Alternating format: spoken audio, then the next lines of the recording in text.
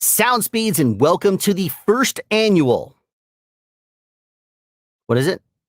It is the epic live stream, as I'm calling it. Now, I didn't actually forget the name. I was hoping that perhaps you might be saying this in your mind.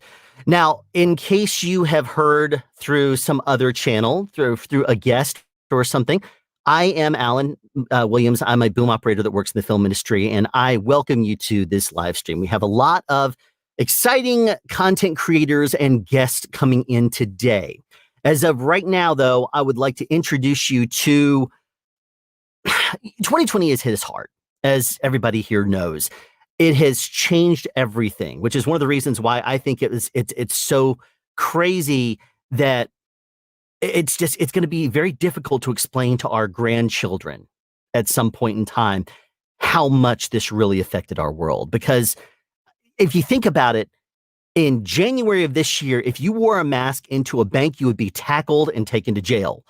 And then in April, if you wore a mask into a bank, you would be hailed as responsible and thanked for it. So it's very interesting to me how this entire world has changed because of 2020, and it's hit a lot of companies hard. As you guys know, if you've watched any of my live streams in the past, I've talked about donating blood because the blood industry has been one that people who normally would donate a lot of blood were suddenly limited and not able to do so because they were quarantined. A lot of elderly people I do know, for example, are the big time people that donate blood, and they were not able to donate blood because they were quarantined or told don't leave the house for some reason. So if you can imagine, that is just one industry, but there are many other charities out there that have been hit very hard, mainly because the entire world has been shut down and people have been nervous about going places. There's also been a bunch of people out of work. And that's the reason why for this live stream, I thought it would be very appropriate for us to pick a charity that's doing a wonderful job and to try to raise funds for them. As you guys know, I don't ever ask for likes, shares, subscribes, and donations. However, I am going to ask for donations, not to me, but to the Children's Hospital Foundation. And with us today, I have Jeremiah Lane, who I'm going to add to the stream right now, and he is actually with the Children's Hospital Foundation. He can tell you more about it. So before we really get going in the stream, Jeremiah, welcome to this live stream here where we're talking about sound, but right now we're talking about you guys. How are you doing today? Hey, I'm doing pretty good. Thanks for having me. Absolutely. Well, could you tell us a little bit about the CHF and what exactly you guys do? Yeah, so Children's Hospital Foundation, we were established in 1983, and really our mission is to support clinical care, education, and research at the Oklahoma Health Center. So all the money that we raise, we go to support the Department of Pediatrics over at the Health Center. And a lot of that is endowment support. So we create endowments to bring in doctors and researchers from all over the world to come and care for our kids. Truly, we treat kids all over the nation. We're not just treating kids in Oklahoma. So, the money is being used for certain programs, but a lot of it is research and education programs that directly benefit the kids here in Oklahoma and nationwide. Right, because a lot of the things that you do research on are not just localized to Oklahoma, it's countrywide and probably even worldwide. Now, how hard has COVID hit you? Man, it's terrible. We're down about $4 million in fundraising. We're at about 2 million. Our goal was 6. We were on a 5-year projection, and we were hitting our goals year after year. And then COVID hit us in March. We had to cancel 2 of our major fundraising events, Dancing for a Miracle and Starlight Ball. And along with that, in our annual fund, we have a school program where we try to get elementary kids involved in philanthropy. It's called Kids Care. And with all the schools shut down, obviously there's not fundraising happening within the schools. Right. And then we have the dance marathon program as well, which is our college kids that they all raise money. And normally that brings in about $1.2 million. And of course, they weren't able to hold their events either. So it really has been detrimental to our fundraising and overall the support we've been able to provide to the hospital.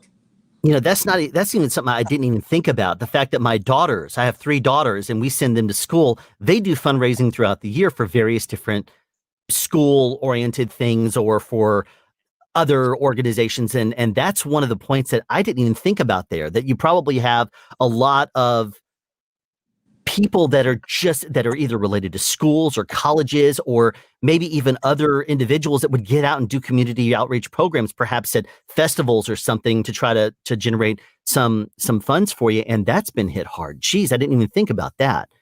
That's amazing. So go it's ahead. been weird. It's been weird. Basically every angle and aspect of fundraising has been hit by us. We tried to do everything virtual. We did some virtual events with like the Dancing for a Miracle virtually. We showed some past dances and live stream, but what used to bring in $750 to $1 million only brought in 30,000 doing a live stream. Yeah. It's just different, and we understand that. So, we look forward to seeing what the new year brings us. Absolutely. Absolutely. Well, one of the things, and I mentioned this before we started the stream here, one of the things that was most impressive to me about your particular program is the fact that you were very open and transparent about your funding.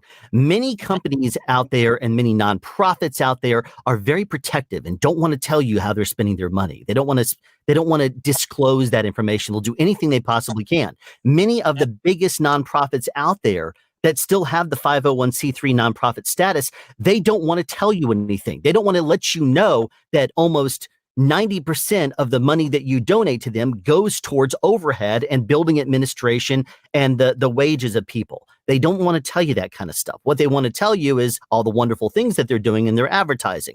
But one of the things I love about your program there is that you have on Charity Navigator a 100% transparency and accountability rating, which is amazing. It's completely awesome. It means that you are extremely open about what you spend your money on in your program. And it goes directly into your program, because if you're more open and transparent, you're obviously going to be held accountable if you don't do what you're supposed to with those funds. That's one of the things that really drove me to really find your program and to like it. Yeah, so go ahead. We've received the highest rating on Charity Navigator for 6 consecutive years. And there's only 5% of nonprofits nationwide that have received that rating. It's something that we take serious. People find us through Charity Navigator, and we get a lot of out-of-state donations and across the world as well, because people want to make sure that their money is being used the way that they want it to be used, and it should be used. So we are very, very high on transparency. We talk to all of our partner development officers, everyone we deal with, that donor intent is the number one thing for us. And if we are not doing what the donors intend with their money, then we shouldn't be operating. So yeah, we are very, very tight and close to our transparency and what we do with the money. And that's so important too, because a lot of the times people are like, I don't want people in my business and stuff, but it is extremely critical that people understand spend that, especially if they donate that. If you donate your money, which is hard earned, especially in the year 2020, it's a really amazing thing. Now, I'm not going to keep you much more, but but I want everybody to know that down in the description below, there is a link directly to how they can donate to your program. If you would like to tell us a little bit about the different ways that people have to donate, and that would be great. Yeah, so you can donate online. It's chfkids.com/donate. If you guys want to, there is a section where you could donate to Annual Fund, The Greatest Need, our Cancer Initiative. We are working on a cancer initiative to raise $25 million in the next 5 years. We're going to be recruiting a new cancer chief. Ours that left St. Jude to come here has now retired. So we are recruiting a whole new team. And that is our big initiative that we're going to be working on, because there's 120 new cases of childhood cancer diagnosed every year. And so our goal is to eradicate childhood cancer. And so that's the big thing we're working on. But you guys can pick any area: autism, nephrology, diabetes, whatever it is, it's in the drop down. You guys can donate through PayPal if you want to. You can send it to our address here, a check, if you don't feel comfortable donating online, or just go to our website and find out more about us. And if you have any questions, feel free to contact me. I'll answer anything you want. And you can also look them directly up through Charity Navigator. You can read all about them there. Now, one of the things that I've mentioned in the past that I've done is I've donated to nonprofits before, and I am just sent a barrage of emails and phone calls, and I get mail almost as bad as when there's an election coming up and would like to, it's almost that bad sometimes. And one of the things that I have actually sometimes decided, you know what, I'm going to throw my hands up in the air. I'm annoyed with getting so many people that just are hounding me for money. In that case, I've sometimes decided not to donate to certain to certain charities anymore. Now, if someone does not want to risk that, I have put this out there and talk to Jeremiah about that. One of the things I'm going to do in this stream here is that you can donate to either me through PayPal or through Venmo here. And what I will do is I will turn those funds directly over to their program at the end of the stream. So if you don't want to risk it and you just say, you know what, I'm just going to send it to you, that's perfectly fine. I'm more than happy to handle that. So you can either use the PayPal link there, or notice that their donation link is big and on top. I would much prefer you to actually join their list and to see exactly firsthand through their emails and stuff that the program that they are actually doing and what they're using the money for. But if you don't trust that and you don't want to risk it, then you can send it to me as well. And just so it's been said, any money that I received in donations, super chats, anything like that on the stream will be donated directly to them as well. And I'll be making my own donation as well.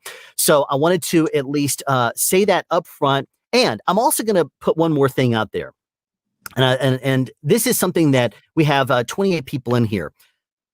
As you guys know, if you've been following me, 2020 hit me and my family hard. I finished a show in the second week of January, and then I had 3 shows lined up back to back to back in March, starting in March. And I was looking forward to a little bit of a break because I had been going nonstop for a couple of years. And one of the things that hit me really hard was COVID, because it shut down every one of the shows I was working on, and I was out a month for 7+ months of this year. So anybody who knows and was watching my live streams during the summer knows that I was doing a lot of live streams. I was talking about things and basically just doing live streams nonstop. I sold cables for a bit. If anybody wanted cables, I did that as well. But one of the things that I wanted to do and put that out there today is that I am not able to this year donate as much to nonprofits as I have in the past, but that's one of the reasons I wanted to do this. And furthermore, one of the things I think was something that I can do is, if you've ever worked on a show, there's something called a wrap gift that you get. And wrap gifts are given to cast and crew members that do a show. You can't buy them. They are not something, unless somebody chooses to sell them, which is few and far between because most people do not sell them. It's considered to be frowned upon to sell a wrap gift. However, I want to see your program, Jeremiah. I want to see your program do well this year. So what I'm going to do is I'm going to show 2 wrap gifts that I've been given on 2 major shows, and I'm going to be accepting bids on those. The person that wants this item the most, I will send to you. If you're in America, I'm going to send it to you out of my own pocket. So that way I'll pick up the shipping and I'll send it to you, and then take the money that you give me and I will donate it straight to charity, to the CHF program here. Now, the items that I have here is, if you are familiar with Starline, the EL73, this is the HR800. This here is a speaker. It's a Bluetooth speaker. Now you may say, well, that's just no big deal. It's not even stereo. It does work though. It holds a charge. It is a Bluetooth speaker. Now you say, okay, well, so what? I tell you what, this is what, so what? It was only given to the season 7 members of the crew on Walking Dead. And if you would like this is one of the 2 items that I'm going to be putting out there and accepting donations for. And the person who wants to donate the most towards your program, either directly or through me, it doesn't matter one way or another to me, then I am going to send that to you. The other product I have here is from Stranger Things, when I worked on season 2 of Stranger Things. This is something that was given to cast and crew before the show even finished.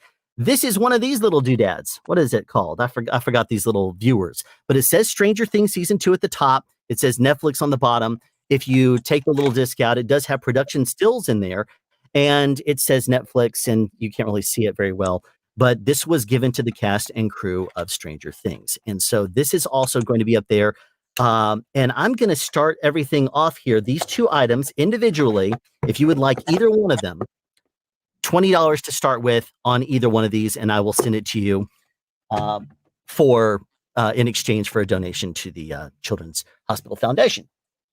And I will show those again later, but I wanted to at least put that out there. And if you are interested, simply tell me in the chat, and I'll gladly make arrangements for you here. But that's going to be what I'm going to be doing today, in addition to everything else that we're going to be doing. Jeremiah, thank you so much for coming out today. Is there anything else you would like to tell us? I just wanted to say, if you guys do donate directly online, like Alan said, some people don't like to receive our emails and stuff like that. In the comment section, you can say "do not mail" or "do not email."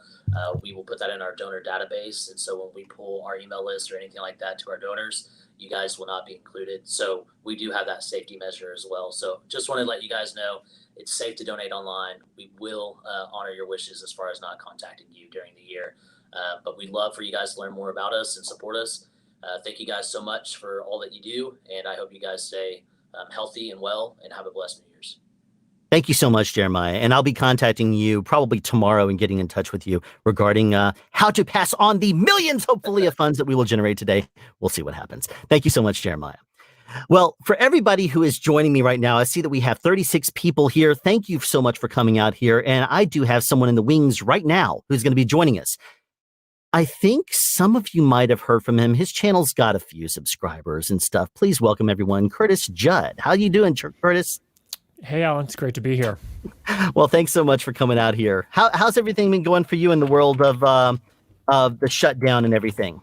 Not bad. Not bad. In fact, to me, I mean, there's a bright side to it. Obviously, there are a lot of things that have been hard for everybody, but I think the bright side is that it's given me at least a lot of time to kind of focus on taking care of some things that I haven't taken care of in a long, long time. So, for example, I've had this mixer here for a long time. I don't do like live sound gigs or anything like that, but I've got this SQ5 mixer here. It's given me a chance to kind of dig in and get to understand and know how that thing works and some other things like that. So, and the goal there, of course, is just to kind of arm myself with more information so I can teach on my channel. Have you been able to produce a lot more videos this year than you normally have in the past, or did it really not affect your channel and your content creation? A little bit. I still have I have a day job. That's I'm a videographer for a company, so I still have that job. So I still fill my days with that. But I was able to get a little bit more in. We also have some online courses where we teach sound for video, and we were able to get 2 of those out so far this year, and we will hopefully have another one here in January. So that's definitely picked up pace a little bit as well. So that's been good. Excellent. What all? How has COVID and the shutdowns and everything affected you personally? Has it affected your work as a videographer? Oh yeah, for sure. So, normally when I would do shoots in the office with the executives and, bring in people for interviews and things like that, that's all shut down. The office is still closed. So we've been doing a lot of remote interviews, and that's been a serious challenge in terms of, we can ship some of the equipment out to some of the people, but it's a worldwide organization, so it's hard to get it, all the way around the world. So we've struggled. We've done a lot of teaching of, even just using earbuds and helping people set up their cameras and get their lighting a little bit better at their computer, and, getting their computer up off the desk and more at eye level as opposed to looking up their nose and all those fun things. So it's been different that way, but I think overall it's been good for the company too. It's kind of. Is that one of the things that you do, is help people if they're remotely trying to light better, try to sound better? Is that one of the things you do? For sure. Yeah. Excellent. Yeah. So you're the guy that tells them don't shoot upwards, with the camera. Don't fire lights directly up your nose. That way everybody can see everything in there. I did a movie a few years ago with a very novice DP that put that there was a young lady that was leaning back and she was talking on the phone, with cucumbers on her eye, that kind of thing.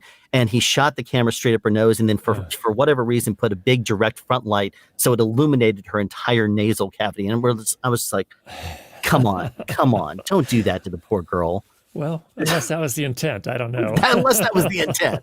If that's really what the script called for, then by all means.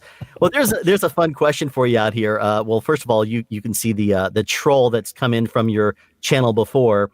Hey, Curtis sounds good. He found the button to make it sound good. This is coming from a joke that came from some of the discount microphones, let's say, that you have that you've reviewed.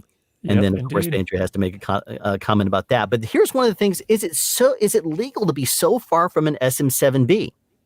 Here's Who's a on good an question for you, Curtis. who's on an SM7B? Yeah, exactly. Well, I mean, I think Curtis sounds fine if he's that far away from an SM7B. Well, It's this is not an SM7B today. This is actually a condenser microphone, but you know, there is actually one guy that made some videos about this. So his name he goes by Epos Fox on YouTube. Yeah. And yeah, he sits quite a bit farther away. He doesn't want the microphone to be right in his face, and I understand that. I think initially when I had my SM7B, I would have it just right here, and it is a little bit distracting when you have it right in your face like that. But what I've kind of landed on is I boom it from below now instead of you know on a boom arm up above. I've got both of them, but I prefer this one. So I think it's okay. You're going to pick up more room. Obviously, when you have the mic farther away, you're going to need a preamp that has a lot of clean gain available, and you're going to need to control the sound in your room. So if you're a gaming streamer and you've got, you know, a gaming rig and a streaming rig, and you've got fans blowing like crazy, you're gonna pick some of that up. So be prepared. Absolutely. And that's one of the things that people always ask about is, you know, I have a dynamic microphone. Do I need to buy a cloud lift or a fed head? Well, what I usually tell people is if you buy yourself a $40 or $50 interface, you might need it if you're going to use a dynamic, but you know, you could take the same money and add it into an interface and then only spend a little bit more and you won't even need one. But then of course it is a tool to use that I usually try to carry at least one or two of those kinds of devices someplace because you never know when you might end up needing one. Agreed. Absolutely agreed. Yeah. It's a tool. Use it when you need it. Don't assume that you need it. Yeah, buy a quality interface and, you know, less things in the best signal bet. flow, the better. Exactly. Yeah. Don't complicate your signal flow ever. And that applies not only to audio signal flow, but also video. Don't make things super complicated if you can avoid it. Yeah. Which is what's interesting to me is by the time you watch a lot of movies and television shows, by the time they hit television, it is so far processed. Not just the sound, but the picture as well. You'll have things that they're really pushing the dynamic range with something that's very low and dark and moody, and suddenly it's bright and it's like for people that watch game streamers online, it's like people that take their gamma way up, and so that way there's no difference between the light and the dark. That it's basically a compressor, but for your video. It's amazing to me how squashing dynamic range is something that's not just done in the world of sound, but it's also done in picture, especially when you watch it on television. If you want a good idea of how something looks and sounds, then do not watch it on television. Watch it on a streaming service, for example. That's a much better way. Or better yet, watch the DVD or Blu-ray. Maybe not the DVD anymore. Maybe you just watch the Blu-ray. But that's personally what I would think is a great way to go. Now, what microphone are you using there today? This is my favorite streaming mic. This is the Earthworks SR314. Small diaphragm condenser. Yeah, it's a good one. And now, that's not the one that you recently reviewed, is it? No, they also have a newer one called the Icon Pro. So that one's made specifically for streaming. It's probably the least expensive. Well, they have a USB version too. Those are the two least expensive microphones. This is kind of the step up. This is actually originally made as a live performance vocal mic. Gotcha. See, I'm one of those, you know, I'm a film guy here. I'm not overly knowledge of with all the different model numbers of podcast microphones and stuff. Hey, I have Bandrew and you for that. I say, well, what is that? What is that microphone again? Or people will ask something in my Discord server. I'm like, I don't know what in the world that microphone is. You know, what can I tell you about it? You know, if it sounds good, you like the way it sounds, then go with it. That's usually what I tell people. We have a lot of comments coming in here. Let's see here. Let's try this one. I don't know what the Clark Technic Mic Booster CM1 is. Have you ever played with one of those? I think I saw your. You might be the person that commented about this in that video that I did recently about all the different microphone activators and do you need one? But this, I think, is one of the ones that was mentioned in the comments on that video. I'm not familiar with it. Perhaps somebody, you know, out there would know and could maybe write that in the comments. But yeah. You ever heard of that one? I've heard of it. I haven't. There have been a lot of them added to the market recently. Like a lot of, and they're just pushing the price down. The Clark Technic appears to be coming in at $48 over on Sweetwater. So that's a lot less. You know, a cloud lifter I think was what, $150? Yeah, I think it's $150 if you get the CL1, And then Yeah. I think like the Dynamite DM1 by SE Electronics is about, $90. The same with the Fed head. But Yeah. I mean, it's just, it's one of those things. Would you rather spend that again on something that goes on the end of your microphone, or would you rather spend it on an interface? And Mhm. it's nice if you take your microphone from place to place and you just, you're a podcaster and you don't know where you're going to be. That's one of the great ways of you potentially, making sure you have the same sound with the same noise level. Mhm. But then one of the other things that I've heard people say also is that if you simply just you concentrate mainly on your microphone and getting the quality the way you want it to, then you really don't need to mess with that. Don't totally change it up. I mean, if, for example, you get yourself something like the Samson Q2, which is a hybrid. The Samson Q2U has both a USB and an XLR on the back. You can start off USB, and then when you get an interface, add the XLR, go in XLR, and then you can start, toying with your sound there if you want to, but still your microphones in your podcast is still going to sound the same way. Mm-hmm.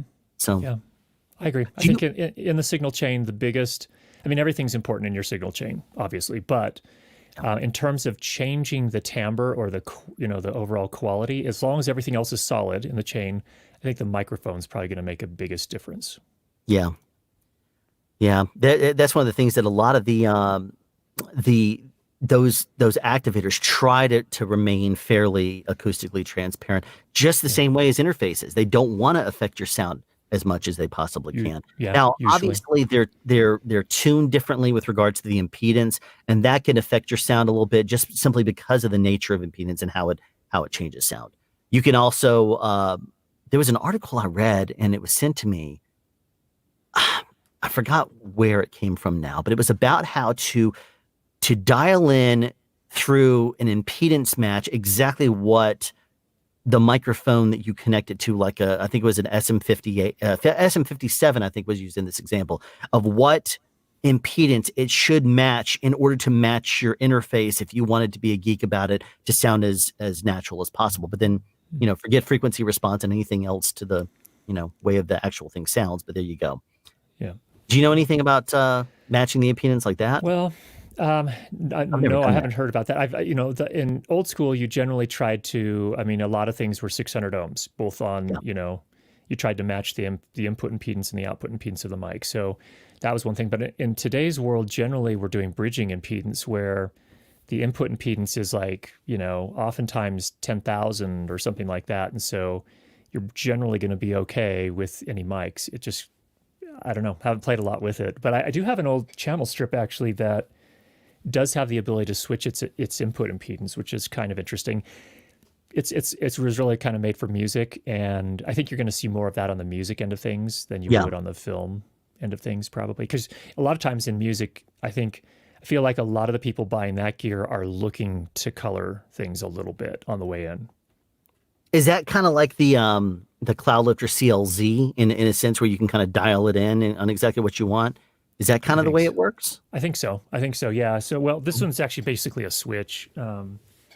It's actually an older Focusrite channel strip, and you can lock the input impedance into 600, or you turn it off and it goes up to like 10,000, where you would normally do a bridging impedance kind of situation. So you just get two options basically on this one. Gotcha. Banjo actually has a little bit of information. He says, I've used the Clark Titan. Of course he has. It functions as it's supposed to, but that's about all it can be said. I did not do any super in-depth comparisons, but it boosts the gain. Okay, there you go. Ian Craig says, I've used impedance match aerials for amateur antennas. Great devices to cut noise and boost the signals from mush. Yeah, absolutely. And in the world of wireless, I can imagine that's, it's so funny to me. A lot of people don't understand that there is also a lot of noise in wireless, and it's not just what you would think of as the that kind of static. There's a lot of other kinds of noise that you run into as well, which is what's really it's just a radio frequency. It's the same as any other frequency that you would run into in the air or visual. Anything that's a wave can run into noise. And one of the things that's really funny to me is when people that have microphones only 20 or so feet away from them on set use powered antennas. To me, that's just, it's you have yourself a powered shark fins.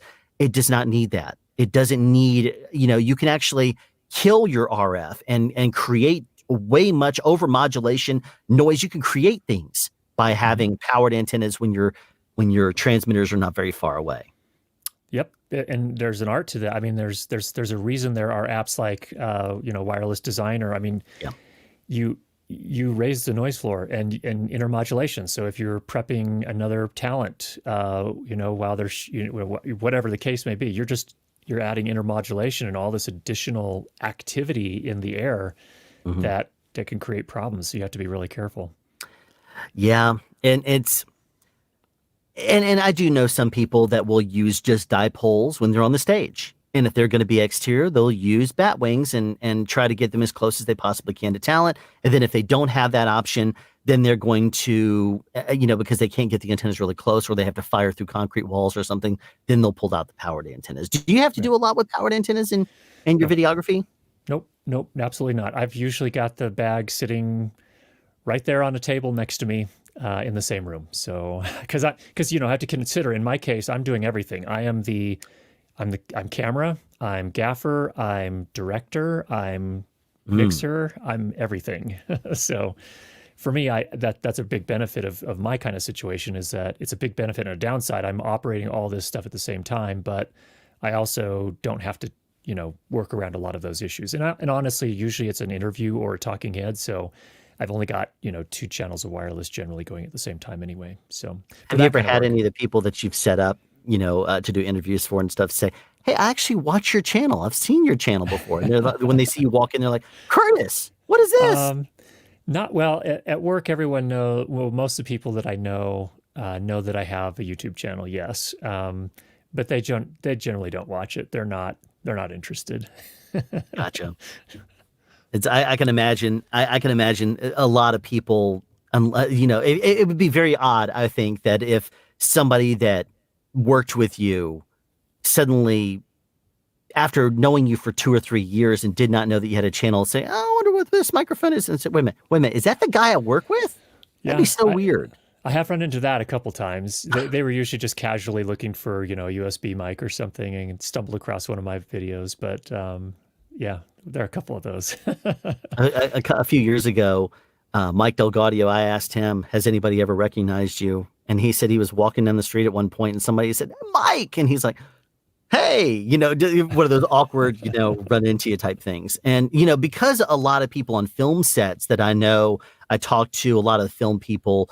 And I also teach a lot of classes. I'll have people, run into me on sets, but those are my people. That's my world. It's like, like, if you do something and then you go to church, people at church know what you do as well. So it's not really the same thing, but it's still, like, oh, hey.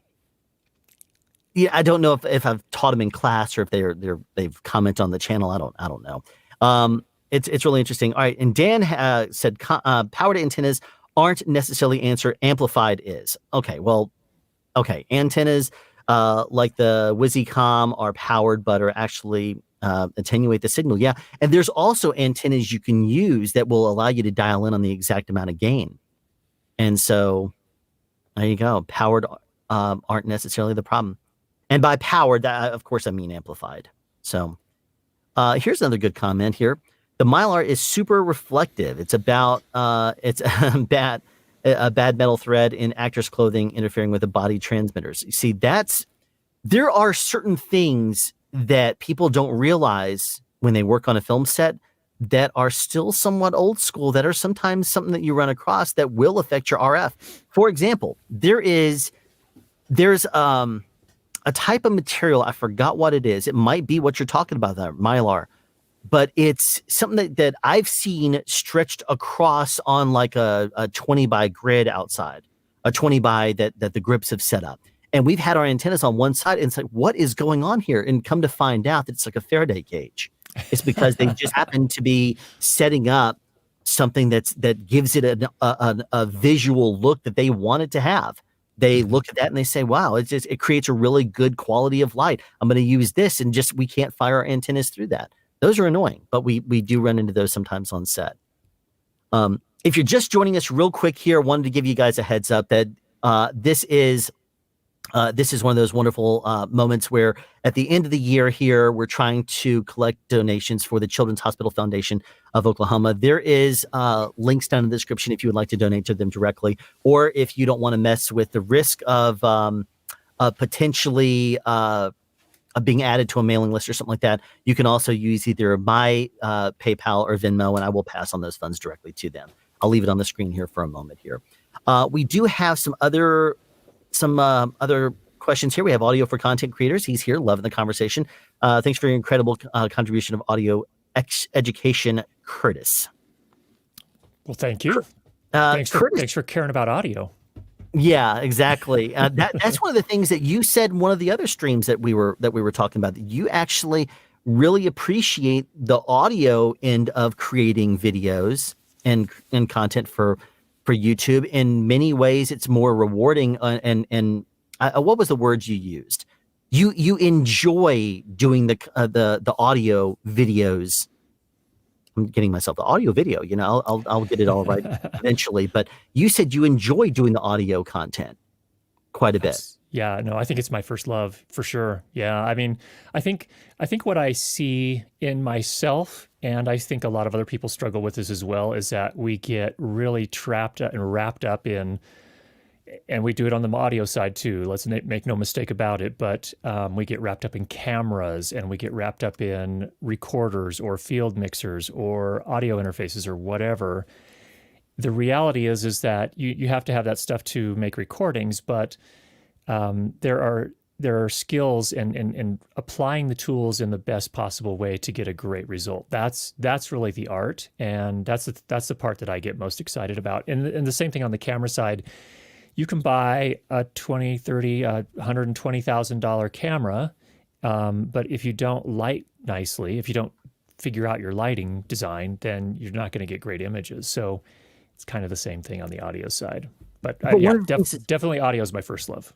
One of the things that's also very interesting to me, though, is that sound is not forgiving while camera is. You can easily use a DSLR camera or a mirrorless camera. You can take it, if you light and it's interesting looking shot, and you just, but you're just not processing it right. Or you're like, geez, I put it on the wrong white balance setting, or there's something happened and it was low light level. You can call it moody. You can call it whatever you want. You can process it to look different. And if it's blown out, you can say, I'm going to add it, make it black and white or something, and make it have a really cool effect. But when you watch a movie or a television show and you hear a lav scratch, take a shot of it instantly, because that is one of those unforgivable things. You can easily get away with bad picture. You can't get away with bad sound. And that's one of the big things I always tell people, is that if you have if you're doing your own movie and producing your own show, concentrate on getting good audio, because if it sounds good, it's going to look better.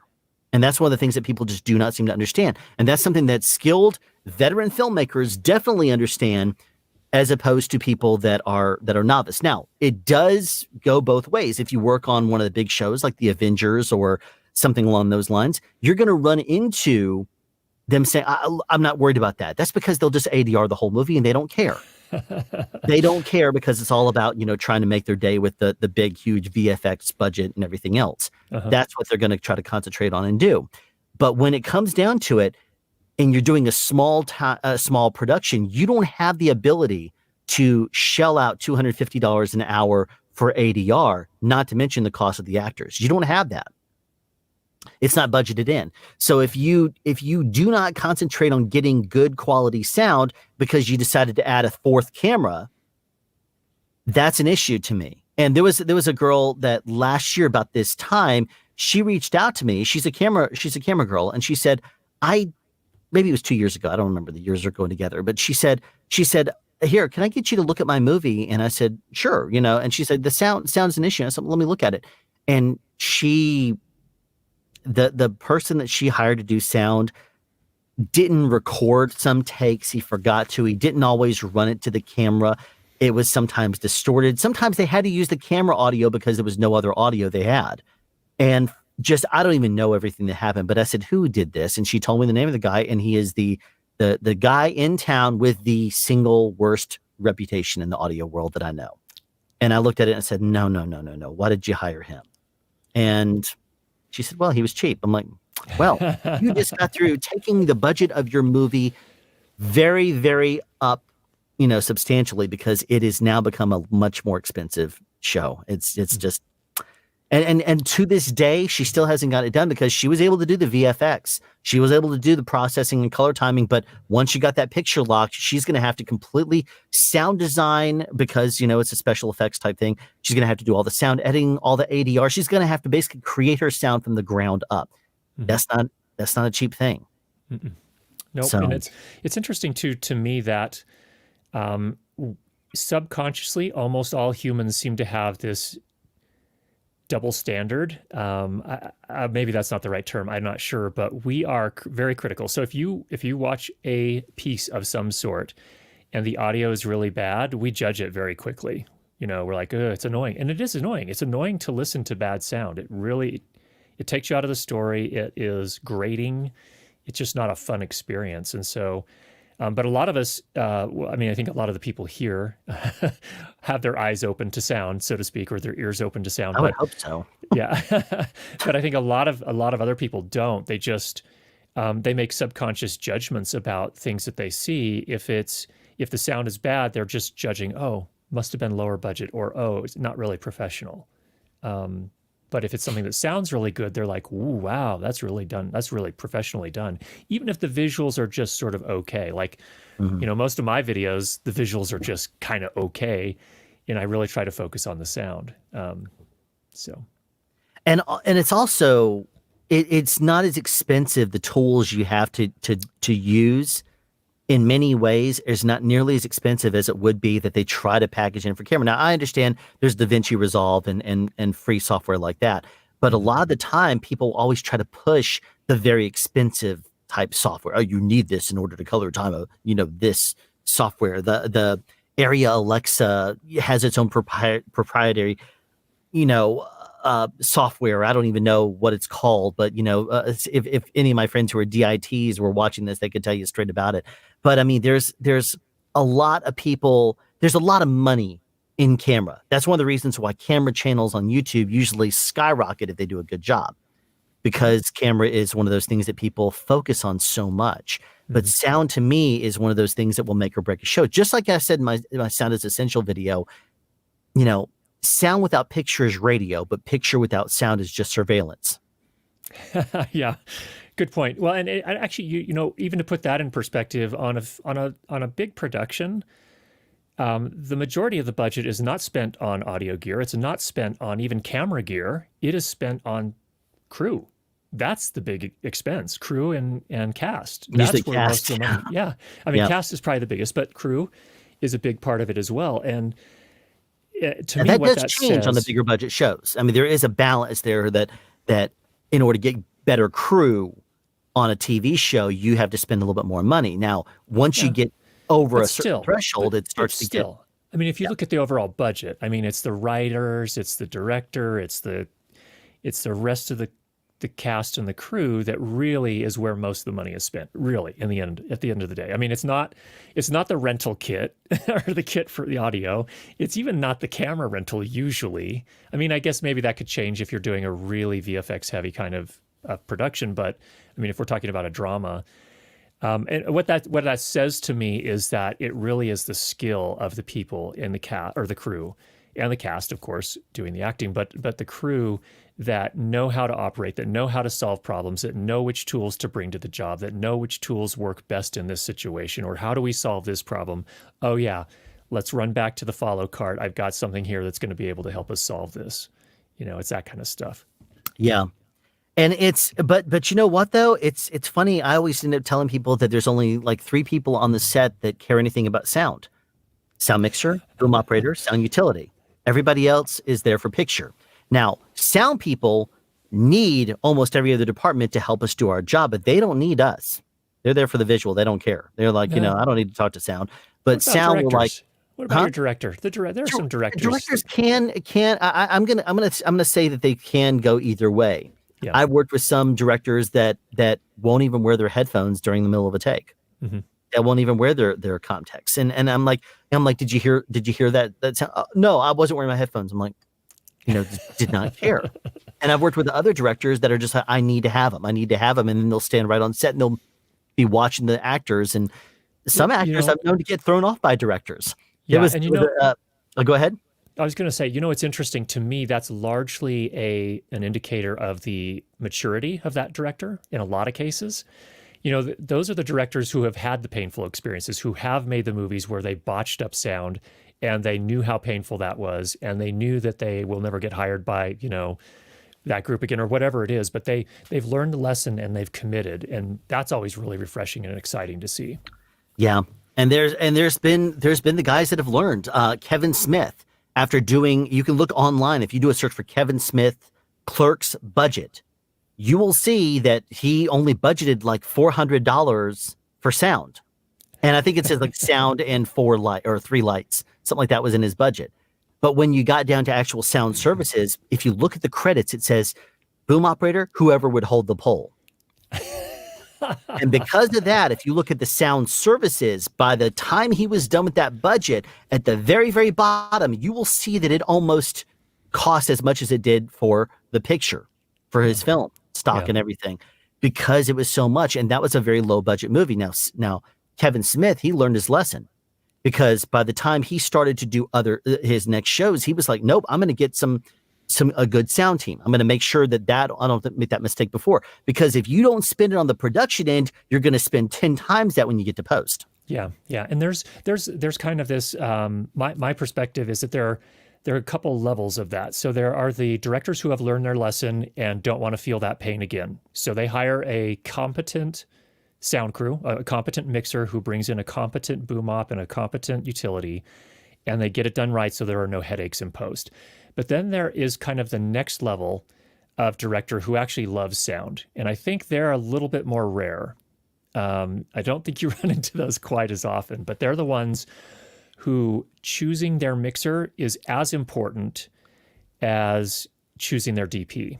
And choosing their post sound team is just as important, and choosing their sound designer is just as important as choosing their DP. And I think those guys are pretty rare. But when you can find one, what a joy it would be to work with one of them. And you know what? That's the reason why you end up having people like Wes Craven that always use Danny Elfman, and people that just, they have their team. John Williams has people he works with. Yes. There's a lot of the very high end sound mixers that I know that only do 1 or 2 shows per year. They'll sit around and wait for a call from somebody. They'll say, I just work with this. I mainly work with this director. When he calls me, I'm ready to go. And if you look at their credits, it's like the exact projects that they've done almost completely aligned with that one director for 2 or 3 decades. Because a lot of the times in the world of film, if you get yourself a director that does high end shows, they're going to say, look, he understands my workflow. He understands me. I'm going to work with that guy over and over again, and his team. And he's going to make sure his team does things the way that I want them to as well. Yeah. So there was something kind of funny mentioned about Blair Witch Project. I'm going to tell you something funny. One of my friends, Chris, he was actually approached by one of his friends in the 90s and said, hey, do you want to go and be part of, he's a producer. He does these, shows. Oh, Tim Burton. Oh, you know what? Wes Craven. Tim Burton. There you go. Exactly. Tim Burton uses Danny Elfman. Thank you for correcting me on that one. But my friend Chris was called by one of his friends that was doing the Blair Witch Project. He says, hey, you want to go up, you want to go up north and help me scare some kids in the woods for this movie? And he was just like, that sounds like such garbage. No, I have no interest in doing that. So he turned him down and then talked to him about a year or so after, Blair Witch Project came out, and was just like, yes, I know what I did. But what's funny is Blair Witch Project, you couldn't have predicted that. It ended up being so viral because it kind of did the same kind of thing as like Fargo did, where it starts off with saying, this is a true story. Even though it's not a true story, it's like, this is a true story. It makes it so much more awesome. And we found the footage 3 years later, we found the footage or whatever. And people were like, what is this? And that kind of started the whole reality TV thing, in my opinion, because the whole shaky cam, this is the way that things really are, and the grid of the real life scenario. I think that's one of the things that led to reality TV, because it's like, oh, let's see how these people deal with this situation. and circumstance. So think Blair Witch Project, which had a very small limited release of, if I remember correctly, like 12 or 15 like art house type cinemas nationwide, but it packed them. Like here in Atlanta, we had the Terra, and the Terra played it. It was like, I could not get in there. I was like, Blair Witch Project, I need to see that. And I tried to get in, and it's like, it was impossible for me to go to see it. And I could not get tickets unless it was like 2 weeks out. And I'm like, I don't know what I'm going to be doing then. So, but they made so much money off of that. They were able to do a limited nationwide release, and then it became huge. And everybody knew what it was. Yeah. It was awesome. You know, I have to say I've a lot of respect for the people that do reality TV sound. That's a tough job. That is got to be a brutal job. And I'm not. There's been some good reality TV shows. I'm not a huge fan of a lot of them, but nevertheless, I mean, it's a genre, and the guys that can pull that off, wow, hats off. And there's a lot to it. I mean, there's I've read articles from the sound people that do Naked and Afraid, for example. You think about, okay, I'm going to take a boom, I'm going to throw it over people that are walking around naked in the middle of the woods for a week.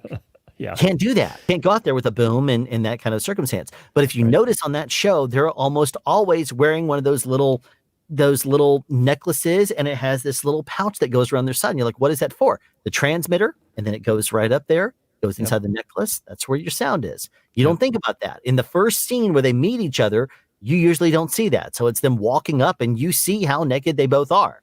But when they walk together, it usually ends up they close in, and that's when they're booming most of that. But then after that, when they're trying to survive in the middle of wherever crazy environment they've been dropped in, that's when they're going to be, wearing the little necklace around there. And there's a lot of the craft aspect of those necklaces. To make sure they don't rattle, to make sure that they're quiet.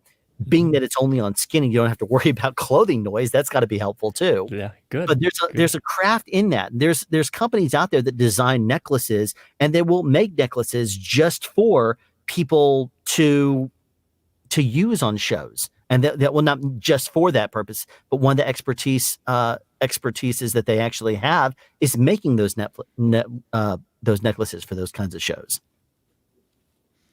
Have you ever had to deal with any of that kind of thing? Like wearing? No. My biggest challenge is always clothing rustle. Obviously in the corporate world, but even when I do work on narrative shorts, it's almost always clothing rustle that I'm working with. And sometimes you get a lucky break, like if you're shooting something outside in the winter here, and people are wearing beanies. I love that because it is so nice to hide that love up here in the beanie. It sounds great, just right out of the mixer, and you're not going to get the clothing rustle. It follows them when they turn their head. I mean, that's a dream. That doesn't happen very often.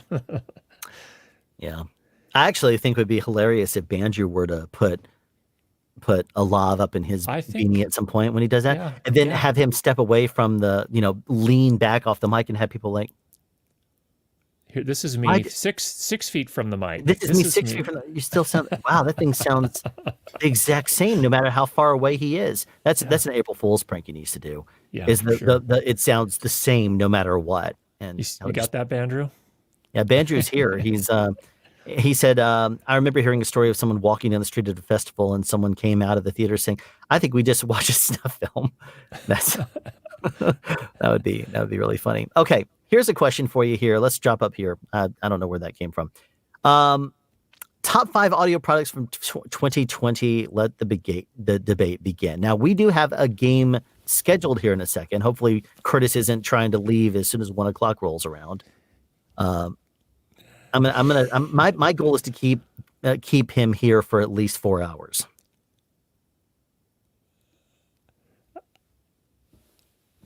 I'm truly speechless.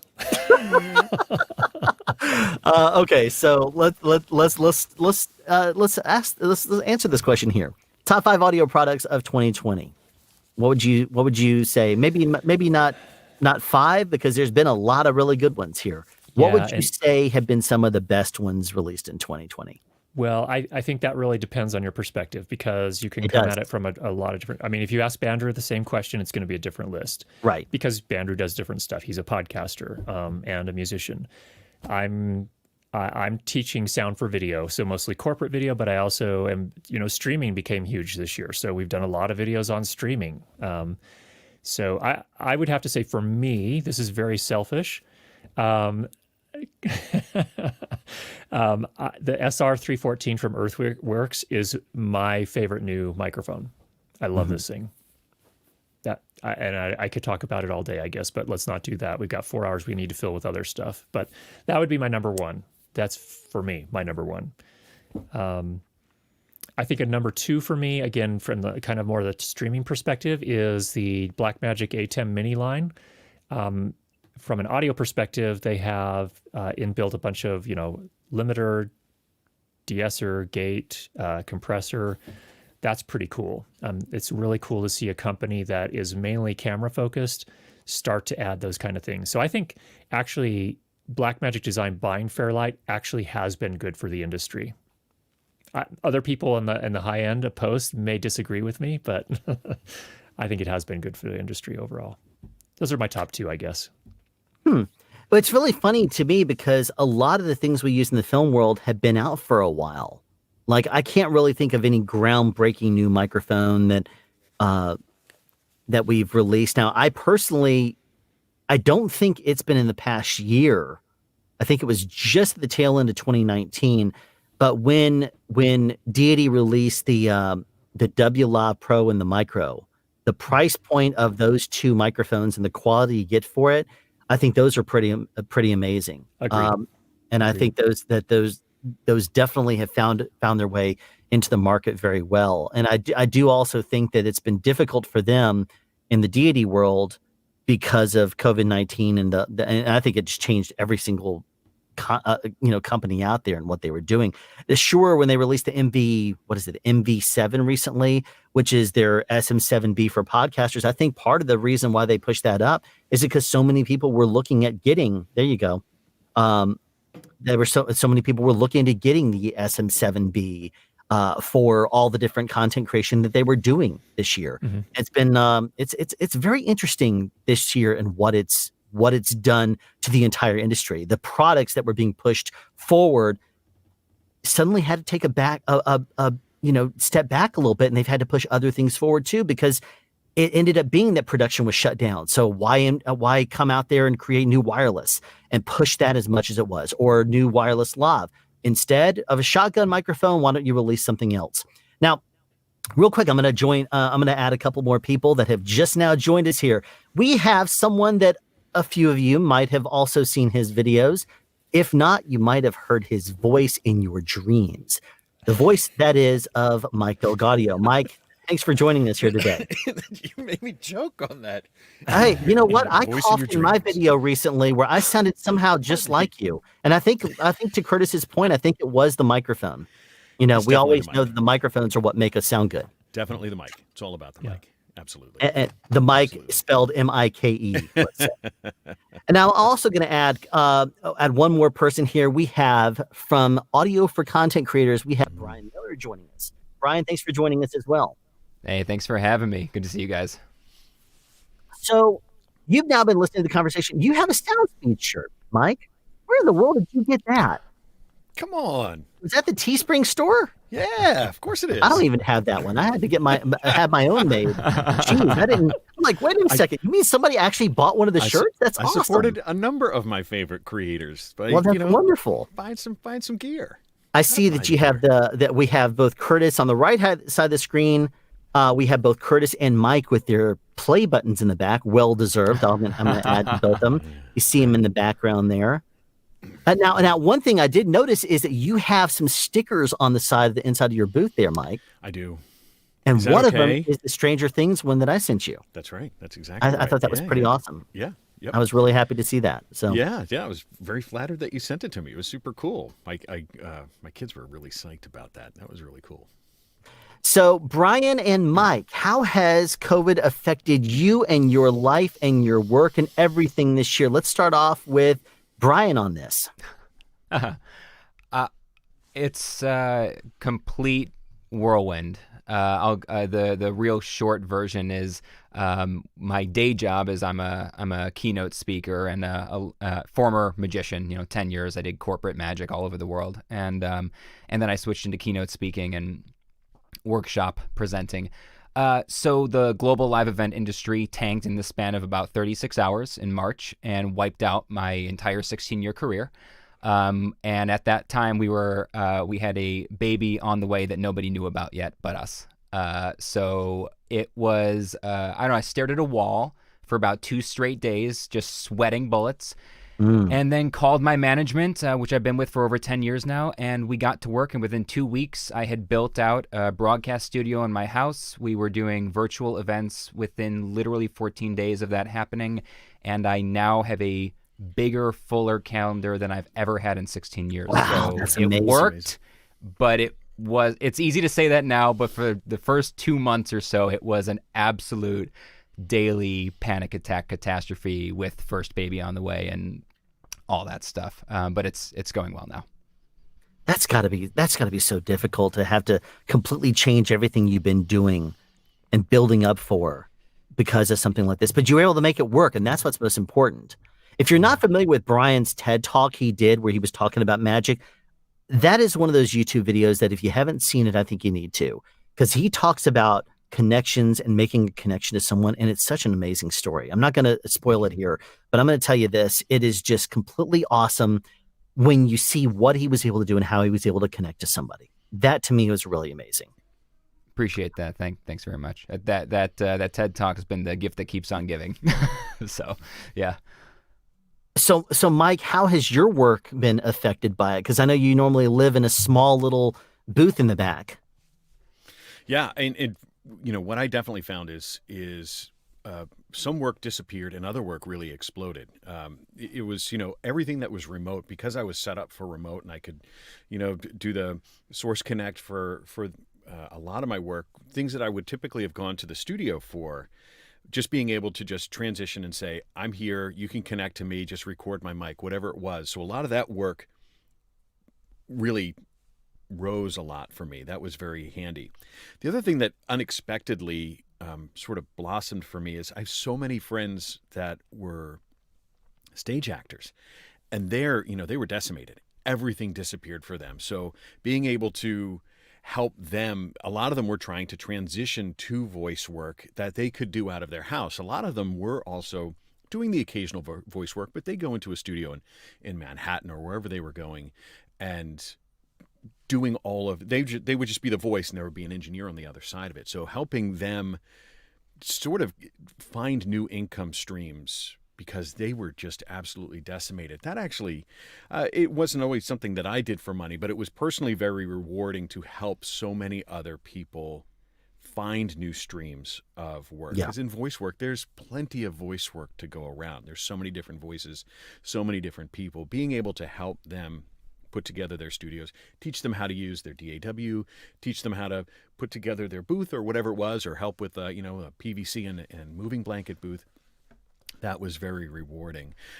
I certainly saw, I'm sure a number of people did, my views on YouTube went through the roof. Everybody who didn't have a job to go to or were remote working, all of a sudden they were watching YouTube. So my audience really expanded. So there were goods and bads on both sides for sure.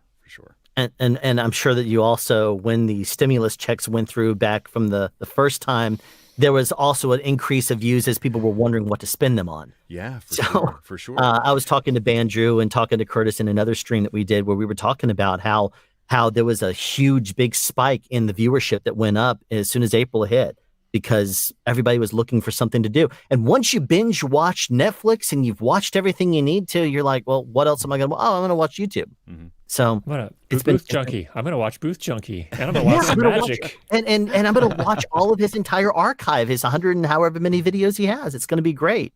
And they just keep giving. Yeah, the one I saw that really went crazy for me was I did one how to connect some equipment together to make a makeshift voiceover booth just using your coat closet.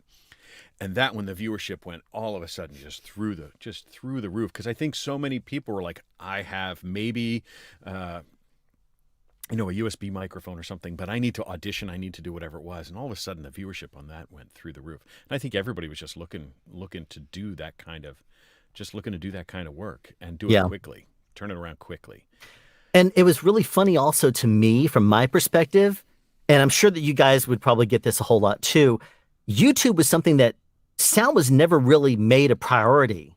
When YouTube first came out, it was all about sharing your videos and whatever. Content creators then started to think about it, and they were like, oh, get a Blue Yeti. And then they started to really take it seriously and start to do more with actual sound stuff that people would use in production. And then what's funny is when the shutdown happened, what did we see on the news outlets? They were using terrible cameras, terrible sound, looking like amateurs. And the people then that were mocking content creators for trying to be big time suddenly looked like complete amateurs. And we're just like, you need some help, guys? You need some help? For sure. That was what was hilarious to me. Brian, did you, your channel has taken a big, huge increase in viewership this year too. Do you think some of that was due to COVID, or was that something that was already in the works before it happened? Just 8 or 9 months, it was just before COVID that I really established a separate channel, because I have like my main channel that's related to my work as a author, speaker, that whole thing. And years and years ago, I had done audio tutorials on that channel, but then at some point I just converted it to my main channel for my business. So that channel still has like hundreds of thousands of views that come in regularly for like my old audio tutorials and reviews from way back when, but that channel was never going to grow if I wanted to dedicate to audio. And I just wanted to establish a straightforward audio education, audio tutorial channel. So I did that right before COVID, and COVID hit. And so for the first few weeks, just while I was trying to figure out, is it even possible for me to continue my main career? I may as well do something every day. So I just started putting out videos on my audio channel, and grew it. It's growing 30% per month right now. It's been growing since March, and it just went from a couple hundred to a couple thousand, subscribers almost immediately just for that. And I've enjoyed that. I enjoy, I feel like any career, I'm kind of on my second and a half career or whatever. And I've always felt like an educator at heart. It's what I originally went to school for, was going to be a professor, follow in the academic footsteps of my entire family. And then at the last hour, I had been accepted into a PhD program for philosophy. It's what I was going to do. At the last second, I abandoned a PhD to do card tricks for a living. And that's how I got here, 15 years later. But that's amazing. It's my amazing dad's really the proud of path that people will take in order to get someplace. Yeah. I mean, yeah. How did you follow it? Go ahead. Let's talk about that. I'm curious. So, Alan, do you have a degree, and what is it in? It's a degree in film that's not used for anything. Right. I mean, I don't even know where the actual degree is. It's probably in storage, because I got it, and then as soon as I got it, it was framed up all nice and pretty in one of those $300 frames that they always love to, some family members like, I want you to frame your degree. I'm like, okay. And it's been probably 2 years behind the door at my house where it wasn't even put up. And then after that, I don't even know where the thing is now. The degree and a degree in film is nothing that you need. It's not going to help you at all. You're still going to be entry level when you start off in the film industry. You still got to learn set etiquette. You still got to learn all the same stuff that you had. The main thing it will do is if you go to some place like Full Sail, the Art Institute, SCAD, something like that, it will teach you how to use the gear. And provided that they stay up on their current gear, then you work out, then you start to do your own little projects and stuff. Then they'll also teach you how to network. They'll teach you certain things like that. So that's where it will really come in handy. But a degree in film from someplace like Georgia State University, I could tell you, I butted heads so bad with Georgia State University. They when I first went there in 95, they had just gone from a small university, well, not really small, but they had just said that they're going to start to bring up a whole bunch of they were just like, I'm going to, we got the Hope Scholarship, for example, and they realized that there was a lot more money that could be made in the world of offering different programs, because the bigger the school was, the more money they can get, they can expand. And so they started to really amp up their film program, which was only film theory. I think they only had about 5 or 6 full-time film instructors. Yet when I went to the office for my first counseling session with them, they told me that they were so happy. You're in the film program. This is great. We have 35,000 students here at Georgia State University, and 7,000 of them are film. I'm like, yeah. And how many full-time teachers do you have? And they're like, I believe we have 5 or 6 full-time teachers. I'm like, oh, so they're teaching, 3,000 students per class. And they're like, oh no, our classes are, I'm like, so yeah, well, here's what's going on. You're getting people with undergrad degrees in biology and things like that, and then throwing them up in front of us to teach film and calling it credit towards your master's class or your master's, degree.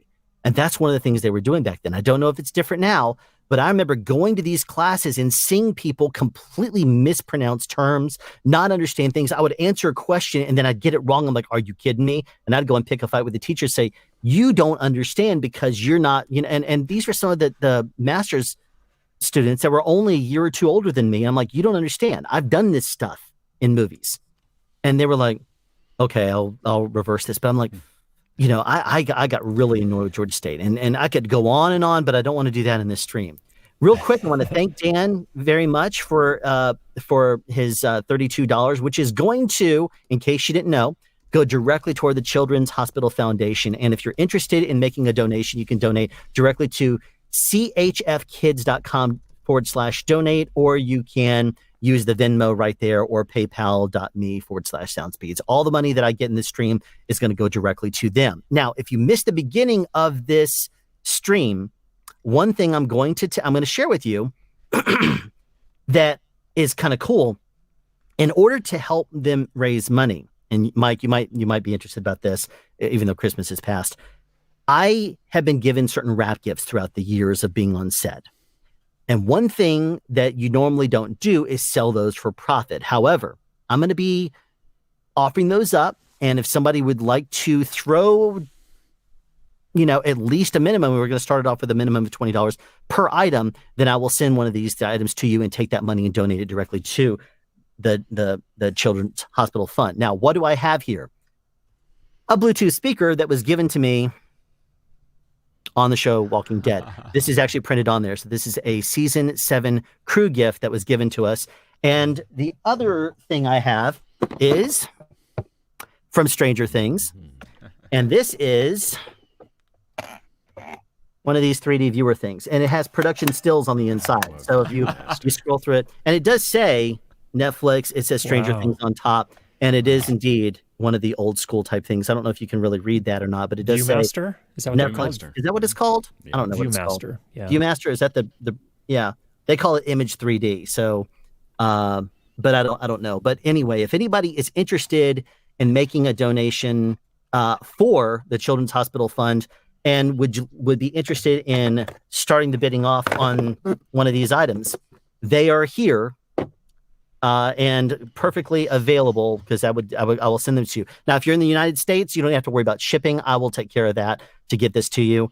But if you're international, we might need to talk about that, because I can't spend $400 to send it to, Australia.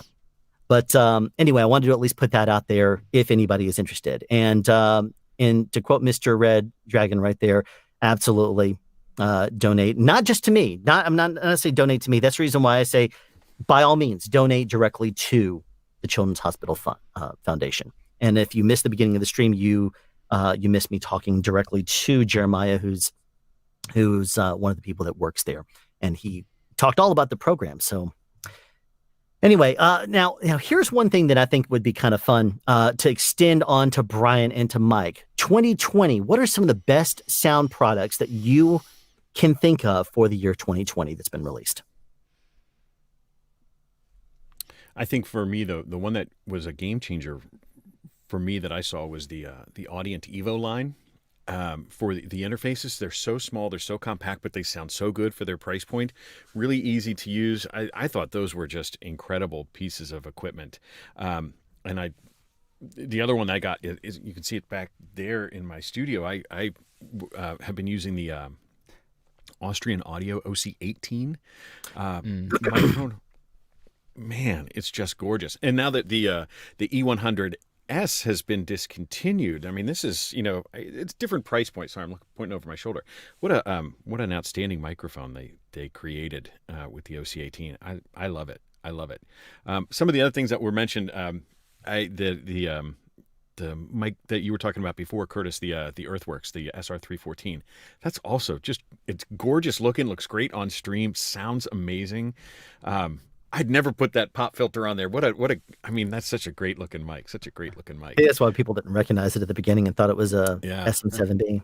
Do you have both of them, Curtis? I think there's a like a matte black one too. Do you have both of them? But I can't decide if I want to put that on my list or if I want to put the Austrian Audio OC18 on my list. The 18. I mean, if you just need the cardio, the 18's good. I think Bandrew really likes the. Is it the 818? That's the 818. dual capsule. I mean, I'd love to get that. Yes, Bandrew. Like Bandrew said, I was not aware that the E100S has been discontinued. Yeah. When did that happen?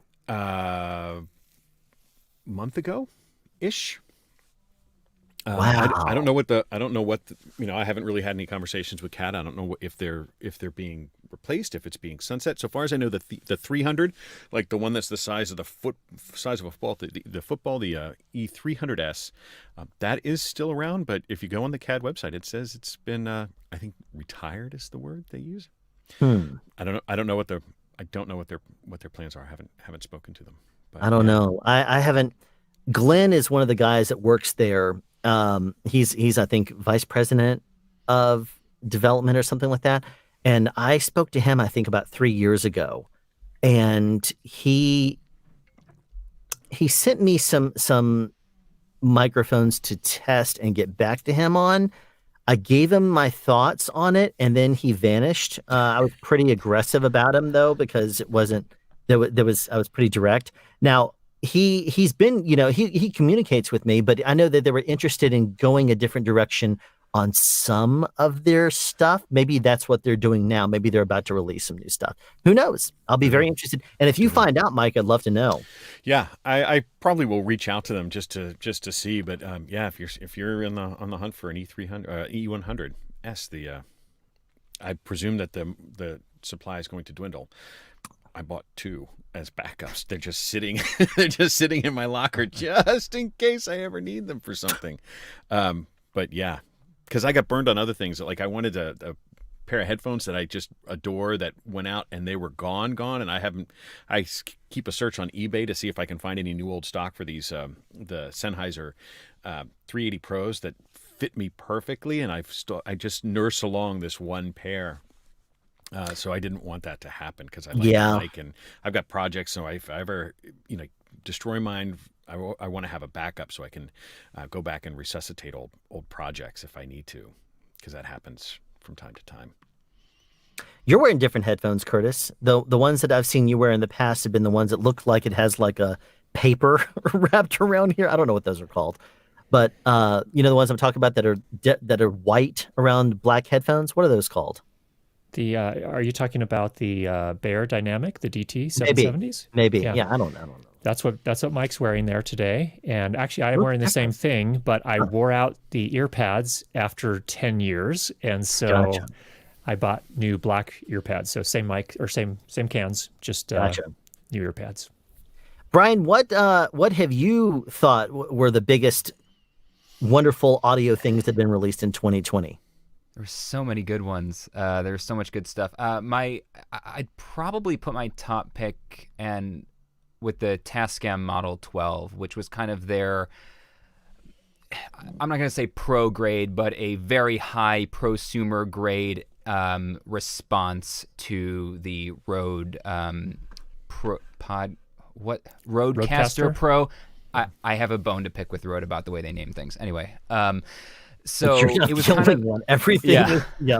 Yeah. So, and full disclosure, my audience knows, but I have an ongoing collaboration with Tascam right now. So everybody knows that on my channel, but not on yours. But they sent me the Model 12 back just a month after it had been released or somewhere in that range. And it took me back to being in school for audio engineering, which is what I was before I was a philosophy major and then, whatever else.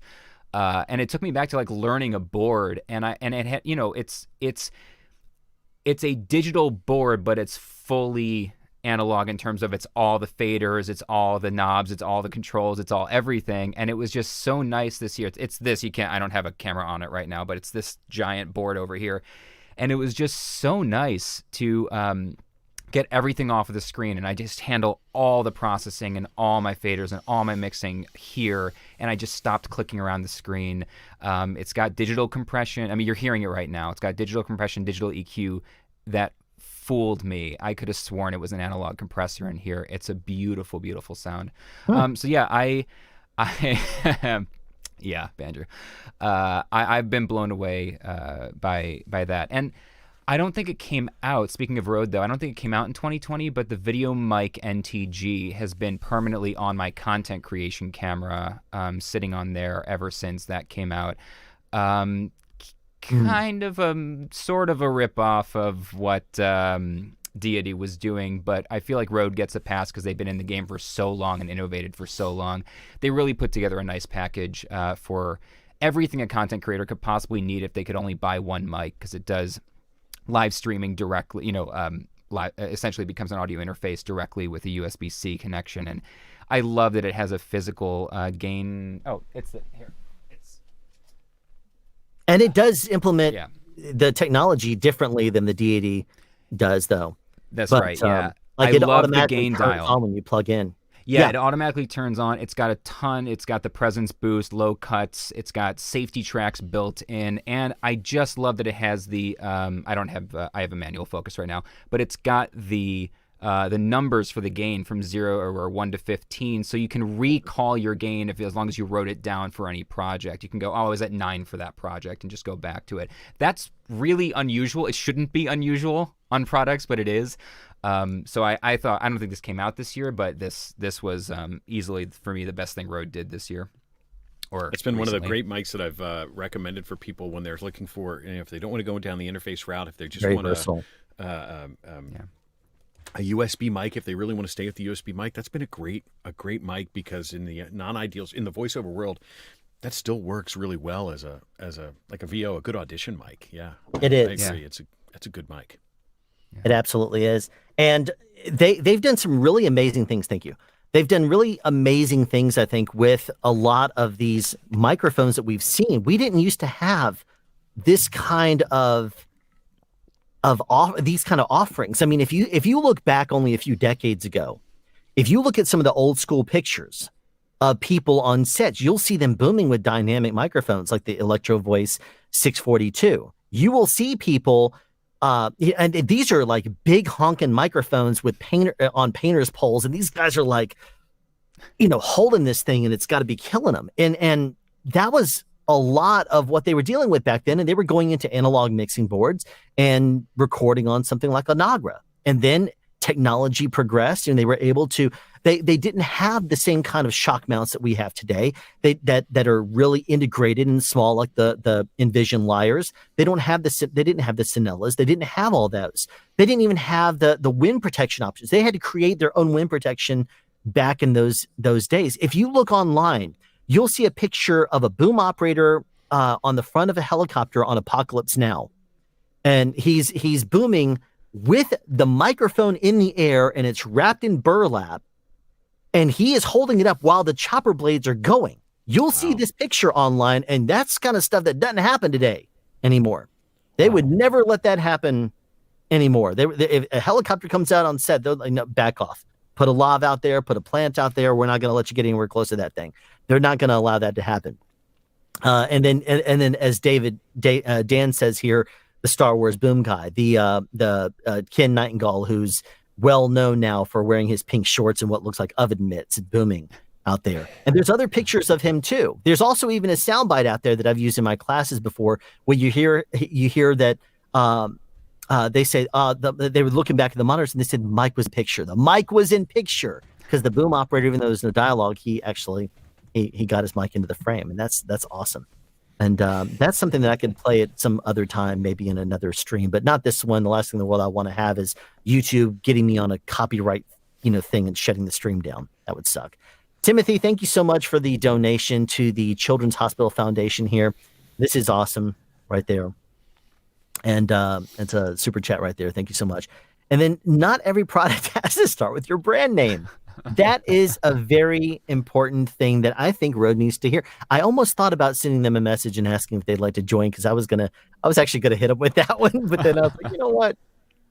I don't play nice. We can we all agree though that the company that probably does the worst in terms of product naming is someone like Sony. Like if you have to, Yeah. We don't have a lot of their gear in the audio world, but my gosh. Yeah, so Brian, what's the I model? have no idea. Every time somebody asks me what wireless headphones should I get, I'm like, the most expensive Sony ones you can find. I don't know what they're called, but that's these. There's so many letters and numbers, and Movo does it. I have a great relationship with Movo. I've been working with them for years. But VXR10, I mean, what does that mean? Nobody can remember what they're called.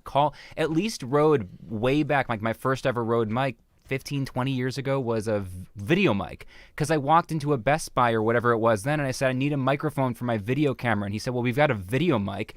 Yes, that's a great name, right? Why aren't we naming things something clever or interesting anymore? I don't know.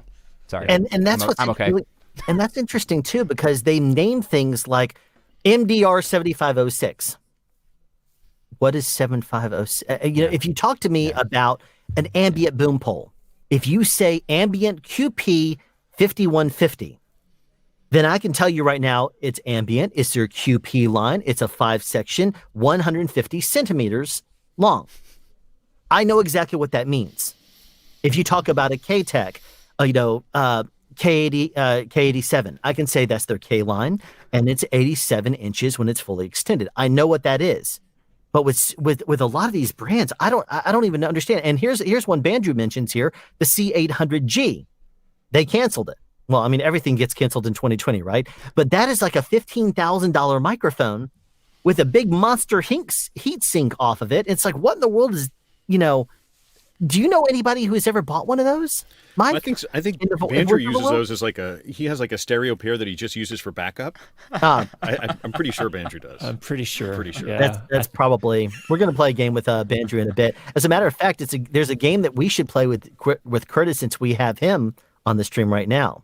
You know what that game is? It's a game that we played on a live stream a few months ago. It is called What's in Curtis's Desk. If you ask Curtis if he has it, almost everything is in this man's desk. Every single model of everything that we could possibly throw at him. He was like, oh yeah, I have it right here. We kept talking about things. He's like, well, I happen to have this right here. I happen to have this right here. And we're just like, it's all within within arm's reach. If we were to say, like a command center. It's amazing. It's amazing. I mean, it's like he has something that creates this deep storage unit that's right off of him. You might be overselling it. Well, we'll see here. I'm gonna throw one at you that I thought that would be fairly interesting if you actually have it on you. Okay. How about a Cinco shotgun microphone? Do you have like the D2 on you right there? I don't recall that one being something that you. Did I stump you right at the beginning? No. Well, I have a story. I don't have the microphone here, but I do have a story. So I know Mike reviewed that one at some point, and it's actually a good sounding microphone for its price. It's really quite good. Yeah. Windscreen sucks, but. And then I think you, Alan, reviewed it. They sent a copy to me, and then Bandrew, found out that the marketing company, the sister company that marketed the microphone, was slipping little handwritten notes into some of the packages for people who bought them and said, hey, give us a 5-star review and we'll give you a $40 refund on your microphone. Yeah. And so I'm like, okay, I think we're going to call it. So I did a demo of the mic because people kept asking, hey, we want your review. We want you to review it. So I did a demo on one of my live streams and then I gave it away. And so I shipped it to a fellow in Florida who had more need of it than I did, and he's happily recording with his Cinco D2. So I don't have one on hand. Like I said, that was the reason why I threw that one out there, because I remembered you had one at one point, but you didn't actually review it. And I was like, there's got to be a reason for that. And so I was wondering if you still had it. But we do have our first pick right here, Earthworks Icon Pro. Do you have that in your desk? It's on the.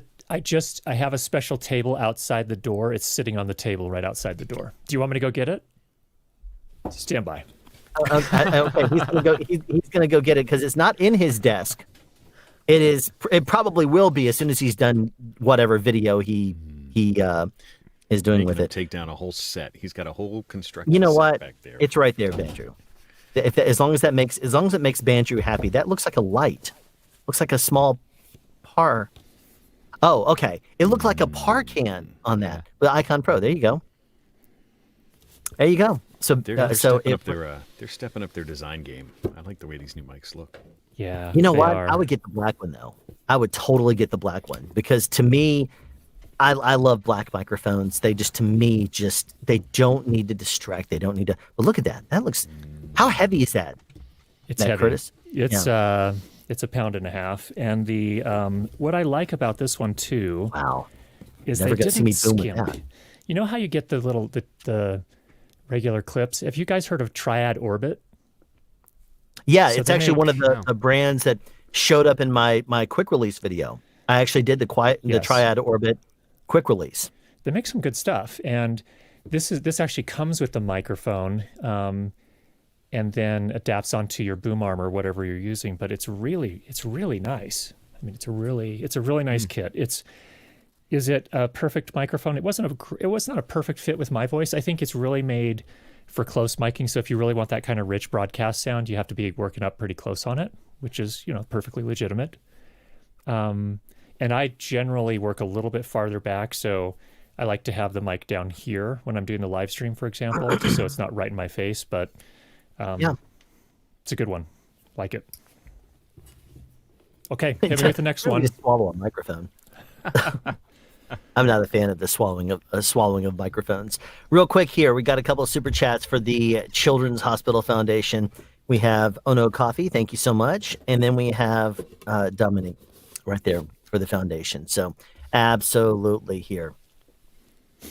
Let's see here. You guys are all making me want to get that OC18. I keep watching everybody go through that, and I keep even though I have an entire locker of microphones, you always need one more for something, and I've been pushing off for 2 years since my book came. I had a book come out 2 years ago, and ever since I've been asked about an audiobook, and I was like, yeah, I'll do it. And every time I thought about doing it, some other project came up because it didn't seem like the most important thing, and I should have done it this year when I had time and sitting around my house doing nothing and going nowhere. But what do you guys think about that as a mic for? I mean, I could grab any mic that's in my studio, I'm sure, and do a decent audiobook at this point, but I need to find a mic that's really, I need a low noise floor. I don't think a single mic I have has a properly low noise floor where I wouldn't have to do any kind of, I don't want to have to throw RX at, heavy at a file to do an audiobook. That's fine for my normal projects, but what do you guys think? You can hear, my voice. You can hear my voice. Mm-hmm. Any recommendations for that? NT1, Rode NT1. Yeah, NT1's very difficult to not go right with. Yeah. It's very flat, so it doesn't embellish. If you got any low end rumble at all in your studio, it's gonna grab every bit of that. So definitely use a low pass, The whole studio or a is high bass pass. trapped. Yeah. Roll off. Yeah, the NT1. I feel like that's the obvious choice, and I just keep going like, I just don't want to do the obvious. Like, it's such a boring choice because it's such a, I want to get a cool mic, but like that's not the point, Well, there is Bandrew says the Lewitt Sub-Zero is one worth looking at too. I haven't used that one. The Lewitt mics are pretty good. That's what I've been looking at. They have some character though, I would say. I don't feel like those are as neutral as the Rode. Yeah. And I feel like the Lewitt are pretty crisp too. If you I'm not hearing a ton of sibilance in your voice, Brian, but but that's just something to be careful of. No, I don't What are have you really using any right now? sibilance in my. This is a $100 mic. This is a Movo VSM7, came out this year. I easily could have tossed this into the mix when you asked about favorite products because it replaced my much, much more expensive microphone as my desk mic and has been here ever since. I was using for years, a long discontinued mic, a Groove Tubes GT50. Groove Tubes was awesome before they got, I think it was Sterling Audio they became and just got shipped overseas and whatever happened to them. But yeah, this relatively inexpensive budget mic from Movo, this is the VSM7. It looks like you're talking awesome. to a smartphone or a small little monitor sticking up. Oh! It was the pop filter. Yeah, It's a pop filter. I was looking. It's integrated. Yeah, it's integrated, and this one has the multi-pattern, so it's $130, but the VSM5 is $100, and it's just the cardioid. This thing sounds awesome. I mean, it's kind of. I mean, I'm getting blinded by my lights here, but it looks a lot like an NT1 here. Yeah. I love this. It's just it doesn't have I mean, it's got a perfectly usable noise floor in terms of content creation, YouTube. But we lost everybody, Alan. It's just me and you now. It's just you and me. Yeah, I'm watching. As soon as it got back up there, Curtis removed himself, and then Mike, his video went away. So we'll have a couple of things. I'm gonna see if he can go and hunt down here in a second, but he has vanished in the meantime. Yeah, but I would. They'll be Andrew back in a second. It looks like. Mike, I can't hear anyone. You can hear me, right, Curtis? Or Curtis, Alan? Who am I? I can hear you fine. Yeah. Okay. Yeah, you're coming through just fine.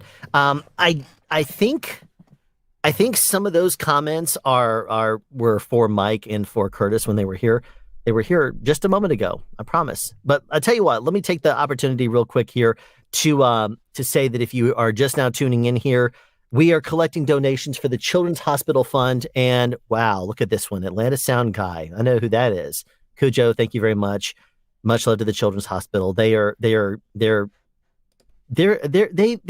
you saw the beginning of the stream, they've taken a huge hit this year in their funds because of COVID. And so they're definitely appreciating every one of these donations. And remember, none of the donations that I receive are going to me. They're all going to the Children's Hospital Foundation, every single one of them.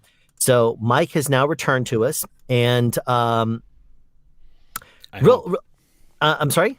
I hope, as long as you guys can hear me, it all just popped out for a second. That's good. Sorry. What happened? What happened there? There was a tiny flicker, and I've got a battery backup. I'm not sure what happened. Tiny flicker. It says your mic got disconnected. Nobody can hear you. I couldn't hear you guys. I don't know what I did. I touched a wire or something. Sneezed funny. I have no idea what I did. Are you on the 540, the Lewitt? This is the 640. Oh, the 640. Yeah, 640. Wow. Which I'm pretty unfamiliar with it. I just broke it out of the box and I've been experimenting with it because this has got the dual. It's a dual capsule, so I don't really have a ton of use for that.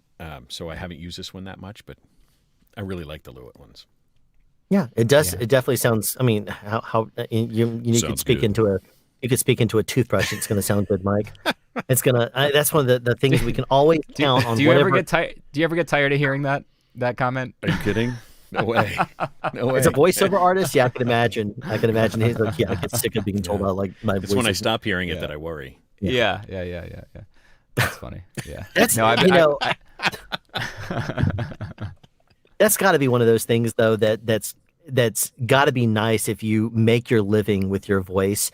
Do people sometimes say, I want you because they've heard of you through the channel and it's been kind of like one of the kind of a promotional tool for you? Or is it an unexpected perk? Yeah, it has turned into, and it's mostly what I found has happened is people say, I found your channel when I was trying to set up my studio, and then they just said, can I just hire you to do the thing? Which is unexpected.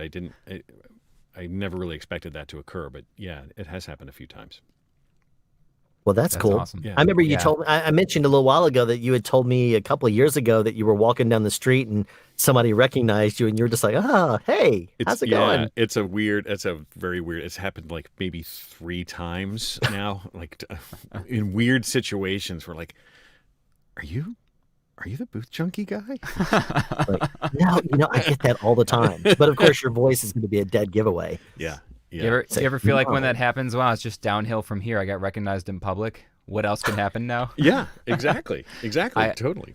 First time, I've only had it a few times for my TED Talk, and the first time it ever happened back in 2015, it was very shortly after. It only had a couple 100,000 views, not a few million at the time, and somebody in an airport recognized me for my TED Talk. I was literally schleppy the way you are when you travel. I was heading to a gig and I was in line to board the plane, and it was a guy and his girlfriend, fiance, wife, whatever, and they were walking past and he does a double take and he stops and he puts his hand on my shoulder and goes, wait, are you did you? And then he shows me his phone, and he was watching my talk at that moment and saw me.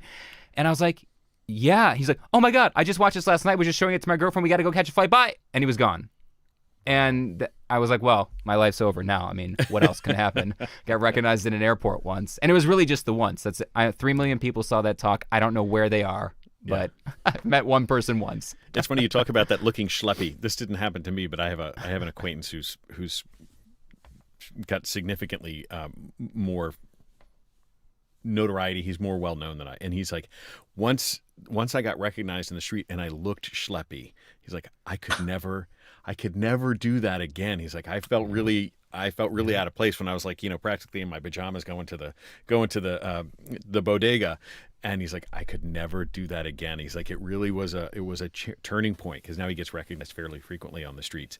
And he's like, I could never look schleppy again. I'm like, that's the kind of pressure I don't want. I look schleppy like 90% of the time. I'm wearing pajamas right now. I don't want to have to deal with having to look not schleppy. Have you ever not worn clothes, or like just gone down and done a voiceover job wearing just shorts or something just like that you would never ever expect, just because you can? Between us kids here? Yeah, no one's watching. No, there's, I can turn the camera off in the booth. So yeah, when it's, when I'm 3 hours into a recording session and I'm sweating and everything, yeah, down to my shorts, absolutely down to my shorts. I just have to warn my kids, don't come down. There's a little. You'll see Dad in a scary state. There you go. That's when you're going to have CPS called. Don't go downstairs while Dad's working. That's going to be bad. Yeah, don't do that. What's Dad doing in that booth?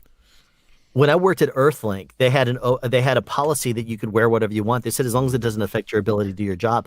And one of the things I used to do every single Monday is I used to dress up and go to the medieval festivals and stuff like that, the Renaissance festivals, wearing a big sword on my back and stuff like that. I used to dress in medieval outfits and do that.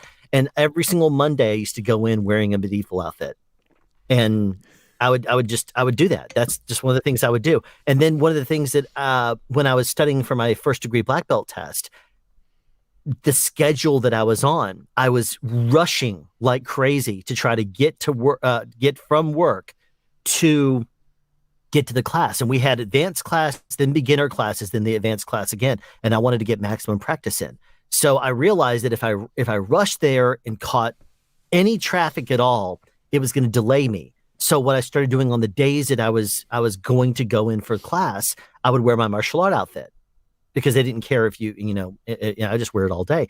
And so it was funny to me when you go from wearing a brown belt at work to suddenly wearing a black belt at work, people treat you differently. That was one of the things that was very, very weird to me, that I was kind of surprised by. But I was wondering about that, because we were allowed to wear whatever we wanted to, because we were just on a call center. We were not visual. We were just, big, on that. So that's kind of cool though. What, I get to use it as an excuse too. Because I have to wear soft clothes that don't rustle. So I get to wear, fleece and flannel and stuff that doesn't rustle. That's actually part of my work uniform, is clothes that are not loud. I can't wear a starched shirt. I can't wear a collared shirt because they rustle. And people don't think about how noisy shirts are. Shirts are really noisy. Yeah, they are. I'm sure you guys can attest way more than I can. I just, when I just jiggle around in the booth a little bit, but for in what you guys do, I can only imagine a starched shirt. I know how much my mic picks it up. I can only imagine what those lavs do. Yeah, and the actual boom microphones do too. Those things are crazy. And on the note of boom microphones, we actually have a comment from a little while. Does Curtis have a Sanken CS3E? Got me. See, I like I said, Alan, you oversold. I oversold. I don't have All right, a how about second. this one then? Do you have an NT1? Yes. You do have an NT1. He's redeeming himself. We're throwing out some of the I mean, I could mention, I think I mentioned intentionally last time, there's an NT1 right there next to Curtis. And we had Brian, a comment. As boring as this microphone seems, it's incredible. It's still a great mic. Super good. I'll probably end up doing that. It's just such a normal choice. It's like being like, what should I get to mic my guitar cab, and being like, the SM57. It's just like, own 12 of them. You should, everybody. No, I probably will. It just sounds like the right way to go. Just, you guys keep testing so many awesome looking sounding mics. I loved that OC18 and the Lewitt. I keep looking at the Lewitt line for the same reason, because they look cool. They look cool. But you know what? There's only so much they can do with the way things sound and the way things. I mean, if you want to, if you look at most microphones, they are pretty much. They're all very similar in spec. The sensitivity is almost the same.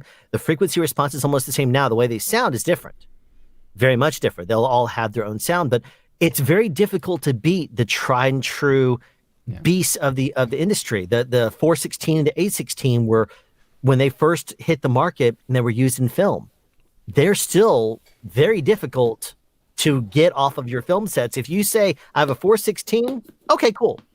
You could say you have something else, and people will be like, "Oh, okay, cool." But they definitely know. There's Curtis's 416. He definitely has his 416 handy. Mike, you can probably point at yours because I'm sure. Yeah, close. I have my regular stash. I keep my my heavy hitters in there. So yeah, there's a couple I could go grab. But yeah, my 416's in there. Do you sometimes find, Mike, on a job that you start and then after doing a page or two, you know what, I don't want to do this, Mike, and then you change it up, and then have to go back and redo it all? Or do you just say, you know what, I'm committed, I'm just going to stay with it? No, there have been times when I've switched. Sometimes even if I do something long and the client will say, I don't like the way that sounds, could you try something different? I had one client that we went through like 4 different mics, and I'm like, I don't sound that much different from mic to mic. It's not, but they're like, no. We went through a bunch of them. They're like, could you do your U87? I'm like, yeah, I can do the U87. They're like, I don't like could you try the 416? Yeah. And then they didn't like that. And then they kept going back and forth. But yeah, there'll be times where if I'm trying to go for something in particular, like if I'm really working close to the mic or something like that, I'll switch between the different ones. And just cool. Mostly it's during rehearsal. It's rare that it's once I get into production, once I'm producing and I've written my notes into the file, then that's what it's going to be. That's generally what it's going to be. But as I'm rehearsing, I might try a couple of three different choices. Mike, do you find it a little depressing these days, the way musicians I know do, that when you spend all that time and energy and money on the gear and all the production value, that at the end of the day, someone's listening through a Bluetooth speaker with one earbud in while someone else is talking to them?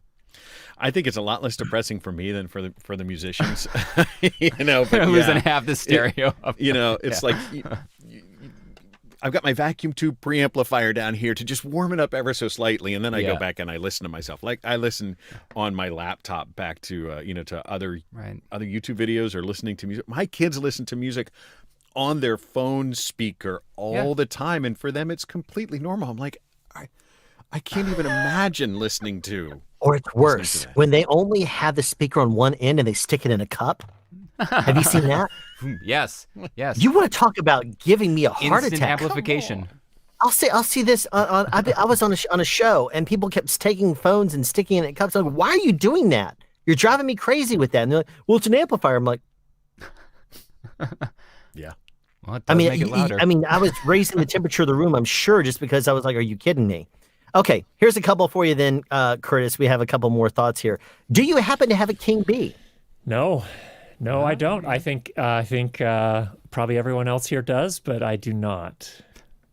Shockingly good microphone. I cannot guess why they discontinued it. What a shockingly good mic that is. Well, I have a bit of insider information on that. Let me just say that it will be back, and it will be back with perhaps a 2 or something, a V2, let's just say, something along those lines. It's being reworked. I also pitched a couple of ideas at them that they seem to be kind of interested in. One of them, I even pitched it with the nomenclature of Queen Bee, and we'll see what they do. Probably a trademark infringement with Beyonce on that. Maybe. Who knows? I mean, I don't know if it's I've mentioned a few thoughts to them. They are very innovative over there. They have their own. They're kind of secretive, but they all at the same time. I did reach out to them because I kept seeing people during the pandemic see my King B review and my worker in King B video and say, well, it's gone now. They discontinued it. The company must be financially struggling. No, it's not. I did reach out to them because I said, you know what? I'll take the video down or remove the parts of the video if I thought that it was going to be a non-financially stable company or anymore, or I would put something in the description. But no, they're actually doing quite well. They just sold out of all of their microphones. And because of the pandemic, it was difficult for them to start, manufacturing a whole bunch of them again. So it became a supply line thing where they ran out. It was a good problem to have, but just they were not very good about putting it out there and saying, "Oh yeah, we sold out." So I can't imagine. I'm gratified to hear that they're doing well, because I remember when I reviewed the King B that they sent me, I was like, how are they making dime one on this thing? The packaging alone must have been $50 a microphone. Dude. It was shocking. And it's not a cheap build at all. The thing is built like a tank. Yeah. It's like one of those Earthworks types weight to it. It's like 1.5 pounds or something. It's a good weight to it. You can't put it sideways. I tried putting it sideways on me here. It kept falling over. You could not get it to stay sideways at all. And I don't like having mics in front of me, so it's like, I'm gonna get it out of my face. They're weird looking, but I stealthed mine. Like those like little yellow rubber bands, they come off, and you can turn them into just like a regular looking mic. And once you do that, they're great. Mm-hmm. They're great. Well, you can just add some tape around it or something like that if you're that concerned with the way it looks. But I'll tell you, the yellow things, they're just like Livestrong bracelets. The yellow things, those bands, they just peel right off. Yeah, they do, but it leaves a little bit of a dimple in the thing because it's kind of embedded, or at least it is on mine. Because I looked at it, I was like, I wonder on the King B, it's kind of like the microphone dents inwards, and it sits with the band perfectly in there, so it's smooth. But if I took it off, then it would have had these weird like dimples in it. King B is made as a $350 buck mic. Gibson was a parent company to give him when bankrupt. He bought it back and sold mics for way under value. Yeah, I did ask him about that too, because they realized they didn't have to sell it for as much, and they would rather get the name out there than I don't want to say price gouge, but then have it be so expensive. And I thought they did a fantastic job. I was gonna say, Alan, to that point, I didn't. When I saw you guys all talking about the King B, and I was looking into it and looking at how ostentatious it was, and thinking to myself, this is interesting, because once you and Banjo really did your reviews, they obviously started selling right away. And what's interesting is people started buying them. First, they sounded great, obviously, but I think people started buying them for the same reasons people weren't buying them before. People weren't buying them because they looked so weird. And then people saw you guys review it, heard how great it sounded, realized it sounded great, and said, oh, I want to be the weird guy that has the weird mic. And there's nothing wrong with that. That's a market. That's a marketing decision. And it's a really smart marketing decision. But then microphones are not about the way they look. I mean, they are if you're a YouTuber, right? Unless if you're like you're adding to a certain look, like, one of the night show or something like that. If it's a certain look, like it's right there on the edge of a desk, and you want to have it to be red to match the color scheme or something. In that case, then it could be really. I think anything. if the mic's going to be on screen, there are people who definitely care about the way they look. You just got to sound good absolutely. if it's going to be on screen. But if it's on screen, you're right, absolutely. For many situations where it's not, like I have this one up. I have a shotgun up here that nobody cares how that looks. Nobody cares how that looks. Right.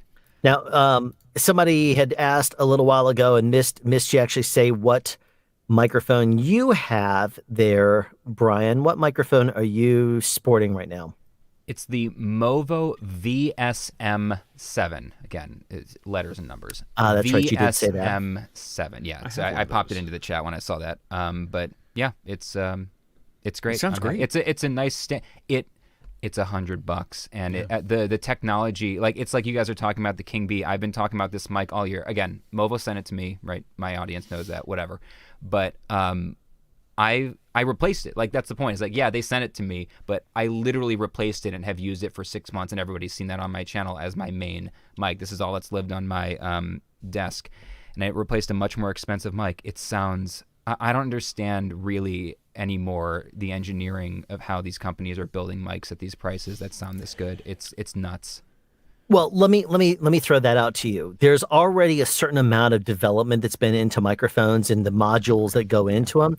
You can make a cheap microphone more expensive by manufacturing it in a crazy place. If you were to take a cheap Chinese microphone and build it on Antarctica, it would become a very expensive microphone simply because you can't get those parts and those resources, and you're making it in a very expensive place and then having to ship it out places. It would be the price of annoyment at that point. It'd be extremely expensive. But at the same time, Rode, the dollar of the Australian dollar is less than the Canadian dollar, which is less than the American dollar. And they do all their own manufacturing, all their own research and development. They do everything. And it's very, in comparison to the United States, it's very inexpensive. And so they're able to produce very good quality stuff for very little amounts of money. So it very much depends on where products are manufactured in the world. If you want to think about it, China also, they have a humongous market for creating stuff. They create nonstop modules and capsules and stuff. And some capsules that are used in other microphones can only be purchased in China because it's not cost effective to do it anywhere else. And it's not to say that things made in China are all garbage, not at all. A lot of the best stuff is still made in China. But then a lot of cheap stuff is as well. So it just depends on just like everything else, the quality of what you source. So Bandrew's always talking about, lately he got on a kick of making sure everybody always knows where something is made, which I think is actually really, really important because some people really care about that now. And as a guitarist, and I'm also obviously a guitarist, like JHS, the pedal manufacturer, they make high-end, expensive boutique guitar pedals. Are they vastly superior to the much, much, much cheaper made in China pedals? I don't know if they're vastly superior. They're definitely better, but they're made 100% in Kansas City by a guy who owns a company who employs 30 people, supports 30 full-time families, and makes 100% of it in the U.S. in Kansas City, supporting his local community with all the families. So that's part of what you're buying there is actually the story of that, of caring about that as well, right? That's marketing again. So anyway, on that kick. Very much, yeah. And there was also the question of what mic am I on? As always, after I did the review of the T-Bone SC400, it is small. It actually sounds surprisingly good in this little space right here. I just leave it right there. It's a very small form factor. I think it has great reach when I even get off of it. I don't sound like, too bad. I've tried other microphones in here. I've tried the short shotguns. I've tried the little tiny things. I even had the DPA 4018 C in here for a bit. It sounded fine, but in order for it to sound good, it had to be coming up from below, and I kept popping it with my breath. And I like having a microphone out of my face. I mean, this one here, I'm able to see on the screen, and I don't really think about it. And I tell you, after I did the review of the SC400, it was here for the review and just listening to it, and I kind of liked it. About 2 or 3 months ago, I went through my entire mic locker, brought things over here, and started trying to go through everything to see what was working for me. I think it just works well for me and my workflow and what happens when I sit down here and either do a Skype call or a live stream or a Discord chat or something like that. I like it. It works well for me. It's small. It's out of the way. It's black, which I like. I mean, I think it suits me fine for this environment. So. It does. And it actually, I didn't. You said T-Bone. Surprisingly good for like $40. I'm sorry. Which model is it? T-Bone SC400. I have a review of that microphone. Actually, as a matter of fact, I have to do another. I've been terrible with my reviews. This is one of the reasons I'm so bad with the reviews that I have. I have to do 2, maybe 3 reviews of products that I've been sitting on for months now. It's terrible. I can constantly use them. Just to test them, and I record things for it, but then it's like trying to actually put together the video has been so difficult. So it's hard. It is. It's hard. It's hard to do a good review. Way behind. And I constantly find myself wanting to do more and more with reviews. So it's just nuts, man. So let's see here. Just right here. There you go. Brian, you just jumped up 1,000 notches in my book. That's for your comment you just made a moment ago. I'll take it. Disappointed to know that none of the neat B reviews mentioned that the B is back of the light. Hey, wait a second. I did. You didn't watch my review. I have a close-up shot of the worker and the king bee, and I say when you activate phantom power, the bee comes on. Watch my review if you didn't. You're on my stream and you didn't even watch it. Oh my goodness. Wait, what? If you activate phantom power on the back of the neat or worker bee, there's a little orange light that comes on. That it shows you the phantom power is on. Yeah, look at the back of the neat or the worker. What do you mean the neat? The king? The neat. I'm sorry, the neat king or the worker bee. One of those two microphones. If you activate phantom power, you will see the light on the back of the microphone come on. Have I never noticed that on my own microphone? Watch my review. You'll see it pop in there. So I might have to go get it and go look at that. Yeah, you'll have to. Watch my review, Mike. I'm not a smart man, Jenny. I will. I'll have to go back and watch it. Well, it is now 2:00 and we have a guest in the wings here. It is. Let me set this gentleman up for you. He has decades of experience in the world of production sound mixing. He was the boom operator on Hee Haw, if you remember the show back in the day. Wow. 37 years ago tomorrow, Spandau Ballet sang a song called Trew. And this man himself is named Glen Trew. He is the owner of Trew Audio, all 5 locations, and he is an absolute gem of a man with years and years of experience. But you'd never tell it because of his lifestyle, because he lives like a guy in his 20s. How are you doing, Glenn? I'm doing fine. Can you hear me okay?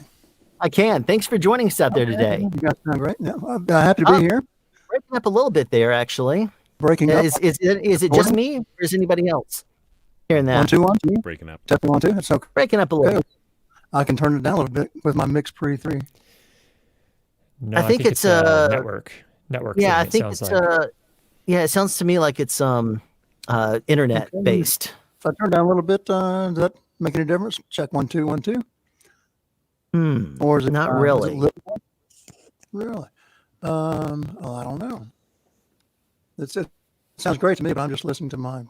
Yeah, you're hearing back. We're hearing a bit of modulation in your voice there. I suppose it could be a slow internet connection. Yeah, it might be there. I can sign off and try to sign back on. If you wouldn't mind, maybe restart the router and do all that kind of good stuff there. And would you mind doing that and then popping back in? Because I definitely want to hear your voice and everything you're going to be adding to what we were talking about. So if you wouldn't mind, I'm going to the studio and I'll see you just in a minute. Okay, yeah. If you wouldn't mind restarting and stuff. Audio issues only happen when audio folks do live streams. It's universal. All the other folks never have issues with audio. Well, I would say live sound it's a tough one. There's a lot of things. A lot of things that can go wrong. Alan, you had asked, I don't know if you had something you wanted to do right now while you're waiting for Glenn to come back, but you had asked if we had any stories or war stories. I worked really briefly in live audio just when I was a student of audio. It's the only time I ever did live audio. I have a very quick story that I had forgotten about. When I was in high school, I started doing audio. I was doing the live audio for our school's plays and musicals. And before I started doing that, there was nobody doing it. They just turned mics on and hoped for the best, which was really silly because I was very, very, very lucky, very privileged. I went to one of the top public schools in Western New York, in Buffalo, where I'm from, and but they had nobody doing. You'd think they had high end productions, like really costumes. They could afford all the most amazing musicals and plays, the rights to them. But they had nobody doing audio, and I got into it looking for something to do after school. And so I was 16, I was running it. First year I was running it, the live sound, we were doing Guys and Dolls, which is one of my all-time favorite musicals, and I was thrilled. And just by chance, that was the same year, back in, I think it was season 2 of American Idol. Season 2. Idol was relatively new. It wasn't the phenomenon it is now. And there was a teenager, a 17-year-old. His name was John Stevens. He was a baritone, first baritone that had been on the show, doing kind of Sinatra-esque stuff, Michael Bublé kind of stuff. And he got all the way to like the final 5 or 6. He did really, really well. Well, he was a student at our school. He was just a year older than me. He was a senior, and he was a junior, and I was a sophomore. And so he was Sky Masterson. He was the lead in Guys and Dolls in our musical just weeks after coming off of getting to the final 5 of American Idol. So our tiny little high school musical was sold out literally for 4 nights because thousands and thousands of people had driven from all over America to come see this kid who had just been on American Idol. There were camera crews there. It was bananas. And on opening night, after weeks of rehearsals and everything going flawlessly, on opening night, John comes out and the whole play is going well. I think we're past intermission. And then he comes out to do Luck Be a Lady, and he just opens his mouth to start singing, and his mic is gone. I think during intermission, he must have bumped his own pack, muted it. I was 16. I had no experience in checking stuff like that. I had no idea. I was left to my own devices with a board of 32 channels, having never run audio before. So his mic is out. He starts singing Luck Be a Lady. And I know that we've got 5 hanging mics and 4 floor mics. And so I just fader followed him around the stage with hanging mics and floor mics for the entire performance. Wow. And after that, we checked everybody's mics at intermission. So that's my story. I thought you were going to tell me it was a battery issue. It just failed. The battery Who knows? died or I mean, something. who knows? It Man. probably, it could have been. I remember going through just dozens and dozens of 9-volt batteries. Craziness. But yeah, it was I had forgotten that happened until you were like, come on with a war story to tell. I was like, well, I've only ever really done work for myself. I don't have anything to talk about. No, I do. That was wild. I remember that now. Real quick here, Camille, thank you so much for the $10 donation for the Children's Hospital Fund. We'll make sure that gets to them. And welcome back, girl. You know it's true. Glen Trew has returned to us. Yeah. Is this I'm hearing myself talking back, feedback. Is this any different? Is this any better? It sounds much better. I'm just hearing myself echo back in your feed now. Oh boy. Okay. You're trying to speech jam me. Okay. So, and that's the problem right now. I'm hearing myself. One of the other gentlemen should say something and see if their voice echoes back too. Do I echo back? Am I echoing Yeah. back? It's everybody's voices. Okay. Is that's probably feeding back because to you. I'm feeding it back through me. Let's see. I will figure this out. Stand by 1 second. That's so okay. If I do this, you can still hear me, right? So, I can? I don't hear you because I've turned it down. Okay. Oh, okay. So now you're echoing. can't hear me. Away, correct? Yes, Yes. you sound Okay, now I'm great. gonna bring it back Can you up hear so I me? can hear. Yeah. Up. I'm echoing again. Yeah. Okay. Let me duck out just for another another minute. Sure, I'll no work that worries. out. Yeah. Anyway. I'm going to run out of things to say. I've already said the Spandau Ballet True, and girl, you know it's true. I don't know what got else to about say 2 now. minutes to think of something really good. Sure thing. There he is. Okay. If So- there's a so guy I good know there. that's going to know how to So good troubleshoot that, it's going to be Glen. Can you, you heard me say that he was the boom operator on Hee Haw. Isn't that amazing? Unreal. Did Wow. you watch that show as a kid? Only one time. I went to my grandparents' house and somehow they're like, come on, watch this show. And I'm like, what is this?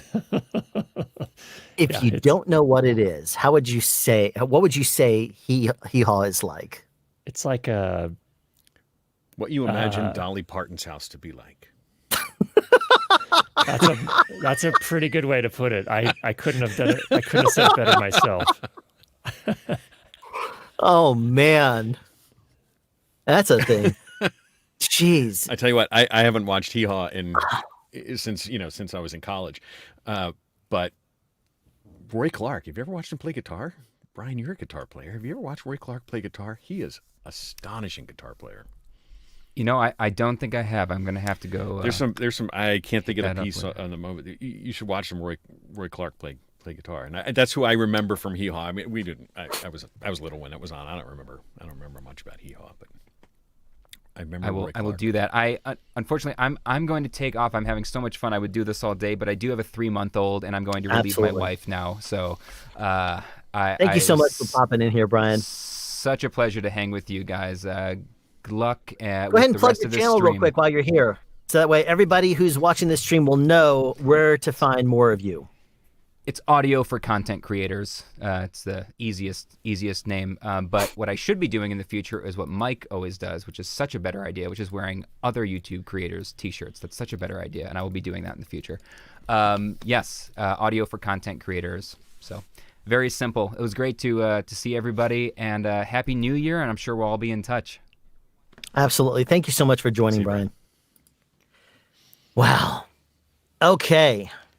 So we'll see. I see that we have in the wings. We have someone else trying to fix out his video issues. As soon as I see him stabilize, I will re-add him back. This is not Glen. This is someone else. Oh, he seems to be there. I'm going to try as soon as I see him settle down. I'll add him. But yet another content creator he's now vanished. I won't say anything. But anyway, Brian, if you're still out there, thank you, Brian. Thank you, Brian. Thank you, Brian. Anyway, let's see here. There was a question I was going to ask, and now it's completely. Oh, here you go. He mentioned a story of a moment here. Tell me, either Mike or Curtis, one of the kind of mishaps, oh yikes, fail moments that has happened from either of you guys in either creation of a video or in the field doing what you do.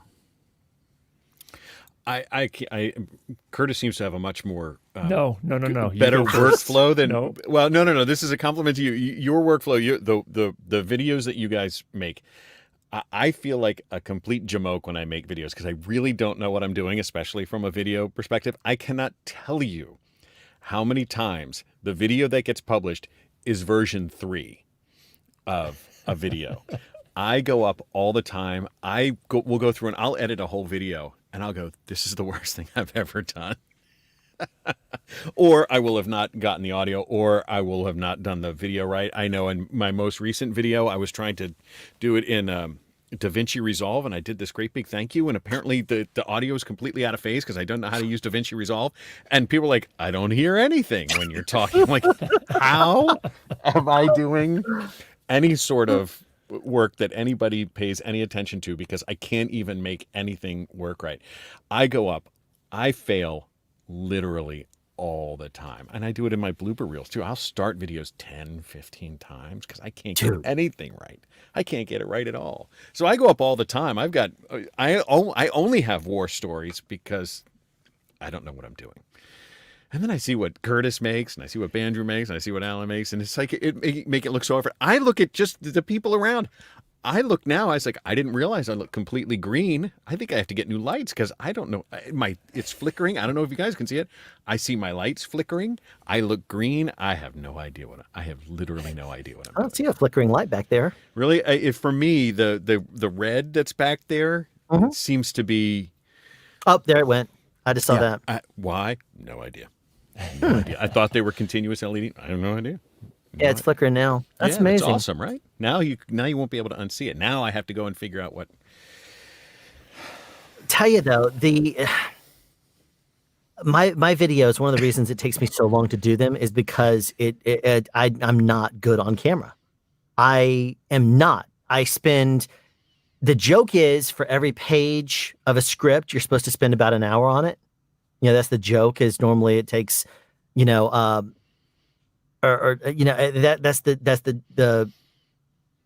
mean, that's actually wrong, because we normally do it like in television. We would do maybe 6 pages a day, and that's a 12-hour day. In the world of feature films, we could do 1.5. So I mean, what is the rule? I'm totally forgetting the rule now. It's been such a long time, but it takes me forever to do a video, man. I will quite literally record for 2 or 3 hours and then look at the end of the video and say, that was 4.5 minutes. Are you kidding me? Because I restarted it so many times. I have a video which includes outtakes. I think it's called The Look of Sound Speeds and Outtakes. And if you watch it, it will be me saying sound speeds and blah, blah, blah, blah, and then sound speed and beep, sound speeds, and I do it over and over again. And there will literally be 20 minutes of me doing an intro, and I get so bitter by the end. I'm like, I must be, cussing at the audience in my words and expressions by this point, because it's just so crazy. So well, yeah, you're actually, I mean, your final work is actually really good because your cadence, you speak very quickly, and I can't speak nearly as quickly as you can, and still be clear and audible. Or after coherent. 40 takes, I can't you be remember coherent. you remember what you're saying, and after 40 takes, I can finally get my tongue to cooperate. I usually only shoot the videos at like 2 a.m, and so by that point, right? my brain is totally idle, and I'm just trying to focus, and that's when I finally get a chance to do it. And I completely agree, Mike. You have good content. Little things come together along the way. Yeah, thank you. I appreciate it. And it's amazing. It's, Mike, you never hear me complaining about you being green because I can't see green very well. You look beautiful.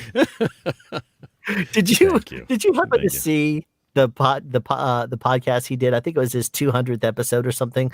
I did a video where I said, "Here's an award for you," and I gave him, since he's colorblind, I did a colorblind, one of those colorblind pictures where it says a message, and he couldn't read it, and he was like, "I don't even know what this thing says," and it said something like "Bandry's a geek" or something, or a nerd, or I forgot what it said. He's like, "I can't read this." It was really funny. I always constantly mess with Bandry though. He's a good sport. Let's see. We have Ken say, "I make silly videos in the sleeper berth of my that's cool internet that I share with my family and friends. Video on phone, audio on a PodTrack P4. Still use a good old clap method to sync audio." And you know what? There's a lot that can be said about that. It still works. It still works. It is the third backup. Time code. It's the third backup that we have in the world of film still to sync to this day. And I hope move Ian. We'll add him and see what happens. This would be Ian Craig if he is there, which he is not. I do not see his picture. I'm adding him. I see his picture there, but I'm going to remove him there while he tries to work out the bugs in that. But we have Ian, who has a wonderful background. If you're not familiar with Ian, I saw him with his fingers crossed. He keeps popping in down there trying to get it, and then he's there for a good 5 seconds, and his video goes out again. You know, it's a torture. I pointed earlier. I have the shotgun mic, which is normally what the microphone I would use. This came in. I don't know. You probably didn't see me backstage. I switched out a microphone backstage right before I came in because I'm sure I'm doing something wrong. But this is going through in a Blackmagic, the A10 Mini ISO, and it's constantly forgetting that there's a mic here.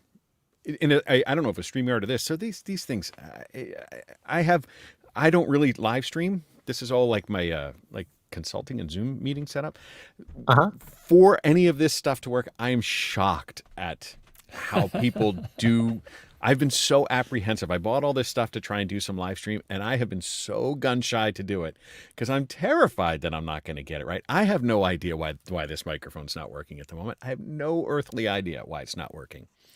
Yeah, but the hallmark of a seasoned audio professional is that you were able to pull it off, and we're hearing you, and you sound great. Backups for backups, like like Donald just said. I've got backups for everything. Right. I've learned all along the way. All of my war stories, I have not less than 2 of anything in my production workflow at the ready, just in case I need it.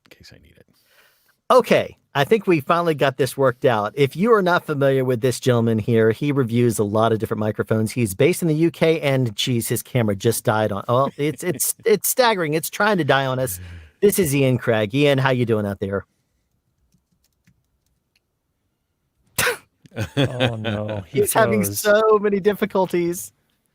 I've seen him over there trying to fix his streaming issues the past 10 minutes. And he's been like behind the scenes with his fingers crossed and trying to get this worked out. Ian, it's not working, buddy. Ian's got a great pass. I'm looking to add him and talk to him a little bit about his past experience here in the world of sound. Okay, let's see. Wait a minute. Zip Fizz. There's nothing about the stream about the unofficial until Alan has a Zip Fizz. And that is very much a true statement. Here. But I first, second the motion. Okay, well that's a first, Curtis. Normally you're like the non-enabler. Don't do it. Don't do it. That was after you were taking your 4th or something like that. And it was at it had to be 2 a.m. your 4 time. a.m., That's 2 where I'm a.m., like, 3 a.m., whatever it was. don't know if that's a good idea, but we're, it's what, 2:15 p.m. your time right now. So Exactly. Let's try. Yeah, it's probably the internet connection. Let's try adding him one more time. Ian, I keep seeing in the background, trying to pop in there. We get one frame every rare occasion. It's got a frame. We don't see it scrolling on the screen. Yeah, it sounds like a streaming issue there. Ian, I'm going to remove you there. All right, there. I already donated directly to the charity, but this money make you do zip this. Well, you know what? I will gladly do that for the charity here, Children's Hospital Foundation of Oklahoma. If you're not familiar with them, you can donate directly to them with the link down in the description. Or if you don't want to trust them not to add you to a mailing list, even though you can write it in the comments below and say, don't add me to your mailing list. You can also send me a Venmo or a PayPal. And just so it's been said, I did receive a notification via email a little while ago that I did receive a PayPal. Where is that? It's this email account. Let's see. Who was this?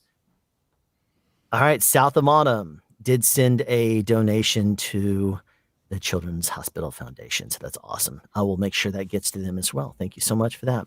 And okay, so here's the question then. What flavor of Zip Fizz? We ended up having someone in one of the streams I did this summer donate one of the 13 pack flavors. So if we're going to have a Zip Fizz, can I just tell everybody that my family, my wife and my daughter, know you as Zip Fizz. They do not know your actual name. It's just, are you doing a live stream? Are you doing a live stream with Zip Fizz today? I said, yeah, today's the day.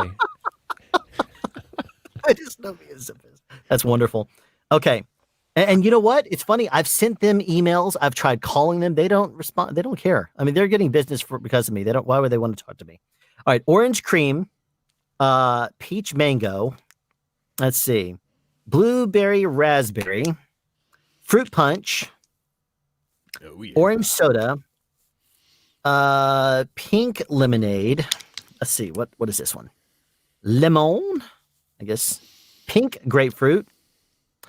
Iced tea, citrus, and what is this one? Berry. So which flavor should we do? Back in my day, we would have called it a suicide when you just mix them all together. Yeah, well, I don't know if you've ever heard this, Mike, but listen to this. It has 2,500 milligrams of B12, which is 41,667% of your daily dosage on that. It's also got 205 milligrams of caffeine, so it's good stuff. What flavor should we have here? Let's. I'm going to vote for the orange cream. I'm going to. That sounds awful. You definitely. I know. That's my point. Is let's use those flavors now. Use those flavors now. Okay. You know what I mean? It's like eating your vegetables first. You know what? There's a lot of truth in that. And you know what? You've seen me in the past take them straight. I have saved something here. You know how people love to add. You're supposed to add this to a 16.9 fluid ounce thing of water. You know what? I don't do that. What I do is I hyper concentrate them in whole milk. No, tonic water. I'm going to do tonic water today. You make a so we're going to add it. We're going to add it to that, and we'll add this, and we'll pop back in here. In the meantime, though, unfortunately, I have not thought of a wonderful way to introduce him for yet a third time. I'm just going to go ahead and add back our friend Glen Trew. Glen, hopefully you are back with us and in full effect without echoes. 1 2 1 2 1 2 1 2. Oh, nice. You got it. A little bit of a pop in there, but we'll take it. We'll take it. Like a breath. Thank you so much. Breath pop. Okay. So we'll go back. I'm not gonna Banju. We're not gonna snort the Zip Fizz. We're not gonna do that. Ooh. Okay. Glen, you worked on Hee Haw. Tell us about that first of all before we get into anything else here. I assumed going to school and being a sound mixer in my early years for anything you could imagine, recording live bands and so forth. I assumed that my career would take the path of music because I have a classical music background. But my first job out of school happened to be at Channel 5 television here in Nashville, which is where they produced the Hee Haw show. I was hired there because of the audio background but also because of the music background. And Hee Haw was very much a music show. And I assumed that was going to be a short stop before I was discovered by RCA or Columbia Records. And I was stupid enough to feel overqualified because I was used to long consoles with 100 inputs and a rack of stuff and all that kind of stuff. And there I was basically pointing one microphone at one or two people. And so I was really, wrongly thought that I was overqualified. But after a fairly short time, I realized that it was more interesting to me than just sound by itself. They were working with actors, working with lighting people, camera people, the directors, the scheduling and all that goes on behind the scenes. That was a ballet that I thought was just much more interesting for me than music by itself and sound by itself. So after a few weeks, I decided this is what I wanted to do, and I've never regretted it, never looked back, never had a second thought. And that was, I started the Hee Haw Show in 1976. And it's been great ever since. So And that was a variety show. If you're not familiar with it, how would you describe Hee Haw to any of the younger people that are not blessed with having watched it on television? Okay, well, it was centered around the South, the country stereotypes. A lot of moonshine, a lot of people. In fact, everyone was wearing bib overalls. A lot of corny jokes that, on second glance, were actually fairly sophisticated, which is typical of Southern humor, I guess. And a lot of stupid jokes and a lot of music. So it was actually a nice contrast because it was the playing to the stereotype of being, unsophisticated and all that. But when the music happened, that was some very, very sophisticated and super skilled, talented music. Some combination of the two made it a big hit for 26 years. It ran. It was a lot of fun. There's a lot of clips you can see on YouTube about Hee Haw right now. So if you're not familiar with the show, it was a variety show. It was a lot. It was just insane every single night. I was a little kid, and I remember laughing at different parts of it than my mom would. And so I would love to go back now and say, what did I miss being a little boy? But I tell you, that must have been a lot of fun to work on because it's just now you also have done Nashville recently. I did the Nashville series, yeah. Mm-hmm. Yeah, so I mean, and that was a lot of music as well. So there's a seems to be a reoccurring theme in your career that if there's music involved, in addition to recording dialogue, got to have Trew involved. That's got to be a. I'll tell you pretty much the only reason shows come through Nashville is because of music. If it's because it involves music. It's kind of funny when I interviewed for the Nashville show doing the pilot, which is 7 or 8 years ago now. We did that interview for the show, and the director and producer were in this interview, and they said, we're kind of nervous because there's so much music in the show. There's going to be sync and playback and pre-record and blah blah blah blah. They said we're kind of nervous because we've never done that before. I said, well, that's okay. That's okay because I've never done a show without all that. So nearly almost every show I've worked on has involved a good bit of music, and every aspect of it, from live recording, which I very much prefer and I'm an advocate for, but certainly pre-record and lip sync involving timecode sync and on and on. So, but as far as what the Hee Haw show was like, it was fantastic. It really was. All the fun that you see people having in the YouTube clips, it was even more so when the tapes, we actually used 2-inch videotape, when the tape stopped rolling. Sometimes there's some outtakes where the tape continued to roll, but it was really fantastic. But being young and stupid and inexperienced, I just assumed that's the way the world worked. You had something you enjoyed doing, went to school, got some training, got out of school, and you got to do this. It's also got to be fun with the southern / redneck vibe also with all the Right. outtakes and fun that you guys must have had on set. Well, Yeah, it looks it to was me fun. like Ian may have finally finished his having his streaming issues. He is now being added. This is Ian Craig. He's now got a vertical video happening. This is Ian. Yeah. If you're not familiar with Ian, sorry, pause this for a second, Glen. Ian is an audio content creator. He's out of the UK. He does a lot of microphone reviews. If you're interested in any of his stuff, tell us where we can see your videos, Ian. Ian Craig audio and video reviews and tips. Basically, my channel is about people who want to get into video from the beginning, don't want to spend a massive amount of money, don't want to even treat a room, and just use the thing in their front room. Sorry, I'm on my phone because everything else blew up. I've only just got home, and I've had to set everything up for Christmas. But no, it's basically about people starting in their front room using nothing but the camera and a microphone, and getting the right microphone for a very dodgy environment, to say the least. And my place is a dodgy environment. And he As you actually know. he talks a lot about that in his videos. Say this is not a very good environment, so let's see how this. There's a lot I of love fun. those shows as well. I love those shows. I used to watch those all the time here in the UK. Love them, absolutely love them. You saw Fantastic. Hee Haw in the UK. Yeah, I've seen it here, and I used to love it, absolutely love it. Seeing you was fantastic. I didn't realise you were doing those shows. That's excellent. Now, Glen also owns 5 locations of True Audio here in Atlanta, or not just in Atlanta, in the North American area. You have one in correct me if I'm wrong, Toronto. You have Vancouver. You have Los Angeles, Nashville, and Atlanta. Is that correct? So far, yes. The 5 locations so far. No spoiler alert there. You're going to suddenly announce a new location here today. Not suddenly, no. Not suddenly, no. But so how did you get into that world of production, of supplying production sound people with all the gear that they need in order to do a television show or movie? Yeah. Well, it was truthfully, it was an act of desperation that I knew was going to fail.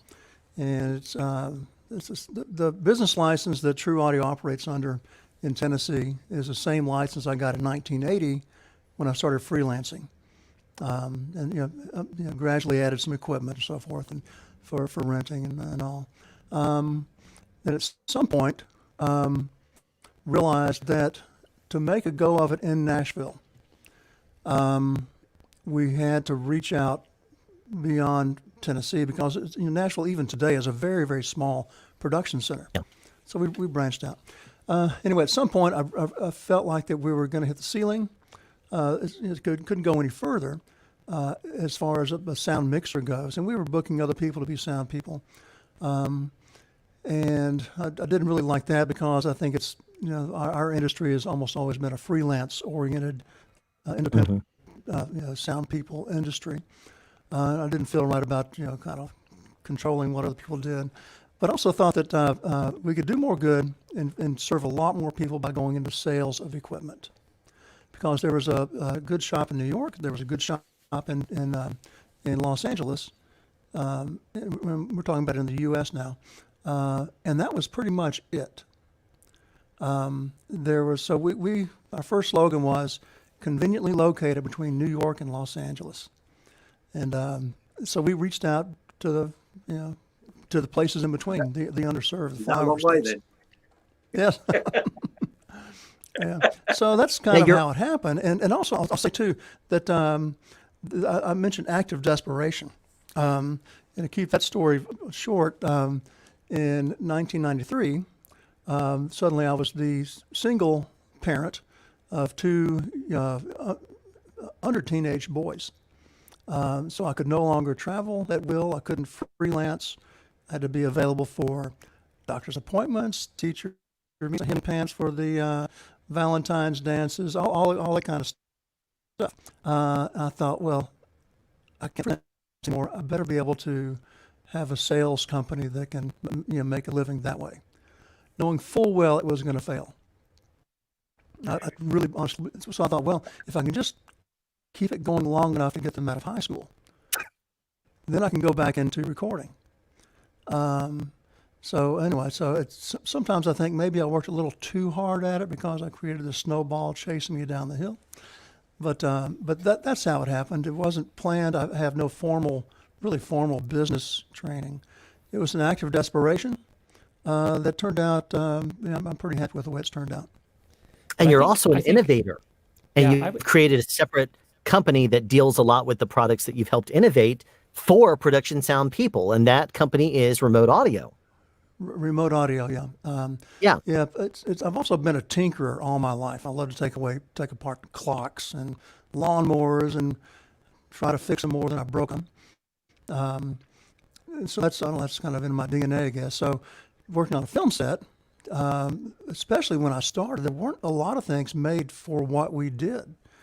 Pretty much everybody, if they had something that was useful, they made it themselves. I mean, you bought your Naga recorder and your microphone, which is always going to be a Sennheiser 415 T-powered back in those days, maybe an 815. But anyway, if you had anything else, it's because you made it. This is before even wireless mics were widely available. So anyway, I was kind of used to tinkering, and that just kept going and kept getting better at it, I guess.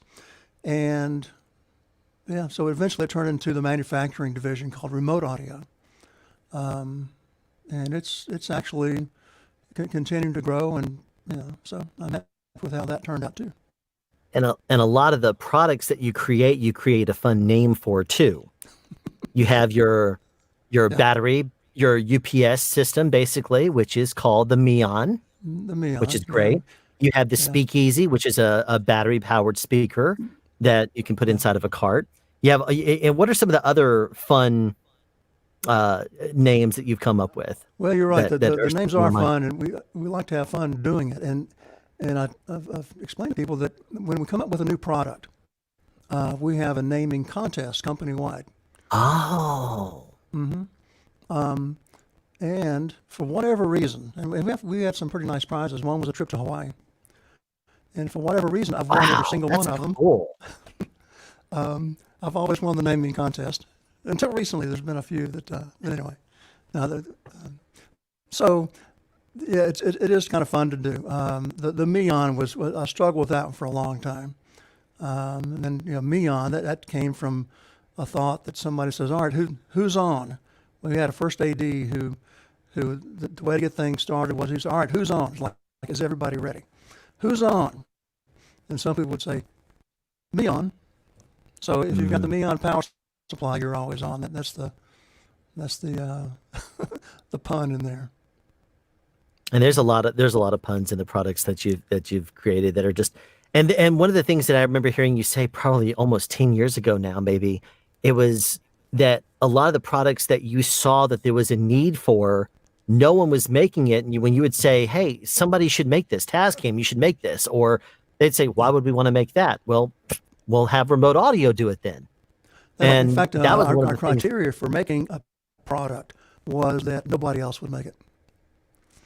And by nobody, it would typically mean the really large companies, Fostex, Sony, on and on. The ones who serve millions instead of our industry, which serves thousands. But what's interesting is sometimes they've taken your ideas once they see how successful they are, and they've said, well, we're going to do that after all. So that's happened a few times, but even still, it's our industry compared to the public, consumer is really very, very small. But that's the niche that we're in. But the Speakeasy is a really good example of that because we had some of the principals from Fostex making their rounds and came by to visit Trew Audio. Oh, good, it's been probably 20 years ago now. And they said, "Is there anything that we can do for you guys?" And I said, "Yeah, you've got this great, portable speaker. I think it's the 6301 Fostex speaker. It's about this big.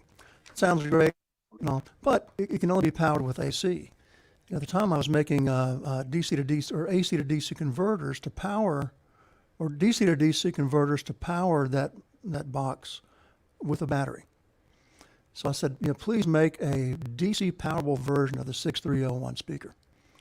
And they said, all right, and they were taking notes, and they got to me about a month later, and they said, we decided to not do it. There's just not that big of a market for it. And I said, okay, that's fine. So I started, hammering away at what became the Speakeasy, and it's been quite successful, I think. Now we got the Bluetooth version. Yeah. One cat I'll let out of the bag is the. Don't be too surprised to see the Dante version before too long. Oh. Wow. Ooh. Yeah, and somebody mentioned when we came out with the Bluetooth version, they said this is great, but why not do a Dante version?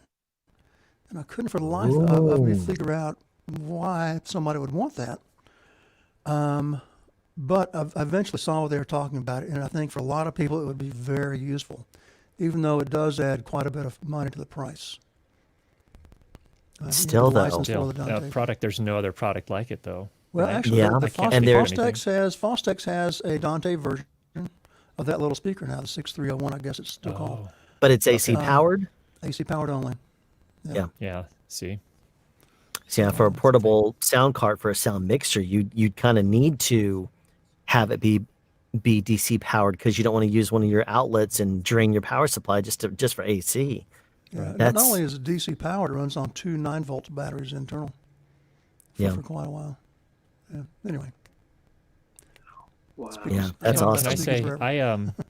I was in Los Angeles about this time, early December last year, and my wife and my daughter were with me, and we wanted, my daughter wanted to go to, places, of course, and then we had a little extra time, and I said, "Can we please go to Trew Audio? It's in Burbank. It's just a couple of miles that way."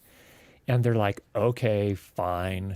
And so we went to the Burbank store, and they had a great time. I was there looking at sound carts, and they were off playing and looking at all the used gear. And when we left 45 minutes later, they're like, "Wow, let's go there again. That's really fun." Oh, good to hear. They loved your store. So Good to great hear. experience. My there. daughter has enjoyed going there too. He has a store in Atlanta, and he has. I think the first time you used it, Glenn, was at a class I did on boom microphones. You had a big, huge rig set up with a whole bunch of microphones on that, where people could go up and talk and hear themselves and bring up faders and listening to the different microphones. And it also got set up in your store. And my daughters love going there and tossing faders and listening to the microphones and seeing which one's coming on. And then, my 4-year-old, she'll go over and be like trying to find the one that one's the one that's on. And that's what she'll do. She enjoys doing that. I'm like, don't hit it too hard. Don't. But if you like a showroom for sound stuff, check out Trew Audio. I mean, they are very. I mean, there's some amazing stuff. You'll see like Zexcom products. You'll see Sound Devices products. You'll see, just. But you also the staff are really super helpful too. Like They're if you great. come in and say, "Hey, I'm trying to solve this problem," at that point, I was looking at sound carts, and I live in Utah. There's nothing here. So. What I wanted to do is I wanted to see them in person. I wanted to be able to see them and actually say, okay, I've got an 888 kit. I need a sound cart. What are my options?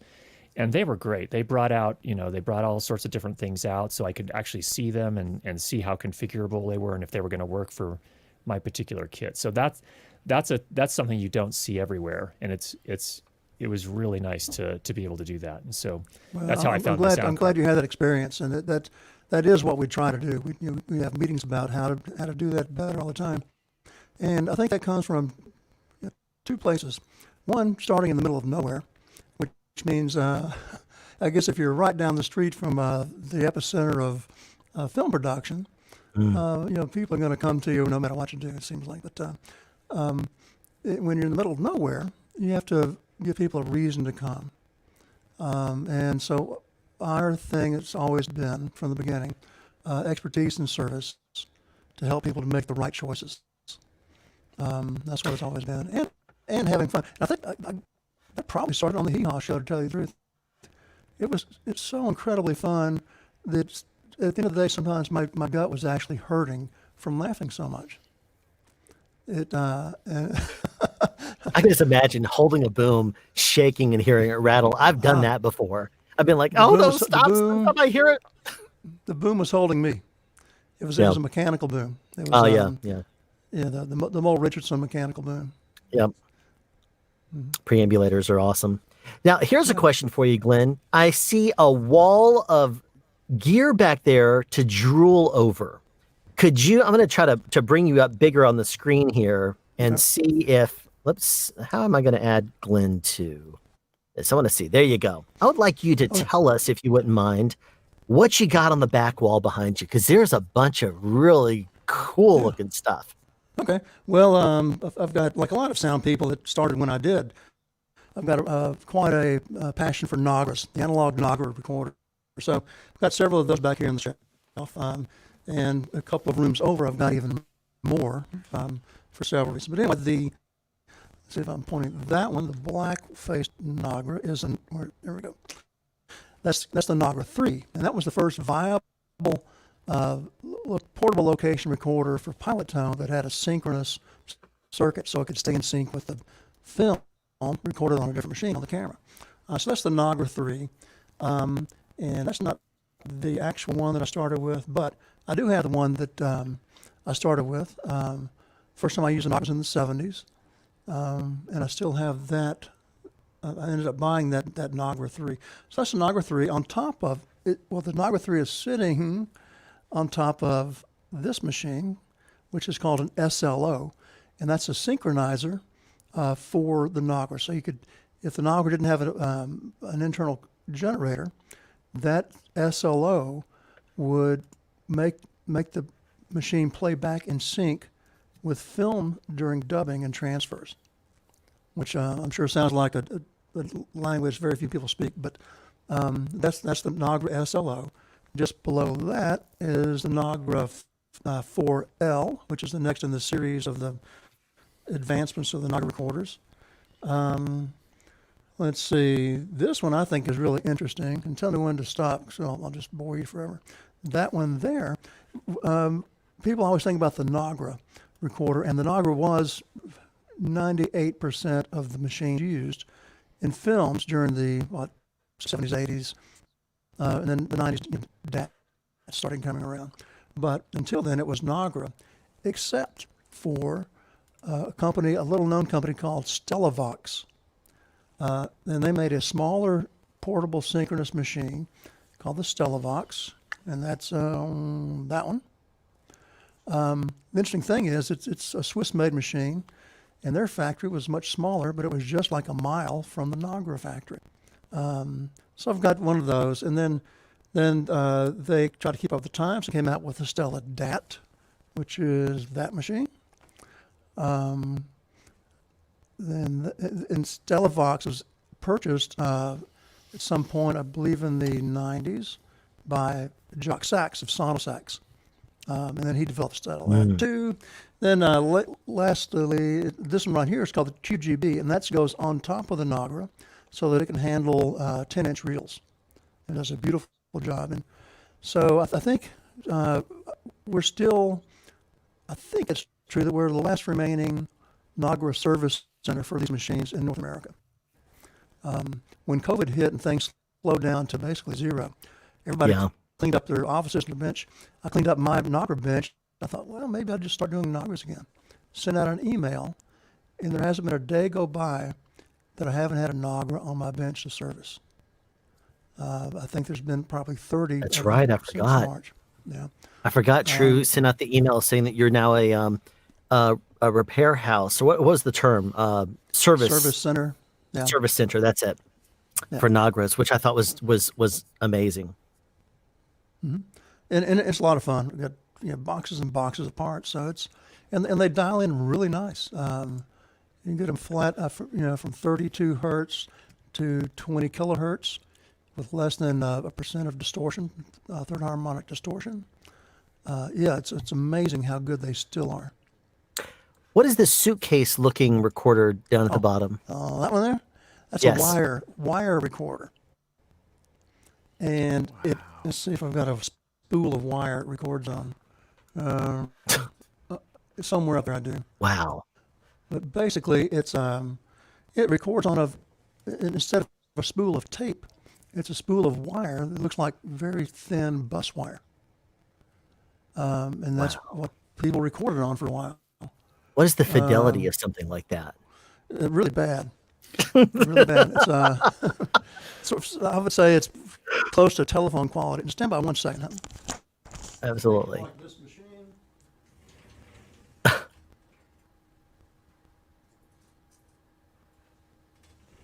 I suddenly remembering the line from Batman. Where does he get those wonderful toys? Ta-da! Oh wow. That's amazing. And watch Look this. at that. Oh man.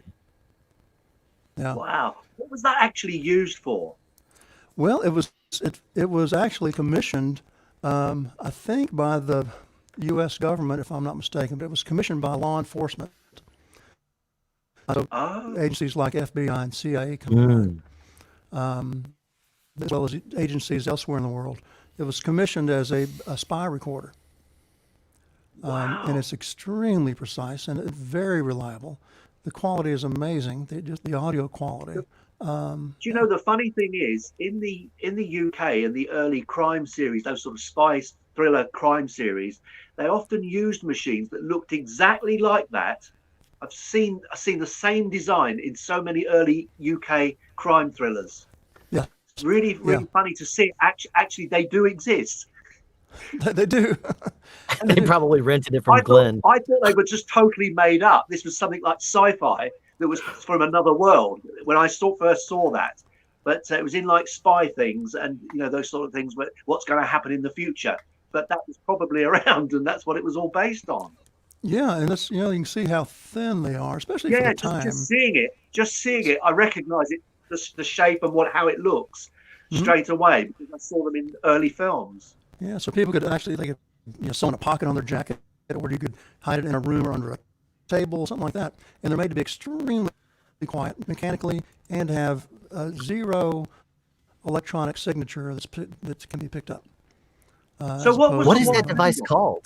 Oh, it's called the Nagra SN, and I forgot where those two initials came from. But then so people became aware of them. They were at first exclusively for law enforcement. As people became aware of them, they thought, well, we could have a wide shot with no boom in it if we put this microphone on an actor. And this is before wireless microphones were viable. Yeah. So that needed a little more higher quality. So they came out with the Nagra SNN, which goes at double the speed, so you could have higher quality voice recording. And then they came out. What year did they use those? Well, I believe they were first made in the early '80s, and I could be way off, but I think that's when they were first made. Then the SNST was the same transport, but a 2-track stereo version. Wow, that's awesome. Now, back when you started mixing, how did a sound mixer go about acquiring the gear he needed to or she needed to in order to start mixing?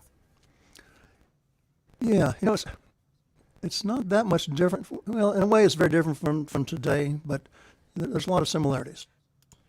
One, when you're first starting, money is not so easy to come by, especially when you're starting.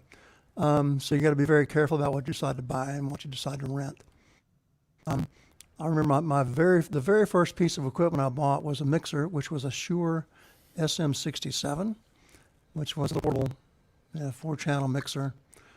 You could power it if you could come up with 2 18-volt batteries and put them in series because it ran on 36 volts. Anyway, I probably still have it somewhere. Get 3 12-volt batteries and run those in series. Yeah. So you're up to your own as far as going portable with any of these things. But maybe the 267 had a slot for 2 9-volt batteries. But anyway, a little mixer was the first thing I bought. Then I thought, well, this isn't much good because I don't have anything to talk into like a microphone. So I would rent and borrow. But then the next things I bought were Sennheiser shotgun. It was ME80 at the time, fairly low cost, short shotgun. Then I bought a couple of ECM50 lavaliers. We thought were tiny at the time. Now they would seem enormous. But the point of as I got more experience in doing that,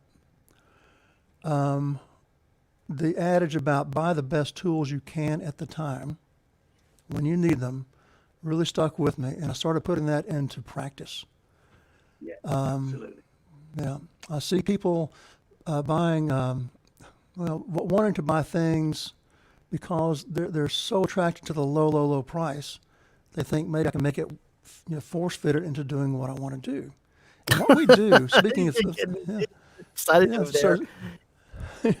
Speaking of what we do, it's what we do is very unusual. It's the smallest pinch of professional sound that I'm aware of.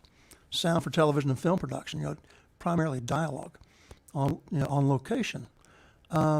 Very few things are made specifically for that.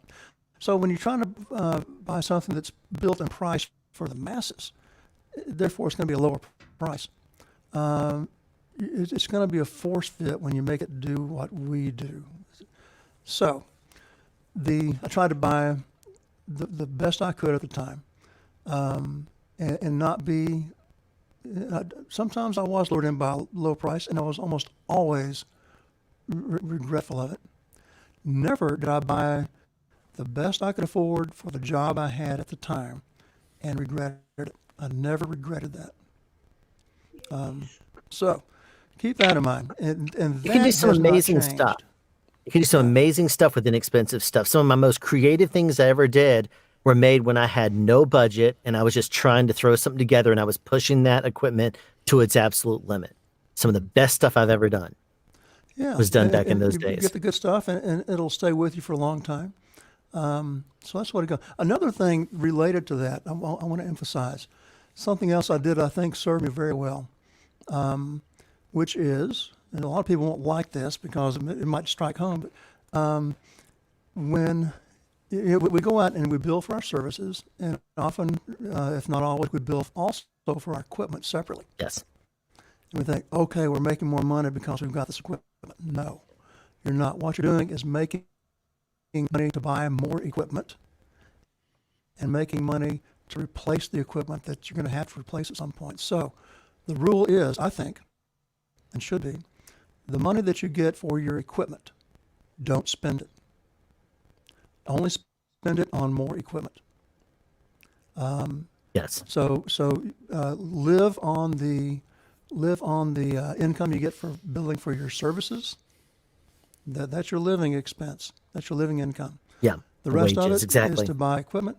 At some point, you'll reach a point in your career where you've got the equipment you need, and it's paid for, and then it's generating income on top of that. At that point, you can spend some of it, but not all of it. See, that is one of those things to me that I'm a big stickler for, is taking any money I get from my rentals and turning it straight back into upgrading, getting better, getting more, something along those lines. And I basically zero it out by spending it. Because if you don't spend it, then Uncle Sam's going to take a considerable chunk of it. And one of the things I also do, and I've been known to do in the past, is if I hear somebody who needs a piece of gear that I happen to have, is I'll reach out to them. I'll say, don't talk about this, but I'll sell you mine for like a small little amount of what it's. If it's a $500 thing, I'll sell it for $100, take the hit on it, but then at the same time help them out. I've done that to some people starting out and things like that. I've also done that in the past with boom poles. I haven't done it in a while. I might need to do that again sometime. But then I usually turn around and a few things I think. And also, I'm sort of in a unique position as being a mixer for so long and having a business where I have relationships with a lot of mixers buying equipment. And the ones I've seen over the decades that seem to be have the best financial results are the ones who have done that. Reinvest in their equipment, and at the same time, when their equipment is no longer useful, that runs through so many things. So many things. When I started off, I was an oboe player from when I was a kid. Really? And, I could not afford an oboe. They were very, very expensive. So I bought a few local professional jobs, and from there, I went to the Royal College of Music. My oboe teacher then said, "That oboe is not very good. I'll tell you what. I could use that to adapt it. I'll give you this one. And he gave me a pre-war Louis, which was a very old oboe, which was people like Leon Goossens and all those people who was my teacher's teacher. Mm-hmm. So I looked and thought, oh, this is, and that saw me through the next few years. And then suddenly I hit a job where I had to do something so difficult. It's a piece called Tombeau de Couperin, which is a terrible piece for an oboist. It's like a and you're all over the place. And with that Louis, I struggled so hard.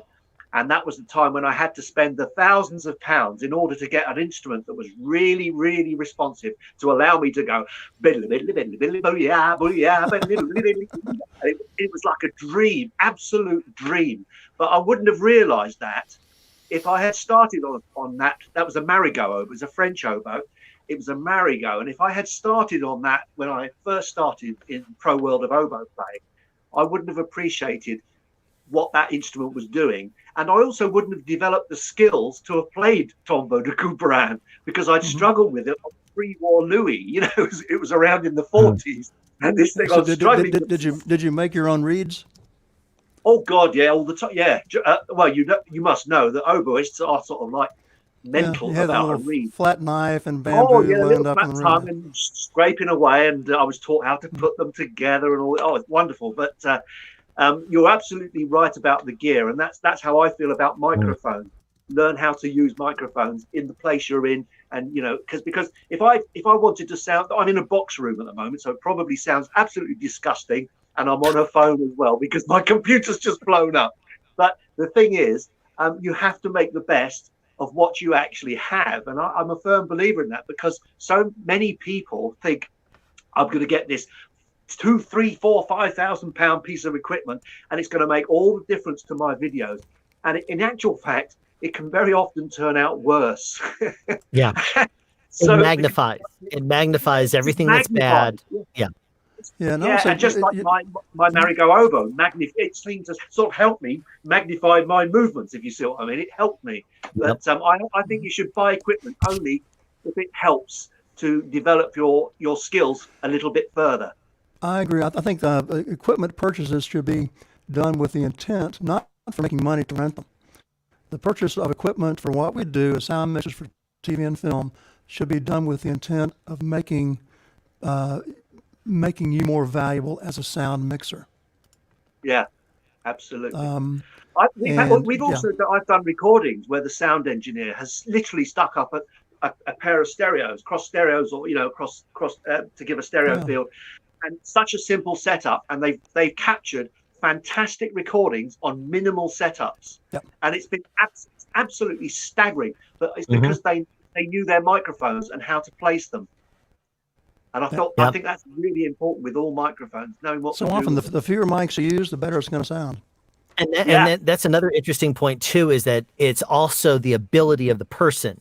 It's not just the gear. You can buy the most expensive gear in the world. If you don't know how to use it and don't have the skill to, it's not gonna be worth it. Speaking of skill, if you ever need podcasting technique and knowledge, then you're definitely going to want to look up someone like Chris, who is from the Podcast Engineering School. Chris, thanks so much for joining us here as well. Thank you, Alan. Wow, and so great to see all you guys here as well. This is really amazing. And yes, here's to 2020 and here's to 2021 and all that stuff. So it's glad to be done with 2020. Let's just say this is not a year. I don't think any of us. There's the joke going around of the Back to the Future, the DeLorean, saying whatever you do, don't go to 2020. That's not the year you want to go to. Go to any year except 2020. Don't forget, Bitcoin's pumping, everybody. Bitcoin. Okay, sorry. All right. Yeah, well, that's when you would want to go back a few years and buy. What was the first purchase ever made with it? 40,000 Bitcoin or something like that for a couple of Papa John's pizzas or something? 10,000 Bitcoin for 2 pizzas, which now 10,000 Bitcoin now is worth a franchise. No, like literally like $1 trillion. Like no joke. It's or $1 billion. I don't know. Anyway. That's totally an amazing thing of what it's doing. And there's cryptocurrency. I don't even understand that whole thing of how you can bet on something that doesn't even exist. Real quick here, let's thank Worth It or Not for his $20 donation to the Children's Hospital Foundation. And we definitely appreciate that. Keep in mind here, just to throw it out there, collecting donations for the Children's Hospital Foundation of Oklahoma. If you missed the beginning of the stream, we talk about exactly what they are doing and how they have taken a hit from COVID-19, and the whole everything basically has taken a big hit from it. But they also have lost about 80% of their funding this year. So we're trying to help them raise money as well. If you don't go directly to their website and donate, you can use the Venmo link on the screen right there, and or send a PayPal donation, and I will make sure it gets to them. So if you don't want to be run the risk of being added to a mailing list or anything like that, you can do that as well. I will make sure it gets to the right place. But by all means, go there and donate directly to them if you are so inclined. Very much would appreciate that. But Glen, you were talking about getting gear and stuff. Now, one of the things that I know Trew Audio has been great at, of course, many of us have talked in the past, Curtis and Mike, you and I have talked about this many times over, about not taking out huge loans to try to get gear. In the world of podcasting and stuff for home recording, maybe not so much. But in the world of sound, a lot of the for motion picture and film, one of the things you can sometimes do is get yourself on a project if you're doing reality television, and you can start working your way up by getting on a show and using their gear. However, if you were to have the gear, you could most likely rent it to those shows. So in some circumstances, it seems to be a worthwhile thing to take out some sort of a loan or something along those lines so that you can get those rentals and have your own gear in the works on that show. Now, Glen, as someone that has been in this industry for a while, I know it's not always been an option for people to get these kind of loans to help them, establish rentals for a company. What are some of the options that are available now for people if you're a sound mixer looking to get certain gear, like maybe additional gear, if you need to get a whole bunch of earwigs for a show, if you need to get something along those lines and you don't have the funds in your pocket right now, maybe perhaps due to something like COVID-19 shutting down the industry for months? Yep. Well, if let's say somebody gets a series, and we see this all the time, somebody gets a series that they know it's going to run 6 months, 9 months. The Nashville show would run for 9 months every year for 7 years.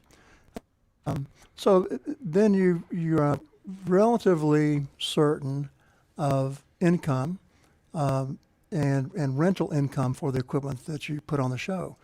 So if you got an opportunity to do a show, let's say you're starting off, or maybe a show's going to require more than you have, it can make sense to buy that equipment on terms where you pay as you go.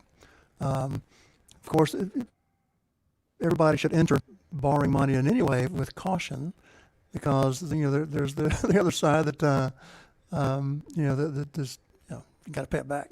Sometimes it's not so easy to do that. But anyway, assuming that all that is figured out and the risks are known and reduced, some options are that there's always bank loans. The problem with bank loans is that it's such a niche industry that we're in that they don't understand it. They don't understand the return on the investment that you're likely to have. So that makes them a little bit more difficult than if you're going to go buy a car or something like that. Another option that we've used, especially years in the past, is have relationships with leasing companies. And there are some leasing companies that specialize in what they typically categorize as broadcast equipment, which would include the equipment that we typically use. And so it's not unusual for somebody to decide that they to do a show, they need to spend, let's say, $30,000 or $40,000 on a package, depending on what they need. And a lot of people have a lot of success in leasing that equipment and paying it off during the period of their show. But even then, the leasing, even though it's a viable option, compared to some other options, it can be a little more expensive as far as what amounts to an interest rate. Right. Probably the best option now, when it suits some people, is with a credit card, specifically a credit card, which is why Trew Audio entered an alliance to offer a Trew Audio credit card. What's special about these is that they're interest free, and there's different programs, but one of the options is that it would be interest free for 12 months. Spend $20,000 on a piece of equipment, and it's interest free as long as it's paid off in 20 months, and as long as certain other criteria is met, such as monthly payments made. But the end of it is it's absolutely interest free. Of course, you have to be very careful, because if it goes beyond that term, let's say it's 12 months, then the interest is very expensive. I should say extremely expensive. So you got to be careful with it. But that's a really good option. In the US, can you claim it back? Can you actually claim a percentage back on tax? Yes, in the UK? Yes. In fact, you can claim all of it back. If you, a lot of times, if you buy something, I'm not an accountant, so I can't legally say this with certainty. Although I'm a pretty good accountant. If you buy things like that with essentially what's a lease over terms, you can write off the expense every time you write the check. Okay. Yeah, in the UK we've got this weird system. What we do is we can buy something, and in the first year we can claim back a certain percentage. In the second year we can claim back a smaller percentage, and it sort of gets smaller with the years for the depreciation of the thing. But in the end, it's yours. It helps you build up your gear. That's what we've done for our ways of doing that here in America as well. Depending on what you buy, a computer is you write off at a different, over a different amount of time, and different gear or different ways. Sometimes you also have the option of taking it all in that same year. So it depends. Sometimes you have that option. A lease type arrangement is one way to do that. If you lease it, then it's like you're renting the equipment, so it's an absolute expense with no real ownership. Yeah. So there's a lot of ways to look at it. But I think the credit card, our customers have found that the credit card is a very convenient way to go. It costs nothing, assuming that you pay it as it's supposed to be paid. It's interest free, and you can spread your terms out over a little bit. So that's something we've been offering for 2 or 3 years now. I was reluctant to do it at first because I knew that if you go beyond the terms that you've agreed to, that it can be very expensive. And sometimes I'm forgetful, so I'm like, I don't know if I want to run the risk of having to remember. But then I came to realize that, especially I think younger people are more used to that type of financing. They're accustomed to it, and they realize that they do have to stay on top of it. So they've been using it generally very well, and it's been a really good convenience. So the True Audio credit card. My goodness, I wish that was around for my first Marigo oboe. I think in the 1970s, £4,000. Yeah, it's got to be that's got to be a fun amount that you have to shell out for an oboe. $4,000 for an oboe. I'm a French horn player, so I can relate to the expense of God, instrument. that's terrible. Getting the dents out, oh gee. Well, Glenn, I tell you what, tell us real quick. I don't want to keep you all day, and we have another guest coming in here in a few minutes. If you don't mind, tell us a story of a difficult time you had on set where nothing seemed to go right, a big fail moment, something along those lines that was a massive catastrophe. Oh boy. Nothing really jumps out. I've had some interesting face-to-faces, very close face-to-faces with some notable directors. It's easy to laugh at, but anyway, I can't go into those with naming names and stuff. But I will say that in every case that's happened, we turn out to be great friends afterwards. Yeah, I think everybody respected everybody.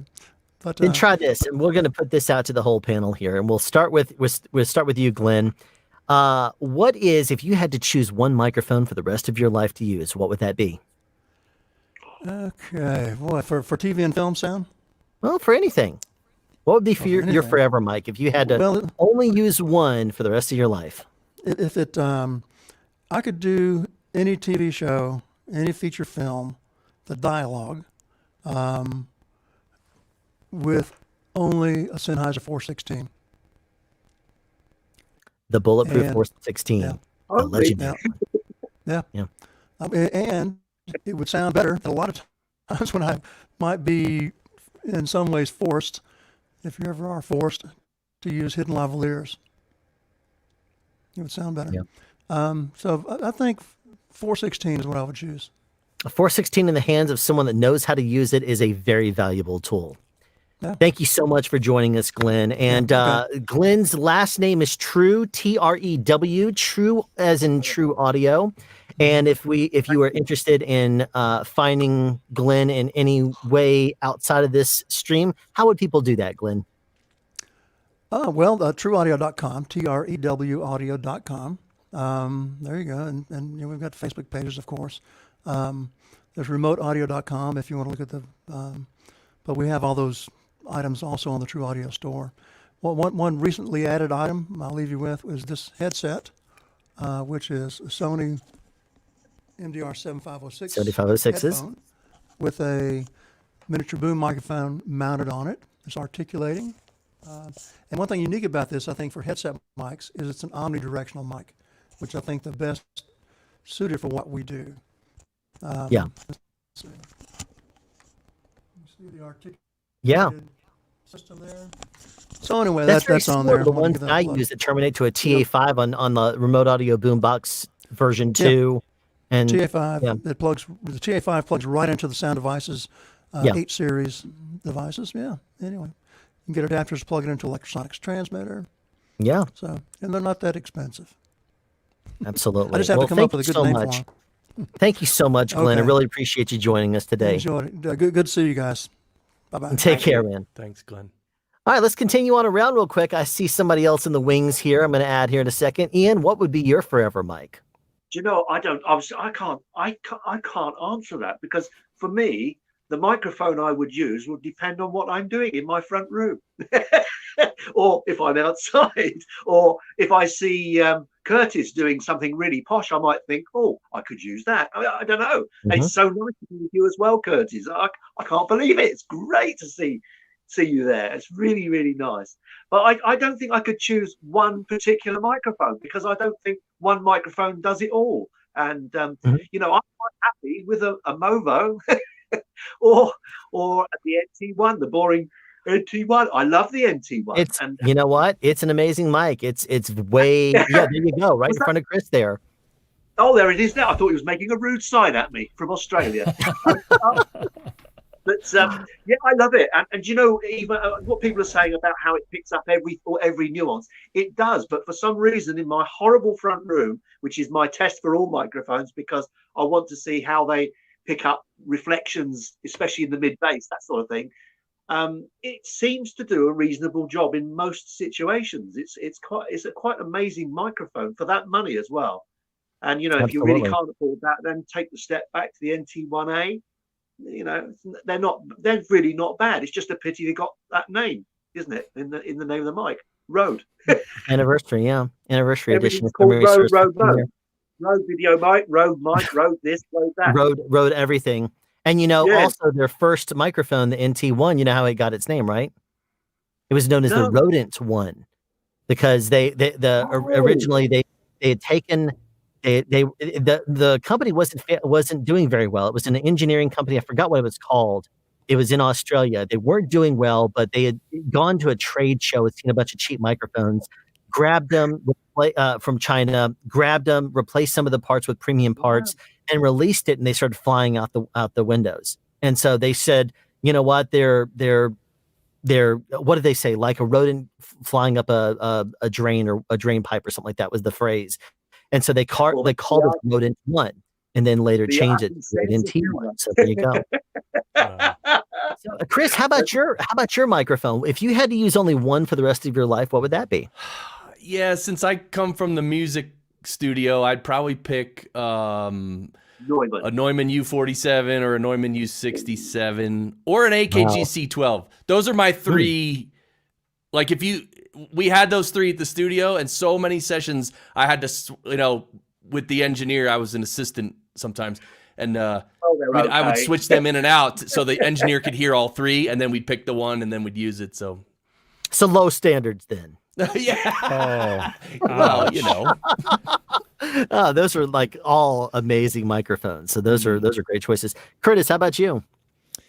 Coming more from the film perspective, I would choose a shotgun microphone and like Glen, but I would go with the DPA 4017 with the B preamp. You know what? That's actually the same one I would choose. I love the 4017B like no other. Really? It is my favorite. Yeah. It really is. What's nice, it's not hyped in any way. Really, it just sounds like what you're putting it in front of. It's And very, very natural. It is what it is, and it's not embellished. It's just a very great tonal quality on a microphone. And there's and I'm going to extend this question also to one other person that's going to join us right now. I wonder what microphone he would choose. Hello, Andrew from Deity. Well, I know I shouldn't choose one of my own, right? Because that's such a cop-out answer.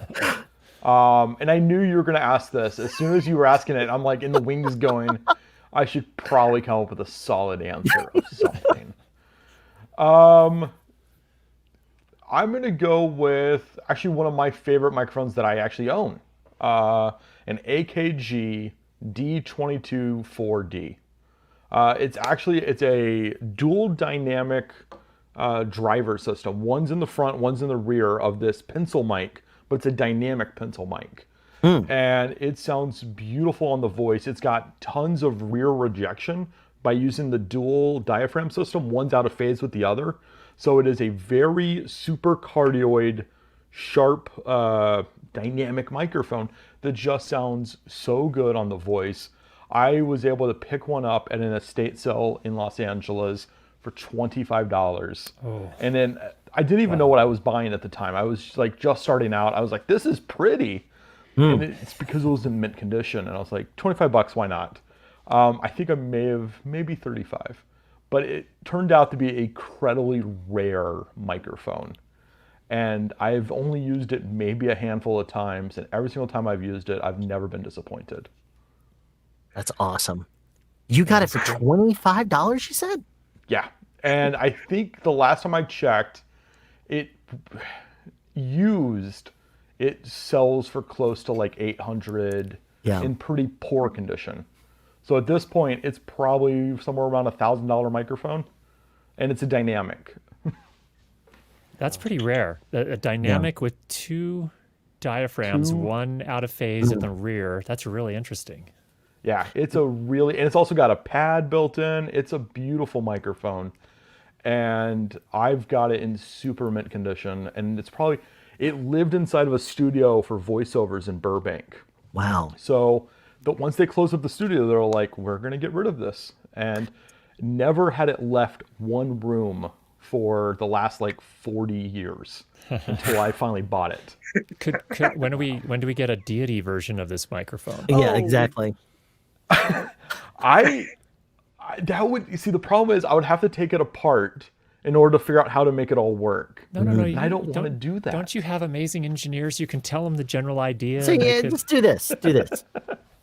You have your elves. Or find like a cheaper, older version of the mic, buy it for cheap and take it apart. Yeah. I would probably... Business expense. Maybe. Like it's one of those situations where like you look at it and you go, this is the weirdest microphone in the world. Why does this exist? And then you hear it and you're like, oh, I know exactly why this is. This is beauty. Like this is a perfect microphone for capturing music and voice. And it's just one of those mics that like I said, every time I've used it, I've never been disappointed. It's never been like one of those, like you get on set and you kind of swap in and out microphones to hear which one sounds best on a certain voice or whatnot. I've popped that thing in and it's always been like, well, there it is. We're good. And that comment right there, see description, is the reason why this is such an awesome find, because it's a great vintage microphone that was so inexpensive, and that's extremely rare. And so it's I bought vintage microphones too, and it doesn't always turn out well. Let's just put it that way. It doesn't always turn out well at all, because it depends on the conditions that they've been in, how they've been stored, how they've been used and abused throughout the years. There's a lot of factors. Even if it's not been used for a while, even if it was in perfect working order and not stored correctly, or put into a bad storage unit that wasn't climate controlled for a while, that could totally destroy it.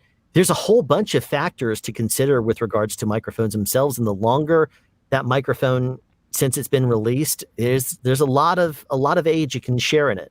And actually, I'm amazed that a microphone can go for so long in somewhere like Florida in that humidity. Yeah. It's like, how does it keep going? You know, I mean, we've got damp here, but it's nothing like Florida in the air. You know, that floating damp. And so, how does the diaphragm not get absolutely destroyed within a year in that kind of temperature and humidity? I mean, I'm sure y'all have been on cruises before, been in the Caribbean or something like that, had a camera go from inside in climate control. You walk outside, look at a videotape, something, do sensor, and there it's out of commission for 20 minutes. And microphones do the exact same thing. I've used a Shep CMC 641 or a CMIT 5U on sets, and you have to be very careful about how you manage those. Once you know how to manage them, it's not a big deal. You can easily, deal with them accordingly. But if you take them inside a climate-controlled set, and then you step outside with them to go back to a sound cart, you better leave that microphone on set, because if you don't, it's going to sound like it's been underwater. Wow. Because it's unbelievable as well. Yeah. The air conditioning I've experienced is like going from a fridge to a boiler in Florida. It's just, and how does a microphone? What do you do? How do you get a microphone from a fridge into a boiler slowly? Acclimation. That's about it. Well, you can even the CMC 641 comes with a little plastic thing. You put the capsule in it and seal it. You take it outside and you let it sit and let the water condense on the outside of the little plastic container. Wow. And then after, however many minutes, 15 minutes, you can then take it out of that and put it on the mic body and go. Oh, right. Because also, microphone makers like Andrew, they're selling their microphones all over the world. So they're going from wherever Andrew's sending them from to a totally different climate. And you think, well, how do they survive? Because the climate. It's funny. Yeah. So we manufacture in China. And for those who've never been to China, it is Florida. Like, the weather in China is Florida. Like, when I go and I visit, I'll leave my hotel room, and by the time I'm in my taxi, I've already sweated out my shirt. It's so hot and humid. It is the grossest I've ever been. And then the locals are like, no, this is wonderful. This is great weather. And I'm like, you're dying. I'm dead on the inside. But what we did was we put a bunch of membranes on our capsules that, like, the membrane takes all that. It keeps it off the actual capsule. We coat the circuit board in epoxy. So the circuit board never has any moisture ever touch it. And you'd think also going from such a hot temperature to somewhere like England, where it's like, wow, at the moment, everything would shrink and start cracking up. You know what I mean? The electrics and everything play out, but they don't. They seem to stay wherever you send them. They're fine. I get concerned. Oh, sorry. When you buy a microphone and it's going to be delivered to your house in the winter, and that they're going to put it on my front step when it's like 3 degrees, I'm like, I keep looking for the mailman. I'm like, I don't want it to sit outside, or even on the truck, on the delivery truck. My mailman actually planted one of my microphones in a flower pot and forgot to tell me it was there. No! There's a new definition. Survive. Plant mic. It reminds me of Alan's video he did in a shower. I think it was with the Deity as well, wasn't it, Alan? You did one in the shower. Mine actually took a bath. What is being commented about it right over there. I did take. Andrew told me that the S Mic 2, as he said, it's a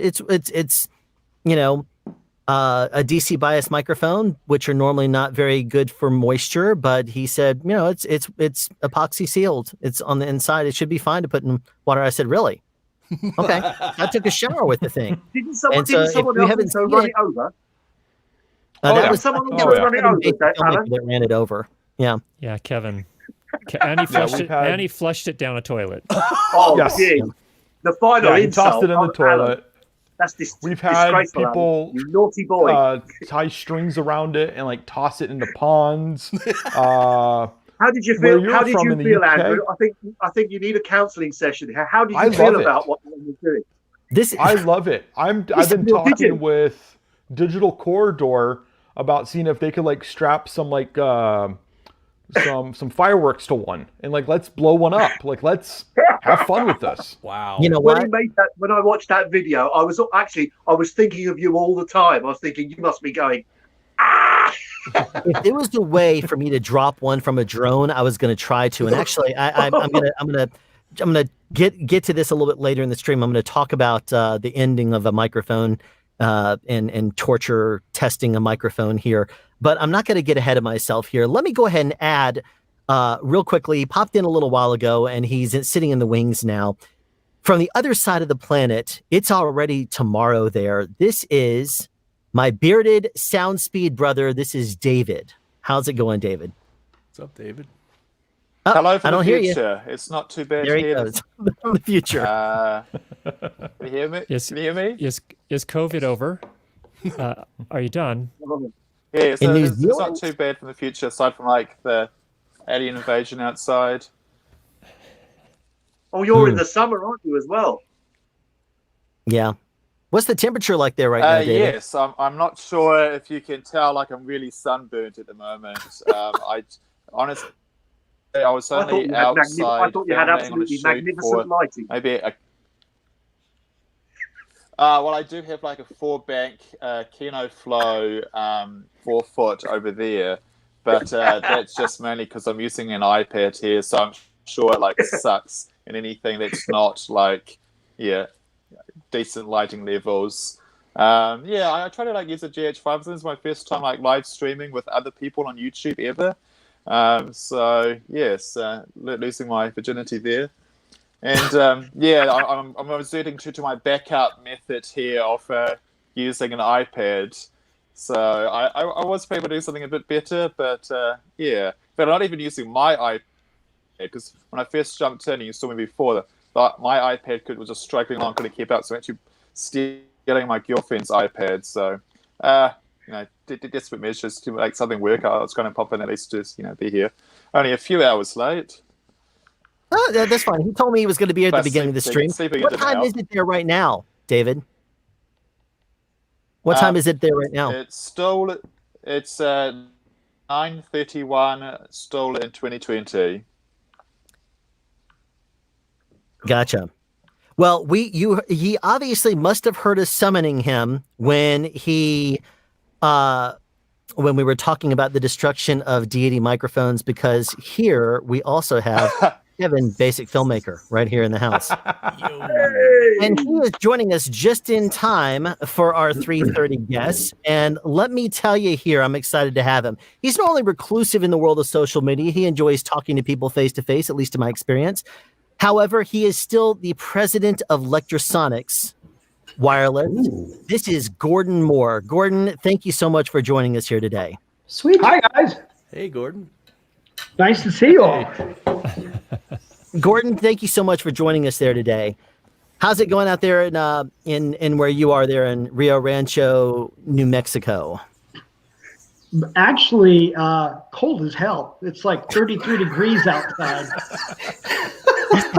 Like, why did I move to the Southwest? We've had snow and I'm going to go back down to Australia or something.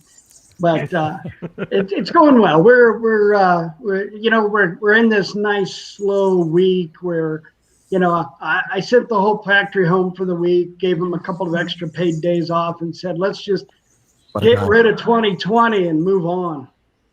Yeah, I think everybody's with you on that one. Real quick, I tell you what, Gordon, can you tell us from a perspective of your world with regards to wireless? Lectrosonics, if you're not familiar with it, makes like premium wireless transmitters and receivers that we use all over the entire world with regards to wireless communication. It's just, actually, you could probably set it up so much better than I could. Tell us, please, to those that do not know what Lectrosonics does, tell us what Lectrosonics is all about. Well, we're a U.S. manufacturer. We're all one campus here in Rio Rancho, beautiful Rio Rancho, New Mexico. Everybody goes where? And we've been in business. Next year will be our 50th anniversary. We've been around for 50 years now.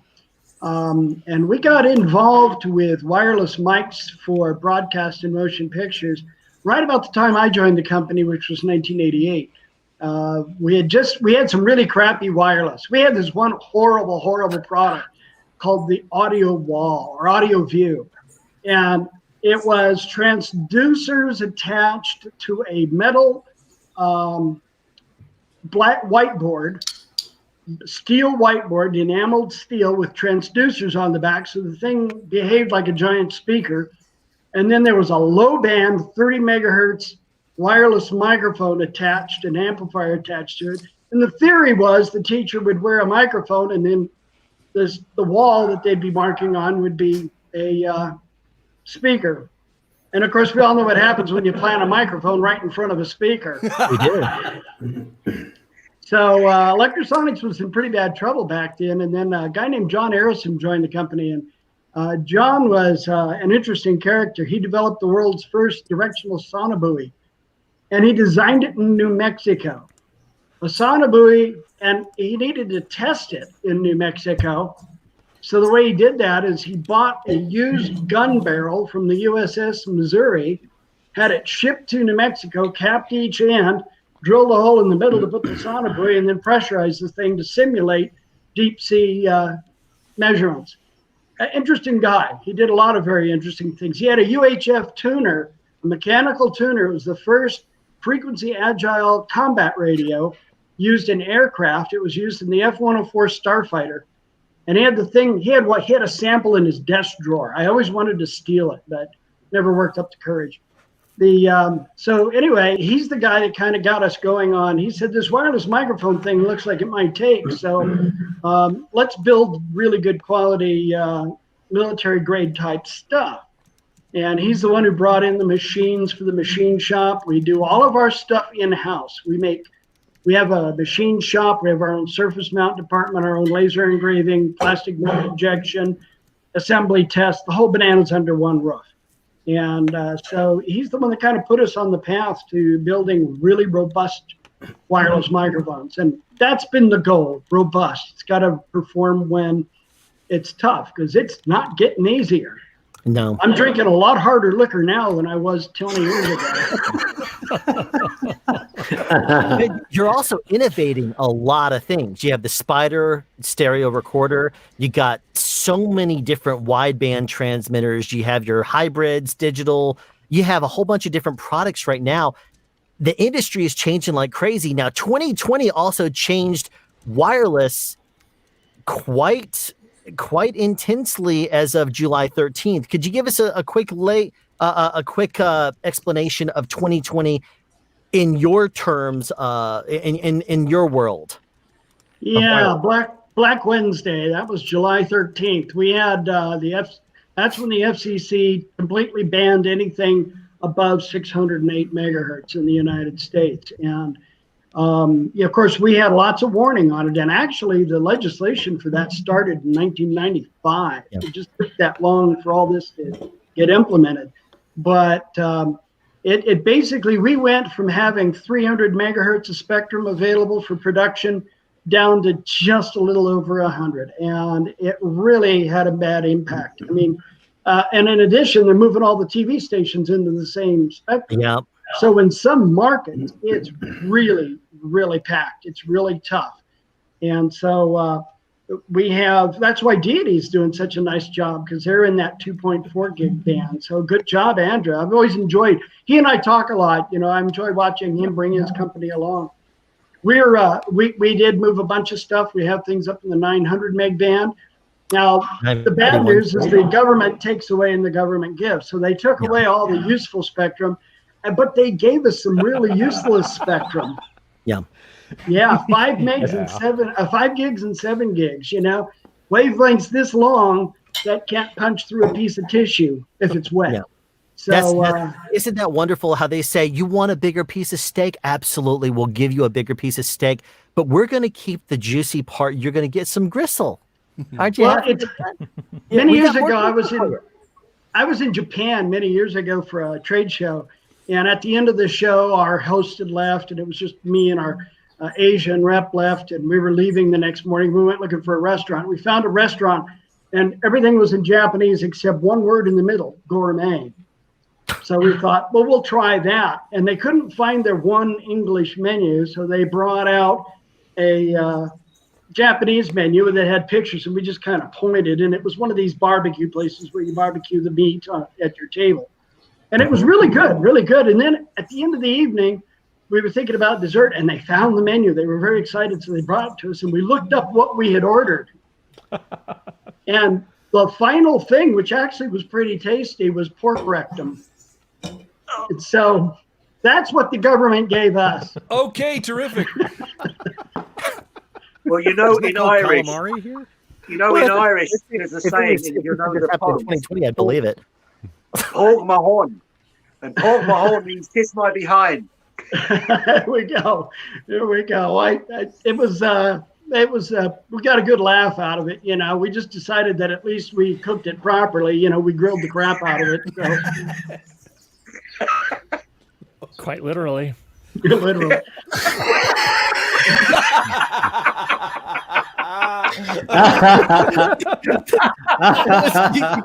You got to marinate it in time, Curtis. It's got to. You said we were doing this to have some fun. So get that man 100 points. That was awesome. But we've had we have some really scary smart engineers. I used to joke that some of them are the kind of guy that if we don't keep them employed, they'll go out and develop the laser that threatens London, and Bond will have to come out of retirement. It'll be a mess. So we keep them working, keep the world performing a service for the world. Yeah, and they're working on a lot of new stuff for this year. Digital's the big word now. We have found ways to make digital robust, and in the early days of digital, it was. Remember the early digital television broadcasts? They were really fraught with problems. You'd set up the TV, and then a cloud would pass by, or somebody would blow out some vape, and that would be it. You'd lose your signal. So now it's much more robust because the algorithms and the technologies that allow us to engage digital have advanced a lot. And so we're finding a lot of new fun ways to put it to work. Like the new DCR 822, we have this vector diversity where we're taking two independent receivers that are in phase with each other. And we're taking the two signals, and as the digital signal moves in and out of phase, we're basically putting them into phase with each other and doubling down on their digital values so that we get a 3 decibel improvement in signal. So we're combining both signals, but we're combining them mathematically instead of electronically, and it's a fascinating concept. So the vector diversity is the next generation of ratio diversity. So we're getting two receivers all the time, and we're combining the signals, but instead of combining RF signal strengths, we're combining the digital values instead. And these guys are coming up with some exciting things. So lots of digital things that are in the works and coming soon. Right now we've got some stuff getting tested for approvals, and so we're moving right along.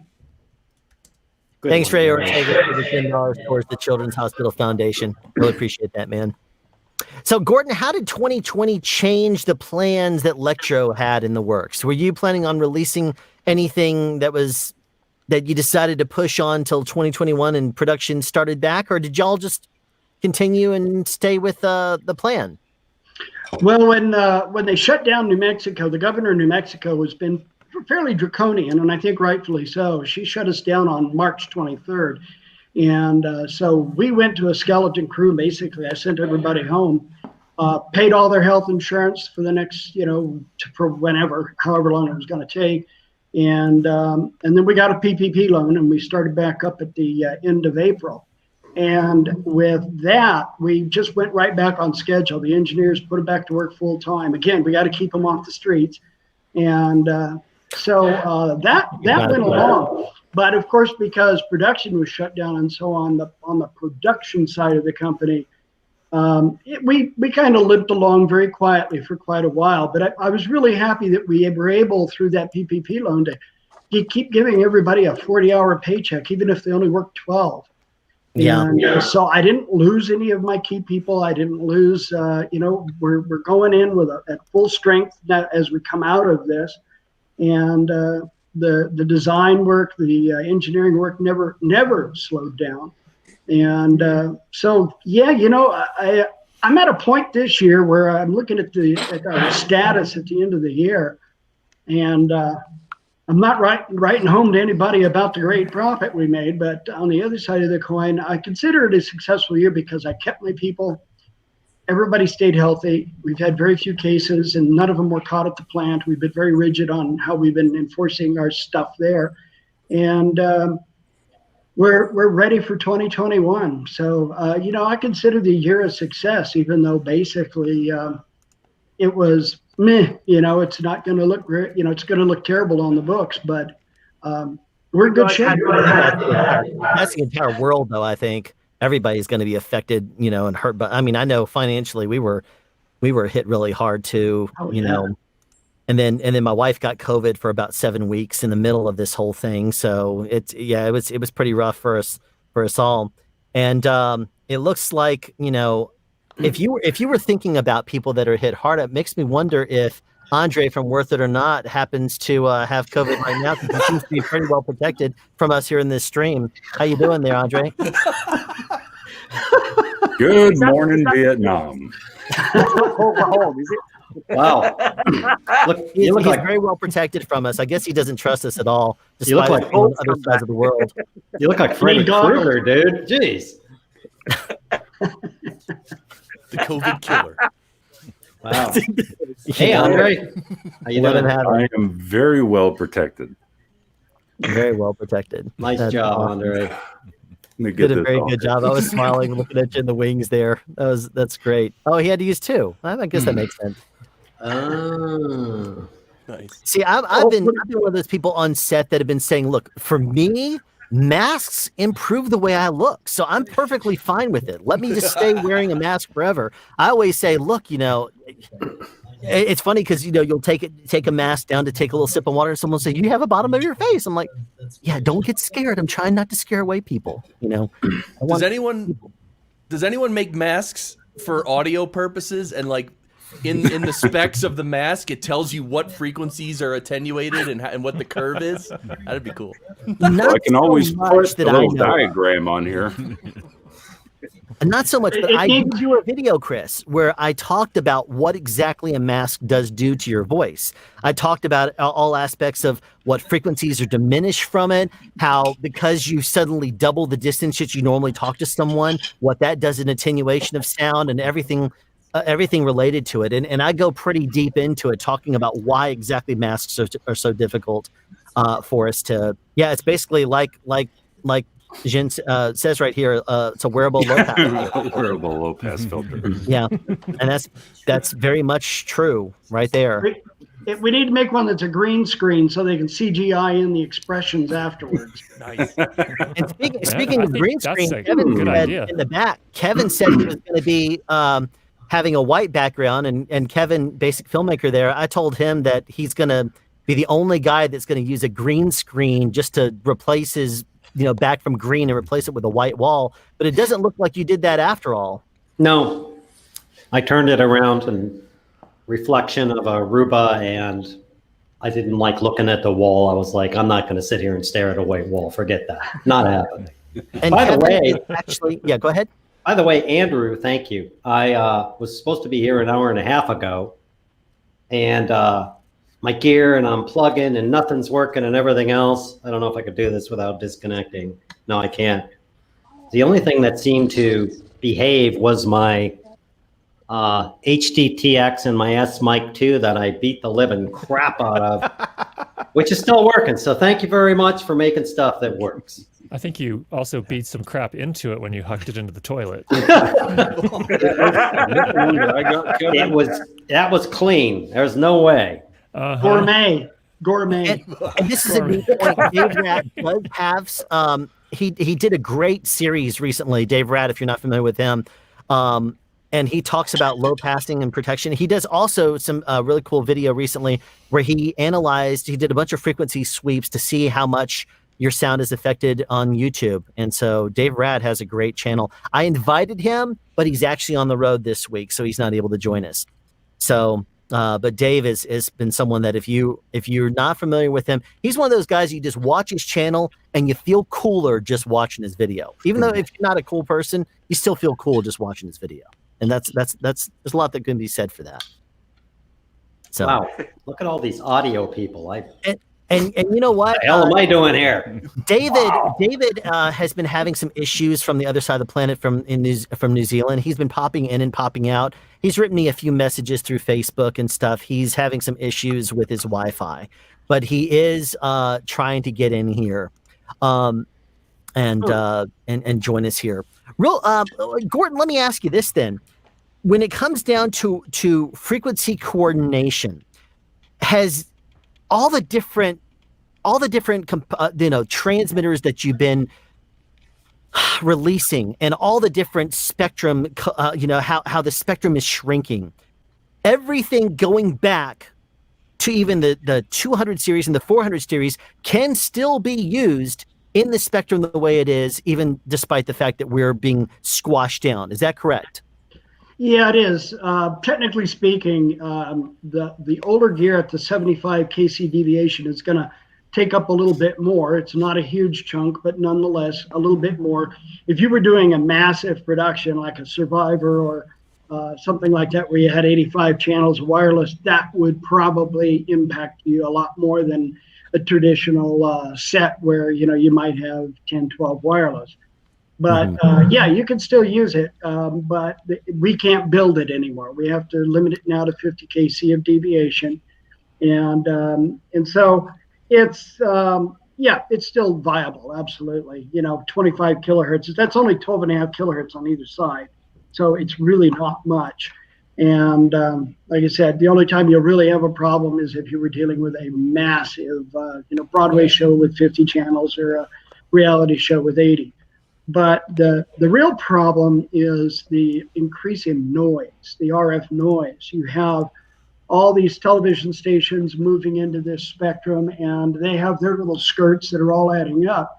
So the signal to noise ratio has been adversely affected. That makes it tougher. So that's where digital is going to give us the ultimate advantage, is that we can go with a lower signal to noise ratio and retain an accurate signal, which we couldn't do in the old analog systems. FM, as your noise floor decreases, you hear it. You hear that hiss come up. In the digital realm, what you'll notice is in a really noisy environment, a loss of range, but your clarity is not affected. As long as you are still in range, the audio will be phenomenal. It's when you get to that point where signal to noise is degraded so much that you can't lock in anymore, boom, then you lose it. It's just, So that's where the digital gives us the advantage in the new age of spectrum, is it lets you retain the quality of the signal as things get tougher. You have to play tricks to improve your range. There's no change regarding the harmonics and overtones that happen from frequencies. Like, I know that if you look at a clean spectrum, you put on one transmitter, you see one little spike. You see two, you add a second one, and then suddenly two little spikes pop up. And another one does too. But as soon as you add a third, like four more seem to pop up. Right. The laws of physics don't care whether it's digital or analog. If it's an RF signal, it's an RF signal. It's going to intermod. It depends on the transmitter design. A really linear transmitter will have fewer intermods than a multi-stage transmitter. That's part of it. In our old 400 series, all the transmitters had a little device called the circulating isolator that would prevent external signals from coming down the antenna and mixing internally and then being rebroadcast. And that little device was very limited in its bandwidth. So as the demand for wider tuning range came up, that became less of an effective method to prevent intermods. So now you had to go to more linear transmitter front ends. And the same thing applies to receivers. The more linear you can get, the fewer their harmonics. So that's the design challenge. And a lot of it is governed by, unfortunately, these things. Because the development of the components and parts that we live off of are hinged by larger markets with bigger devices, with bigger customers. Andrew and I can't get together and buy a piece of Spectrum like, Microsoft can. Exactly. And Andrew and I also can't make our own custom silicone. We have to pick up the silicone that will best suit. So we still have discrete circuit designs in our devices. But as these devices get more and more advanced, the fallout of technology to us gets better in one way and worse in another. The one way is that, wow, we got some hot new chipsets that we can work with. ARM chips are awesome all of a sudden. Oh yeah, there's just some amazing stuff coming out. The negative is that you can't get them. There's a huge demand for electronics right now. In fact, Andrew, if you got a few tantalum caps, I can borrow about 6,000 or so. Yeah, I've got some rolls back over here. I'll send over some rolls of to give you an idea of the scale of the audio industry, we use a particular capacitor, a multi-layer ceramic capacitor. And there was a real shortage of them 2 years ago. And they're little tiny things. They're surface mount. They measure 20 thousandths of an inch by 40 thousandths of an inch, and they're put down in the surface mount department. And we use them in almost everything at 100 puff or 100 microhenries because it's a critical component for RF filtering, and everybody uses them. So we use about 630,000 of them a year. That is like a 1 minute overrun on the production line for a Motorola order. When they are building to fill an order for Motorola or Panasonic or Apple, they're literally pounding them out by the billions. And so if they let the machine run a few extra minutes, then they can have my order ready to go for the year. And so we run into this parasitic relationship in the audio world where we are dependent on other industries to create the technologies upon which we can ride. There was a fire in Japan. You may have seen that. There was a fire in Japan last month, and it burned down a factory that makes all the digital analog converter chips that are used by damn near everybody. I think that's what we're asking about right there, the AKM fire. Yeah. Yeah. And, I kept my engineers off the street for a few weeks because we had to literally go in and redesign 10 different products to design those chipsets out. We had an inventory that we could fall back on. We're not just in time manufacturing. So we had a spare inventory, thank goodness, that'll carry us until we can push the new designs through with new chipsets. But, it's a major disruption. And so, the whole audio world was affected by this, but we're not the main buyer of it. Yeah. It's the automotive industry that buys them like crazy. We're the nit on the nut on the gnat on the elephant. Yeah. Well, but we still appreciate what you do. Now, luckily you have a lot of people that swear by your products and use a lot of them on a daily basis. And one of the people I've invited to join us here in the stream right here, he is the sound mixer of Tyler Perry's movies and television shows. This is Cujo, Aaron Cujo Cooley. He's a sound mixer that sometimes has as many as 20 people in his sound department on the television shows he works on. So welcome here, Cujo. Hey, welcome. Can you hear us at all? Yeah. He's muted. He seems to be muted there. Well, Cujo, sound matters. You seem to be muted, and you jumped it. Sound is That's right. We were prepared. We were prepared for this. We were prepared for this. I meant to send him a text this morning earlier today that said that we would see the mute button and to not mute it, but I forgot to send him that message here. That's okay. But that's okay. It was a good time. That was something Alan and I talked about yesterday. It was a lot of fun. trying to think about the logistics of how to do that exactly. So that worked. Yeah, it worked. It's great. So Cujo, I'm going to move you and sorry, Kevin, I'm moving you around a little bit. I'm going to put you two guys side by side because you're both in the world of wireless. Cujo, tell us a little bit about the show that you work on and all the different wireless coordination that you have to do using products made by Lectrosonics. Okay, so we shoot a lot of shows here. Typically, we're shooting 2 shows at a time. We just got done shooting Young Dylan season 2, and we shot a new show that will be released on BET Plus before too much longer. But typically, because of the cast count that we use here and the speed at which we shoot, which is unimaginably fast.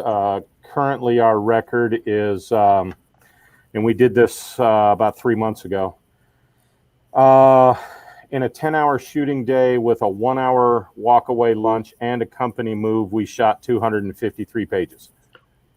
Holy crap. If you're not familiar with how big that really now, is. a typical TV show, a typical episodic TV show does 3 to 7 pages per day. 3 to 7. Yes. We did 253, which is equivalent to 2 feature films, because a 2-hour feature film is typically 120 to 130 pages. So we did 2 feature films in one day. I think the screenplay for Braveheart was 165 pages.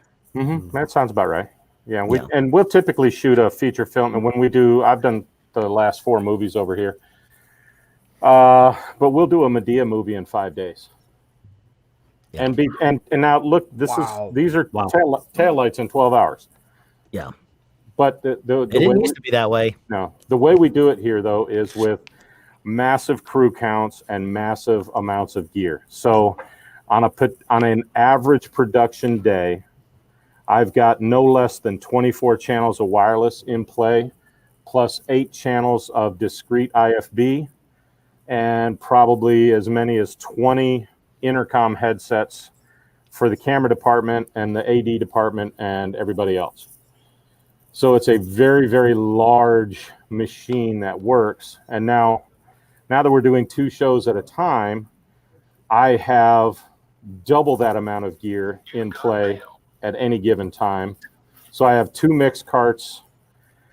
I have 2 mix carts, 2 remote RF carts, and of course all the ancillary gear that goes along with it. We have, and I have a huge crew. I typically have 3 boom ops and 6 utilities. I have 2 people that do nothing but wire talent all day long. I never even see them. They go to work in the morning and they call me when they're done at the end of the day. And then we do it all inside the bubble. We come inside the fence and they lock the gate behind us and we shoot for 3 weeks and then we go home. Yeah. Camp quarantine, as they call it. How is it working over there and living there? It's a lot like being on any remote location. If you do a location shoot, you go to your hotel room at night and you get a little bit of sleep and have a little bit of supper, and then you get up and go back to work in the morning. It's essentially just like that. I mean, it's not terrible. It's really not terrible.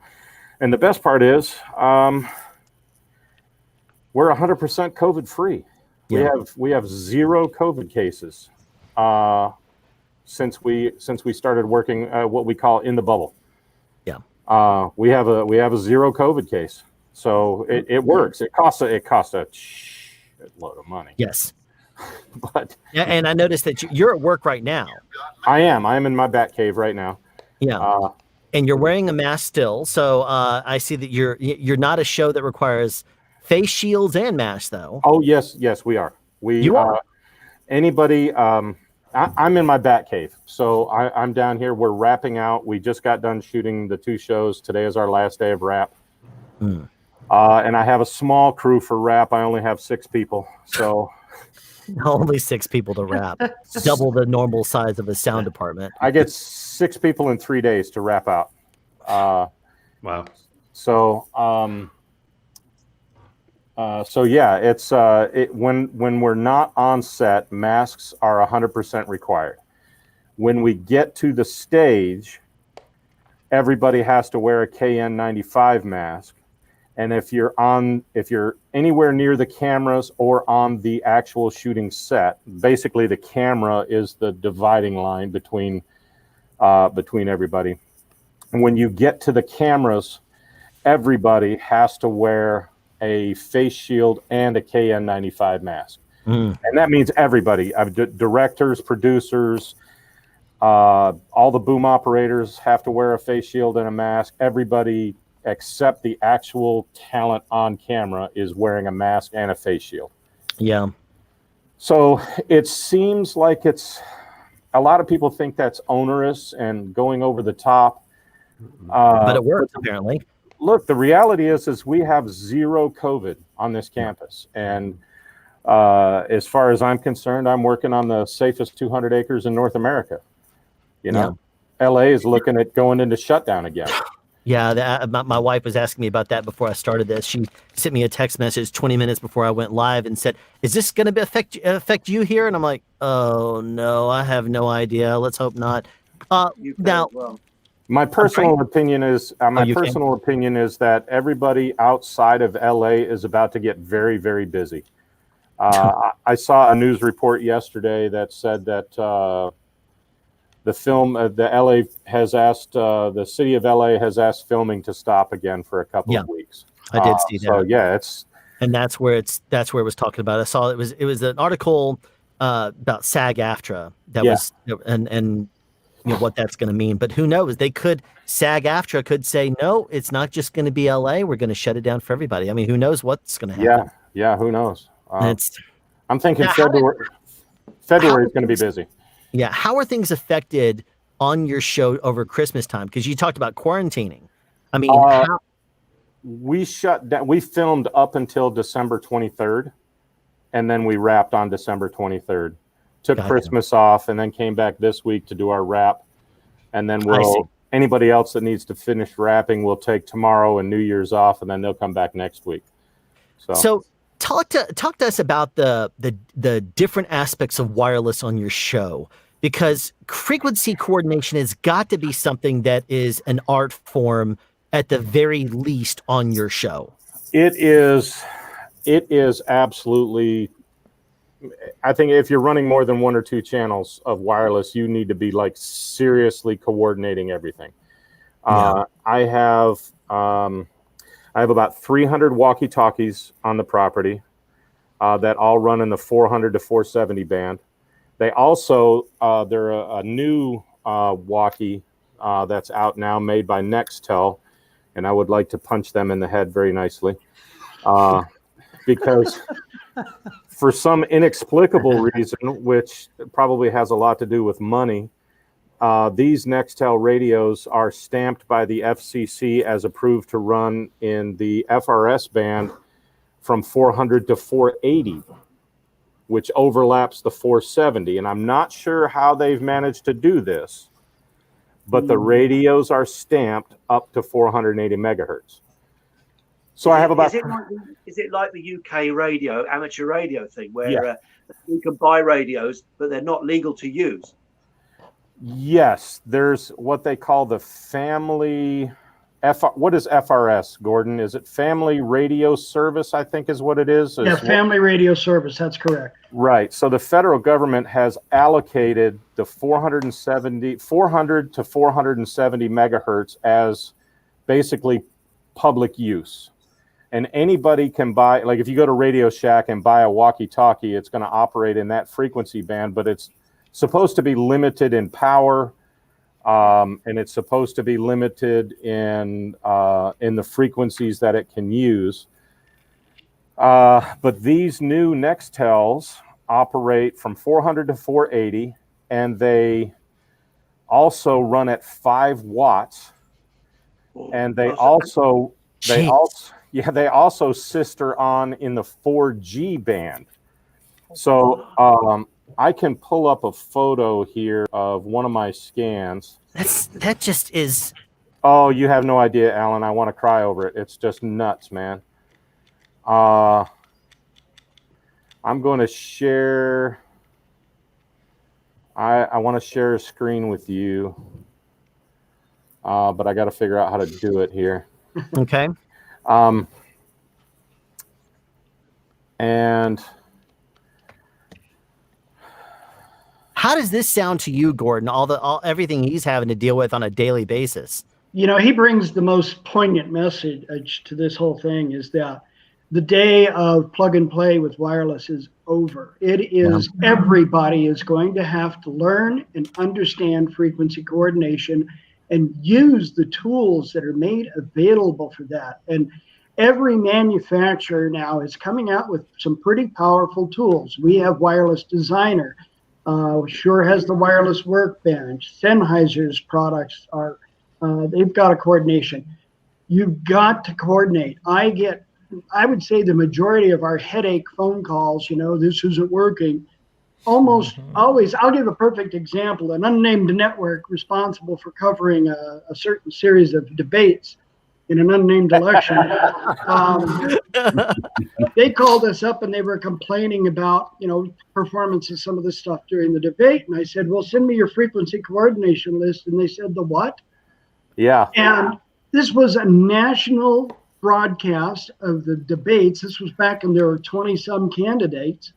And it turns out that they were using a body pack and two transmitters, you know, an IFB receiver and two transmitters on either side of it on the back of the talent. So you had one receive antenna and two transmit antennas, one on each side, that far apart, and no coordination.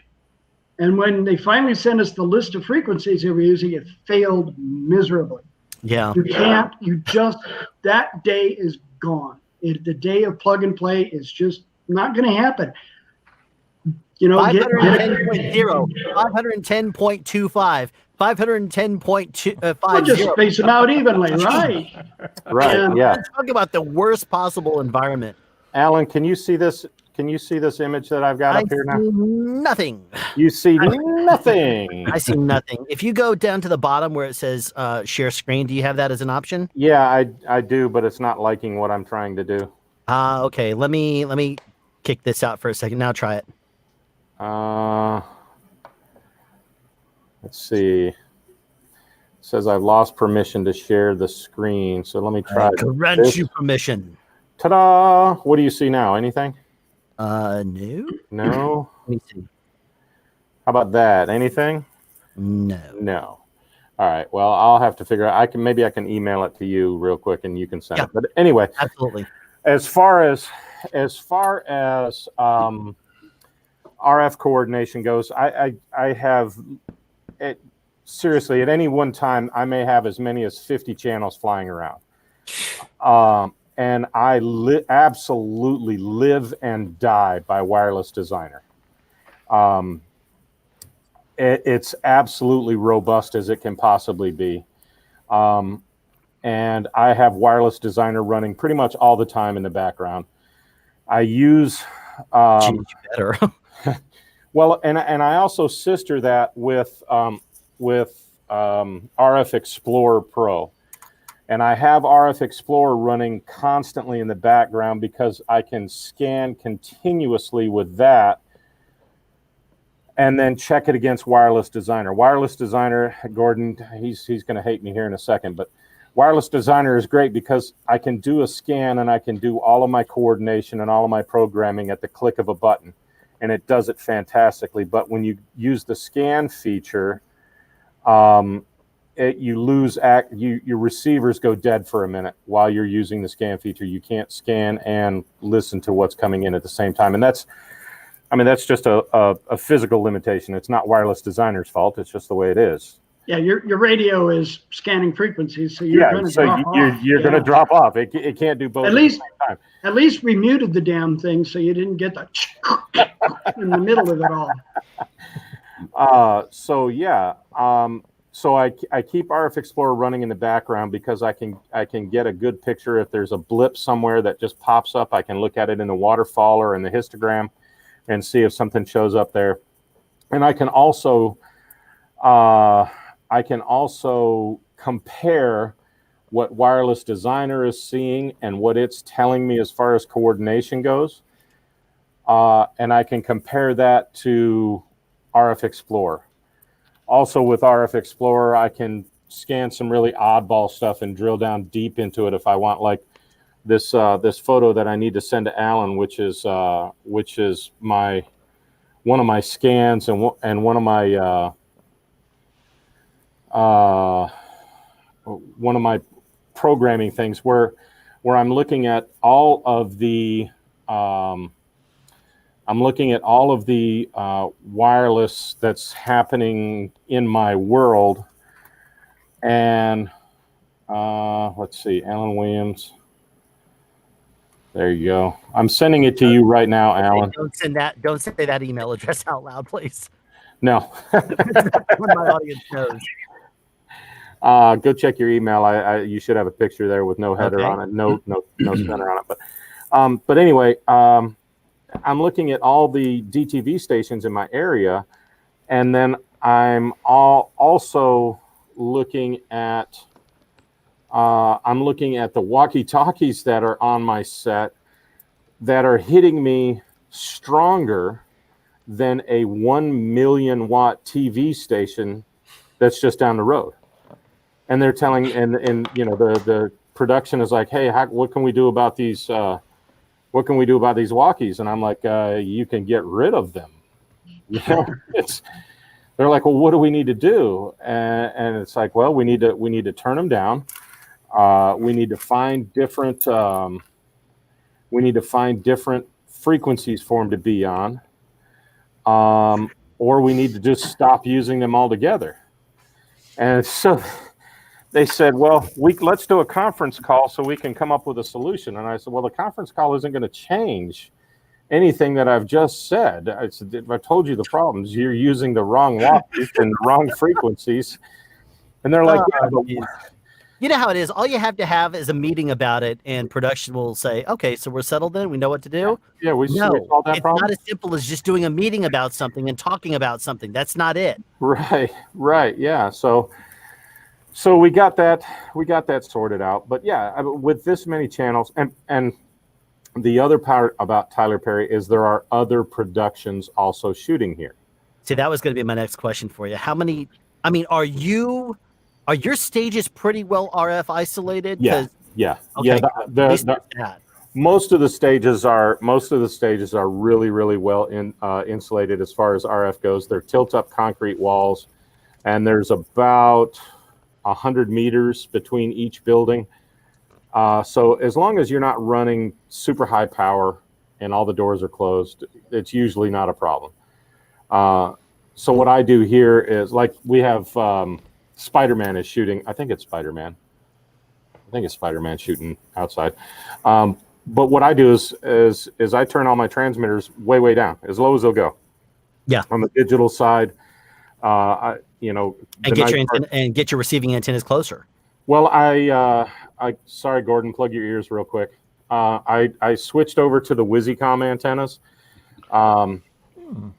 and I was using the powered antennas from Electro, but what I really found that I needed attenuation, and I know that Gordon has the new ones that do the attenuation, but I didn't have my hands on them when I needed the antennas, and so I ended up with the WYSIs. Have you thought about using the RF spot? I have one of those, and I use it as a lifesaver, and I love it. I did a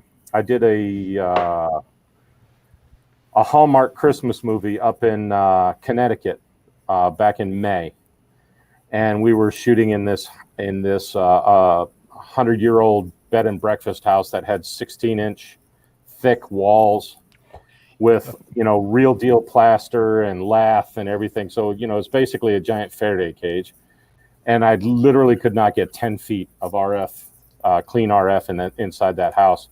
So I got a spot antenna and threw it on the floor right underneath the actors, and the spotlight antenna is just great for that. Yeah. And then we did another scene. that had it was a huge ballroom. And the DP is like, we're going to see everything. We're going to see 360 degrees. They got a crane in the middle of the room, you know, following the people dancing around the room. But they had these upright tables like you'd see at a bar, like a four top or maybe a 2-top bar table, you know, about 5 feet tall and maybe 2 feet around. And I got Set Deck to come in there and take all the dressing off the table, take the tablecloth and the centerpiece off, put the spotlight antenna on the table, put the tablecloth back on top of it, put the little flower pot back on top of that, and I had an antenna in the room 10 feet away from talent that was completely invisible. And that worked a treat. It was fantastic. So this is a key thing. I think one of the strategies you're going to have in the future is that antenna close to transmitter. You know, what you're eliminating is the visibility of the cable. You don't want the actors tethered, but in an increasingly noisy RF environment, the only real solution here is to get the transmitter as close to the antennas as possible. Yeah. You'd be surprised how much interference you can withstand, because it's all about signal to noise. Yeah. So if your interfering signal is at minus 80 dBm, all you got to be is at minus 74 dBm, and you're good to go. And that's the key to the thing, is to, take advantage of proximity as much as you possibly can, because the long shots will be your nightmares. That's where, how do I get that signal from a long way off? I used to love it when I first started. People used to throw a 50 milliwatt transmitter on a guy in a hot air balloon at the balloon fiesta, and we get 5-6 miles of signal. Exactly. It's just awesome, I did a show a few years ago, Gordon. That's just going to get tougher. I see your mouth. I hear your voice. I just don't see your mouth moving. We put an SMQV on an airplane that we sent into the sky at a private airport that we were shooting on Necessary Roughness, and that plane went off in the distance. I think I emailed you the picture back. This is like 8 years ago or something. But we got him. I mean, he was circling the sky. We were picking up dialogue, hearing people on the inside laughing and making jokes about the sound department. And we're like, we can hear you. We can hear you because we have Lectrosonics wireless in 250 milliwatts up there. And the thing that you were talking about, Cujo, about putting your antennas in key places and getting close to set, what a lot of people don't understand is that you got to get it where it's line of sight. If you can, it's going to work much better if you're using bat wings. I mean, I understand if you have to put it on the other side of a wall. We all have to do that sometimes. But I was working on a show. I'm not going to say who the sound mixer was, but we ended up in a circumstance where he would always bring in the antennas and put them high in the room and said, that's where it's best. I'm like, not always. And he and I argued about it. And then I said, you know what? You're not allowed on set. I'm going to put the antenna someplace where it's going to work well for us. And I don't want you coming on this set and seeing where they are. If you run into any problems, then we'll address it. But let me put them in there. And what I ended up doing is every single person we had in that scene had a transmitter on their ankle. Everybody okay? I think Kevin just died somehow. I'll remove him for a second. That plane you were talking about just crashed into his house. There you go. Exactly. But every single person had a transmitter on their ankle. What's that, Ian? I was just saying the thing with these microphones, they really have come on massively. I mean, when they first came out, I was playing in a group at that time. We were going on to these newfangled wireless type microphones, and singing away, minding my own business, having a lovely time, and suddenly someone's having effing and blinding and God knows what, because the taxi was outside talking to his boss. The stuff has really developed, because I have horror stories of people swearing in my shows, and it wasn't me. Oh yes. I've also found that the best thing that I can do for my RF management is keep all the transmitter, when I'm running a bunch of transmitters, keep the transmitters as low as possible on their RF output, because less is more. Throwing something all the way up to 250 milliwatts just pollutes an otherwise lousy situation. Harmonics, because of the frequencies and how it bounces off. Exactly. Getting You can't get much lower than a taxi driver swearing. Right. And I'm going to disagree a little bit with Alan on elevation of antennas. No, hold on a second. I never got to finish the story. I know you didn't get to finish your story, but everybody had antenna transmitters on their ankles. Yeah, and so what I did, you want the angle to be a little bit down on them. No, I brought the antennas in. I put them on inside of a chair that I said no one's allowed to sit in. It was the next table over, and it was on the ground, firing across the ground straight at them, and they were 10 feet away. Oh, that would work. And it was perfect. I mean, that was what I was saying is you just have to understand that. I mean, we were like shooting in like a bomb shelter type place. It was all concrete underground. Yeah. So in that environment, having it low, we put the antennas 10 feet away, but on the ground. That way they weren't up high and in the way. But ankles aren't so bad. But the torso, that's a huge sack of salt water, and boy, that really knocks the signal down. The worst place that I have for transmitter placement is when they use thigh straps on the ladies. And I have to sometimes remind the newer utilities that if at all possible, unless it's just a super form-fitting dress, I need that transmitter on the outside of their leg. Because if you put it on the inside of their leg, as soon as she sits down and crosses her legs, you've now completely surrounded that transmitter with 2 bags of salt water, and you're not going to get anything out of it. And as terrible as that sounds, it's just the way it's got to be. You got to put it on the outside of the leg. Yep. And 2 bags of salt water. That's right. Yeah. Now the other thing that I think a lot of people fail to realize is when they're working on their antenna system, most of the time we don't need additional power in the antennas. More than anything, we need to attenuate the antennas. When you're right on top of your transmitters and they're working the way that they should, and you've got a clear line of sight and you've got a proper RF output, and you're running a really nice pair of shark fins, you're hitting the front end on your receivers with too much power at that point. Almost universally, you're a few dB too high on your RF coming into the transmitter. So more than anything, people don't need powered antennas. They need attenuation on their antennas, and they need premium filtering. I have brick wall filters. I have brick wall filters from 470 to 614. And that right there probably saves my ass more than anything else. Yeah. Now you don't have anything in like the lower spectrum, like 470, do you? Yeah, I have all wideband transmitters and receivers. Oh, okay. I have. Isn't that in the ham radio frequency? No, I don't have any. I run everything from 470 to 608, which is the legal frequency. Ham radio. I don't know what frequencies the ham runs in. No. Okay. But those aren't ham frequencies. That's in some parts of the world, those frequencies are used for similar type radio systems, but not the ham operations. Yeah. Okay. Yeah. So I have my current inventory is 39 channels of wireless.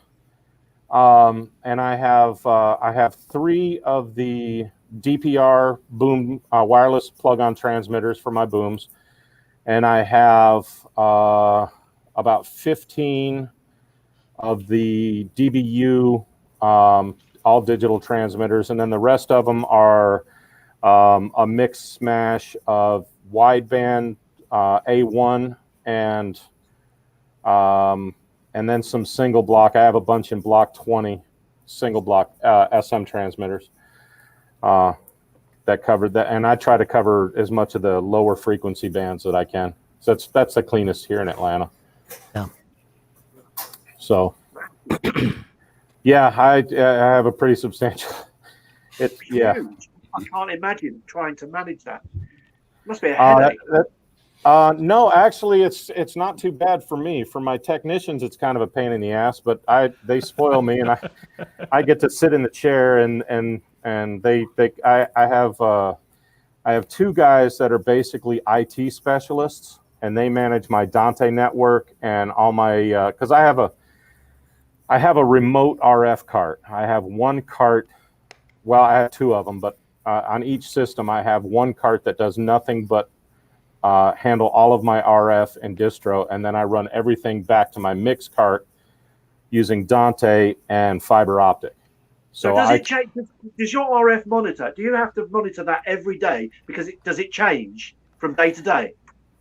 Typically, it doesn't change from day to day, and if it does, it's very minuscule. Okay. Because I'm here at this studio, I'm in a fairly closed environment, and we never leave the property. So there may be subtle changes from day to day, but I get enough prep time before a show that I'll go to. Yeah, what I'll do is I'll go to every stage that we're going to be on, and I'll spend 6 or 8 hours running scans at that location over the course of a couple of days, so that I get a good idea. The big studios don't build any like a massive Faraday with metal. They don't put screens on the walls or anything like that. Some of the stages have those, but because this is an old military base, most of the structures here are already hardened because this base was the base of operations for basically the Southeast United States and what they call CENTCOM, which is Central Command. So most of the facilities here are already hardened to RF interference because of, huge, it's a couple hundred acres. Yeah. And then we have 12 new stages that they've built over the past couple of years. And the new stages are all very, very reasonably well insulated against outside RF. It's all, 6-inch concrete walls. I could tell you about that. I've shot on those stages. I think we had stages 4 through 6 for P Valley. Yeah. And you walk from inside. We would try to send Rachel out to Crafty and tell her to radio back, and nothing worked. We're like, we want to know what it is. Yeah, anyway, but the only thing I do have your frequency spectrum picture now ready to show. Show it up there. Go ahead, and I'll tell you what we got there. There you go. So, if you want to look at that, you'll see that the walkie-talkies are down here in the 4 to 470 range. Mm-hmm. And this CBS channel 46, that's a dual digital station. So it's 12 megs wide, and they broadcast at 1,000,000 watts off of a 1,000-foot tower. And you can see how strong the walkie-talkies are compared to that 1,000,000 watt. And that's not considered a health and safety thing. With all that RF flying into people's heads. Welcome to the United States. Gee, my God. Yeah, those are 5-watt walkie-talkies right there. Oh my God. And the beauty is that there's 16 channels of walkies, so the intermod just rolls up and down through here like a tidal wave. God. As soon as someone speaks, could you cook dinner with them? Yeah, you could damn near cook dinner with them. Exactly. That frequency. At the high end of the spectrum up here at the 600 end, that's all the 4G, LTE, and Nextel walkie-talkies up there. Yeah, I see that. Is that even legal in the UK? I don't think it's legal in the United States. Well, I don't think you get away with it here. No. Yeah. Right. Yeah. And so I've got to figure out how to put 50 channels of wireless in this. Well, I was going to ask you about that with your Dante carts. What's that? So essentially what you're doing now is a lot of like what concerts have done for ages, which is you put the receivers just off the stage where they can't be seen, and then not running a snake, but you're running a Dante snake back to your front of house, which is your mix cart. Exactly. And because, I've only been in TV and film this is my 11th year in TV and film, but I hope somebody's pouring a Coke. Yeah, that was I just muted David. He was Hey, getting when a you drink. get old, guys, when you get old. Is the taxi driver out? Is the taxi driver outside? I was just going to say, Ian, you got a hot mic there, Ian? I can't believe the sheer size of that system and something that massive with that amount of power. I don't think you would get away. It just wouldn't happen here, I don't think, in the UK. No, I don't think so. You guys are limited really severely in the UK. What you were saying, Andrew, is I come from the front of house world. That's where I learned a lot about sound mixing, and so having me be quote unquote remote from the set is second nature to me. And because of COVID, it's actually better for me. You know, they asked me, they said, do you have the capability to mix from your trailer? And I said, well, yeah, of course. And they said, well, you might want to think about doing that. And I was like, oh, you're giving me permission to do something I really want to do. So yeah, that's great. So you're like, I've got air conditioning back there. It's good. Yeah. And I can turn the volume up on everything, and I can smoke a cigar, and it's a good time. So, do you see, Aaron, that becoming more of a norm, that front of house style or that broadcast TV world where the truck is parked away from set, and then there is a much smaller on-set crew running your RF? I don't think anybody wants to admit that yet because it takes a great financial investment to make that happen. Mm-hmm. But if one is intellectually honest with oneself, then yes, it absolutely is going to be the wave of the future, because the reality is with COVID being the way that it is, and effectively if the director, the DP, or the sound mixer gets sick, that's potentially shutting down a show. If and me personally, I live in a high risk environment. You know, I have an elderly mother-in-law. I have some of my own health issues that make me nervous about COVID, and we're going to be dealing with COVID for at least the next 2 years, I think. So being able to be remote, number one, it's a huge safety consideration on my part. It makes me more comfortable to be away from set. It's a solution that production can look at and tell their insurance companies or their underwriters that, you know, we're taking these extra steps to be more COVID compliant and more COVID safe. And the technology. If one person gets COVID, the whole system has to shut down, does it? It depends on the show, and it depends on who it is.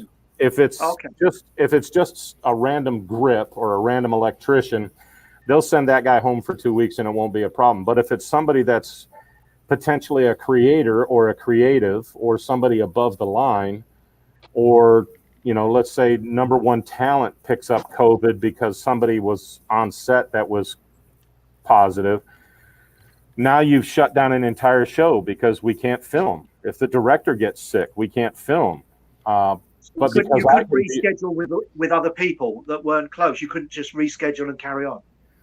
Well, I can tell you right now, I'm on a show right now, and we have had COVID on our set. Right. Most shows here in Atlanta have had COVID. Here's the thing. I will say, every person on our show that is tested positive has been asymptomatic and has not been deemed and has not had any symptoms. I think part of this is because just because you get it in your nose doesn't mean it makes it into your system. And I also would say that there's a fair amount of inaccurate testing, and it's not the person administering the test necessarily. There's nurses doing ours. There's a fair amount of false positives. Yes, there very much is, despite it saying that it's 99.8% accurate. I don't buy that one bit.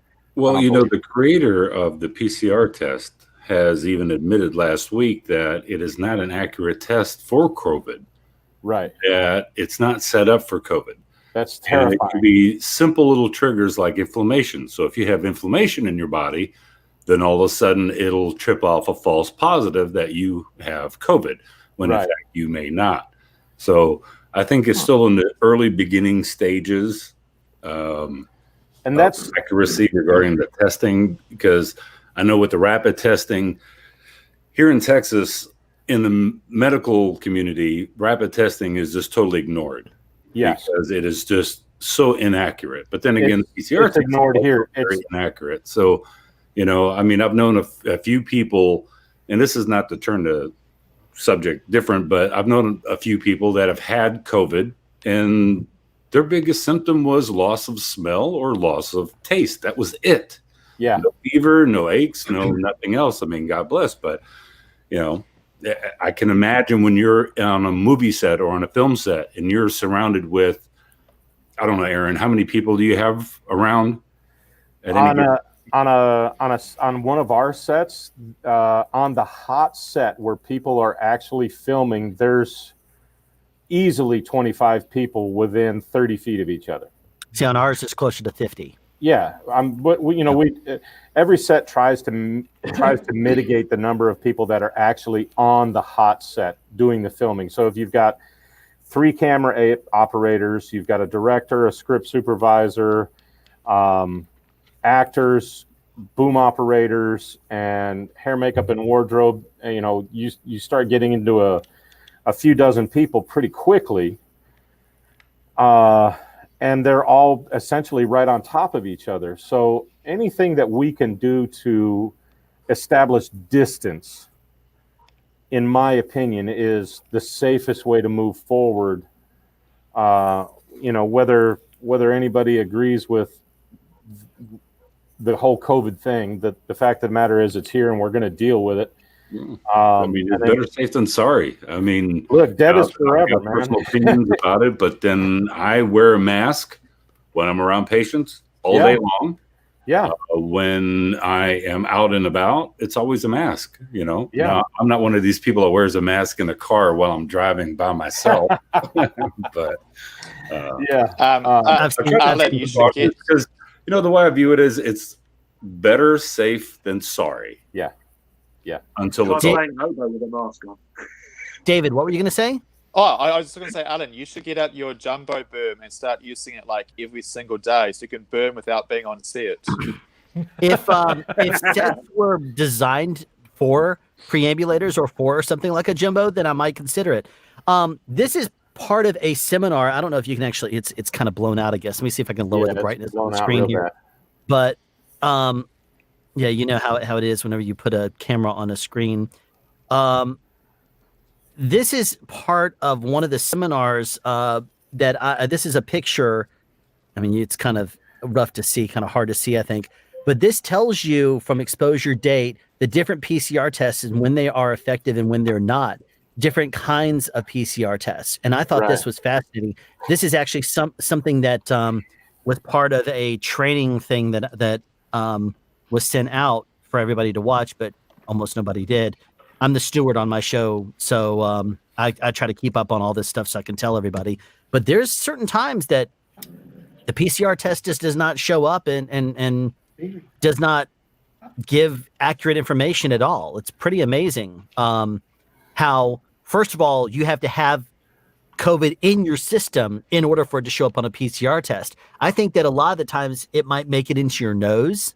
Like we're not doing the deep nasal swabs, we're doing the shallow swabs. Yeah. So I think that if you just do this on the inside of a nostril, you might have COVID in there, but your system is actually keeping it out. And I now see a picture showing up there. Cujo, you want me to add this? Yeah, chuck it up there and let them look at it. That's a typical day on my show. Wow. That's pretty awesome. Yeah, these are see that, Gordon? Oh my gosh. Yeah, the custom ones down here on the bottom, those are for the second unit. He needed 6 channels, so I gave him 6 channels out of my coordination. And then on the just above that is the 4 M2T transmitters that I have, and then above that is all the transmitters that I was using on that particular day. Okay. I feel so lucky in New Zealand. At least we've got 600 megahertz we can use still, because like you've got so much less, I think, bandwidth you can use over there. That sorry. You know, just so rubbing in all the other awesome things about New Zealand. Now, people still talk about the guard band and the what is it? Not the transition band, the duplex gap. Duplex band, But yeah. you have certain special rules you have to follow. What is it? That's right. 25 milliwatts, and it has 20. to be designed for that. 20. Is it 20? Yeah. It's 20 milliwatts, and it's and the units can only broadcast in those frequencies. It can only broadcast in the frequencies. So if you've got a transmitter, for example, that falls on that, but it's capable of tuning outside those bands, illegal. You know, they've really made it tight. We've looked at it. Just if it's capable, just it not because here we can have radios that are capable of anything, but we can't use them. Yeah. In the U.S., I can't even make something like that. Oh my gosh, so different. So it's very tightly limited. Now, you in the UK, you've got that new band, the 961 band, that's going to open up, and you're going to start seeing products in that range. But yeah, the big problem here is the limitations, and we don't know. We're still assessing whether the duplex gap is worth paying any attention to, because it's right smack between all the transmits and all the receives in the cell, and there's going to be a lot of garbage in there. And I don't that want price we're going to be? No, don't do it, Gordon. Let it go. I would say don't. Don't do it. Don't. You know, it's a temptation, but we're being very cautious about it. There's the reason you should not go into that is because you should not give children scissors to run with. Okay, there's reasons why there's warning labels on lawnmowers, and that's why you don't need to make anything that works in the guard band. Right. Because they'll use it. They will. Jake Slaney down in New Zealand right now, he says, amazingly, only when Talon is on set do we have to mask up here currently, not rubbing it in, just stating difference. It's because he lives on an island and he's smart. Yeah, he's the same as David right there. Yeah, that's why I'm doing this. I'm doing this event from home because I have a 100% mask requirement at the factory. So I got a faster connection here. I thought I'll just come home and then you have to look at me. Yeah. What were you going to say, David? The price you pay. Oh, and I was just saying, as I just replied in the chat window there as well, like that's not even on all sets, like, you know, because like each production has their own way they run stuff. So yeah, if you're talking about productions that have got millions and millions of dollars on the line, they've got insurance, behind it, and they've got all these requirements for to be insured. Because obviously, like, who wants to insure a film production at the moment? Like that's a very risky predicament. So naturally, insurance companies are coming on with a whole bunch of requirements that if you are going to get insurance, you've got to do these different steps. So what Jake just mentioned there about, we only need to wear a mask around when we cast on set. That's not even necessarily true on every set in New Zealand. Like if it's a smaller production, we're basically very similar to like how we were acting last year, maybe just being a little bit more cautious. But yeah, so it's on like the bigger productions. You've got millions of dollars online, and you've got insurance companies that are not going to insure your production unless you tick all these boxes for them. Is we have to follow these protocols, because at the moment the only compulsory mask requirements we have for people in general is when we're on public transport, and that role was only brought in like a couple of months ago. Wow. I'm jealous. You see this on the screen right there, Gordon? Yes. All your products are licensed though, right? They don't fall into the unlicensed category? Am I mistaken?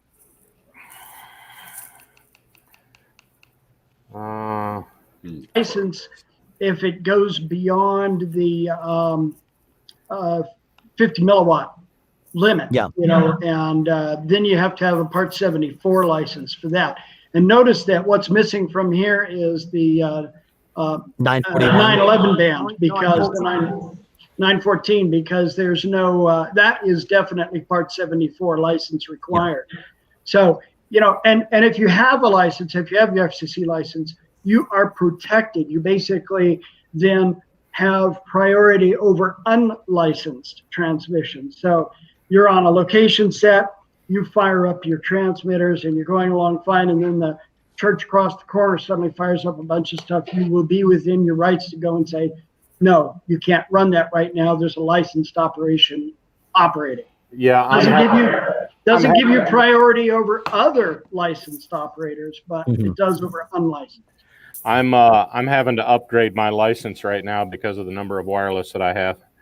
Hey, are you part 74? Yeah, part 74. But I'm there you go. There's one of my remote racks. That's hey Gordon, there you go. There's somebody's college fund right there, buddy.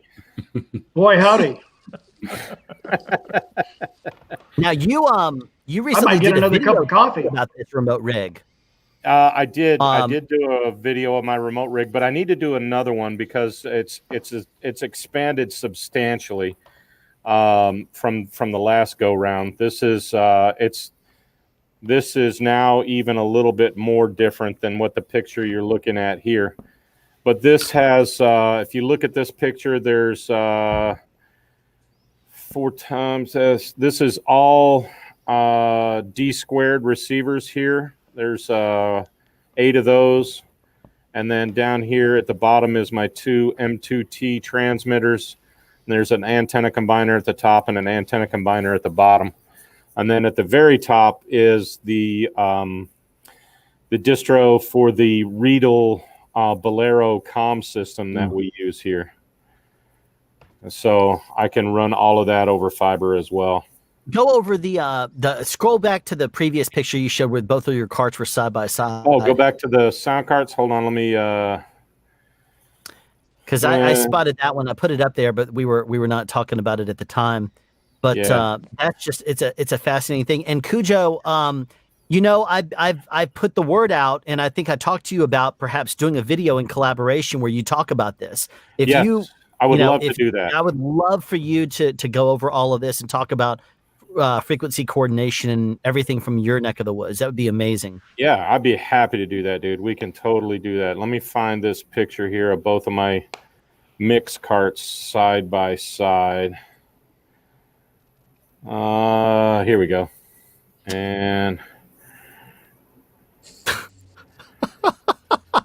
yeah, I mean, it's crazy that you can't at least make these transmitters and just mark them for export only. Like the fact that you're not even allowed to make them. Like, just think what you can cook with it. There we go. There you go, Alan. There's those are both of my mix carts. Going from the top down, there's a pair of 970s on the top. And then a video monitor, and then a Midas M32R console on each cart. And then if I were to spin them around on the back, you'd see a small ocean of cabling in the back. But again, I run everything over Dante and fiber optics. So I think it's in my world, Dante is just like the gift that just keeps on giving. And I'm really, really glad that that manufacturers are on board with it. Gordon, the stuff that Gordon makes is just absolutely flawless in that regard. I've never had a Dante failure on any of his gear, and I've been using the D squared since they were on beta test. And Gordon sent me one a couple of years ago, and what was it? Has it been 2 years and almost? Yeah, I think it's been almost 2 years. You were the first one in the field. Yeah, and he chucked it in a box and said, "Here, try to break it." And I've tried. I love it when people say that to me. Hold on one second. I got to mute my mic for a minute. I'll be right back. Well, I was gonna. With your cart being so big. Wait a second. What is this? With your cart being so big, have you thought about putting like an electric motor on it? Remember what we talked about? I do totally. Bandrew, if you are still watching this, you're gonna have a heart attack if you see that picture. Yes, and that was one thing I was gonna say. Today is Cujo's anniversary. Yeah, and I've got a window that's here. Let me spin around. Yes, get that. That is Cujo. There is the beard. His anniversary with us. Hey, that's my queen. With his bride. Yeah. That right there, that's my queen. You know what? She still looks like that too. She does. Happy anniversary, Cujo. You can let her family out from the undisclosed location now. I think after 32 years at 10. Yeah, we've actually been together for 35. Wow. Yeah, I'm still married to my first wife, and I introduce her like that sometimes, and people get a little nervous. So this is my first. She told me the other day it was the best 3 years of her life. Yeah, it's great. She's got me almost housebroken. One question I have for you, Cujo, is that you did a post recently on Facebook about an Uncrustable that you found that was pretty old, and you were wondering if the grapes inside of the Uncrustable had fermented. They definitely fermented. There was no question about it, man. I opened it up and it smelled like a bottle of wine, and I thought, wow, I should really try this. New market for Uncrustables at Crafty. I meant to ask you about that. For people that don't know, an Uncrustable is it's a peanut butter and jelly sandwich that's round. It's shaped like a round hamburger, and there's no crust on it. And because Americans are too lazy to go make a PB&J, they're selling them pre-wrapped in plastic, and they call them Uncrustables. And and he found one that was well aged for crafting. Yeah, he was wondering if he should chance it. Well aged. Like wine.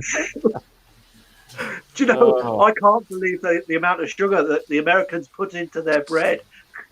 Oh, God, oh my God! Yeah, we shouldn't eat any of that at all. I don't even eat New Zealand bread like this. No, the Americans are crazy. Equal parts flour and sugar. Isn't that the way you do it there in the UK? Yes. Oh my God! It's like having your pudding. I was going to say it's like bread pudding. I don't eat any bread of any kind flat out.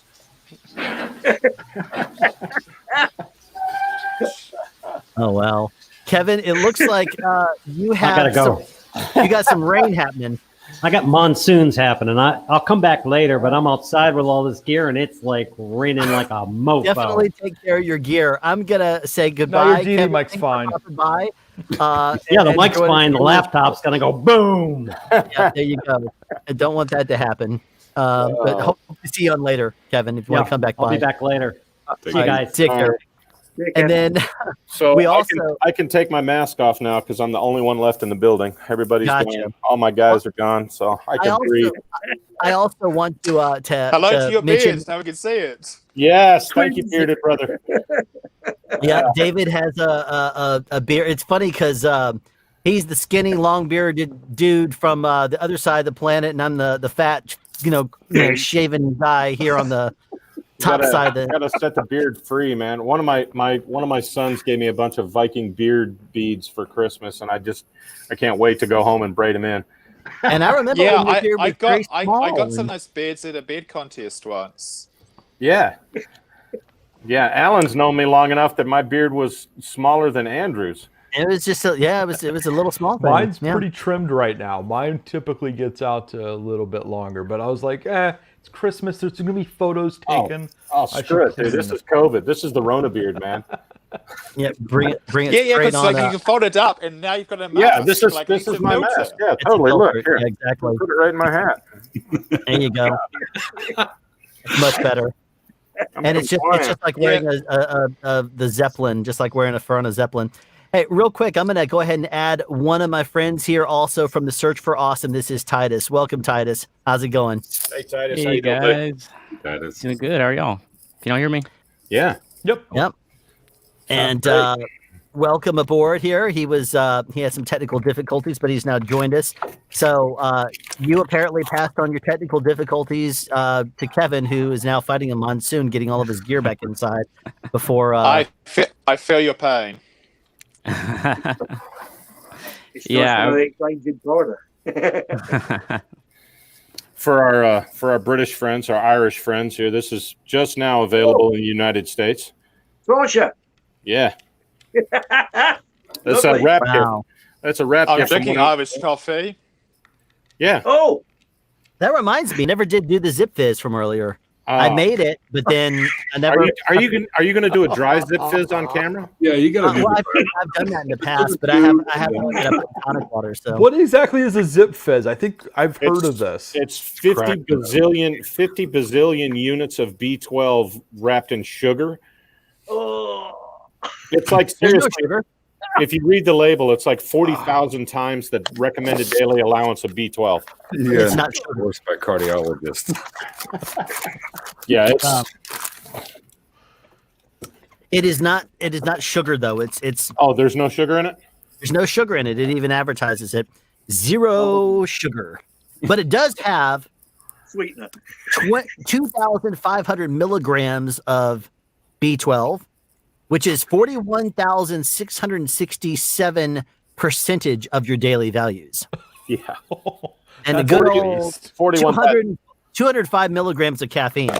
Yeah, your liver is going to come up your throat and stab your eyes out for that. You know what though? We've had COVID in this house. All of my girls have had a cold. Every single person has been sick in this house except me. Hey, you know what? Well, you, Alan, are a model. Go of tell health. the media. You've got the cure. You know what? Whenever I'm in Atlanta, you and I go eating.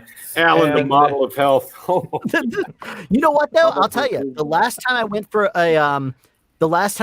a checkup, the doctor did indeed say, he said, aside from the extra weight on you, you're actually extremely healthy. I was like, really? I was like, I want a second opinion. I'm pretty happy. I thought that was amazing. He said probably it's because I'm very active at work and I'm constantly doing one thing or another.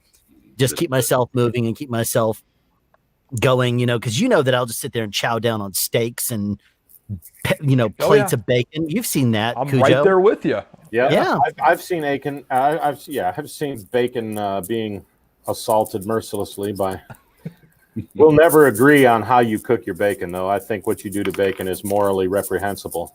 No. Do you burn it? Yes, he does. No. Absolutely. That's the way you eat it. I like it firm and crispy. Well done. I like it where you can grab pinch the end of it, and it holds itself out horizontal. Yes, but I don't want it charred and black and anything like that. I still like the deep red color to it. I just want it to be firm. Off 5 seconds before it turns charred and black. So you do like bacon chips, basically. I'm with you, Alan. Or a bag of bacon. When we go to Waffle House, I'll share bacon with you. Waffle House. Yeah, absolutely. Have you, Alan? You put the bacon on a waffle. Yeah, I will put a bacon on anything. Look, You just put bacon between two pieces of bacon. Yeah, well, let's have some deep fried bacon. You can put a lot of maple syrup on it as well. Well, that's syrup. We have a place here in town called First Watch, and they make something called $1 Million Bacon, and it's like 4 pieces of bacon for $12, and they put cayenne and brown sugar and just all kinds of stuff on that. And aside from it being floppy, and you'd love it, Cujo, you actually would take this stuff, and it is like, just amazing stuff. It's just there's a place down. I can't remember exactly where in Texas, but it's called. They make Texas toothpick, which is deep fried bacon. Yes, which I think is just great. I think you could wrap a flip flop in bacon, and I would give it a go. You know what? I cook bacon in the oven. Absolutely, Timothy. That is something that is a rule that we will microwave bacon. Bacon in the oven. What the hell is wrong with you? Cast iron, microwave. No, microwave. Because if it's one strip of bacon, it's 1 minute. Oh my God! You're 3 strips of bacon, 3 minutes, and it gets it the way that Alan likes it. I'm telling you, oven bacon's the way to go. Oven bacon is so good. Taking the bacon fat and putting that into the oven, so it's like crispy chips, is quite nice. Oh my goodness! Hey, Alan. Speaking of oven. Yes. All right. You sure got to see I'm this. not showing the name of the microphone. Yes, you got to see the end of this microphone. This is going to. I'm gonna put Andre on the screen in big. He's going to be full screen because he has to show the connector on this microphone. Look at this thing. Okay, now keep in mind this is 2020. We're about to go into 2021, and technology has advanced so much lately that this microphone was sent to me for review. Is that a printer? What the hell is that? So this microphone, it is multitaskable, meaning that does it actually print? Use it to speak with. You can shove the plug anywhere. Print off your IRS form at the same time, or you can actually daisy chain it to where you're printing and speaking at the same time. But this is a microphone that You know where that could be useful at the courthouse for the stenographer. There's a story behind the company and this microphone, and I don't know if Alan's going to get into that or not, but we're gonna collab. I know whose microphone. We're gonna have some fun with this microphone. I'm looking forward to it. What's that? I'm looking forward to it. I've done all the stuff that I needed to do with it.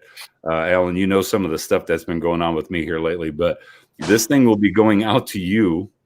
And I am looking so forward to your expertise to my testing this microphone and seeing exactly how robust. I have a question. I've got an answer. Is this going to take the Deity shower test? Oh, let's just say. Let's just say the very least. Let me.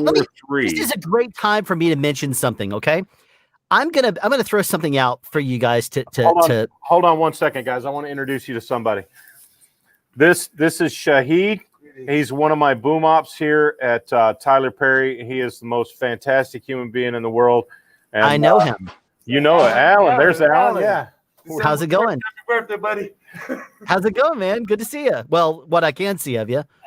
Yeah, he's just helped us wrap out here, and he's taking off and about to have a good New Year. Yeah, that's what I can definitely do it, man. You've earned it if you've been a boom operator over there on that show. Man, jeez. Yeah, man. Let me share. Oh, we just lost somebody. Who we lose? Ian, it looks like. Ian vanished. Okay, I'm going to share something here.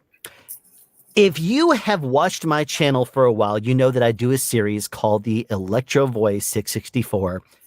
Well, let's just say it has the reputation of being the hammer. Now we've heard of the SM58 being tough, but and the 416 and the 416. But we have but the Electro Voice 664 when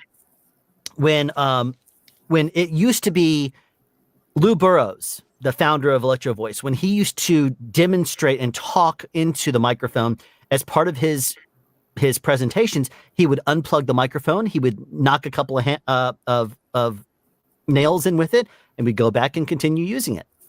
Well, what I decided to do is take that to the extreme. If you look on my Sound Speeds playlists, you will see a playlist called Can We Destroy, or something along the lines of Can We Destroy the Electro Voice 664?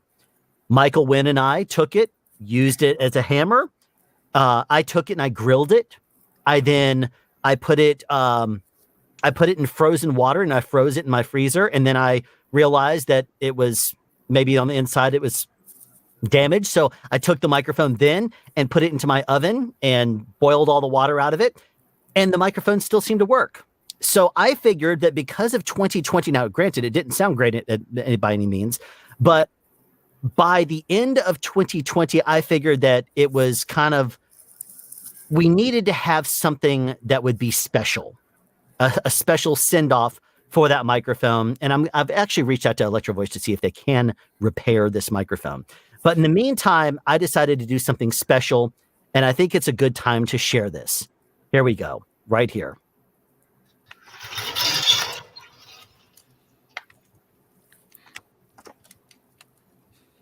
This is the Electro Voice 664 Yule log. This video will be going out on my channel. You'll see it as soon as this stream is over. I will go public with this, and you can enjoy it in its wonderful glory, hear it and see it fry inside of my fireplace for a good solid hour. Now, granted, it is on a loop, but it's good times. It's good fun. So you'll see. I would have liked to have heard the audio coming out of that microphone as it slowly dies. You know what? I will. Actually, it was pretty quiet. But what is funny about this is that I had to Foley that sound, all the sound you heard, and this is just sound of a fire, wood fire burning. But what I will tell you is that it'll cut here in a second, and you'll see it from a different angle where it's going to basically sit for an entire hour. And if you were to listen to the actual audio, I can send this to you. Cujo, you'll get a trip out of it, because this was my Christmas day, me putting this microphone on our fire Christmas day. And you'll hear my wife and daughter like complaining about how it stinks up the house. And I was just going to ask if Penny let you do that in her house. She did, and she regretted it after she gave me the okay. I'll send you the audio. It's pretty. It's the actual audio for this is pretty awesome. She was coughing, and she was like, no more burning microphones in the house. Andre, I sent it to you. You can see the outgassing from the switch there. Yeah, right there.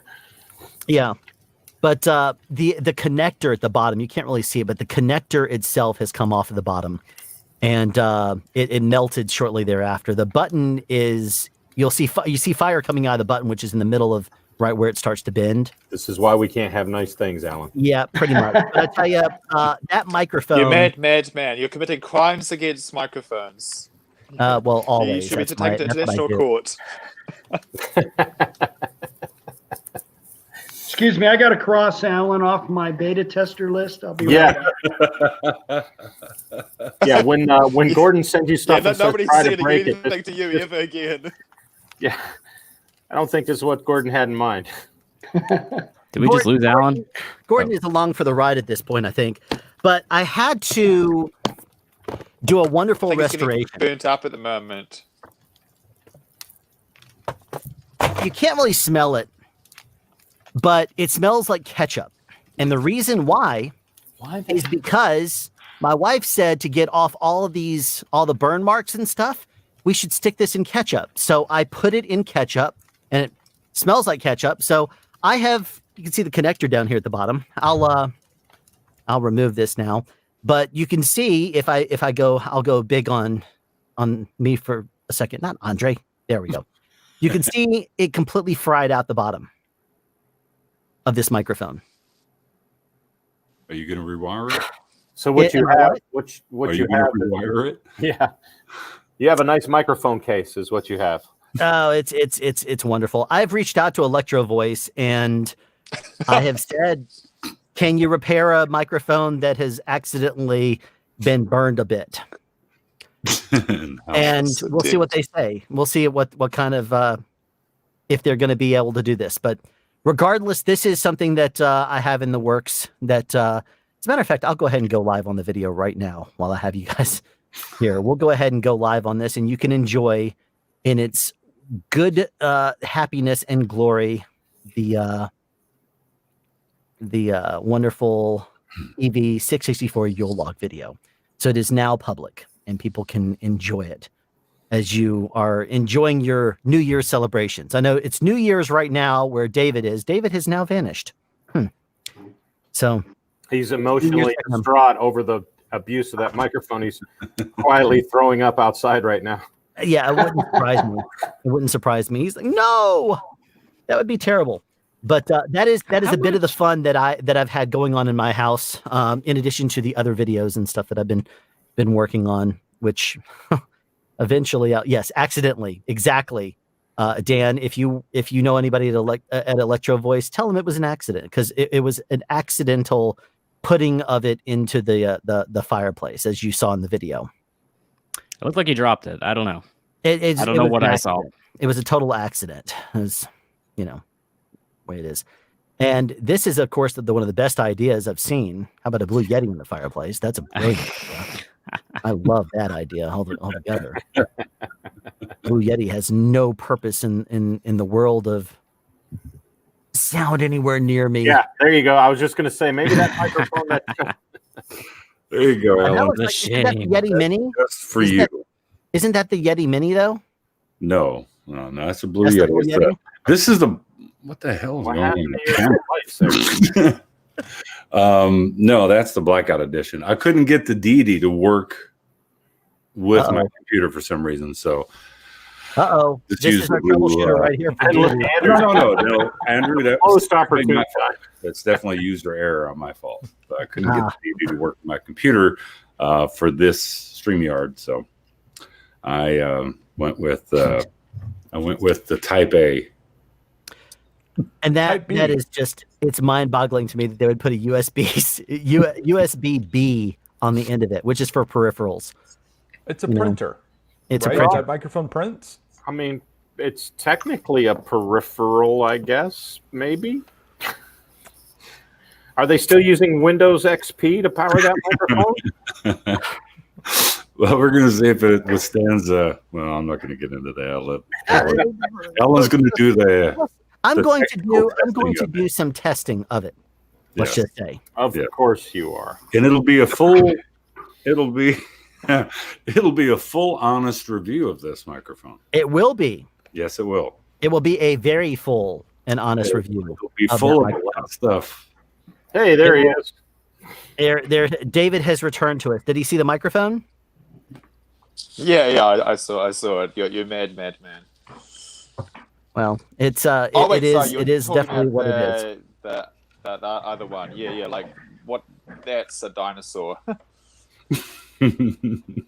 But you know what? Hey, Alan, I have a question for you real quick. You know, we were talking a few minutes ago about going remote. Should I show you my newest addition to the remote team? Absolutely. All right, hold on. I go find some pictures while you guys are chatting about stuff.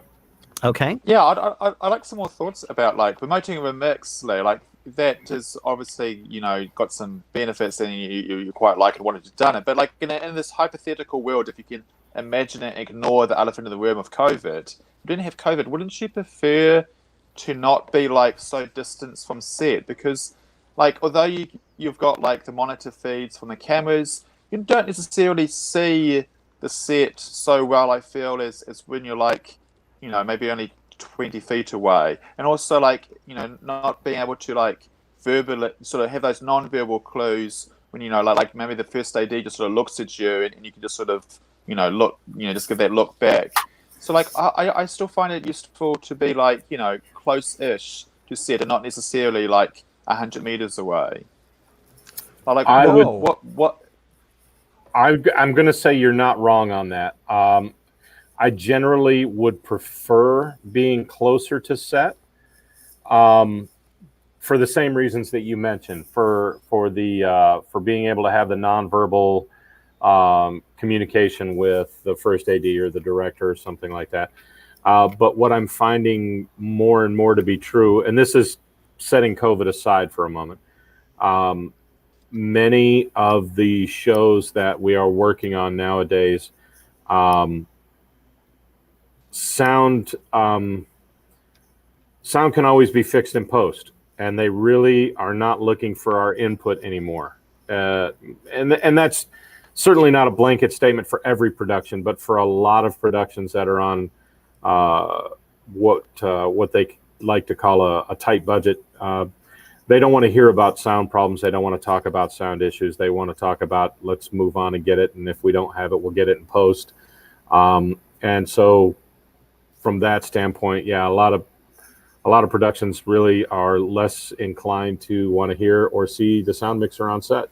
They just want them to be in the back corner somewhere hiding and pressing record and making sure they get all the ISO tracks. Yeah, we're very low down there. Yay, got it. Great take. But another aspect, it's not just about, you know, that communication between you and other people, but also just being able to sort of see what's going on. As I sort of mentioned before, like there's only so much information you can tell from just getting the video feeds. I feel being able to sort of sitting within, you know, 20 feet or 30 feet, whatever, you know, being able to sort of physically see the set, even if you maybe might need to stand up for a moment to sort of look over. It's still quite useful. But do you feel like, do you, for instance, maybe have like a little GoPro feed of the whole big set when you're remoting Mixley, so you've got that big picture idea of what's going on? Because sometimes I feel like if I'm not within eyesight of set, I don't necessarily have the fuller picture of like what's going on. Oh, you're definitely right. Yeah, I absolutely believe in what you're saying there, that it seems better to do the job closer to set for all of the reasons that you mentioned, just because you have the feel and the vibe, and if there's something that needs to happen right away, you can grab somebody and talk to them right away, and there's that personal relationship and that personal interaction that I think is very important. And were it not for COVID, I would prefer to be closer to set. So I do you, as well as the camera feeds, also have like a big picture feed No. coming to you in your back cave? Would you like to? Have you I would discussed like that? to. I would like to, but I don't have that right now. I would love to have, like you're talking about, just a GoPro up on a C-stand at 12 or 15 feet in the air, just giving me a global view. There's another fella here in town that I've talked to about doing that, and it wouldn't be terribly difficult to do, and I would like to do that. I just haven't done it yet. So I mean, it seems to me that almost a GoPro, one of the new GoPros that have wireless built into it, it seems like you could almost take that, do an unlisted, send to YouTube, and then just look at it on your own account, and not have it be listed and go to the world, but just have it go through the Wi-Fi and put external battery power on that. I could send it to my own network. I have a Wi-Fi network on my own stuff, so I could even send it to that network and pick it up in the trailer. Yeah, use Q-tape. Are you using NDI? I'm not right now, but it's something that I've thought of. I don't know a lot about NDI right now, but a lot of people are talking about it. It's one of those things that I need to learn more about. Yeah, I was just thinking, like, obviously you've got all the infrastructure already set up for Dante, so you probably could piggyback off that relatively easily. It would not be difficult. So you're not using a GoPro big global context picture just because you've got a big to-do list and you haven't got around it, or have you been getting pushback from production saying, what's the reasons why it's not there? Is it just on the to-do list and you haven't got to it yet? Most of it is financial obligations. It just costs every time. I just spent let's see, probably close to 80 grand building all these things. So it's just I've got to wait for a little bit more money to come in to add into the world. But we're getting there.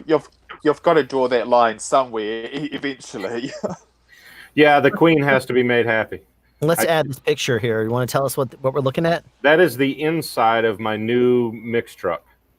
Everybody here knows a wonderful gentleman that named Jim Hawkins, and this is Jim Hawkins' former digital diesel, and I'm buying it from him, and that way I will be fully remote in the truck. That is beautiful. Yeah, and you get to park that on the back lot. Yeah, here's the. Let me see. There's the outside of the truck. It disappeared. Here you go. As you're finding those photos, I'll say something to David when it comes to being remote versus wanting to be close to set. My background was always being like an A1 on like a small sports broadcast. And when you're in a truck, I mean, we'd be parked out in the parking lot really far out there. And at the end of the day... hold on one second, guys. Yeah. Oh. Real quick though, I'll remove you just temporarily. Andrew, you said you sent a message in private chat. You said that production in LA. Tell us about that. Not dead. There is. So my wife is an associate producer, and she is now finding out. I literally just took the phone call half hour ago that she is on the short list for, I think, a couple of shows right now. So I remember it was like the day before Christmas, the 2 days before Christmas. We're sitting there, and she's like, "Oh, by the way, I just applied to 6 jobs." I'm like, "Who's posting jobs 2 days before Christmas in Los Angeles?" And apparently 6 different shows were crewing up the week of Christmas, which for anyone watching that's not familiar with how LA works, sometime beginning of Christmas to mid-Christmas, all shows wrap. And by December 15th, almost no one is working in the town of LA. And by December 20th, no one is in LA. Everyone leaves because it's a terrible place to be for Christmas holiday, because it's just dead. Everything is either closed, there's nothing going on. And with COVID going on, it's even worse. So the town just kind of comes to a full-on stop during the week between Christmas and New Year's. But here, 6 productions were, crewing up. And apparently those line producers and show runners and everything are working this week in Los Angeles. So I suspect we are going to see a good, robust return in 2021 for the city of Los Angeles, despite all the new lockdown orders. That's really amazing to me that I know that LA was not considered, film industry was not considered essential for a while. Then it was considered essential. And then I remember seeing the article this morning that my wife sent me, and I was like, oh, yikes, what's that going to do? I'll tell you, they are spending a lot of money. Like, I think it was, a week and a half ago, the Tom Cruise rant about how people are watching us every night. I'm taking phone calls. Yeah, 2 weeks ago. 100% true. I can tell you on her set, they were getting COVID tested daily. Yeah. They had the zone system. I'm not sure if you guys in Atlanta are doing the zone system. We have that in Warner Brothers, yeah. Yep. So they're doing the zone system. She was in zone A. So she was definitely getting tested every single day. They had a couple of outbreaks.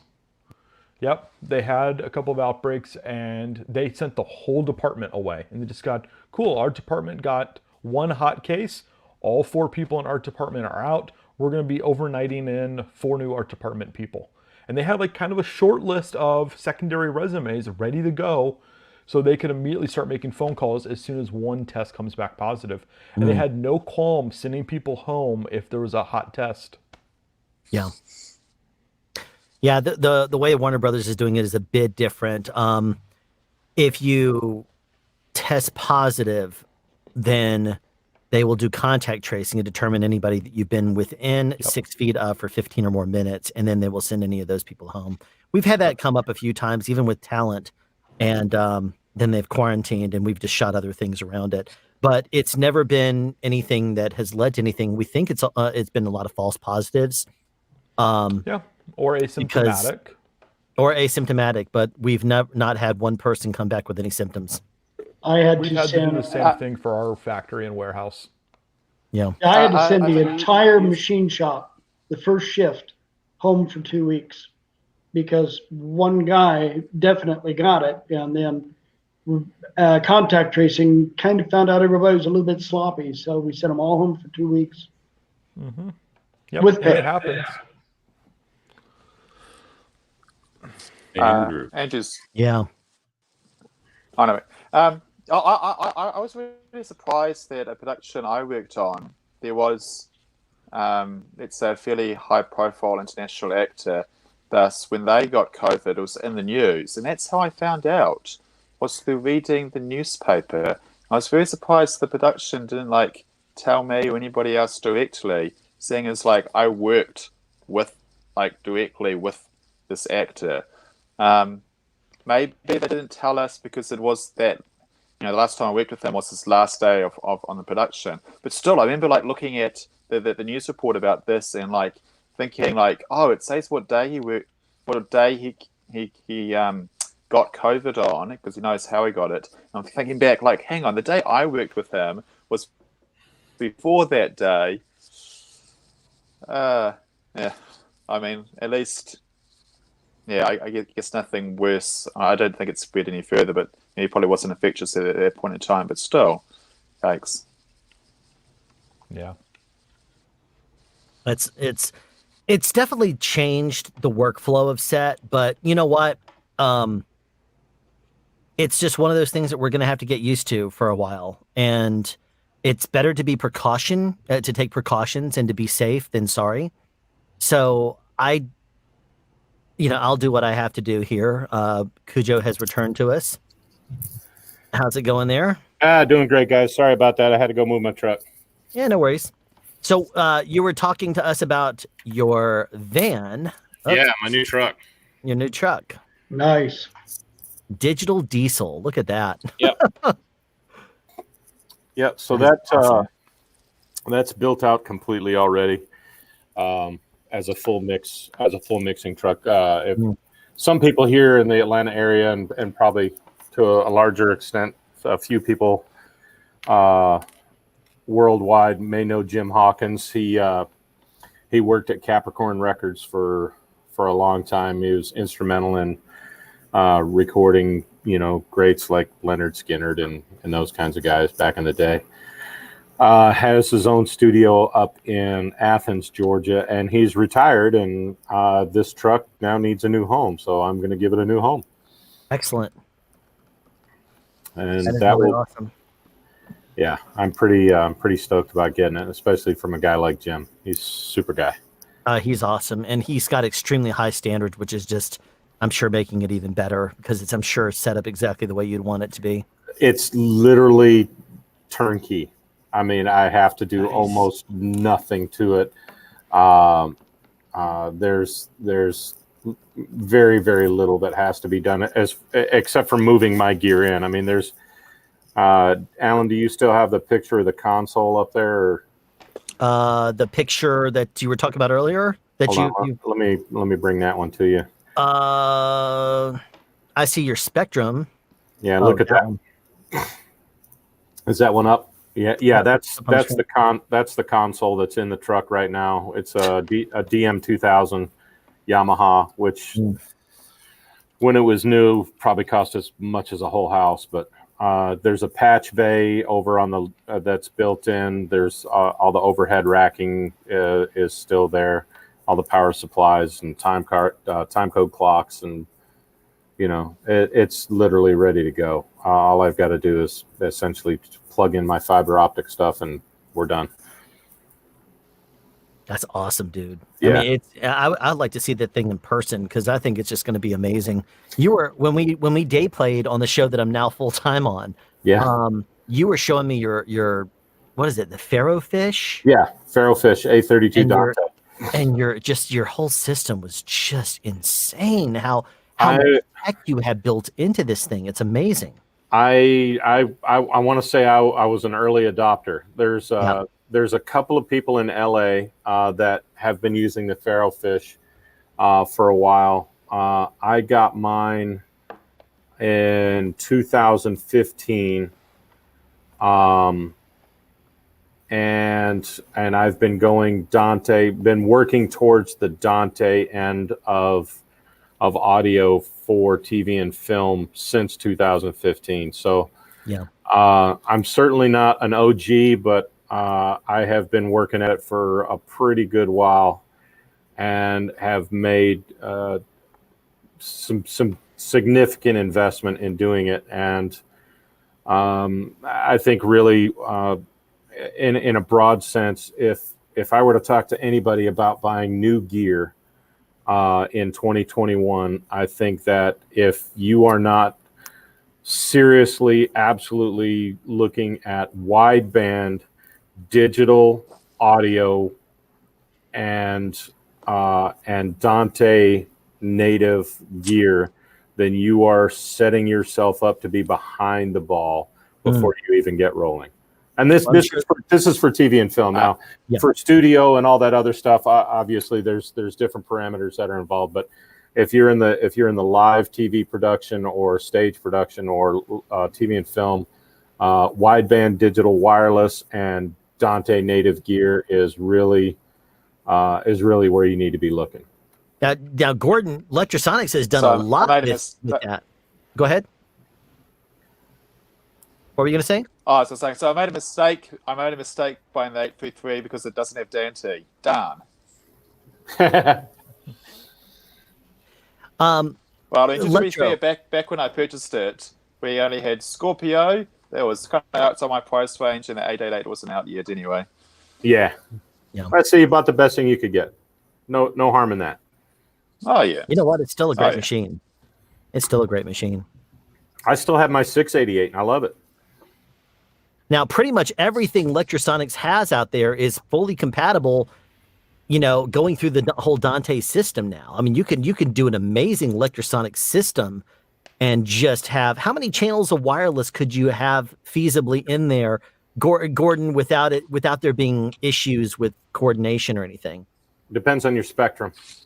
Yeah, it's really, that answer is the correct one. It all depends on the spectrum, but we know of installations. I think the biggest channel count we ever saw was 96.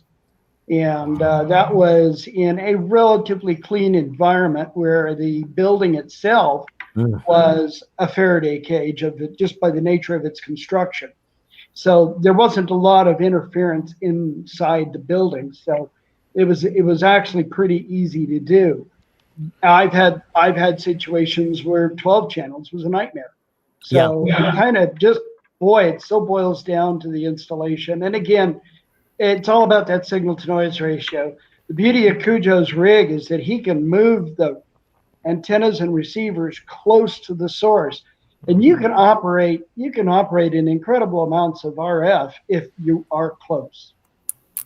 Well, and to sister on that just a little bit, the signal to noise ratio on an all digital network versus a digital hybrid or an analog network, the amount of transmitters that you can stuff into a given space on a digital modulation is astonishing, because effectively digital transmission has no intermod. I mean, I think that it does, but the digital transmitters tend to have a linear front end. Right. So you eliminate the source of so many of the possibilities for intermod products. Right. So that's a huge. You can park the transmitters a lot closer together. Right. And eliminate your intermod artifacts going up and down the chain. And the other part is band planning is really, really important. I put all of my IFBs in 470 to 480 because that's where, if there's interference from walkie-talkies, it's going to be in the 470, 480 range just because of intermod from the walkies. Even though I have filters to deal with that, if there's an intermod issue, it's going to show up in the 470, 480 range. So I put my IFBs down there because if a producer takes a hit on their IFB, I am on order of concern. That is the lowest order of my concern. I put my body pack transmitters that go on my talent, I put those usually in the 550 range up to maybe 580. And then I put my boom transmitters up in the 600, 585 to 600 range because there's almost never anything up there. And that way I've got enough separation between my IFBs, my on talent transmitters and my boom transmitters that everything is sufficiently separated, and I'm dealing with any potential intermod issues the best way that I can, instead of just doing a random coordination that just drops everything into the first hole it finds.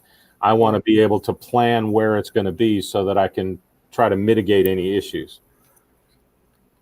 That's an excellent point. That is probably the key to your success. If you fail to do the band planning, I'm blaming you for my success, Gordon. But it's exactly the right approach. If you band plan and you separate key signals from each other, it's the way to go. Well, in the wings, we have yet another content creator here from YouTube, from RLFO Sound. We have, I'm going to let him say his name because I can't pronounce it. Hello. Could you please pronounce your name for us? Rodolfo Piedras. There you go. Rodolfo, I'm terrible at pronouncing things. Rodolfo Piedras. There you go. Okay. Great to see you there. You're one of my favorite channels. Oh, thank you. Had to have him join us here, and you came aboard with. We have Gordon Moore, the president of Lectrosonics, up there. We have Cujo, who is basically probably keeping Lectrosonics afloat single-handedly, and we have a whole bunch of other people in here from different realms of the world of sound, either doing reviews or Electro and DPA. I've got they both sending kids to college on my behalf. Very good. Well, they're both wonderful companies, and I love them both. So, well, I bought out the North American stock of 4060s in one fell swoop about 4 weeks ago. Did you? Well, yeah, I bought 40 40 lavs in one shot. Jeez, man. That's amazing. Hey, COVID compliance, man. Every actor gets their own lav. Every actor gets their own transmitter. Oh, man. Jeez. So that's after awesome. COVID ends, will we be seeing a bunch of these showing up in the secondhand market for good deals? You know what? Yeah. Once you don't need so many. Yeah, well, you know, I got to do something with them. So yes, something Try else them to look off and give forward me a whole to bunch once of them. COVID ends. Gently used. Gently used in Tyler Perry universe. Only one act. you start. EJP Lab. It was used by grandma. All she did was drive one to church careful once a lady week. owner. Soft spoken. Yeah, soft-spoken lady. He drove it once a week to church. Oh man. Just forget about the fact that she dropped in the toilet 2 or 3 times, and I only lost 2 of those like that this time. yeah, well, that's good. Gordon, you're going to get those back next week, by the way. No problem. Yeah, yeah. That's one of the things we always say is people always like, well, just put it in rice. Don't do that. If it falls in a toilet, it's a biohazard. Tell your producers it's a biohazard. It does not need to go back to STED. Yeah, it's not even a repair job. It's not a new one. Exactly. If you put it into the fireplace, will that solve the biohazard problem?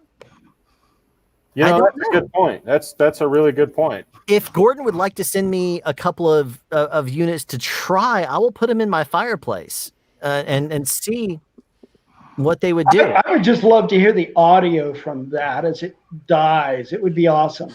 Well, that may be worth the sacrificial unit. There was no connection to it. It was just the microphone sitting there. Well, that's why you need a wireless in there. Well, I should have thought about this.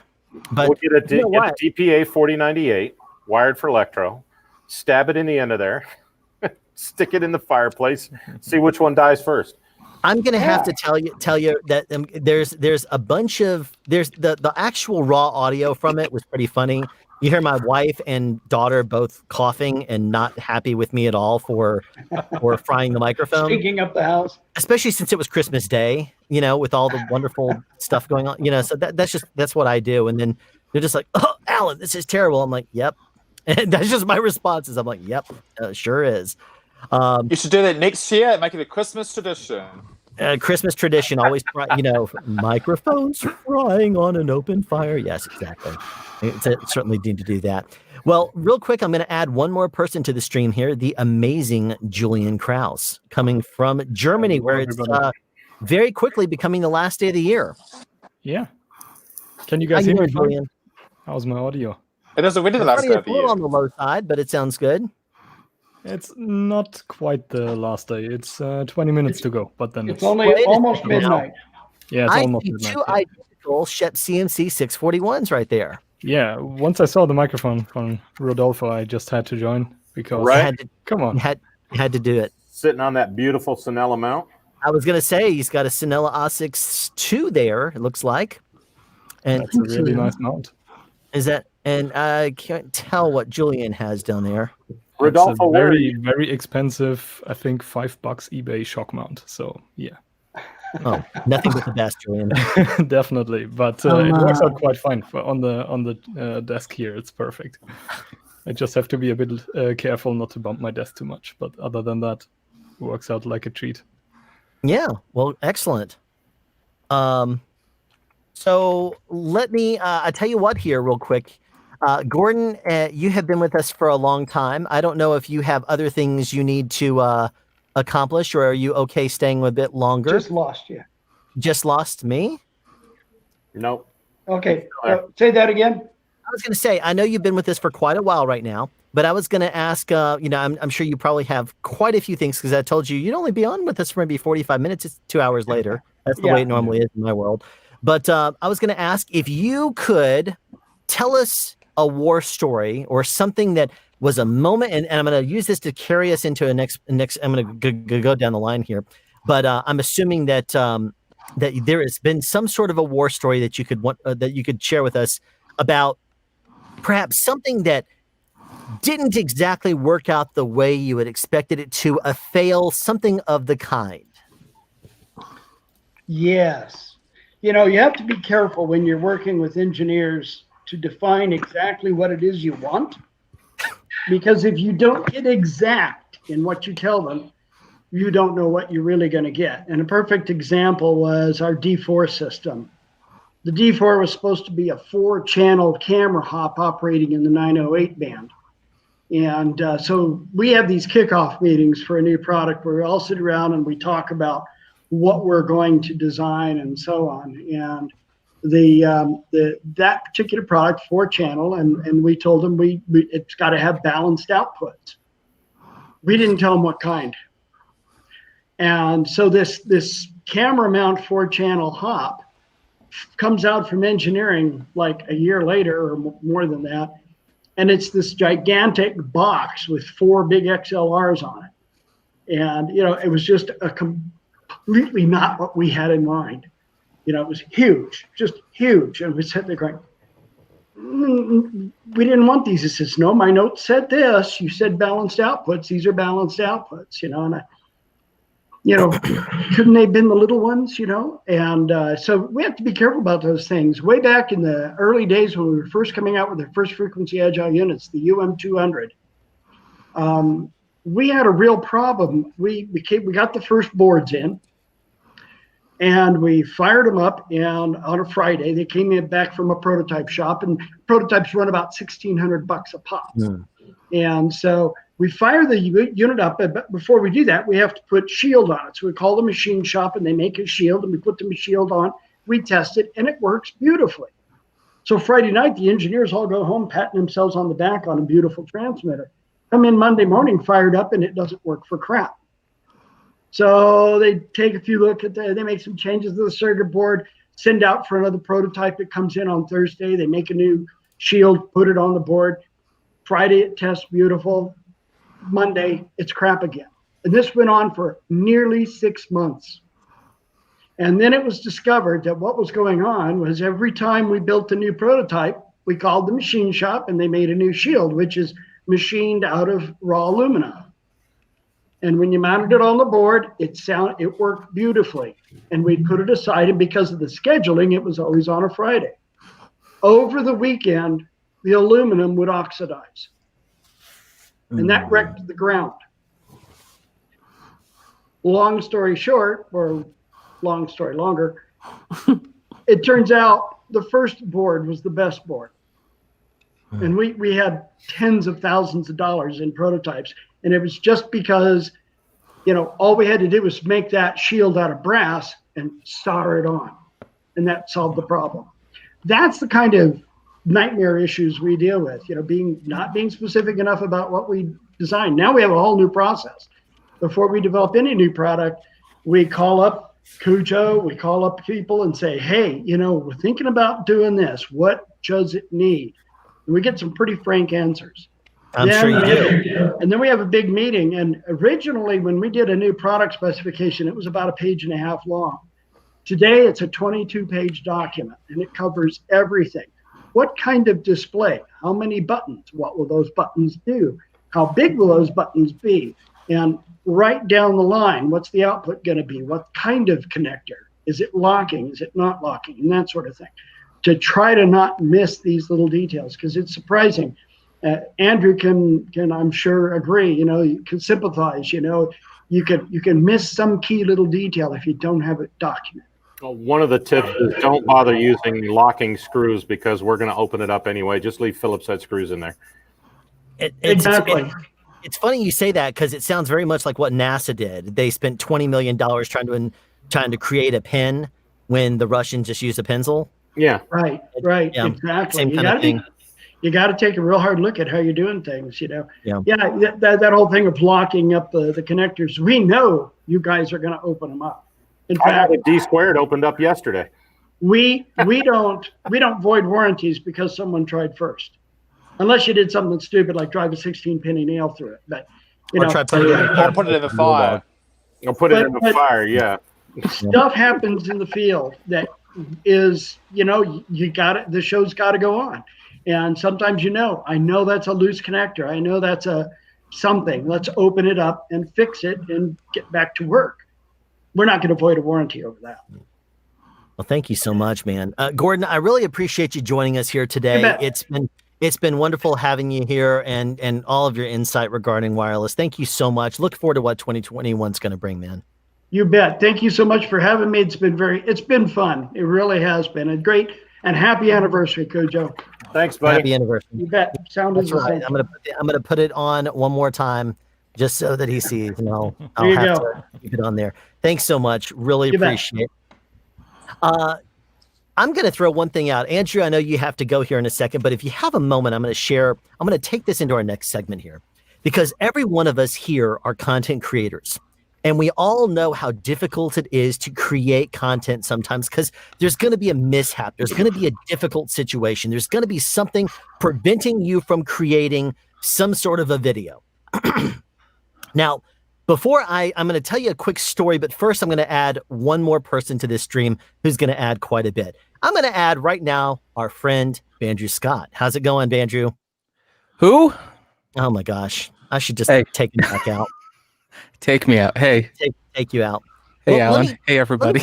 I'm going to add you to this conversation because I know it's going to be fun. And what I want to do is ask everybody to tell us a story about some difficult time you had making a video. And I'm going to start off here with Andrew. Before you leave, I'm going to tell you a quick story, and it also has some video to it.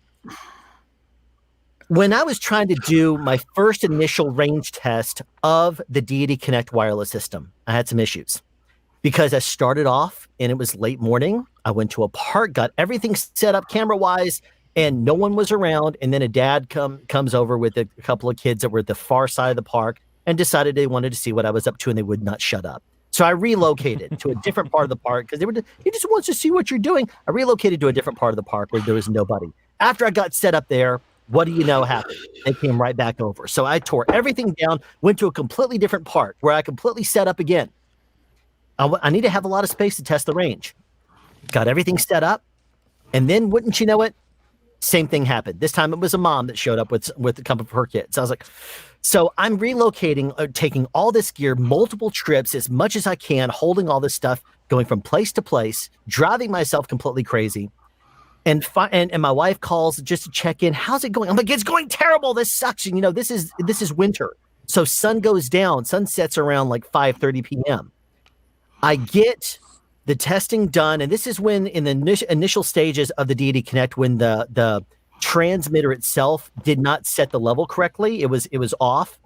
And by the point I finally got everything set up and finally found a place, because I'd been kicked off this one place by security. I'd been all over the place, could not find any place to actually shoot this stupid video. And I've been doing this. You were, I think, in the middle of what was it? You were at a convention.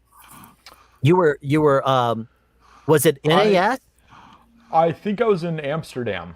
Well, you were someplace, and I remember I was trying to get this video with the range test to you so you could show it, because you said you had a TV there, and if I got it to you, you could show it. And I was like, that would be really awesome to get that video to him.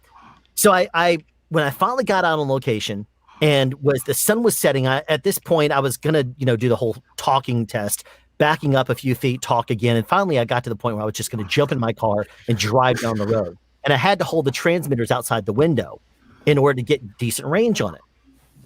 But the sun was setting, so I had to go really fast. And I didn't have my headphones. I didn't know where in my car they had fallen, under the seat or whatever. I'm like, if I don't do this now, I'm going to have the light issue. So I quickly looked at it, visually set a level on it, on the Connect, not realizing that level was not correct. And all the sound from the Connect was overmodulated. I tried getting the video out there, and I had disclaimers all over it. Audio wasn't set right. This is just a range test only. And I was destroyed on the channel front. So I ripped the video down after only about an hour and a half or so. After getting, and Brandrew's laughing, I was just destroyed in the comment section. So I was like, you know what? I got to redo this thing.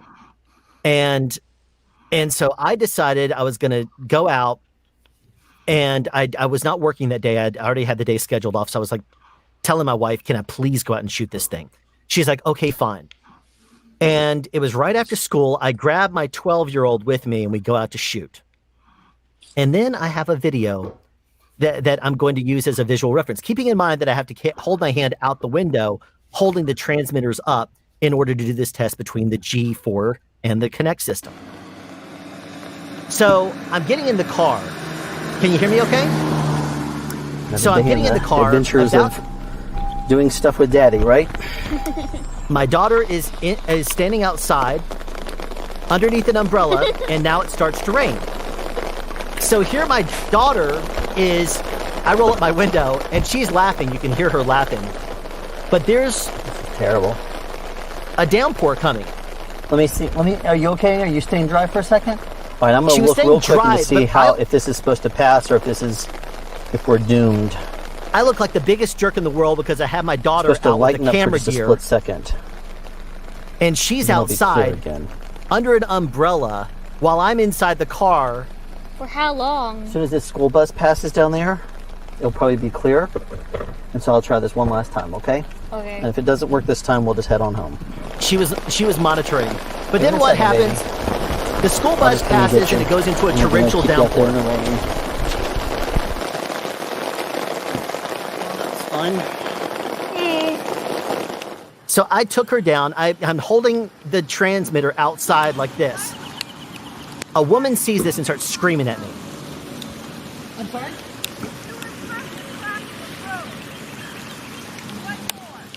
I'm testing a wireless microphone.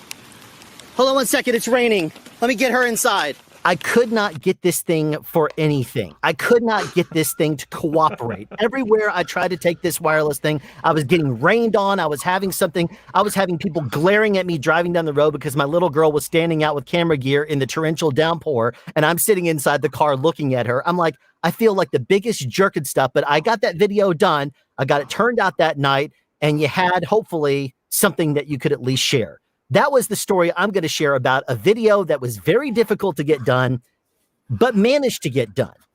Alan Williams, Father of the Year. Yeah, exactly. You know what's funny? You say that. She got in the car with me, and I was like, "Are you okay there?" And she just kind of looks at me and smiles with her little, she's a jokester, and she says, "Daddy of the Year," and I'm like, "Yes, thanks, sweetie." And she jokes with me like that because she's got very much my sense of humor. Andrew, I know you have to leave. Would you share us a similar type story about something on your way out? You're muted. Yeah, we've had a couple of videos that we've shot the first half of that the second half has been all but impossible to film. Like we were doing one where we wanted to, so the old adage is on camera preamplifiers suck, right? Like if you've got a DSLR, the idea is the preamp in a DSLR is terrible. Well, that's like an old adage. Like that's gone back all the way back to the 5D Mark II. But that's like a 12-year-old camera at this point. So the question was, and we wanted to solve this with a video, was do they still suck? Like, can we run audio into a DSLR and actually get the same performance that you would get with a H4n? And how close do they come to a Mix Pre-6? So like you have the bottom end, this is the introductory recorder that everyone out there buys, versus what's the cheapest preamp that Sound Devices makes? Where does a DSLR fall? Do they even hit the H4n or do they come much higher? And we had a bunch of cameras in for testing.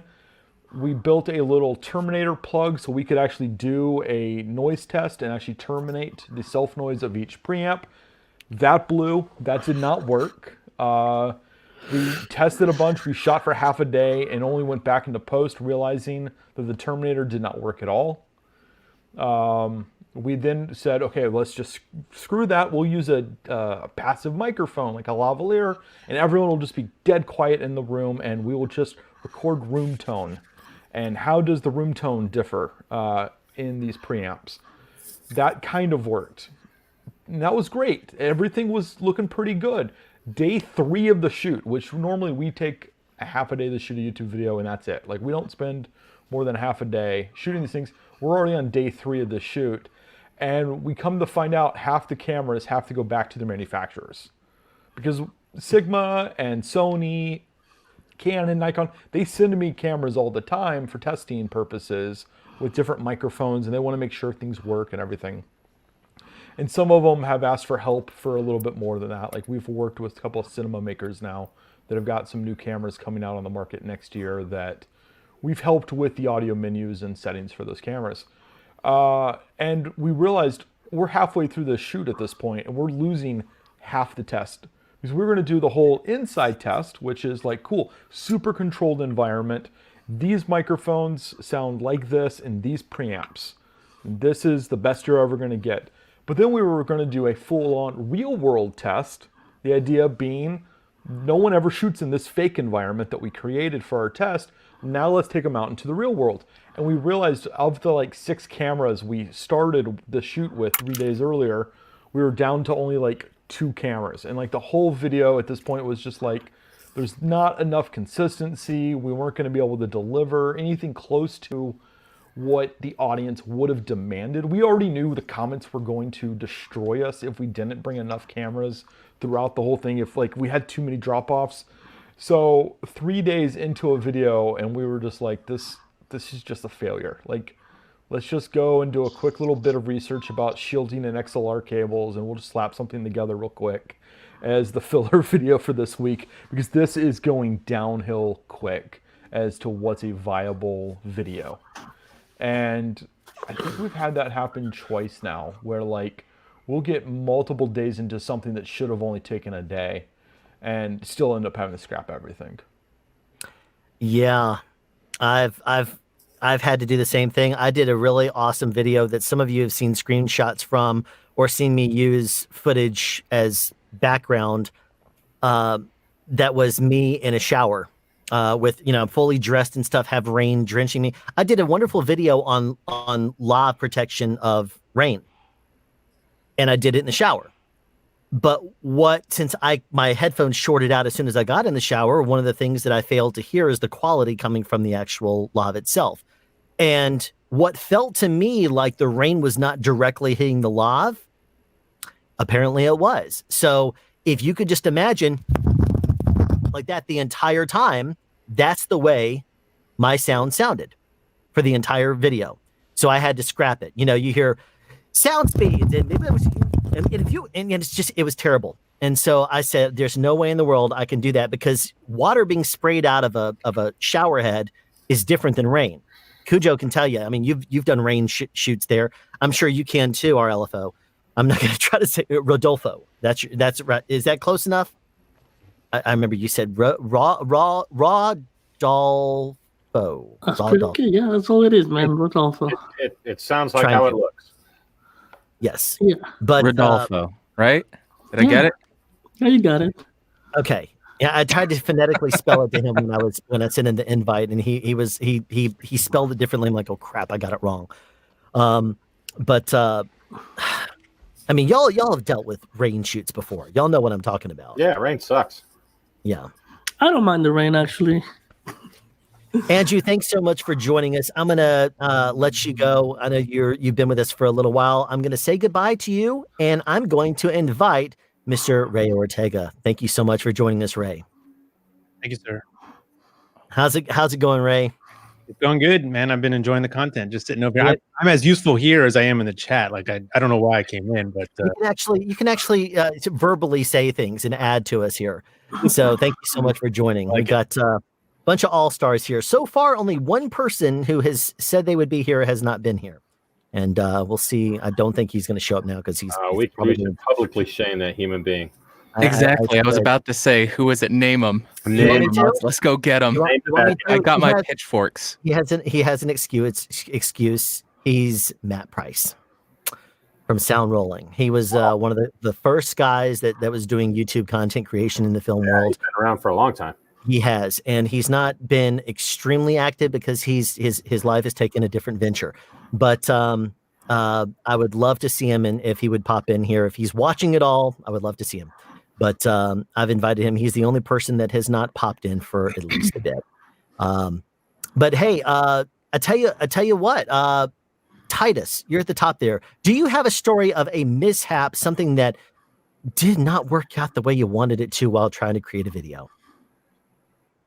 That's a good question. I was trying to think about this. Actually, like this whole year has been me focusing on trying to make sure that does not happen. So like that's why I have everything set up exactly the way I want it set up, to where I could just flip a button and everything turns on and your stuff. I can control it all. I can voice activate. Yes, yeah, I can turn on these lights with the You should demo that ALXA real word, quick. which is hold on. Let me mute the part where I say turn studio lights off. Turn off the living And room. it messed I'm sure up. your wife will appreciate that. Bring me a beer. Make me a sandwich. Yeah, well, that was a fail. I was actually waiting for the lights and Ray's setup to change in the background, but Yeah. of course you muted. Titus, can you change Ray's lighting for us? Just turn on Ray's studio lights for us. I need the gotcha. I need the passcode. I'm sure that won't be a problem. well, I can think of a story where that'd I be really great. ticked off a lot of people. We need that story.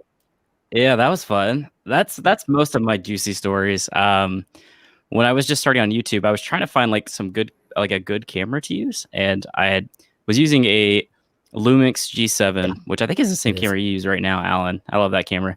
It's really great for the money. But I was trying to like find the camera that was more portable. And I was actually looking into doing like some vlogging and stuff. And I was like, I don't always want to carry this thing around with me. So there was like the new, I think it was a GoPro Hero 5s came out, and like two features that they said that really appealed to me. One was like their image stabilization was supposed to be like way better than it's ever been before. And then two was their sound quality was supposed to be better than they ever were before. And as we all know, sound is essential. And I really, like, honestly, I cared more about the sound quality of these things than the video, because I knew the video would probably be fine.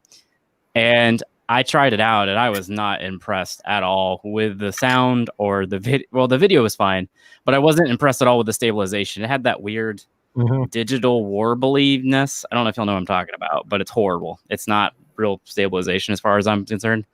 So I thought, and my channel was just starting at the time, and somebody I saw got some advice online saying like, hey, you know, whenever you make a video, you should go on Reddit and find the communities that are interested in that product or whatever and tell them about their video. And I was like, oh, that sounds like great advice. So I went to the GoPro fan base and posted this video about why I was returning the GoPro Hero 5 and why I didn't think it was a great camera and like whatever.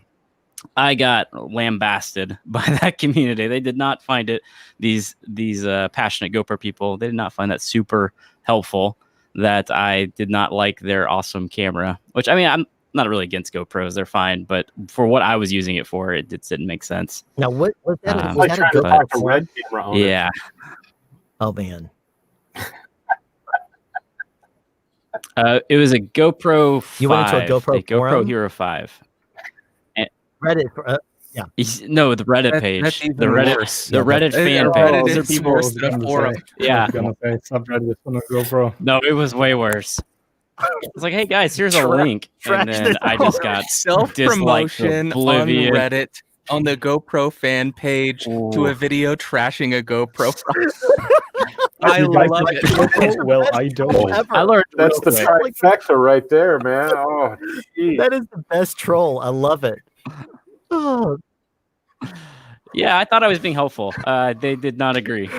Well, how about you then, Rodolfo? Do you have a story about a video that just could not get made, some mishap, some crazy thing that has happened on set? On set? Yeah, or creating a video, something of that kind. Well, first of all, I make videos because I like making videos. It's never about something like I want to sell something. So for me, if I don't feel it, if I'm editing, there's a lot of videos I have that I haven't published because I don't feel them, right? It's like I don't feel it real, so I don't think anybody's gonna like it. But that could be just me. They could be great videos, but they're still there. So for me would be, especially when I try to make a video, when I plan and when I actually write it down and I have like all the notes and all the points I want to make, those videos, they never go out because I don't know how to do them. You know, I need to just like grab the camera, hit record, and then try to fix it later, basically in post. I'm trying to edit everything and cutting it. So I feel like when I plan something, never comes out right, and I think people can tell. But I guess that just comes with practice. I don't know. I haven't done this for a long time, so. Oh, your videos are always fun. They're edited very fast and very precise, and I really like the flow and how you leave in the little mishaps. If you accidentally say something silly, you drop something. I love how you add all those in. Well, funny thing with those, at first it was an accident. I was actually just cutting them down to delete them later, and I was gonna make a video of the outtakes. But I forgot to delete them on one of the videos, and people commented on that, and they liked it. I was like, oh, okay. So I'm going to leave my imperfections there for you guys to see that I'm just a guy with a camera and nothing special. Happy accidents, man. That's the best. Yeah. I started doing that too. I know, Banjo, you have as well. I mean, Julian, the big thing I'm looking forward to seeing in Julian's videos is him to actually blink at some point in time. He never blinks in his videos. His eyes are just staring straight into the lens, and he never blinks. He's looking into your soul, and he's German, man. Come on, he's precise, accurate. He may be Julian may be a bot. He might be a bot, but he's maybe he's giving me exactly what I want. Man. Very, very well animated. All right, and his comments are very much like that way. Are you a machine? Are you a robot? I love Dynamics. Huh? Yeah. Does he work for Boston Dynamics?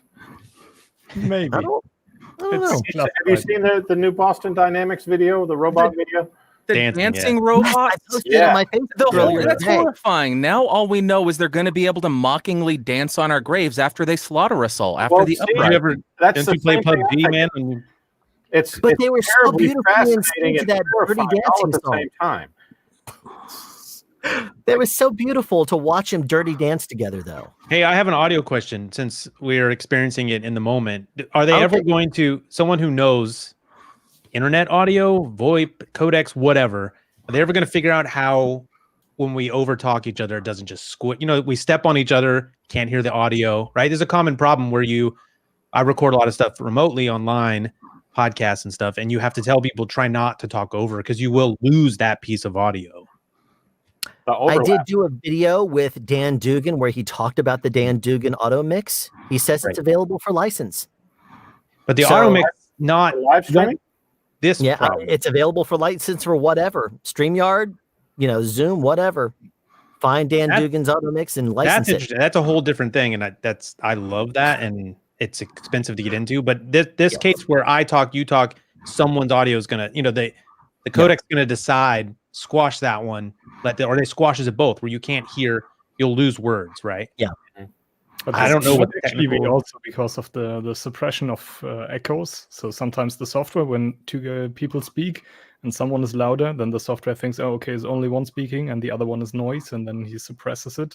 So I think this can also happen. So and I know they figured out, like, we have all these remote double ender recording pieces of software, and they figured out the latency issue or the sync issue, some of that feedback issue, but the one thing that I have not seen solved, and I don't know if it's possible, certainly it's possible at some point, is this issue where people stepping on each other squashes the audio of someone else. And if they do not repeat what they say, if you're not doing a double ender where you have another copy of it, that audio is gone. Or people can't, it's hard to have a two-way dynamic conversation like we're having where three people are sort of adding. Whereas if we're at a campfire, I hear Cujo, I hear Alan. You sort of hear it all, even though we've all decided to be jerks and talk over each other. Yeah. We still get it, right? There's this human element that the codec can't handle. Has anybody used Clean Feed? I've messed with it. How is it? It's good. I mean, Clean Feed, Zencastr, Squadcast, all of these, right? These are what we've been waiting. I've been waiting for someone to get it right. It's so close, and it's pretty good. Even Zencastr is free, and I love starting people there if they want to upgrade and Clean Feed, and there's a few others like Clean Feed, but they're all the same concept. Well, Clean Feed is unique in that it's not doing double ender. It is actually using the internet somehow, your browser. But it's good. They're all similar. Banjo, I'm sure you've played with these. Julian, you've probably played with these. They're great. I mean, a couple, I love mainly Zencastr. I haven't played with Clean Feed too much. I think I was a guest on a show where they used Clean Feed, but yeah, the only experience I have is that they did solve the sync issue, but I experienced a couple issues where if somebody would have a crappy internet connection, they would still end up garbled. Yeah. So I still run into that issue, but I probably haven't used it in about a year and a half. The only issue I have with Zencastr is, and if any people don't know, we're talking about double ender recordings that are done via browser. So it's recording. So all of our audio, if we were connected to Zencastr, would be recording on our own computer. Then it's syncing to the cloud at the same time. Then afterwards, you pull it down for post-production, hopefully making it better, right? But the point is that the internet is removed from the audio chain. Whereas when we hear being stepped on or we hear artifacts, that is in theory not being recorded because it's not using the internet to record, unlike Skype, whereas what you hear is what you get. Anyways, not to derail, but go ahead. I just have to interject that Bandrew, whatever setup you have there sounds glorious. Why don't you tell us what you're doing? Thanks, Cujo. That means a lot. Just sounds amazing. Microphone he's got. Yeah, I know. I can see. Yeah. It's got a really nice setup there. It sounds feckin' great. Thanks, man. Yeah, it took years and years to get to a point where I could get this, but I finally did. What's doing you've got the nice mic, but how much hardware processing are you going through? Hardware processing, none. I am currently, I'm just running through the LA2A, and I'm getting 3 to 5 dB of compression, and then I have. That's what I was looking for. I'm curious. Yeah, when he said I'm not running it through anything, I'm like bullshit. No hardware. No that's hardware. what I want to know. I want to know. This is universal audio. I want to know what Cujo's hearing that he's loving. Is it the compression? Is it the full? Is it the? Well, it's the mic. I mean, he's using a really nice large diaphragm mic there, and he's got. I can tell he's got a little bit of compression going on, just the right amount, and probably a little bit of EQ. No EQ. Just a nice. That's his natural high register voice. He's got his own high shelf. No, it's as soon as I plugged this microphone in and the first time I used it, I showed Alan, I did this unboxing, and this smile just came across my face, and I don't think I've ever looked that stupid on video ever, but it was a moment of pure joy. I've watched a few of your videos, but I haven't watched the one where you unbox. What mic is that? This is the U67 reissue. Okay. Is that the NPR microphone? No, they use the 87 AI. Ah, okay. Similar? This similar. is a tube version, and I believe they changed the capsules as well between the 67 and the 87. And the 87 AI is different from the original 87 as well. I hate Andrew's reviews because you just leave it right there. Just like no, because he also has the cleanest noise floor. So I'll DM some. I'm like, send me that sample, and I do not believe you're not using a gate or some kind of expansion. You have the cleanest audio at level. Not anymore. Not anymore. Now, I fight for. Not anymore. Now I don't know what happened. It's like they installed, I guess, commercial grade rock tumblers near me because I just hear this low end rumble all the time. Andrew, the government's listening, man. They installed listening devices in your exactly. wall. Well, that I'm and from then the government. Course, I'm here to help. Oh gosh, that's what they always say. I bet you had your internet upgraded recently, Andrew. Oh, you know what's funny about that? 5G. It's 5G.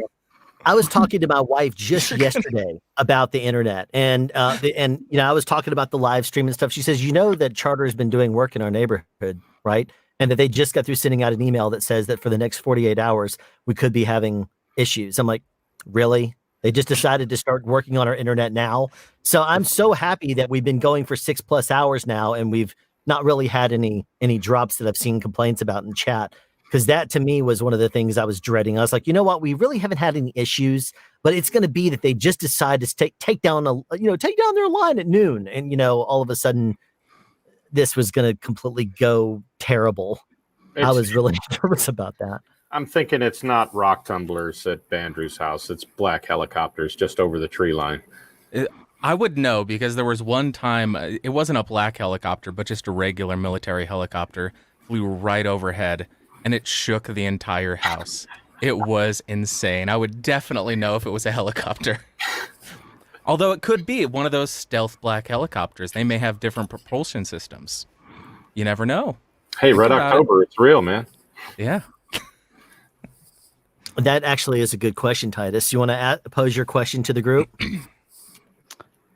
Yeah. How do we feel about Apple calling their MacBook Pro laptops, the microphones built in them, studio quality? Titus, I'm just going to leave that Titus, you can give him my answer. You said the same way you feel about Blackmagic calling their cameras cinema. Wow. I will say this. Of all the laptop microphones I have heard, it is by far the best. But studio quality, it is not. It is not a studio microphone. Yeah. I mean, I'm sure it sounds great, but... Of everybody in Zoom, you'll be the best sounding, terrible sounding person. It's the best, lightest one we've ever made. You'd be the least worst person in the room. Is that it? Exactly. That's exactly it. Yeah. Someone needs to make a spoof video about how, like some Hollywood types just getting rid of all their other microphones and just buying a bunch of laptops, and they're booming with a laptop, and then they're stuffing a laptop in their shirt. Have you watched any TV recently? They're shooting reality shows like that now. It's ridiculous. We've seen people use phones, like in some of the forums that Cujo and I are on for feature films and stuff. We've seen people that will use a boom pole or a painter's pole or something, and they'll put some sort of a stupid little mount on that and throw their phone up at the end of that and be booming with that. And we're shaking our heads saying, honest to whoever God, that person is, shoot them right now. Honest to God, Alan, I took a phone call. What's today? Today's Monday night. A person called me that has been emailing me back and forth about the potential for coming to shoot for them. And they wanted to give me details of the shoot. So day one was supposed to be like a version of a TED Talk where they've got a guy on stage, 4 cameras. Okay, great. No problem. Got you covered. And then the rest of the day, they were going to shoot. Now, this is a feature film, a funded project. The rest of the day was going to be shot on an iPhone. And they were serious about this. And they said, do you have any problem with this? And I said, no, I technically, no, I don't really have a problem with it. It's your project. And they said, well, there's been some music videos and stuff like that shot on an iPhone. And I said, yes, there have. And they were said, do you how would you feel about doing this? And I was like, I don't know how you're going to sync any of the audio. I don't know how it's going to look. But if you'll pay my rate, I'll press record. And they didn't want to pay my rate. That's a t-shirt, man. Pay my rate, I press record. Yeah. It's amazing. Legitimately, they're going to shoot this movie on an iPhone. I'll be tolerant of whatever if you want to pay me the right way. Sure. That's fine. If that's what makes you happy, Mr. Director, that'll be fine.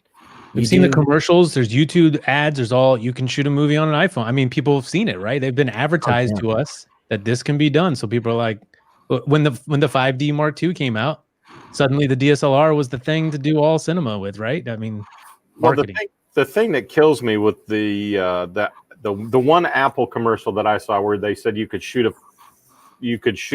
a movie on an iPhone. The commercial was shot with a cinema camera filming somebody holding an iPhone. So the irony was not lost on me there. Yeah.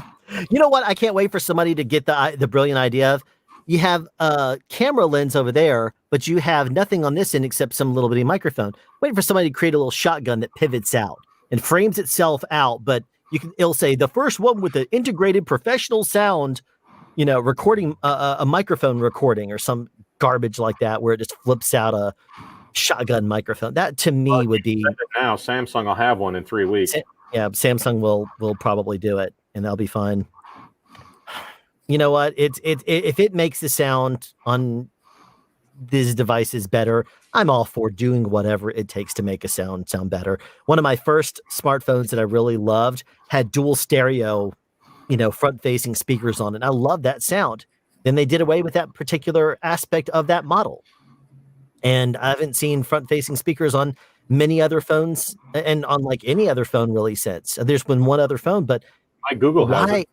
Yeah. Why do they insist on putting one little speaker or saying this is stereo? You look at it this way, horizontal, and you put the stereo speakers like this. It's ridiculous to me why they would do that. It's like you want everybody to watch vertical videos. It's foolish. It's horizontal stereo. That's what it is. A, yes, they do want you to watch vertical video. It's called social media, the only place videos live anymore. And B, no one knows. Two nerds, right? They can say anything because you don't know good audio till you hear it against bad audio, which is what they're listening to most of the time. Is anybody sad that Quibi died? What did you? What's a Kazoon Quibi? died. What's a Quibi? Quibi is short for Quick Bite, and it's a television platform that was designed to do television in 12-minute episodes because people only have a 12-minute attention span and they're used to watching social media. So the entire television show is shot in such a format that it's 100% designed to be viewed on a mobile device. And depending on which way you hold the device is which way. It doesn't just change the orientation on the screen. It changes everything. So they shoot it wide and they shoot it tall. And then in editorial, they will publish two different versions of the same story depending on how you hold the camera or how you. That's the best part I've heard. That's kind of neat, actually. So it will dynamically adjust the two versions. You're like, give me the version of vertical. I like that. I don't hate that idea. And then we're a little late now. I've been telling people, look, you have the resolution now to shoot this 4K, everything like that. But 4K is this way, 2K if you crop it the right way. I wish that phones would automatically default to shooting horizontal even if you go vertical with it. And it would want you to do that because you got the resolution there.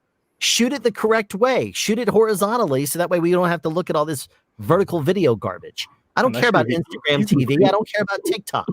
Easy thing would be like to just place a fully rectangular sensor in it, and then you can perfectly switch between. So, or if you just crop it that way. So if you try to shoot vertically, maybe it just zaps you. Yeah, exactly. I'm all for the negative reinforcement method. Yeah, I approve like a dog of this. collar, it's like a bark collar. Only when you electrify someone will they get the picture. Say, okay, well, I'm just going to hit record. Okay, fine. Yeah. Okay, fine. Got it. That'd be awesome. I would love that. So many phones will be for a phone when this releases. I think the social justice videos would be a lot better. Make them have to hold the horizontal at least. Learn to hold the phone right. Yeah, you don't need to have only a quarter of the screen in the middle that's actually usable with. Oh, look at that. That was the sky. That's the trees. Look at the cement. That's a great part of the composition. I love that. I mean, hold it horizontal. Come on. It's. What do you want to talk about next? Religion? Let's really fire up the chat. Getting into politics now with the runoff elections coming up soon. Yeah, I was thinking politics. We could do stock market, maybe an exit strategy for the Middle East. Any of these things, I think they're pretty good conversation. We should definitely get into some Just trying to get controversial. your chat going. And also, Alan, just for the record, now your video, your live stream bot is going to have a little election result thing underneath we were talking about COVID earlier. I'm sure it's got a little thing that pops up and says, and I'm sure now it's saying, the election has been called. Alan, Biden is, welcome to the club. Alan, you haven't promoted the charity enough. You need some CTAs in here, man. I definitely need to re-mention a couple of things. I'm going to go ahead and do that now. That's a great segue. It's funny. I thought about doing it a moment ago, but I didn't want to stop the conversation. If you're not aware, the Children's Hospital Foundation of Oklahoma. We had at the very beginning of the stream, we had Jeremiah come on and talk about everything they're doing that's wonderful over there. If you would like to donate to the CHF, then what you need to do is go to their website, and the link is in the top link of the description down below.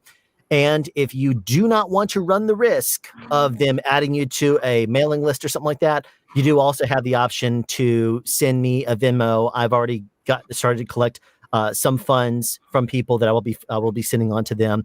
And you could donate using the Venmo that's on the screen or at paypal.me/soundspeeds. There's been a few donations that have come through on that today. And if you would like to do it that way, you can certainly do that. But hey, you know what? If you're fine with it, go straight to their website, chfkids.com/donate on the screen, and donate to them directly. I'm not here trying to get money for me. I'm trying to get money for them. And on that note, I mentioned this a little while ago. I'll mention it again. Cujo, you know that you're not really supposed to sell wrap gifts, right? It's kind of considered frowned upon. Yes, that would be an accurate statement. Yes. However, what I am doing is I have 2 wrap gifts that I'm going to be, if somebody would like to make a donation to CHF Kids or something like that, I will put them out there. Because one of the things I said at the beginning of the stream, I'll go ahead and say it again now that we're 6.5 hours in, is that this year has hit my family hard. I was out of work for over 7 months. My wife got COVID in the middle of it. We had to completely outfit the girls for digital learning and stuff. So my finances this year, I've not been able to donate nearly as much money to charity as we would like to.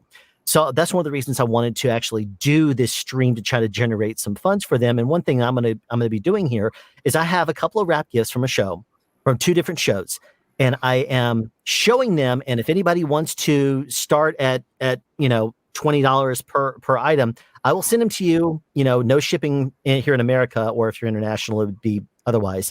But what I'm offering to do is these wrap gifts from shows that I'm sure you know. I'm not collecting the money for it. I think it's to a good cause. Now, wrap gifts, as you know, you cannot really buy because they are designed for you for to go out on to the crew.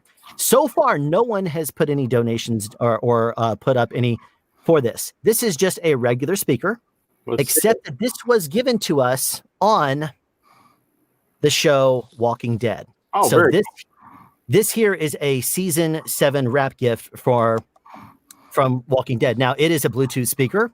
I have not tested it. I've not tested on stream yet, but I did listen to it, and you turn it on, it is, it does work. It's not connected up to my phone or anything, but it does work. It's not stereo. I don't know how long the battery holds or anything like that, but this is certainly up, as is this other show, if anyone's ever heard of it, Stranger Things. This was a wrap gift that we were given. This is a gift that we were given. This is a 3D viewer with production stills on the inside, which has different... it's actually pretty cool. Yeah, it's pretty cool. It does say Stranger Things at the top. It does say Netflix down there. And if you take this out, it says the same kind of things right there. Does it have any other slides or just that one? I'm sorry? Does it have any other disc or just that one? No, it's just the one. These were the only production stills when they gave this to us that were released, and or at least they weren't even out at the time. But these things right here are things that if anybody are a fan of the shows and they would like to donate to the Children's Hospital Foundation, I will send that to you. I'm not trying to make money for me or anything like that, which I think would be frowned upon. But I'm not doing this for me. I'm doing this because I think that, as you heard, if you were here at the beginning of the stream, they have had their finances reduced by about 80% this year. Ooh, that's a lot. And that they took a humongous hit because of COVID. They've not been able to do a lot of their fundraisers. If you think about schools, school kids usually will raise money for certain groups and organizations. They've not been able to do that. A lot of the festivals or something that they would be doing, collecting donations for, they've not been able to do that this year because of the social distancing and everything. And a lot of people being out of work have not been able to, just like me, been able to donate as much as you would normally do in the past. So, hey, can I add to your list? Sure. I've got a hat from Falcon and Winter Soldier. Okay, Marvel show. Yeah, it's from Marvel show when we filmed Falcon and Winter Soldier. It's brand new. It's sitting in the back seat of my truck, and if somebody wants that, Name your price, and I'll send it out. I don't have a picture of it. Sorry. Yeah, but you know what? It's but you know, I'll pick up the shipping cost if it's in America. If somebody would like to put a donation in, you can either send it to me or send it directly to them, and then I would want to see a receipt, obviously. Somebody buys it, you let me know. I'm sorry? If somebody buys it, you let me know. I'll send it to them. Okay. So anybody who is interested in any of these 3 wrap gifts from major shows, then you know, say, hey, I want to put a bid out there, and we will certainly do that, because I'm trying to see if we could generate some funds for this charity, because they've been hit hard, and they're doing a lot of work with cancer research and trying to eradicate cancer, and they do a lot of good things. Watch the beginning of the stream. You'll hear Jeremiah talk about it, and he does far better than I could ever do. But the top link in the description of the video that you're watching right now down below has links to donate directly to them. But does the super chat go to it too? That has not. It has not as of yet. And even if it has, nobody has actually said that they have you know putting it in a bid or anything for that. So I'm sorry. I mean, I did super chat, but does that count? Do those super chats go to the charity? Oh, absolutely. No super chat to me. I'm not taking any money off of this. As soon as I look at the end of this stream and I see how much money there is there, I'm going to look at my Venmo. I'm going to look at my PayPal. I'm going to take all of those amounts. I'm going to call tomorrow and put that directly into charity. So right now I have $20 bid from Dan on the Stranger Things Viewmaster. Nice. Nice. So, and then he says, feel free to outbid me. So right now we have an opening bid right now. And I'm not going to put, the only hat that I actually have is a Star Wars Episode 7 crew hat that I was given by somebody, and I'm not going to put that up. That's the only thing I think that I would geek out over that I'm going to keep. But that's worthy. Just Star Wars. Yeah. My wife right now, a Mandalorian jacket for Christmas. I'm sorry? My wife bought me a Mandalorian jacket for Christmas. She did. That's awesome. Pretty stoked about that. You know, one of the people on my show was actually working on that. She was not able to talk about it when she was working with us last year, but she said, she said, you know, I'm working on a show right now that you know, and we're like, where have you been? And we're like, I can't talk about it. I'm like, oh, okay, so it's got to be a Disney thing. Is it Marvel related? She's like, no. Is it Star Wars related? I'm not allowed to discuss it because okay. So let's see here. Was it something like a TV show? I'm not allowed to okay. And so we slowly picked it down to knowing what the show was, but we didn't know anything about it other than that. But now the show's been released, and really, really awesome show. If nobody's seen The Mandalorian, it's really amazing. Green babies. And let's see, eldest. It's a funny how, like, you know, you can't explicitly say the name of it, but often people can just, by process of elimination, or just like, figure out like what it is you're referring to. I can't know what you're talking about. Like here in New Zealand, for instance, we had for ages, you know, the unnamed Amazon production, and everybody knows what the unnamed Amazon production was referring to. Yep. What eldest in chat over there? He asked a question. This is for Cujo. I did not know about the bid. My donation earlier. He donated directly to the charity. Go towards the hat. Yeah, as long as it's over $20. As long as it's over $20 and no one outbids him. So how much was your donation for eldest directly to the charity? I know him. He's going to be honest with us here. But Dan, if you end up winning the Stranger Things box, then just shoot me an email as soon as we're done here. And if anybody else is interested in the Walking Dead speaker or the Stranger Things box and want to outbid, hey, there we go. The price as of when I looked it up last night, the actual company that sells the speaker for $37 with unique printing on there. Now, keep in mind, you cannot buy any of these 3 items. You cannot buy the Falcon and the Winter Soldier crew hat. You cannot get either the Walking Dead or the Stranger Thing, thing. These are things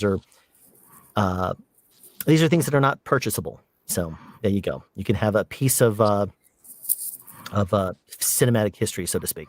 It's hard. Let's see. What is it? Blood and sweat and tears that they take. Okay. So Elda says he put in 10. He's got to do at least 10 more.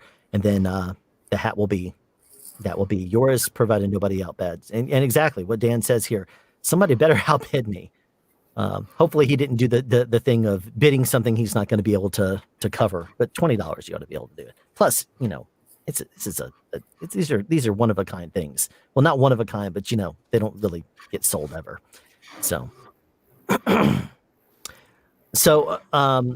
David, do you have a story about trying to create a video and it just not working out the way you had intended? Just look at any of my videos.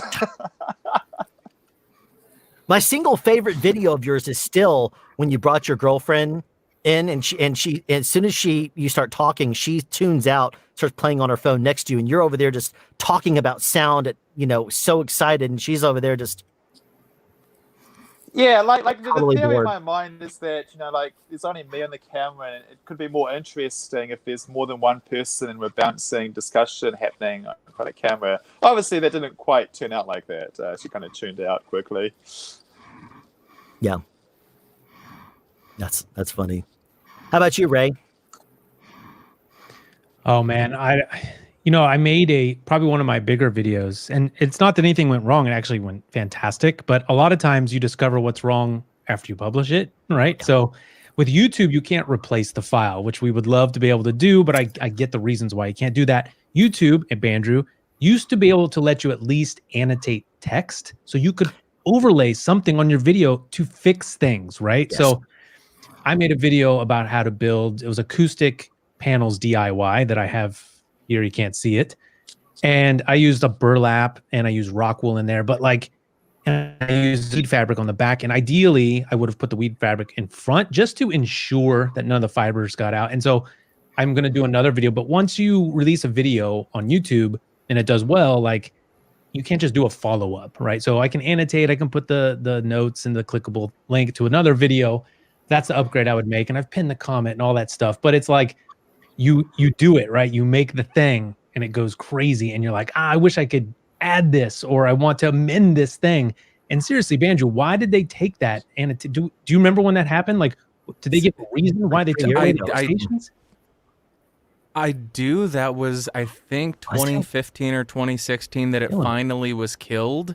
But I don't know if you remember this, but there were some videos that you would just see the entire video screen was covered with annotations popping up. Click here for this, this, this.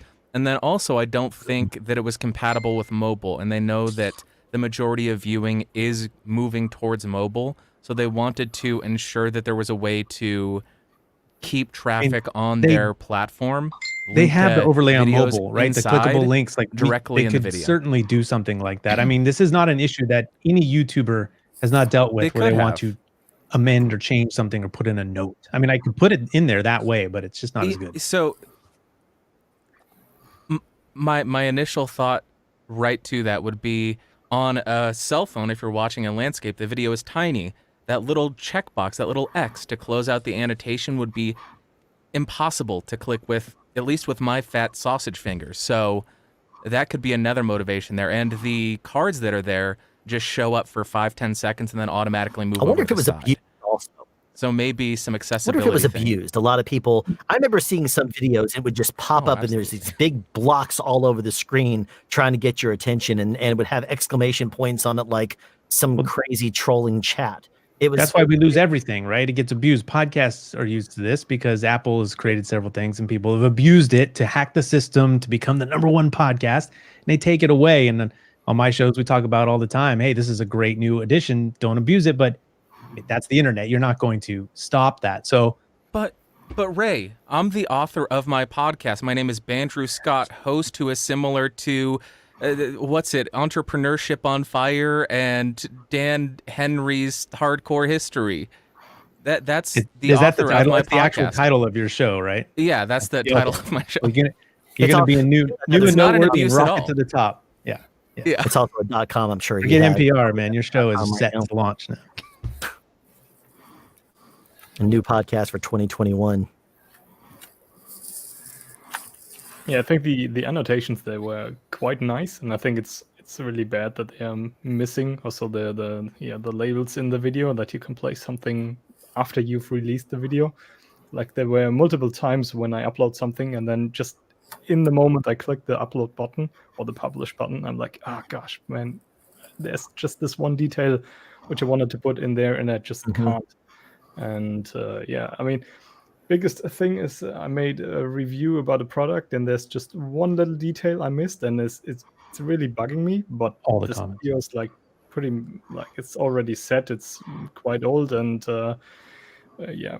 viewed by quite a few of people, and I really don't want to just delete it and re-upload it. That's just going to They work can out. do. They can do this, man. I mean, you can't have monetization unless you've hit X amount of subscribers. There's all these limitations on YouTube creators. They can do it if they wanted to, and take it away from certain people if they abused it.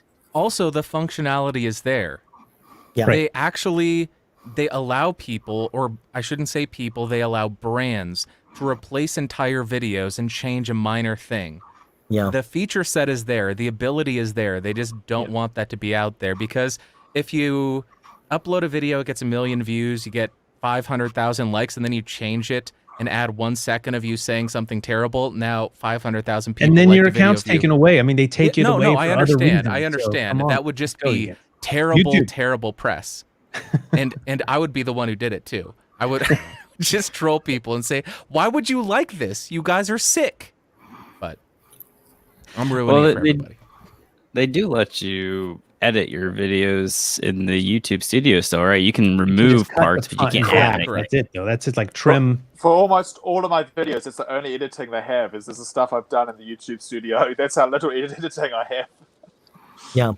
And you see, but you know, if you uploaded a second video, I don't think it'd be very difficult for them to open like 2 videos at once into a studio, into an editing session for you. Or if you said, I want to take this video, you can cut it the way you want it to be and then say, insert this video into this. And the video insert. Maybe they could basic feature everything to on that. stitch 2 videos together. The closest I've done. Go ahead. Maybe they could allow you to select the video that autoplays after. So if you have a correction to the video you just did, I've done this multiple times where I'll make a second video. If I was able to select that to autoplay right after the first one, that would be a step in the right direction. Not the same as stitching them together, but then you're going to make every video do that. That'll get that would get abused. Everybody would use it. Now, I've done 2 things in the past. If I have totally botched up something, said something totally wrong, and said, you know what, I don't trust a comment or a link down in the description or words down in the description to correct this, I have done a card where I pop up a little video on the side that says, okay, real quickly, I gotta clarify something here. And I've done that before. Another thing that I've done on every one of my April Fool's pranks, I think, so far is I upload it where the intro of it is for after April Fool's Day, where I've said, okay, the video you're about to see is an April Fool's prank. So thanks for watching this after April Fool's. In the meantime, enjoy. It fades out, fades in, sound speeds, and here's whatever the joke is. And then what I do is go into the studio after I upload it. I remove that intro. I remove that beginning, cut it out. And then once the video is edited and ready, without the beginning on there anymore, I release that.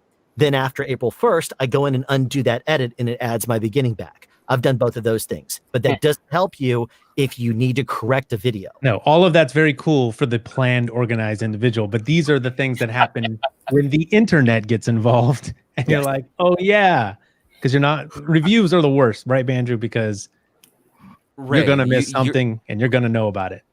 You don't plan for every single question and every perceivable issue that you could run into and upload a response to that in your video? You don't do that? Oh, I'm supposed to do that? All right, I got it. Yeah. I got it. Okay. I got it. Pro tips from game. Up your game. Think of every possible thing that could come up. Well, speaking of every possible thing that's come up, we have yet another person to join us here. This is our friend, Michael Wynne. How you doing, Michael? Hey, everybody.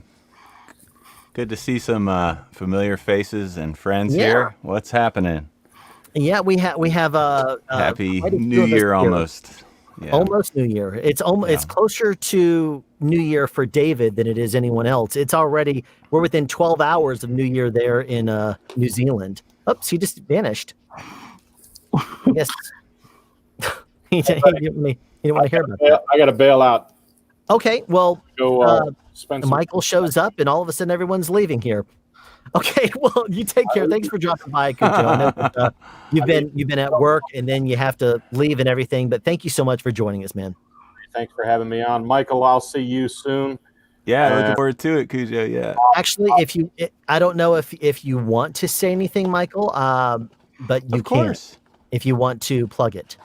Oh, absolutely. Yeah. I mean, so Cujo has just this incredible Dante workflow, and I am just the Dante noob.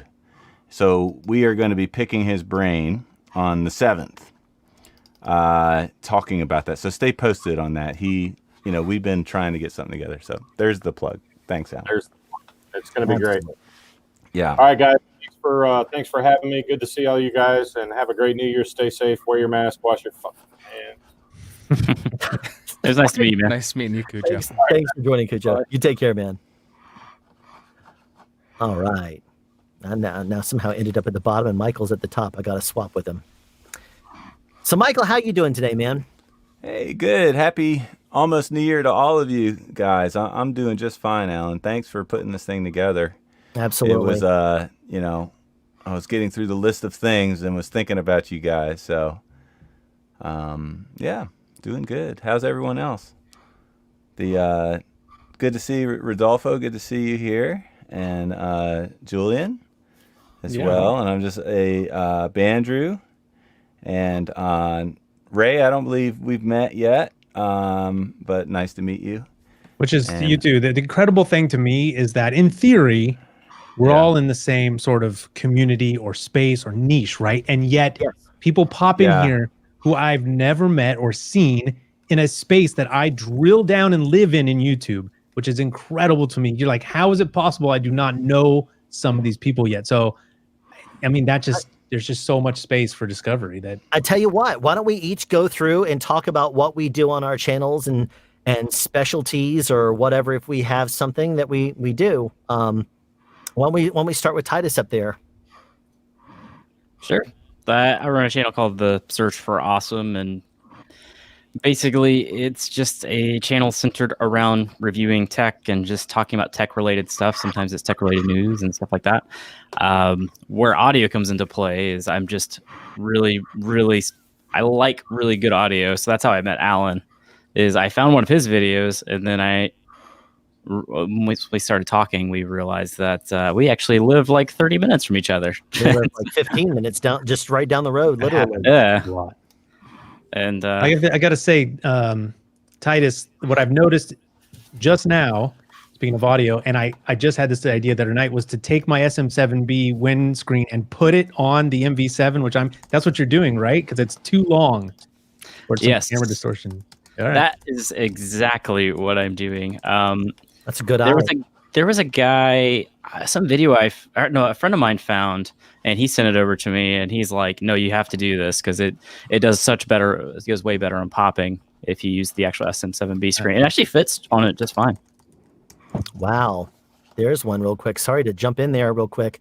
But Michael, you know how I mentioned this a few minutes ago, but you know how you're not ever supposed to sell wrap gifts. It's very frowned upon. Well, one thing that me and Cujo have put up something that I put up a Bluetooth speaker I got from the set of Walking Dead and a view a 3D picture viewer thing from Stranger Things, and he put up a production hat from Falcon and the Winter Soldier, putting it up there, collecting donations for the Children's Hospital Foundation. And if anyone is wanting to top this, it looks like this is our top bid so far, $150 for all 3 items. So that's great.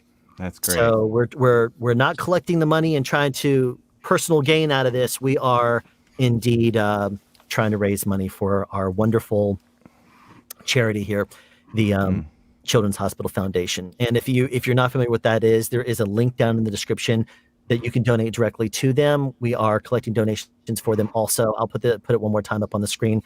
If you don't want to run the risk of them adding you to a mailing list, which you can put in the comments when you make the donation. Say, please don't add me to a mailing list or something. They'll respect that. But if you don't trust it, you can always send me a donation through my PayPal or through my Venmo, and I'm going to be passing on all those funds to them tomorrow.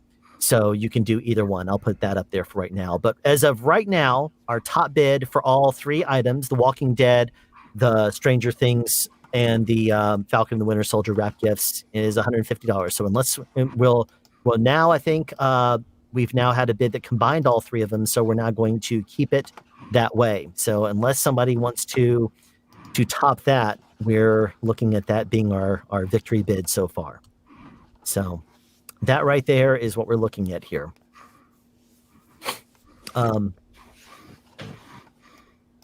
let me ask you, Julian, have you ever run into an issue where you have done a video that just does not seem to ever get done? That just, you've tried certain things, it's fallen apart, nothing seemed right about it, and you've either scrapped it or said, you know what, I'm just going to release it and see what happens? No, I just sit in front of the camera and everything's perfect. It's easy as that. That doesn't surprise me. This is German just made, a little bit of a lie. Yeah, even though I usually have a pretty big plan for every video I make. So yeah, everything is like planned out in much detail beforehand, and I make sure that everything goes according to plan. But even then, of course, like disaster strikes. I have to confess, in 2020, it was pretty okay. So there was nothing major. But yeah, you know the stuff. When you want to record something, you sit in front of the camera and you say like one sentence like 30 times because you cannot get it to work. And then all of a sudden you get it to work, and then you realize that your audio recorder has run out of battery like 5 minutes ago. And you just sit there and like it's the middle of the video, and you should be just like smiling all the time because the viewer, the whole video is going to be like, let's say 10 minutes in the end. But for you, it took you like, let's say in the worst case scenario, like 1.5 hours to record it. So you're sitting there like 1.5 hours later, and you're already like really frustrated because it's just not working out like you planned. But you have to stay positive, because in the video you would be switching from like the intro where you're like, hey, I'm Julian Krause, fully energetic, to the end where you're like, okay, just give me a like or something. And this is like this transition over this short period of time you will definitely notice. So for the whole time you're filming something, you have to stay 100% positive regardless how it's turning out. And it's just sometimes really, really stressful, but yeah, that's what you have to do to get it right. So has anyone else had a moment where you are maybe 10 hours into making a video and you're just like, I don't care, this is done, I don't care what it is, it's gone, I don't want to ever look at this or think about this thing ever again? I've done videos before where I've gotten it completely done, and then I've said, you know what, now that I've kind of gotten it out of my system, I don't need to release it. And I'm like, that's the worst thing in the world to do. But I'm like, I don't even want to put an outro on it. I've gotten it kind of done, and then I feel terrible, and I'm like, oh, fine, I'll finish the stupid thing and get it out there. And then of course, I'm like happy to do it. But yeah, sometimes I've said, you know what, I've gotten this out of my system, I'm good. So I've had massive edits stuck. It's just stuck in the editor, just sitting there. One very recently I said, don't care. I'm putting the finished touches, and it was like a year old. It's a camera review. It was still relevant. No one's searching for that camera anymore, but it felt good to just get it out of the editor. Just get it out. Don't care. I had the exact same thing with a video that nobody was asking for, nobody wanted. It took about 1.5 to 2 years to finally edit. Film the conclusion for it was how to record a podcast to cassette tape. Why would I do that? That's stupid. It's such a violent I thing. did it, and it took 2 years to get around to finishing it. So I'm right. How there many with views you. did it get? Like 60 or 70? I think it's at 10,000 now, maybe. Oh, of course. But That's that's after a year of sitting there on Bandrew's channel. Yeah. And your sub base is a couple 100,000 people. Yeah, 10,000 is like the basement. Well, not dread. really, actually. That's pretty normal. Around 10,000 is pretty normal.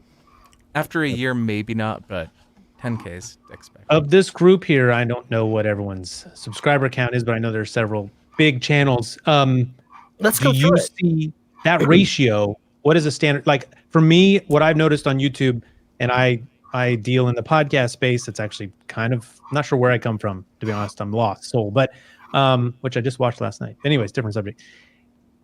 You do not see the same, right? So I always say that subscriber numbers on YouTube are nothing like a podcast. So if I have 2,000 people subscribed to my podcast, I can almost reliably count on somewhere around that for each episode because subscribers listen to their podcast. But on YouTube, the subscriber metric is almost like a like button, right? Like people do not come back unless you are a sort of a personality that they want to see your life. Like a lot of our channels, I review something from Shure and then I review something from Canon. Those two people don't cross, right? So I felt like it took me about 50,000 subs to reliably see 1,000 views when a video is released. Huge ratio. I think it completely depends on the channel. I classify our types of channels as resource channels. Yep. It's not going to be a channel where all of the subscribers watch every single video.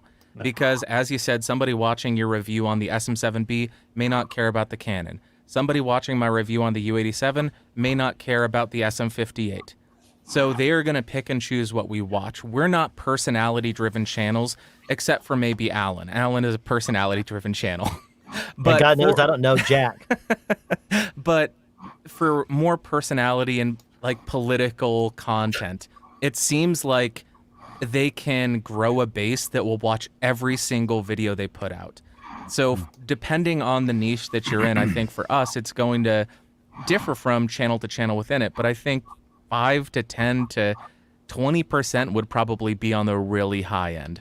But I also 5 wanna, to 10% is what I want I to would add guess. one more person to this whose thoughts who might want to add something to that. That's Mr. Mike Delgadio. What's happening? Welcome everybody? back, Mike. Hey. A third mic change. Yep, that Of third mic course. change. There you go. Of course.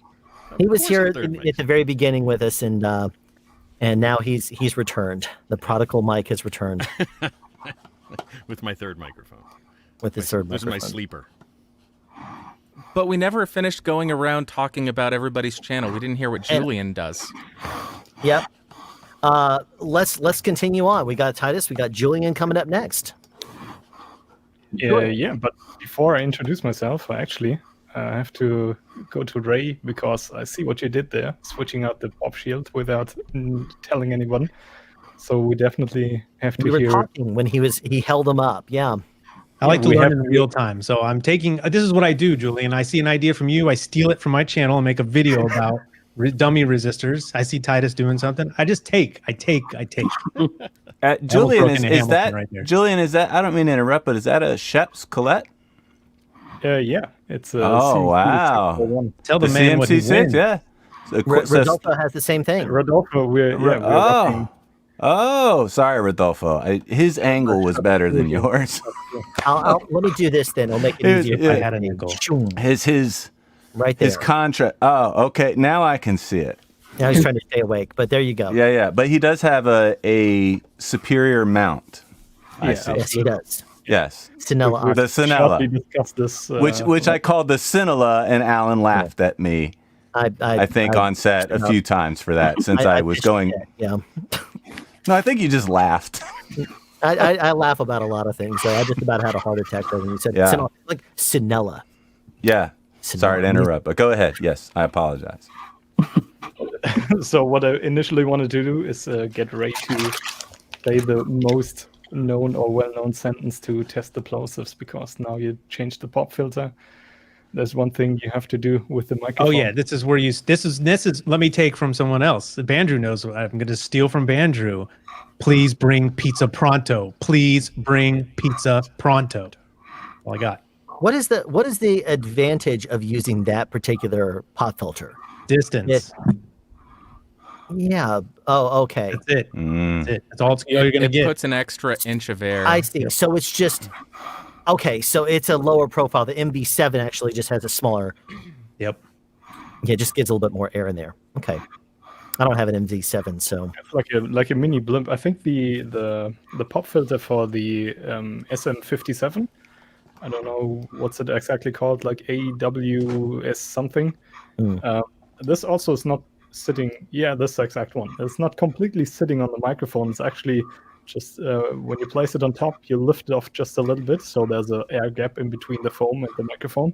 Same concept with the SM7B, the infamous podcaster streamer microphone, right? Is that they've built it in to the hard grill here to make you stay off of the capsule, right? They're trying to dummy proof this. This is why I like this for guests in the studio who don't know how to do mic technique, because they give you that massive windscreen and then room. Can we take a second and just, I guess, admire Ray's? They don't good do mic technique. They don't good do mic technique. I'm glad someone got the joke. Kind of mixed minded or something. I totally went over my head. I didn't catch that, but it's all good. So Julian, tell us what your channel's about. Do you do sound? Yeah, I do quite a bit of sound. Actually, I usually review audio products. Currently mainly audio interfaces, but hopefully there will be more in the future. But yeah, I think my specialty is that I measure everything that I can find, like all the audio products, instead of just trying them out. Like normally, I will run them through their paces and really see what kind of measurements and like frequency response and all kinds of stuff. I can measure and how the product in the end really performs, because I think manufacturers they always have like really nice numbers, and that's totally fine to advertise something, but then these numbers are hardly comparable between manufacturers and all kinds of stuff. So I try to measure everything, level the playing field, and have a look at products and audio products at a more objective, subjective level. So that's what I'm trying to do in my YouTube channel. That's excellent. Yeah, you're really killing it. Your audience, you really break down the functionality really well on interfaces, and I think Banju said it best. You really found your niche audience. There is a lot of people that go to him for microphone reviews and other people, but no one really just nails interfaces like you do, and I think that's one of the reasons why your channel's gone viral like that, because your channel has certainly taken off. As a matter of fact, I have a screen cap on my phone that I took and backed up at some point of the day that you and I had the same exact number of subscribers, and it was like we had 3,600 and something, and it was that way for all of about 20 or 30 minutes, and then you blasted past me, and now I'm dwarfed way back in the back someplace. But it's really to me amazing to see how your channel has grown and how you are able to compare interfaces the way that Banju does microphones. And to me, that's just amazing. It's just wait until he starts doing this to microphones, and then I'll just be out of job. No. I'll just say I'm done. I'm retiring. I don't think there's a specific thing for microphones that's just that's really hard to capture in measurements, to be honest. Like apart from like on-axis frequency response and stuff like that, like off-axis and all kinds of other stuff matters as well. And so far, I've confessed I've not found a way to like 100% measure a microphone and can tell you in the end, like, this is the definitive way how it would sound, and then compared to this other microphone, you still have to listen to it, and there will be nuances between them which are very hard to capture in with measurements. I mean, not to be the cop here, but this is an audio broadcast. We got to work. Everyone has been locked into Zoom conferences, so I think everyone is used to using the mutes. We got to use our mutes, because the same issue that I was talking about earlier, where the audio, it prioritizes one person. If you hear Julian's audio, so we're hearing various microphones, things in the background, and we're losing audio. So look, I'm the jerk. It's okay. It's the content I'm here funny. for. You manage my stream so much better than I do. I just let anything go. I'm going to start chowing down on popcorn here in a second. My wife brought this to me like 4 hours ago. She's been sneaking me things here. Eldest, you mentioned that you're going to actually have a Bundaberg ginger beer. Well, my wife brought me one of those a long time ago, and it's been sitting here. I need to actually have the thing, so it's going to be great. Jake Slaney actually has greeted you a couple of times, Michael. I don't know if you've seen it, but he says, hope ATL is treating you well. Oh, hey, Jake. Hope you guys are doing good. Now, I think Jake is, Jake, where are you living right now? New Zealand. New Zealand. New Zealand. That sounds beautiful. Oh, Speaking of New Zealand, didn't we have David with us as well? He did. We did. He has vanished. But you know who we actually have recovered again. I'm not going to add him until he puts his mask on. He's in the waiting room. Does he? He's laughing now. He doesn't have his mask on. He can't return. There he is. Now he's returning his mask. He's getting his mask on, and he's about to join us again because this is a safety thing. And I'll be adding him momentarily. Please welcome back, everyone. This is Andre from Worth It or Not. Hello, everybody. Now he's got his mask on. He is appropriate once again with us. I am now the unknown reviewer. That's going to be the new title. That's great. Actually, we should. Jake Slaney and David had did some work together a few weeks ago. That is awesome. You know, I told David that he needs to hire me and bring me down for a job, so we have Sound Speed and Sound Speeds working together, and that'd be awesome. Actually, I'm going to throw one more thing out here that's kind of funny. Do you still have that microphone, Andre? Because I think Ray and Mike and everybody who's in here would really appreciate seeing that. Banjo would love to see this. This is a microphone. I'm going to put you in the forefront here and let you show everybody this microphone again, which you did not long ago, but I think it's worth showing again because it's just that amazing. It is truly amazing. Now, I've got the name of the company hidden so that we're not going to ruin it, but this is the microphone that they sent me to review. Only the most modern of connections in 2020. Andrew, how many of these reviews have you turned down? There's an email like this in my inbox every week. It's either Bluetooth speakers or wireless earbuds or one of those microphones. Hello, creator. Yeah, when they sent me this microphone, they didn't give any details about it. And I figured, okay, well, send it to me and we'll go from there. There is kind of a little bit of a backstory regarding this microphone and the company, and Alan knows a little bit about that backstory. But, you know, if a product is not up to par, I will reach out to the manufacturer and let them know that, hey, there's some issues, or if it's a camera, you know, my channel's kind of turn into basically around action camera reviews. Seems to be the majority of what my channel is about. And so I'll reach out to a company and I'll let them know, hey, first off, you need to address this firmware or whatever. And then if they tell me, no, the camera is just fine, go ahead and review it, then let the chips fall where they may. When it came to this microphone that this company had sent me, it got a little bit out of hand. And so Alan and I, since I am not an audio expert in any way, shape, or form, Alan is. I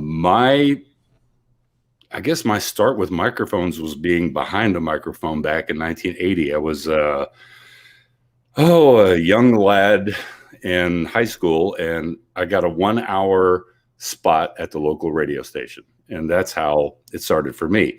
So what I chatted with Alan, and we said, we're going to take this microphone and we're going to do it justice. I'm going to do some audio samples with it, and I've already done that. And then I'm going to ship this to Alan, and I'm going to let Alan go ahead and have some fun with this microphone, kind of pressure test it, so to speak. But when I saw the writing on the instruction manual that actually said it was compatible with a printer, because I looked at the cable. I was like, it's a printer cable. I mean, this is 2020, right? So we're gonna have if some it's fun not with this. USB-C, you I'm get really yelled looking at. Like forward to this this is one video. that I haven't figured out. If you review a product and it's not USB-C, get ready for the comments. It's like being on Reddit, like, right? And Andrew, like, to be honest with you, that microphone, there's zero reason why it doesn't sound as good as another microphone. Just the connection might look stupid. It might be very old. Maybe it doesn't have some kind of speed when it comes to digital, but I don't know. It has nothing to do with the sound. It has to do with the interchangeability of the cables that you have. As your cables in your studio get upgraded, you move from USB-A to USB-C. You want that USB-C cable or that USB-C port so you don't have to go find your old printer from 1973 and find the cable for that to connect to the microphone. Line in the sand that people will it's the only thing that USB-C, it's not USB-C, man, I'm out. Forget it. People do You're get a terrible reviewer. You suck. They do get shockingly mad about it. Shockingly mad. It is a justifiable criticism, though. Yes, it's a justifiable 100%. criticism. Just upgrade the ports. It goes to a place. It's crazy. Some people get it's like Windows versus Apple. The militancy is just bonkers. I have a question that two people have now said something, and now that I have a bunch of creators on here, and I know I'm not the host here, but it's hard for me not to be a host. I have to know because several times I've heard people. So Julian is the audio interface guy. We got Andre who says he's now the action camera reviewer guy. Like how do people feel about sort of getting pigeonholed, right? On YouTube, if you want to do well, in theory, you're in a niche. This goes with podcasting too, but a lot of people do not start their channels aiming to be the action camera. Some people do it strategically, right? But then it makes me think, Julian, when are you going to get sick of doing an audio interface review?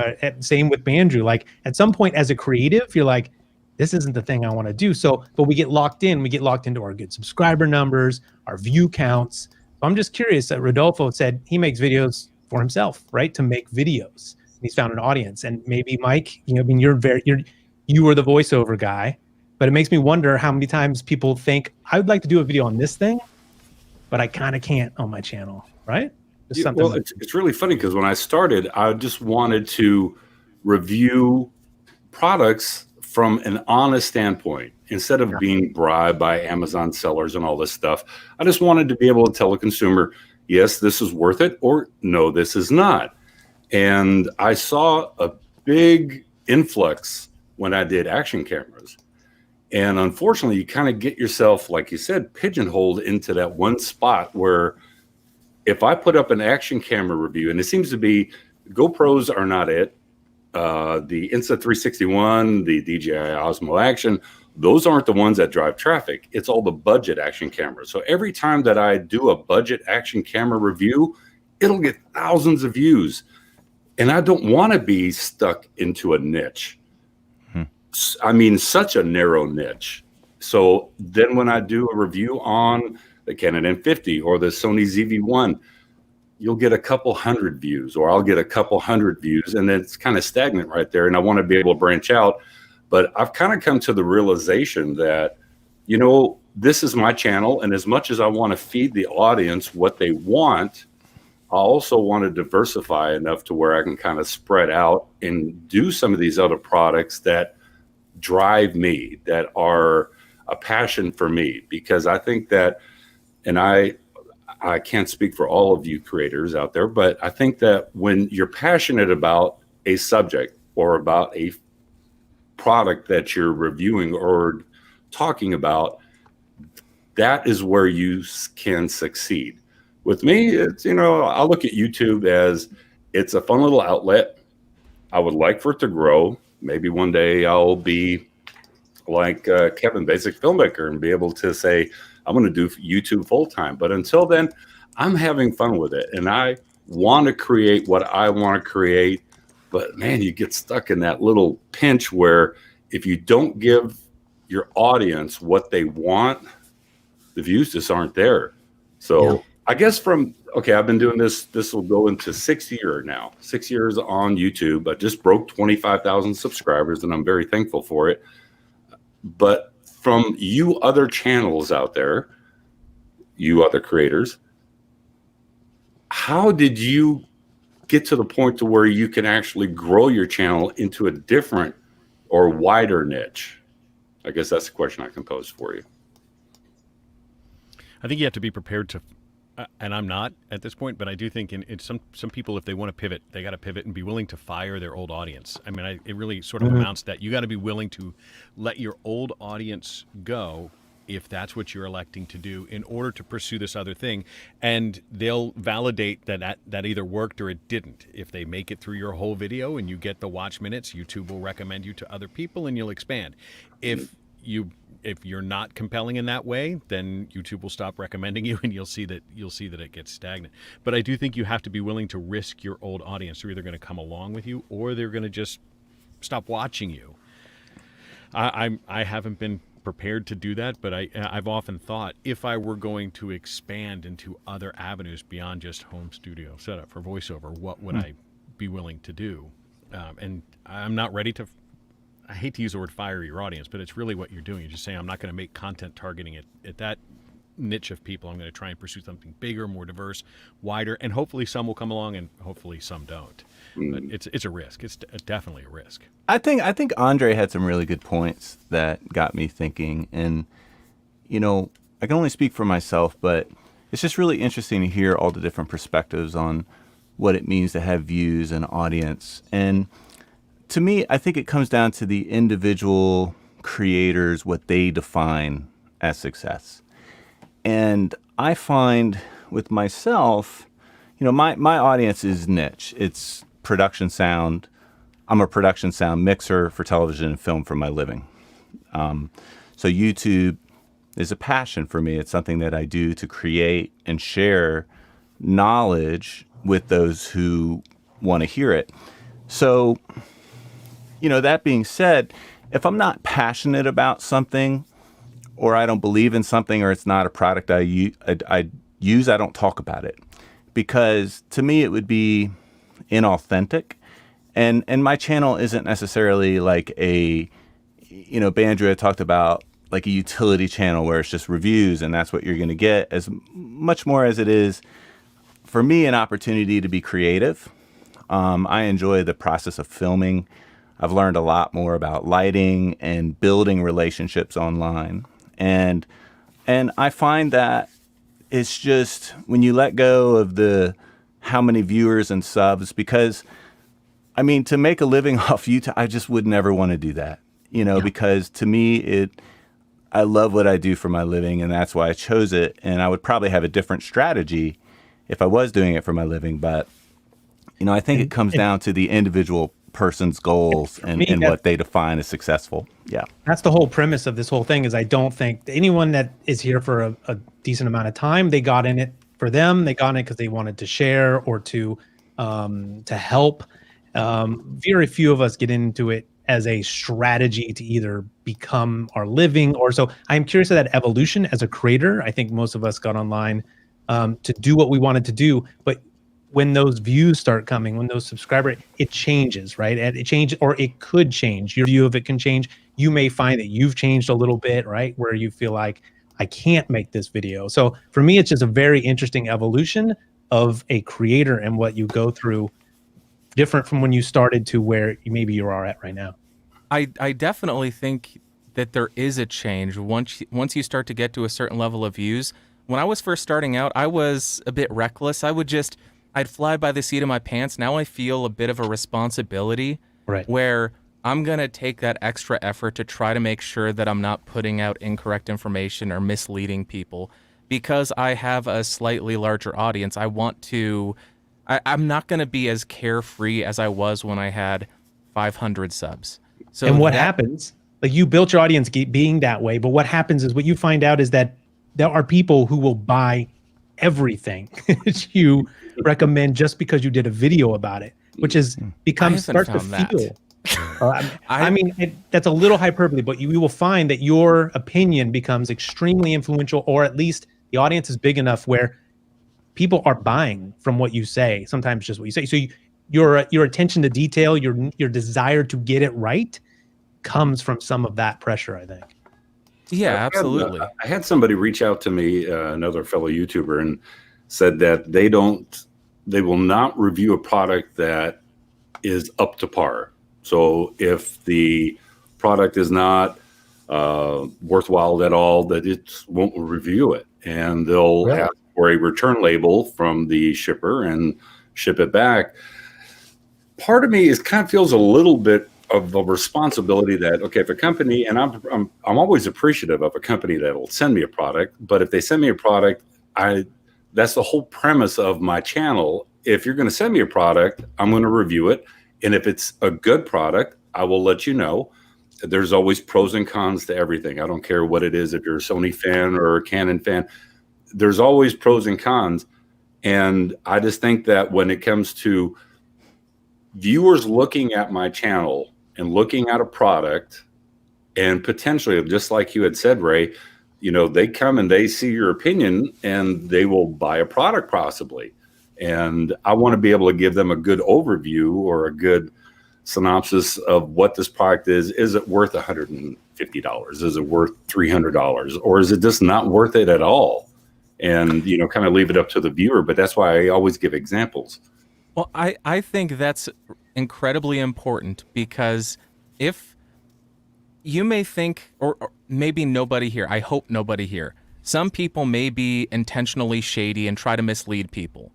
The only reason we have channels and have people who watch us is because we develop trust between ourselves and the people who are watching us.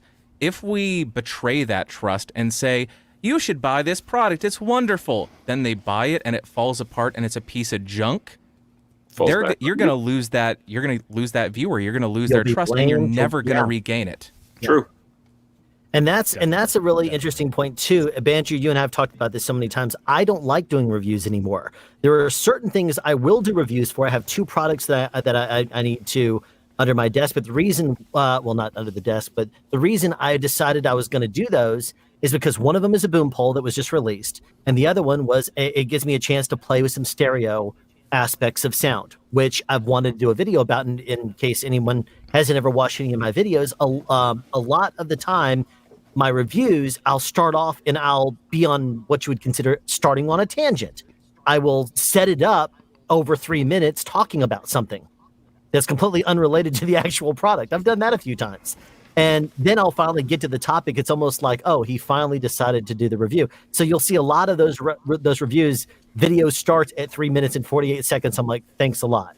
It's like you completely omitted the entire intro where I set up why this is important. My Sonella Cozy review is one example where I talked about, as a boom operator, the struggles you go through on set trying to find a wind protection that's going to work well in a low profile mode. And then I finally say, and enter Sonella with the fix for this. But I felt that the setup was necessary. So my audience will get that. They'll understand it. But to your points, it's one of those things where audiences, if you have a big channel, I think they'll watch and they'll fast forward through it looking for the key parts of the information they're looking for. Smaller channels like mine and Michael, one of the things I've noticed about Michael's channel is he'll get a lot of views. He has what, 2,300 subscribers, something like that, Michael? But you'll have 1,000 views at least on a lot of your videos, your recent videos, because your audience knows that when you put something out, it's something exactly what they're wanting to see. Well, I don't vary, too much on the things that I focus on. I mean, it's production, sound, mixing, and it amazes me, and one thing I really appreciate about the audience I have is A, it's very loyal, and B, it's a majority of working professionals. And if they're not working professionals in the industry, they're students or upcoming professionals or people who, in production sound by its, and Alan, I'm sure you can relate to this, and Rodolfo, and really by its nature is a very community-driven atmosphere in the first place. So it's just a really nice thing. And, I don't get those emails, hey, creator, but I do get emails from companies that, I really am wowed by, I mean, I've started, doing some videos and content with Aton and Aton Digital. And it doesn't get better than that, you know. And I was knocking on Sound Device's door for forever, you know, and I was hitting 8,000 views on a live stream on a Sound Device product, and I still use and love their products, but you know, there was a little bit of frustration there, but I realized that, you know, all of a sudden then you get an email from Aton and you go, oh, okay, so this is the direction I go. And, you know, so a lot of the times you just kind of go in the direction that you naturally happen. So sometimes you like knock on doors for opportunity and it doesn't happen, and then another door opens. And I like how Bandrew had talked about that, how, you know, as the channel grows and things change or priorities change, and how it is that you see, you know, what you do. And, you know, 2020, I'm sure, you know, has been such an incredible year for content because, you know, really there's so much more live streaming happening. And the other thing is that, you know, I noticed that just a lot of the professional community was online more and on YouTube more. So I noticed that the community, you know, for my channel got stronger as a result. And I was seeing people that were my mentors on the channel. And I'm just like, this is incredible. And so I think it's just that sense of community. And yeah, it's good to have views, you know. I mean, if you post a video and there's no view, yeah, obviously you're not doing something right. You know, like maybe it's listed as unlisted or private, but you know, other than that, you know, you got to be true to yourself and do your best, because I think it's really easy to burn out on this thing if you're not, you know. 100%. Yeah. Alan, I got to run. I want to say thank you so much. You had the donation link. I want to make sure people donate, and if you can, obviously. And someone in the chat said we all look tired, so I want to say take care of your guys' self in 2021. Be safe driving home, Ray. Yes, I will be. And thanks for coming by, man. Appreciate it. Yeah, Ray. And on that note, he has vanished. I'm going to add one thing on that, Michael, Ray. that I think is very critical and important on that note about vendor relations, especially with channels like you and me that deal a lot with professionals. There is a lot that can be said for the connections you make with them. Like I will just like you shake my head and say no to. I mean, Bandrew, he and I joke about it. I'll get an email and without even reading it, I'll say no. That's just one word I'll reply. I've said this on the channel before. I'll just say no. I won't even bother replying anything else. And then they'll say, why? Well, you know, thank you for responding, Mr. Williams. Would you please tell us why? And I just say no. And because I don't care. But when Ambient came out with a new boom pole, you know I love Ambient. When they came out with a new line, I contacted them. I said, what do I need to do to get my hands on one of those things? I said, you know, can I buy one? Do I whatever? Can I get it in advance? They worked it out and they sent me one. The reason that review isn't done yet, even though I've had it for about 4 months, is because I keep finding more things I like about it. I've done multiple different tests about it. I've done just last weekend, I share with my members, which I have 5 members on the channel, and you saw I released a video recently talking, showing a behind the scenes shot of me and my daughter goofing off, and I'm comparing it to other boom poles. But I constantly think of another test I want to do. I took it on set and I used it, and I was like, I love this thing. I'm gonna, you know, just like all the other ambient booms I have. And then I was like, well, wait a minute, and I need to do another test. Now I need to do another test. Keep wanting to do more tests. But Ambient took a while to actually send it to me because they were like, we've never sent something that we weren't intending to be sold before. And we're trying to figure it out logistically. And I was like, well, I understand completely. But you know, it's really neat how you build a relationship with vendors, the ones you want to work with, and they will find you. Yeah. And it's really cool that Aton actually reached out to you because you recently just got through making a major investment in their recorder. So yeah.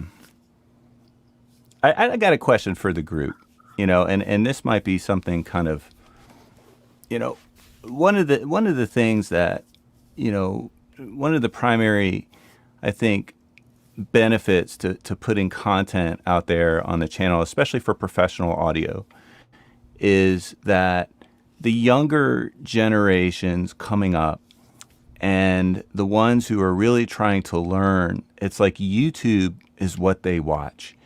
And it seems as if that the days of, mentorships and in-person stuff and reading manuals, and maybe for those of you who are close to my age, I'm looking around, there seems almost, I think, in a way, in a content level thing, a responsibility of sorts, and not only a responsibility, but also an opportunity to spread real information. Because one of the things that really drives me nuts on YouTube is misinformation, or the hype of things coming from creators who don't have professional experience, who are talking out of place. And I really find that, that especially, I don't know how it is in studio, environment, or the other, or how it is, Mike, with voiceovers and new voice talents and trying to work with clients, or what it's like. But, just what do you guys think about that? Obviously, you know what I think about it. I think it's important. I think it's, it makes a difference. I mean, what do you guys think about it? Do you feel like you have a responsibility as far as, especially for those of you who with large followings, to help get the right, obviously you guys are all higher, end creators and professionals here to get the information out there. What do you think about that?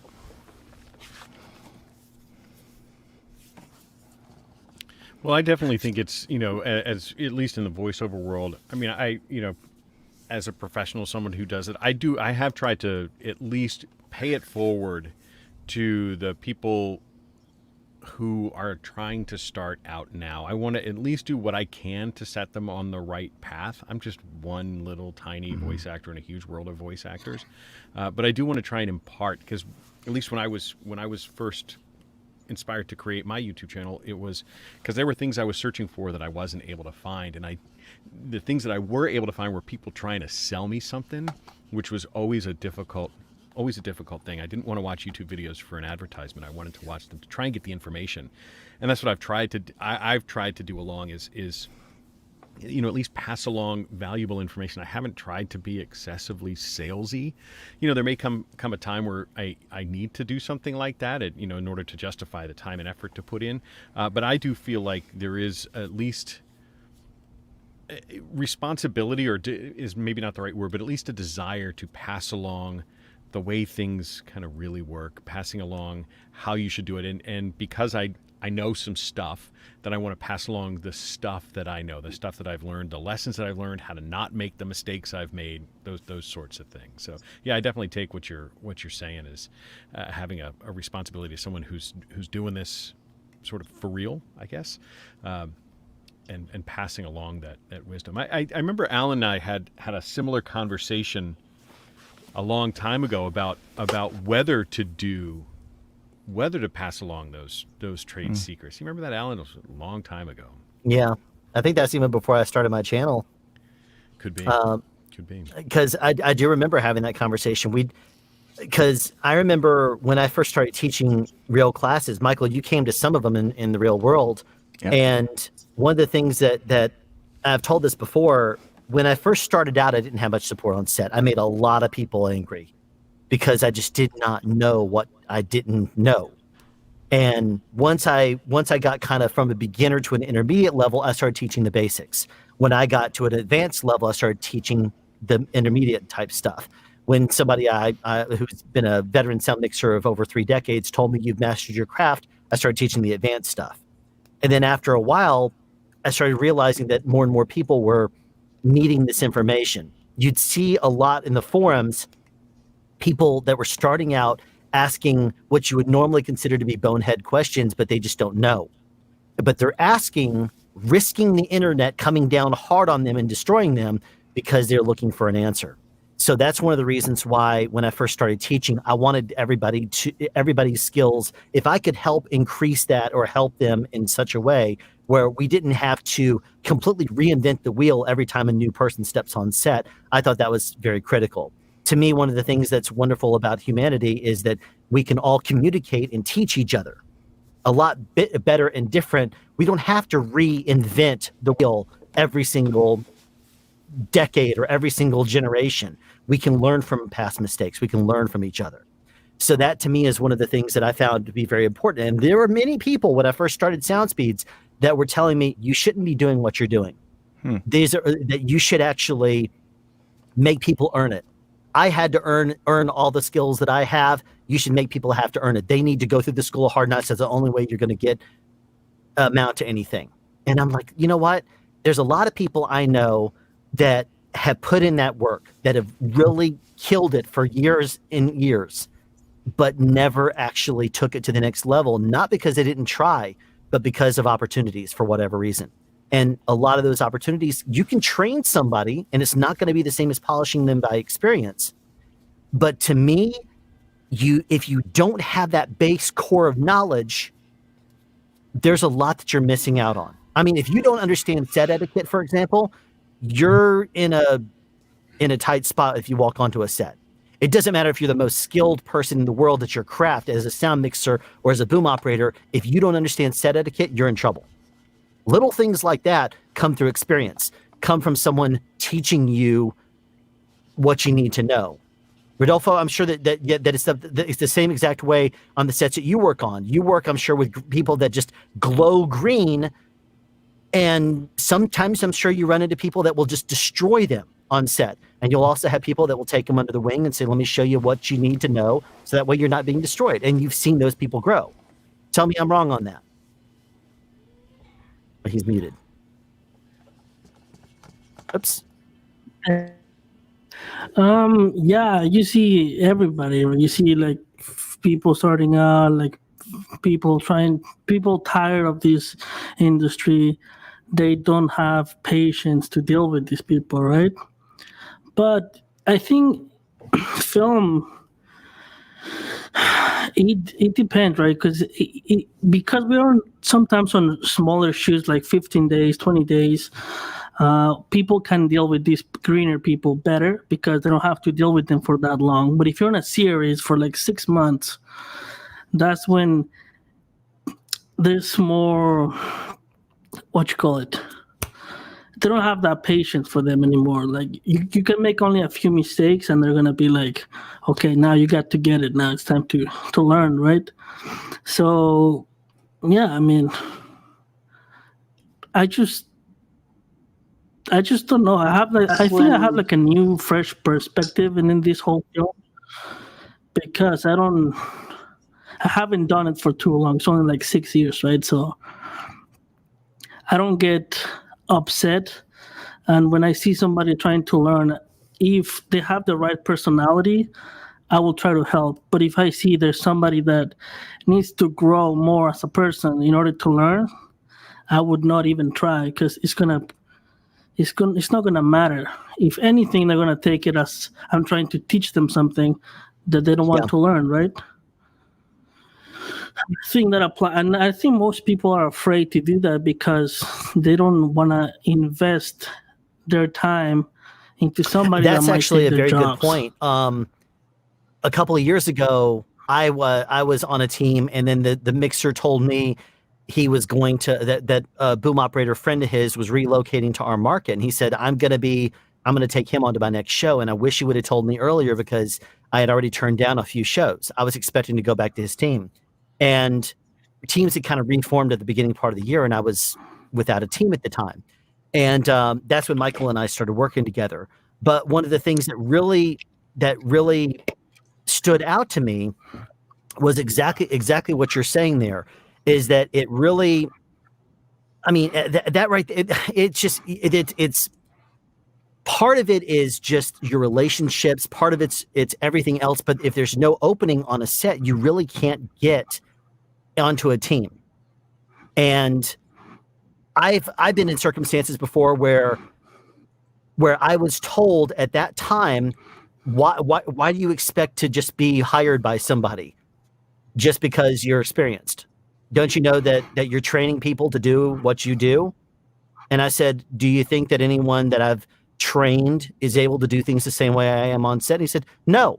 But I'll tell you this, it's a lot easier for me to get a rate for somebody who's novice than it is for me to get someone on a rate for someone that's skilled, when I can just pester them until they finally do what I want them to. I was like, wow. You don't want to have, as a sound mixer, you don't want to fight for a decent rate for your team and try to get the very best person you can. You're just happy paying a low ball rate as long as you get paid what you want to, and you're going to be fine with it. That to me was kind of a smack. I was like, are you kidding me?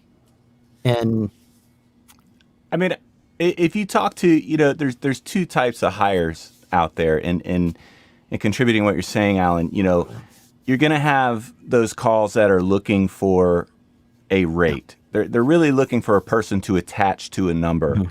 And there's no way you can protect yourself from someone else taking that job, because it's just a matter of numbers. They're not coming to you for you. They're coming to you because they have a rate that they need to accomplish and they need to fill that position.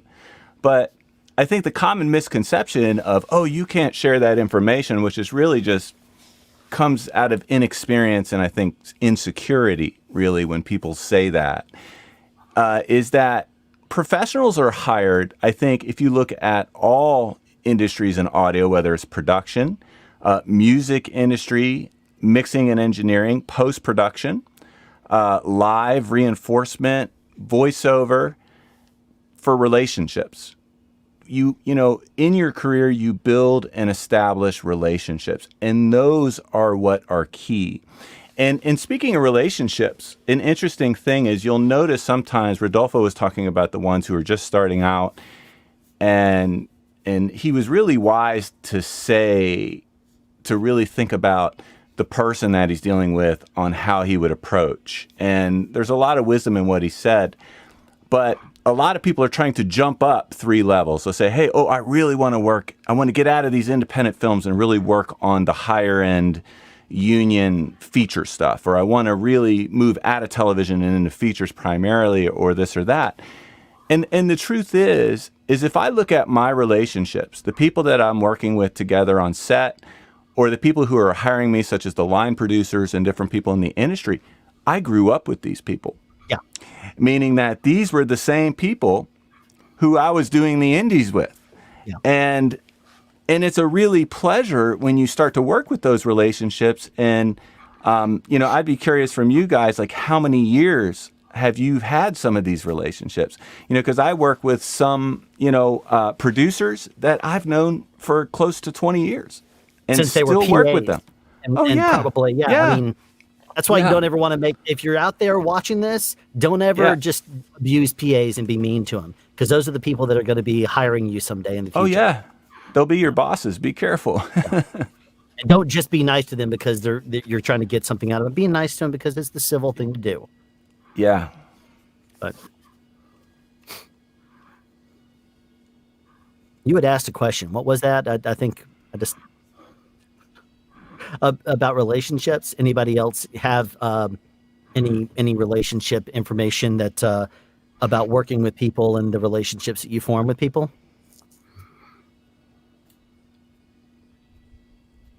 YouTube's pretty isolating, so I've developed relationships with everybody here for the most part, and then Discord servers and Twitter, but I'm not really plugged into. I don't know all the studio owners in my city or my state or the country. I don't know all the audio manufacturers. I don't have relationships with many people who would be considered professionals outside of this stream. Of course, Alan, you're a professional. I'm not trying to dog you.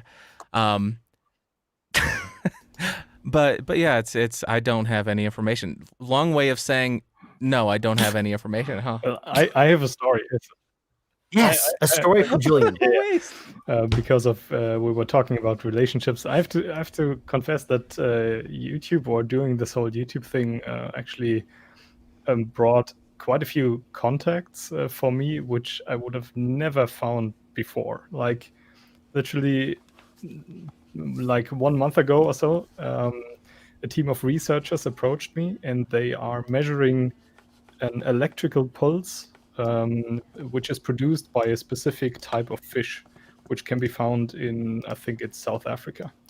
And they measure this pulse, and when you measure it, you can determine, like, I don't know, age and gender and all kind of stuff by measuring this kind of electrical behavior, and and they approached me because they were having some problems because for measuring this pulse they are actually using audio interfaces.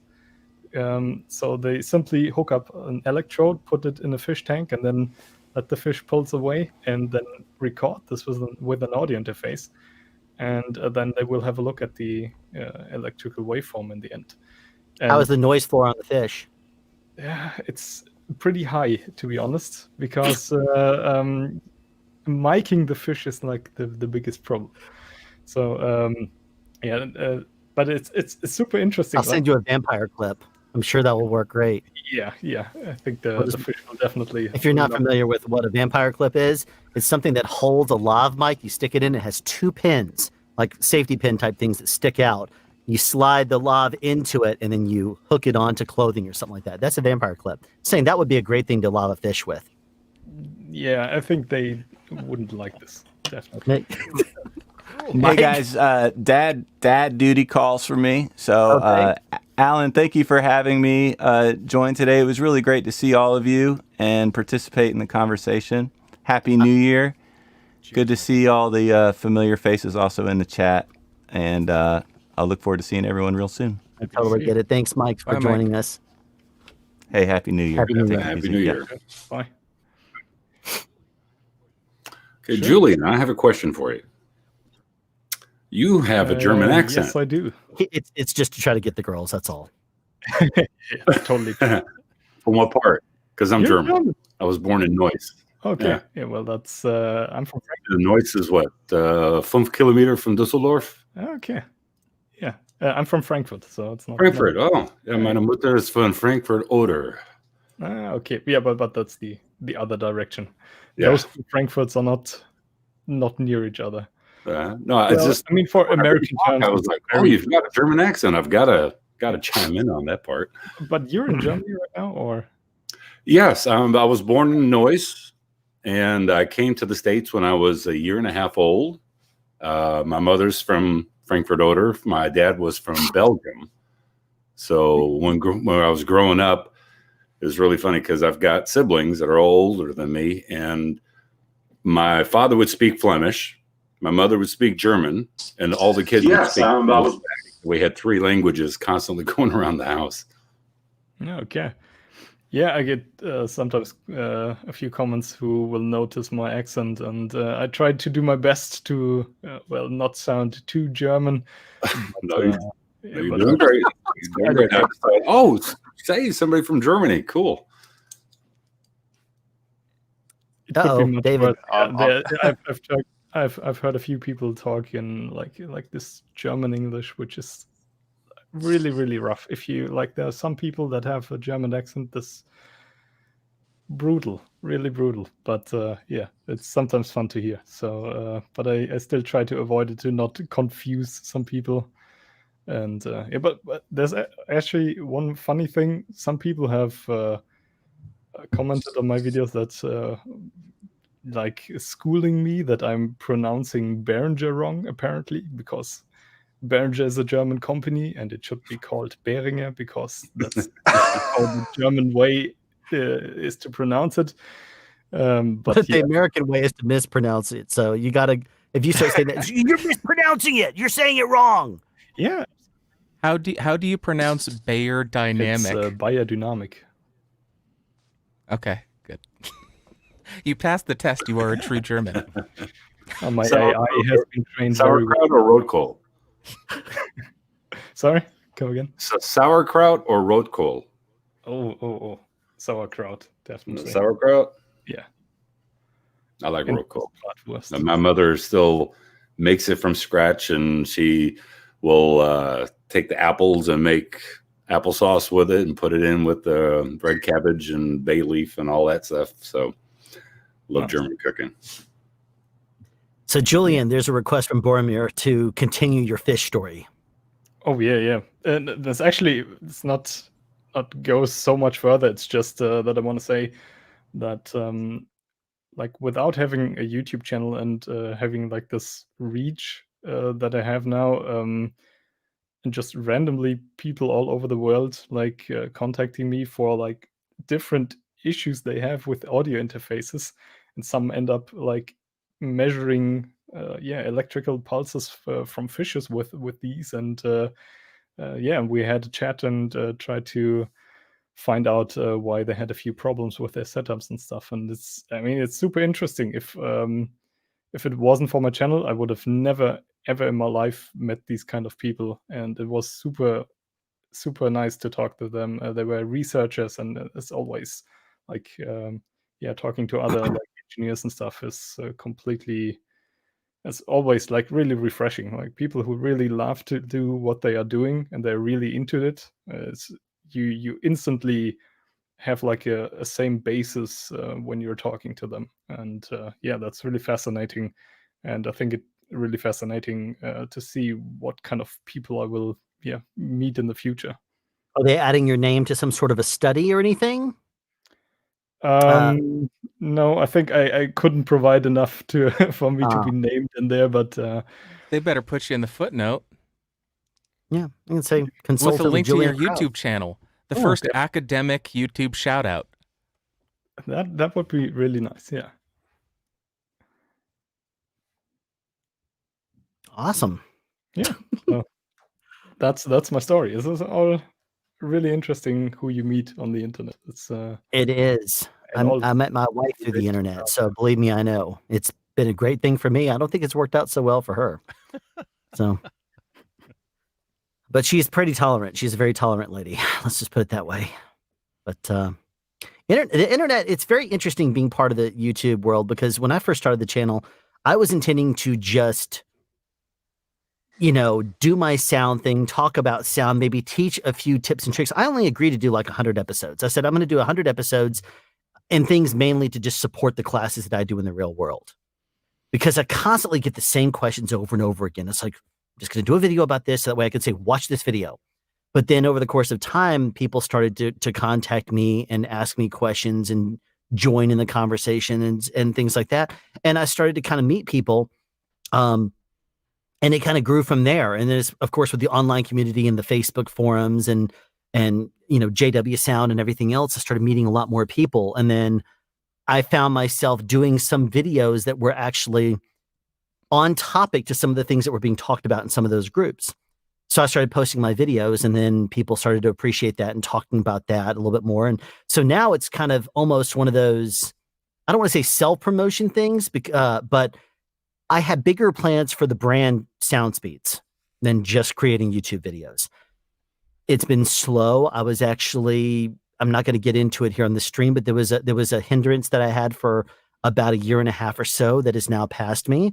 But I have plans in the future to actually do some things and to produce a few products and things that I think would actually benefit, because working in the film world, you see what you have products for and what's lacking and what should be tweaked. So I'm going to be tweaking some stuff and releasing some products at some point in the future. So that's going to be kind of the way I go. I'm not going to be doing audio interfaces or microphones, anything like that. It's going to be other type things. But yeah. I kind of want to jump back to the idea of pivoting channel content, and that's kind of related to what American Liberty is talking about with the idea of content niche fatigue and the talk of just pivoting and creating whatever it is you want and firing your audience. I don't fully agree with Mike on that one. I think that at least the way that I would approach a situation like that is try to have some kind of tangential relationship between the pieces of content that I'm creating. So if I'm doing microphones or podcast gear, and then I want to do computers, like I did a review of a MacBook. I'm not a computer review channel, so the way that I framed it was reviewing a MacBook, or is this MacBook good enough for podcasting? Can the cheapest, lowest power MacBook work for podcasting? So having that crossover can really help with the transition across niches if you can find that overlap to your audience, because your audience may be there for audio, but not there for computers. But if you can find that overlap, they may be interested in finding out the answer to the question. So I just It's wanted also to the throw same. that out there. That's the same kind of thing they always say. If you want to study the interactions of two different types of squirrels in central Oklahoma or something like that, you could say, I want to study that, and then nobody's going to give you money. But if you say and their effects on global warming, all of a sudden you'll get a $50 million grant. It just depends on how you position it, I guess. So, but this will actually be the. Sorry. No, go ahead. Back during the group chat, I made a comment about if you do get tired of a certain niche and you wanted to start up another niche, or this was also discussed earlier a couple of hours back about how you might make a video and then you kind of once you made it, you're a bit sick of that video, or it didn't turn out how you wanted the video to do, and so you don't even publish it, or you publish it and just don't care. Well, that's why quite a few people have second channels, so that doesn't dilute down your main channel. So, for instance, Alan, you've got your podcast channel, which has quite a different flavor to your main channel, and so it still keeps your main channel more tightly focused. And likewise, some people can use that second channel to just be a totally different topic, and you can use your main channel to help kickstart the growth on that second channel. I mean, obviously not myself. I've got no main channel really to speak of. But did you see Philip Bloom's? He's a pretty big video guy reviewer who's been around for many years. He started up during the pandemic of 2020 a cat channel. I mean, how much more different is that from a camera review channel than you could get? But in a way, because it's kind of related to as cats always are in his camera review videos. And so when he did his year-end video, he actually plugged in his cat channel, and that's how come I heard about and found out about it. So if you do get fatigued, you don't necessarily have to mix it up by putting it on your main channel. You could just create a new channel. If I was, for instance, going to be you know what, I really want to create videos about a carnivore diet, I'm not going to put it on my sound channel. I'll make a different one. Some people don't. They'll just do videos about whatever they want to. This is a day in the life of me, and some people, Lena's cat tips. That's a funny one. But people do. Sometimes it's just this is my life and that's my channel. Here's what I want to talk about today. And a lot of people that do that kind of content will do fine. But it just depends on what you went there for initially. If you're going there for a microphone or an audio interface review, something or knowledge about film sound or something like that, and you suddenly do a video about cook something, that's going to be what are you doing there? Now, the closest I've come to cooking on my channel was talking about Gollum juice, which is something that you use to soothe your throat or something like that if you need. But that's something singers can use, and voiceover artists. Gollum juice is great. And that's what Andy Serkis used on Lord of the Rings when he did the Gollum voice to try to, not destroy his vocal cords on a daily basis. But I also position that, to Banju's point, towards if you're a singer, if you're a podcaster, you want to spare your voice, this is something you can do and have, benefit of. You do talk about Fizzbits. I'm going to help you. You do talk about Fizzbits so much. If you add up all the hours you've spent talking about Fizzbits, maybe your channel is a food channel as well. And also is a food, which is debatable. Okay, fair enough. It's a drug. And you could always, if you're a mic channel and you do want to try that cooking thing, just frame it in the how to ASMR mic up for cooking videos. There you go. You can have that one for free. You can make some ASMR videos. No, I hate ASMR with all of my being. Yes, I'm aware, but it's so much fun to just watch you squirm. You were going to say something a second ago, Banju. What were you going to say? That's what I think that's what I was going to say. Gotcha. Yeah. I have a random question for the group. My two recent videos. Now, if you know my channel, it's pretty positive. I don't really review things that I don't like. Typically, if I don't like it, I know within 10 minutes, and I don't want to waste my time with it. It's just not fun for me. But my last two videos, and this wasn't really intentional, but it was about two products that I really cared about, and I didn't really like them, or like I had some issues with them. It wasn't necessarily negative, and I tried to bring out some positive, but like even the way I titled it and whatever in the thumbnail was towards the negative end. And, I caught some flack for it, possibly deservedly so, because, there are people who like these things. But the thing that kind of made me sad a little bit, because then I started looking at the numbers on YouTube, and I'm like, those two videos that I just released that were more on the negative end are my two best performing videos of my last 10 videos. And I'm just like, so like, is the game just trying to produce something that gets people talking? Because like I got a million comments, especially on the last one. I've had so many comments of people just arguing with me, and I did not see it coming because I thought a lot of people felt the same way I did, and apparently I was wrong. But anyway, just throwing that out there. Have y'all found that to be true? I've definitely heard it said that the negative headlines, if you go negative, you're getting views. I'm like you. I don't tend to go negative typically, but I think my number one performing video is a product that I really panned. I panned hard, and it's been hugely popular. Weirdly, it doesn't feel good to do those things. I don't typically do them, but if you are chasing views, if you're chasing views, going negative, it seems to get them. Bantry's shaking his head. Do you nodding your head? Do you think is that the case for you? I think so. Go negative, and go negative towards Apple. That will get you all the views, because people love nothing more on YouTube than to crap on Apple.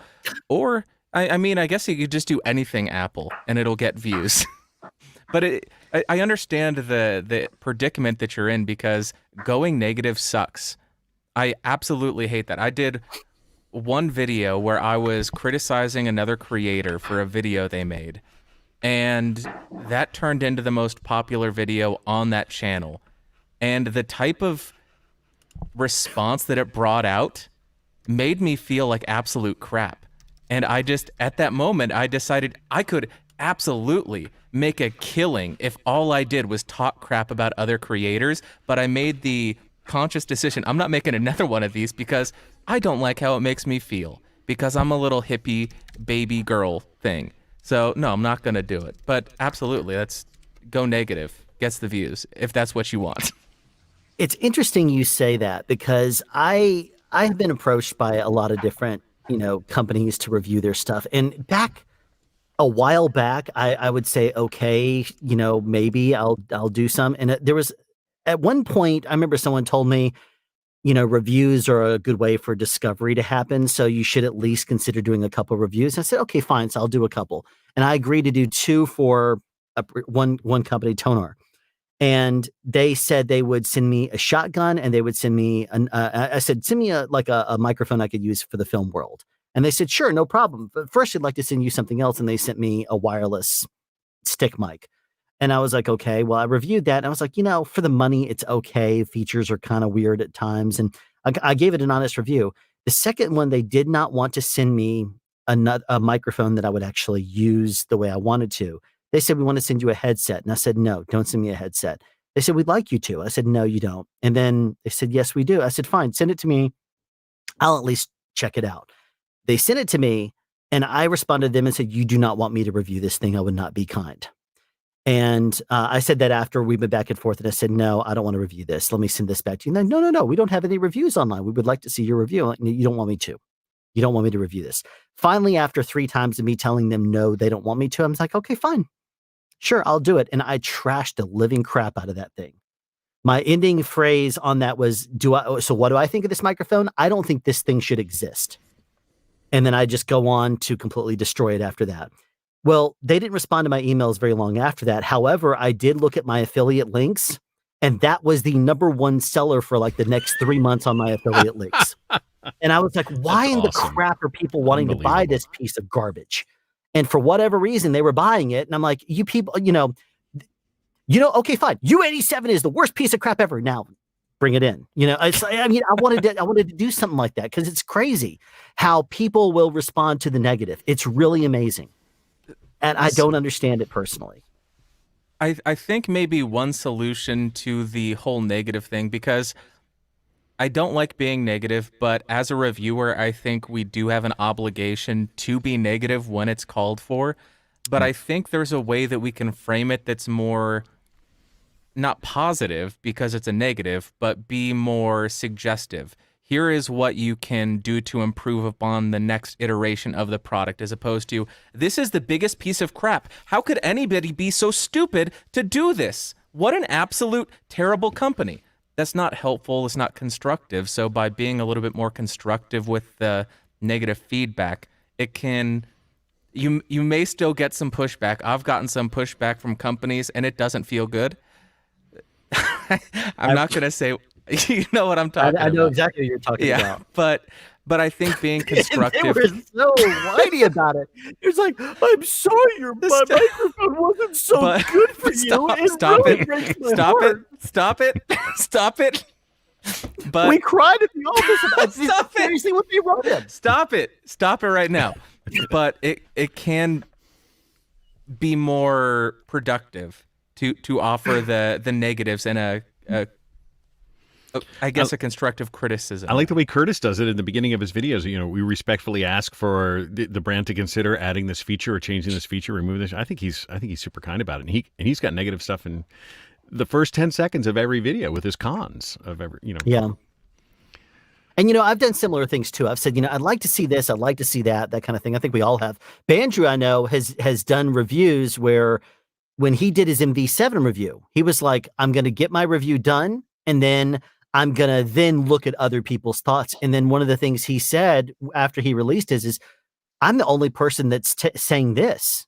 Yeah, I'm the only person. He's like, it makes me wonder. I'm like, no, you're bringing up points everyone else is going to be copying and saying later. It makes me think I'm crazy sometimes when I review, because I try to not look at other people's reviews prior to doing mine, because I know that will influence me.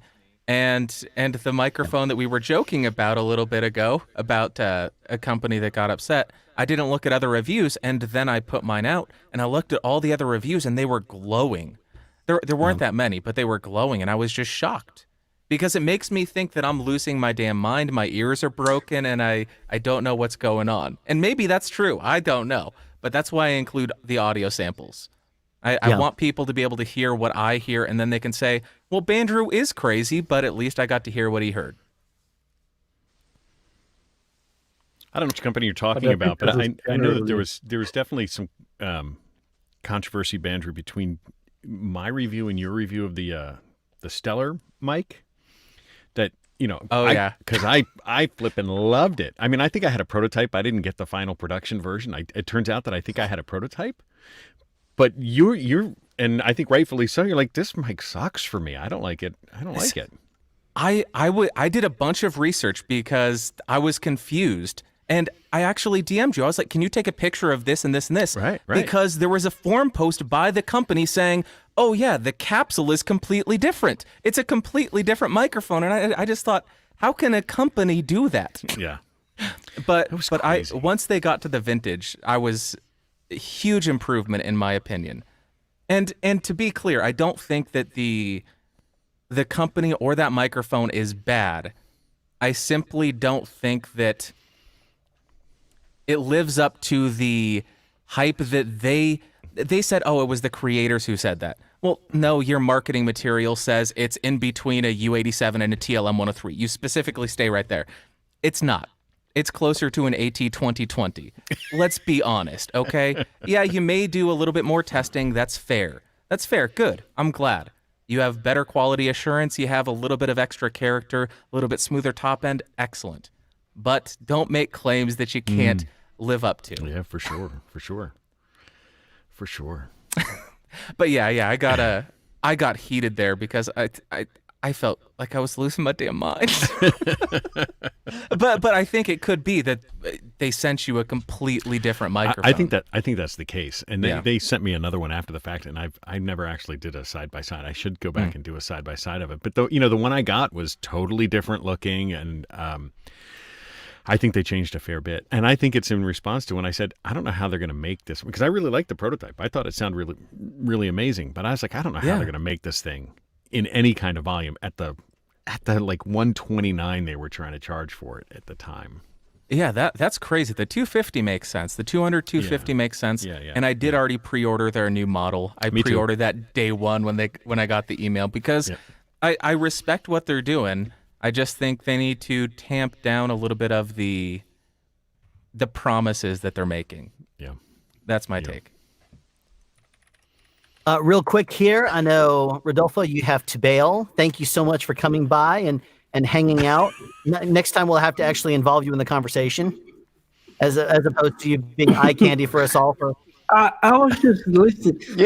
I came here to learn, and I was just listening. It's nice, But I guess I'll talk more next time. It's been great having you. There was a question down in the chat that was asking you, Rodolfo, about how you did quite a big upgrade last year, and that person in the chat was wanting to know how have you found that the year since then, how you've done that big gear upgrade. I thought that would have been a good topic to discuss about. Like my upgrading what, like equipment? I missed that question. Didn't you do quite a lot of big upgrades like about a year or two ago or something? Well, wasn't it? Yeah, I did a few, but I don't actually understand the question. Let me find. It was there in the chat one day. But never mind. I forgot who it was who asked it. I did an upgrade. That was fun. My bank account is pretty hurt at the moment. Yeah. I mean, anytime you do it. Yeah, as long as I have enough for the next month or two went, I feel kind of okay. I've been saving lots this year, though, so maybe hopefully next year I got even bigger upgrades. But we'll see. Oh, yeah, what do you have planned for next year? If hopefully 2021 goes well. I'm trying to, get the Cantor X3. That's like X3. Yeah. A great recorder. You actually get to turn over, which is an nice. old school. Yeah, it's old school. It's not just pressing a button to start recording. It's turn over the old school way. Yeah, in the current shop working for Nickelodeon, the mixer has that one, and sometimes I had to step in and mix for him, and it's just, I love it. It's kind of confusing sometimes. You gotta actually read a book or two about it, but it's pretty nice. I like it. Expensive though. If Jake is still watching in the comments, he's got a Cantor X3 himself. What do you find you like the most about the Cantor when you do mix for the guy you're using? Sometimes I just like it's something new. When you use sound devices now, everybody's using sound devices, and then now it's kind of like okay, and then you're looking for the next step up, the next upgrade, and I just figure Cantor should be okay. I mean, let's give it a try. And I just like the flexibility, all the routing capabilities, the robustness. It looks like a freaking spaceship. It's really awesome if you've never seen a picture of it. It's like a $15,000 recorder, and it looks like it seriously, it looks like it was designed by a child because it's so much fun. It's like, put the XLRs there, put angle the screen, put this knob here. I mean, it looks crazy if you look at the thing, but I tell you, it is so much fun to play with. I mean, that's 15,000 before you add on like the control surface and all the other accessories. So yeah, the price for a complete Cantor setup goes up even more than the 15K can. But yeah, it's always interesting to sort of hear like why people would choose particular brands or so forth, or what makes them decide particular choice for the next upgrade. Like I was chatting with one guy locally here in Auckland who's got a Cantor. Oh no, not Jake's, that's somebody else. And he was saying like the reason he chose Cantors just because he really, really liked the way they did metadata entry, and he just felt like Sound Devices just had like the worst approach. So yeah, it's interesting like what sort of reasons stood out to him. Yeah, I see SoundSpeed. Alan has dropped a link to the Gotham page for it. Yeah, like anybody who's not in the sound department world or the filmmaking world, well, even other filmmakers, they'll go look at the price of a Cantor and be like, their jaw will drop. Yeah, that's why I like to feel, emptiness inside. So if I buy one of those, I'll be pretty empty. Yeah. Well, it's really amazing because it's a $15,000 recorder, and if you get the Cantress with it, it's about another $7,000. So it's not a cheap recorder by any means, but you'll have it for quite a few years to come. It's a phenomenal recorder. Yeah. I got a quote from Trew Audio, and it came out to be 32,000 Canadian, which is insane. And it's one or two days of your rate. I mean, you're high price, so you get that back in a couple of days of work. That's it. And it's not just that. It's not just that 32,000 Canadian. Like everybody needs like a backup recorder as well, and ideally you want your backup recorder to be as similar to transition over to as your main one. So you really need to add in the cost of that Cantor Mini as well to really properly transition over to Cantor. So those numbers just keep on going up and up and up for that total cost.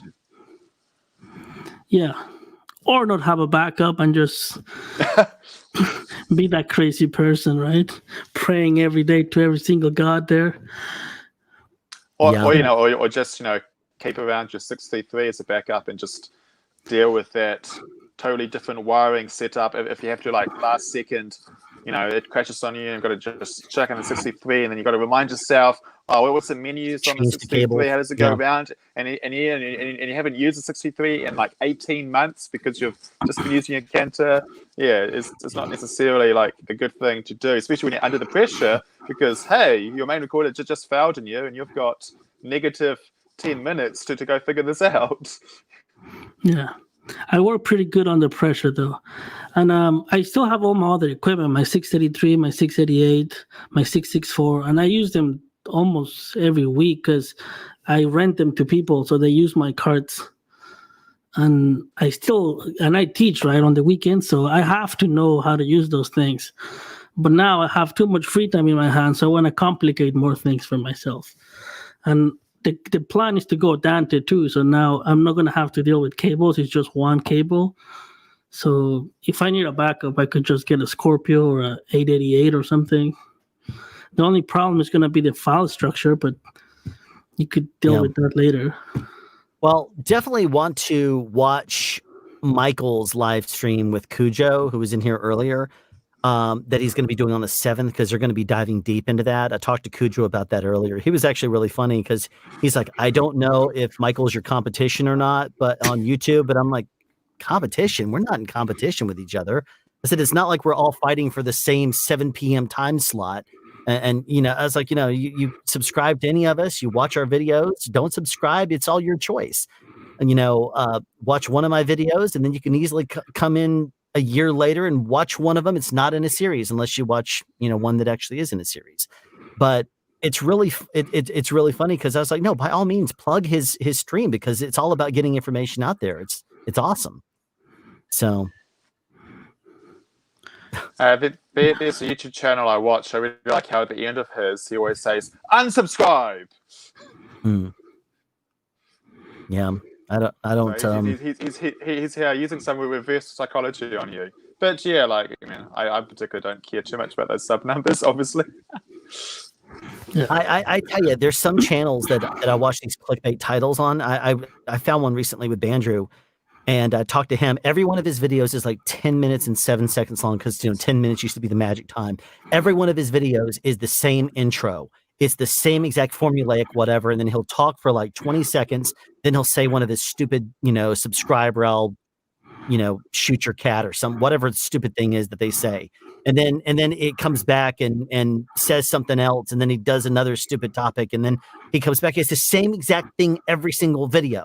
And I tell you, I was like, why does this thing have over 1 million subscribers? Is the most junk garbage crap out there, but people apparently will, because he says something funny. He says, like and share, subscribe to my channel, and you'll have 10 years good luck or something. It's like, you're gonna fall for that?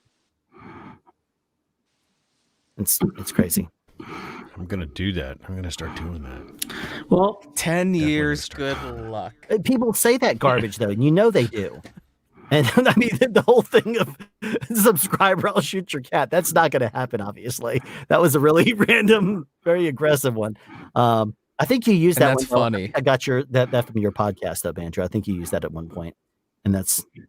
Did I? I would never. I might not be remembering correctly. I don't think I even ask people to subscribe to my podcast. I don't think I do. I don't know. Maybe I did in the past. I don't recall. I think it's in your outro. Maybe. No, it's not.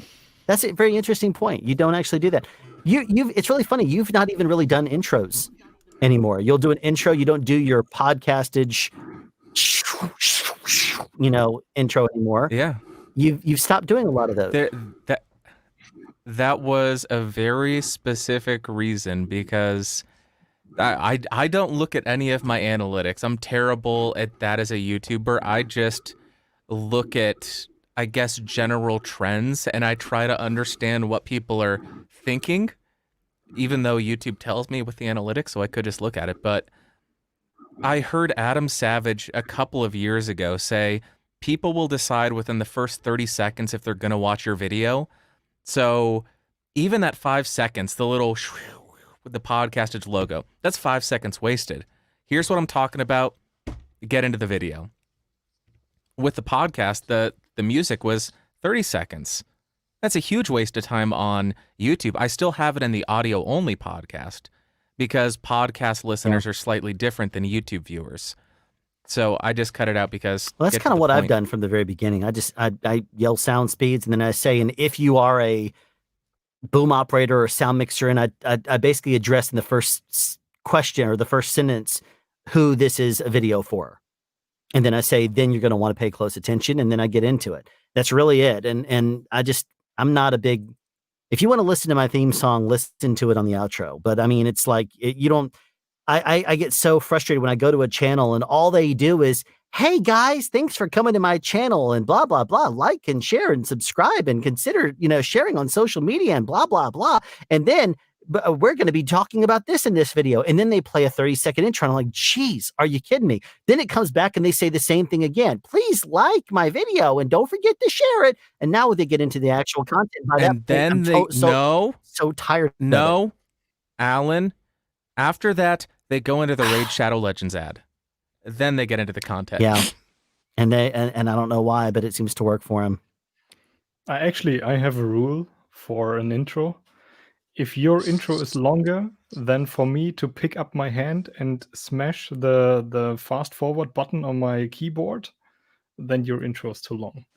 Just if your intro comes on and it takes 15 seconds, I instantly smash fast forward on my keyboard, because that's why am I watching this every single video.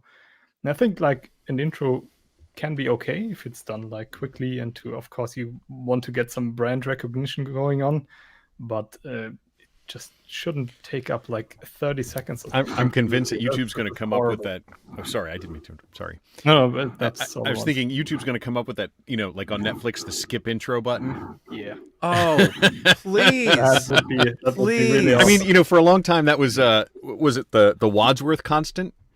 You guys familiar with the Wadsworth constant? If you get to go back, but it was invariant for a long time that if there was a YouTube video, if you hit the number 3 on your keyboard, it will fast forward you to the point where the information actually begins. It's called the Wadsworth, and it's just 30%.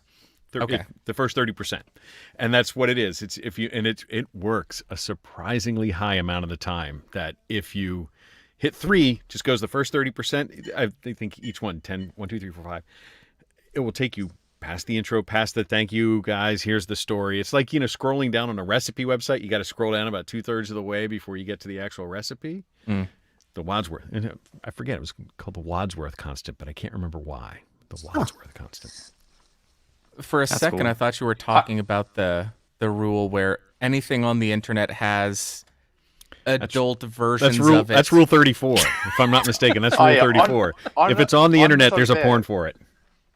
On the topic of that, I'm sure none of you have ever heard of RedTube or ever been to RedTube, but RedTube has this feature which has kind of got like this graph where the timeline is at the bottom.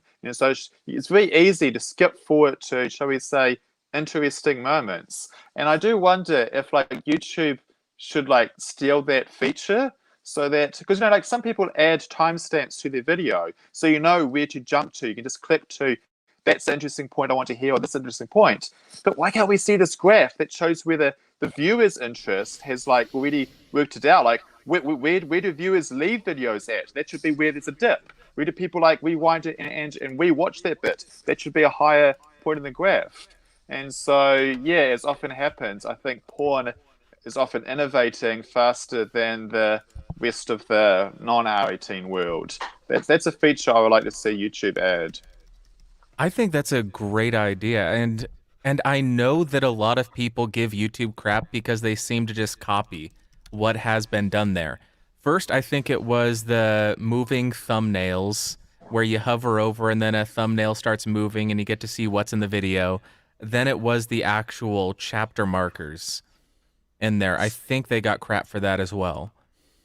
So I wouldn't be surprised if they did that. They started making that heat map kind of, here is where the most people watched for the longest, and then do that, because then that will tell people, here's the 3 minutes that you want to watch. Move on after that. Yeah, exactly. I mean, like, and it's surprising how much porn has been an innovator. Like, for instance, live streaming that we're doing right now. Like one of the first industries to like really make it more mainstream within their niche was the porn industry. Or for instance, with advertising, how you've got like cookies, which tracks us, or like affiliate marketing, like all these different areas. And it's more just then before the internet era as well. Like it's argued that the reason the VHS tape succeeded was because it was the format adopted by the R18 industry. So yeah, anyway, this is one feature that I hope that YouTube might adopt. One actually interesting thing that I think Google already does is when you have chapter markers in your video, they use that as like as search or keywords essentially. And then when somebody searches for that on Google, they will come up with a video and they will already start the video at this exact same time frame. So when you search for something, I don't know, let's say a certain device, how do I do this and that? And there's like a 20-minute video and somebody did this like at 1 minute 30, then in Google, when you click on it, it will automatically start at that time frame. I think this is really helpful. It is. Have, like, this kind of feature to find like the thing that you really are searching for quickly. Yeah, I've run into that really quite a bit. point. It's the luxuries that they have when Google and YouTube have such a close relationship. They do? Yeah, but that's a really good point. Like, like if you're wanting to help your videos get seen more and get watched more, like it's really worthwhile putting in that effort to get those timestamps so that people can jump through and it'll show up high in the search rankings. I should really do that if I actually cared about my videos being seen more. It sounds like too much effort. I mean, my channel is all about like the least effort possible. Sorry. I'm very lazy. Why do a video with any effort at all? Just do a video, Why put in effort? I mean, you know Matt Price's channel, like in a way, his channel, like I guess, really inspired me because, like, for a long time I spent on like making a YouTube channel, but then I just never get around to it. I procrastinate, or I don't ever feel perfect, or never be like as good as I want it to be. But then I just feel it's like, why strive for perfection? It's better to just put it out there. And like I'd see I'd see Matt Price literally just talking to his cell phone as he's walking along next to the train tracks or something. But I still like so much appreciated those videos that Matt Price was putting out, especially back then when he was basically the only person talking about our little sub niche. And I really just I was happy that he put it out, then not put it out. So I kind of felt like, why not? I mean, like, have no fear. And I guess I'm still doing that and not really like doing it better and more polished yet. I'm just happy putting stuff out. And I guess in a way, maybe I'm filling in that niche now that Matt Price has kind of stopped. He's which is pity because I really, really enjoyed his channel. Yeah. Matt actually interviewed me for his sound chat. I think number 11 was me a while back. And after that, I think we talked about YouTube for a bit. And then before I launched my channel, I had done research for about 6 months or so. I had talked to Mike, some stuff I wanted to get his thoughts on, see how he reviewed it, to see how he would do differently than I would. And then after a while, I contacted Mike or Matt, and I said, "So, would you feel like I'm jumping in on your turf if I were to do a video channel similar to yours?" He's like, "No, by all means," because I mean, I didn't know what he would think, if he would think I was copying him or something. And he was just like, "No, by all means, bring it," And that's when I started my channel. So. Yeah, I mean, I remember messaging him like maybe like a whole year before I started my channel because I had many sort of half starts to it. Like asking him if it was okay if I called mine Sound Speed because I really liked the name. And his channel is called Sound Rolling, and which is a different, to my name. But I thought like it is kind of still pretty similar, isn't it? Sound Speed and Sound Rolling. So I did want to like just check in and get his best thing first. And he was all cool and supportive of that. Little did I know. That little did we know. Was another channel even more similar than Sound Rolling that might show up a bit later. And that's what's funny is I started my channel about a week or two before you started yours, but I wanted my channel to be set up a certain way before I started releasing content. So after I started the channel, I think it was like 5 or 6 weeks later, I released my first video, and that's when you had already released your first videos. Yeah, I think like technically the actual creation of the channel you might have me beat, but I might have you beat when it comes to upload of the first channel. But yeah, like we're like instantaneously like started at the same time, even though like I'm sure both of us were both thinking about it like for a long time before we actually did it. And like I had so many like starts of videos I made, and I had footage I filmed, and just had grand ideas of like how my first videos and then how my channel's gonna be. But then I just was like, I'll just talk to myself in it and just like be me. Like, I mean, if it's good enough for Matt Price, it's good enough for me. Yeah. Hey guys, I had a run, but Alan, if you'd like, I can try to turn off my studio lights again. Go for it. I'd love to see it. I'd love to see if it works this time. All right, hopefully it will.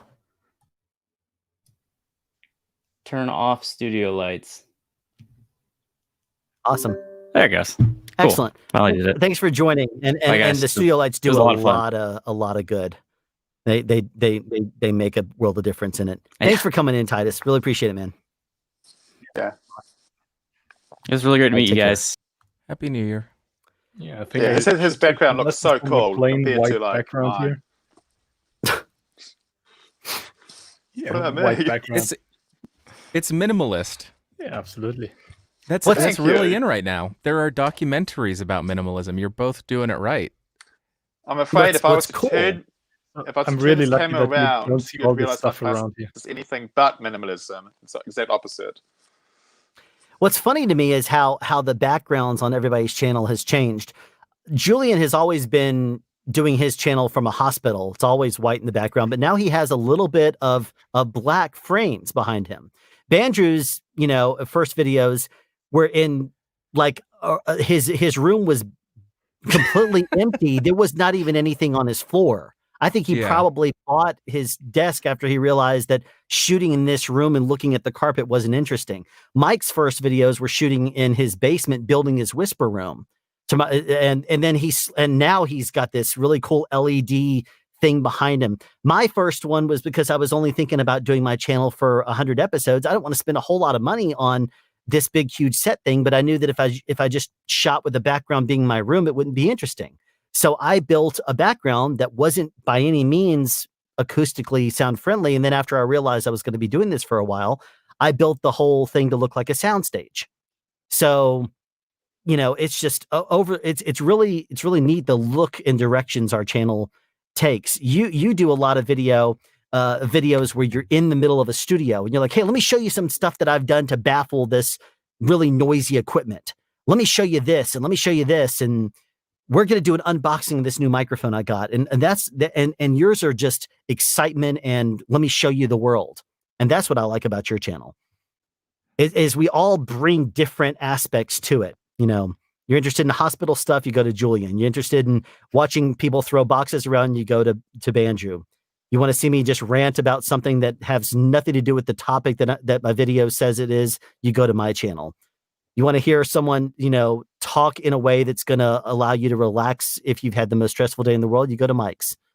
We all have our own little niche there. And I see he's come back for more. Reintroducing Cujo. He has returned to us. I am back. His background has changed. Yeah, I am now at home enjoying some quiet time here at the house. Nice. Gotcha. So looks I've like been your hat's all. Yeah, I left my other hat in the truck. But I do have that Falcon and Winter Soldier hat. Gotcha. So Actually, did this get picked up yet by anybody? We have one person whose name is I'm going to throw it out there again. Ilya Kurtov is right now the top person here. The last comment. Excellent. The last comment was Mike D Whiskey, but that's the person's name. Based on the font, I can't tell if that's I think it's an Ilya Ilya Kurtov. Is but that Ilya Kurtov is the top bidder right now, and that is $150 to the Children's Hospital Foundation for. Go ahead and show it, Cujo. Yeah, there you go, right there. There's the front of the hat. Oops, not me. Hold on one second. There's the front of the hat, and there is the back of the hat, and there's the tag that comes on it from Falcon and Winter Soldier, and there's a real nice thank you note on the back from the production to the crew, and there you go.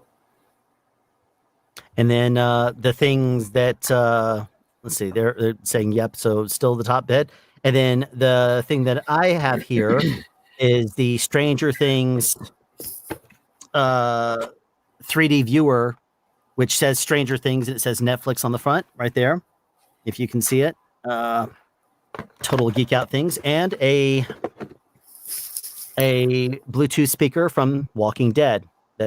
These are crew only gifts that are not being sold for personal profit. It is being sold. It is being donated to the cause of the Children's Hospital Foundation, and the top bidder will receive these items. So far, all three of these are going for $150. So if someone wants to top that, you will take it.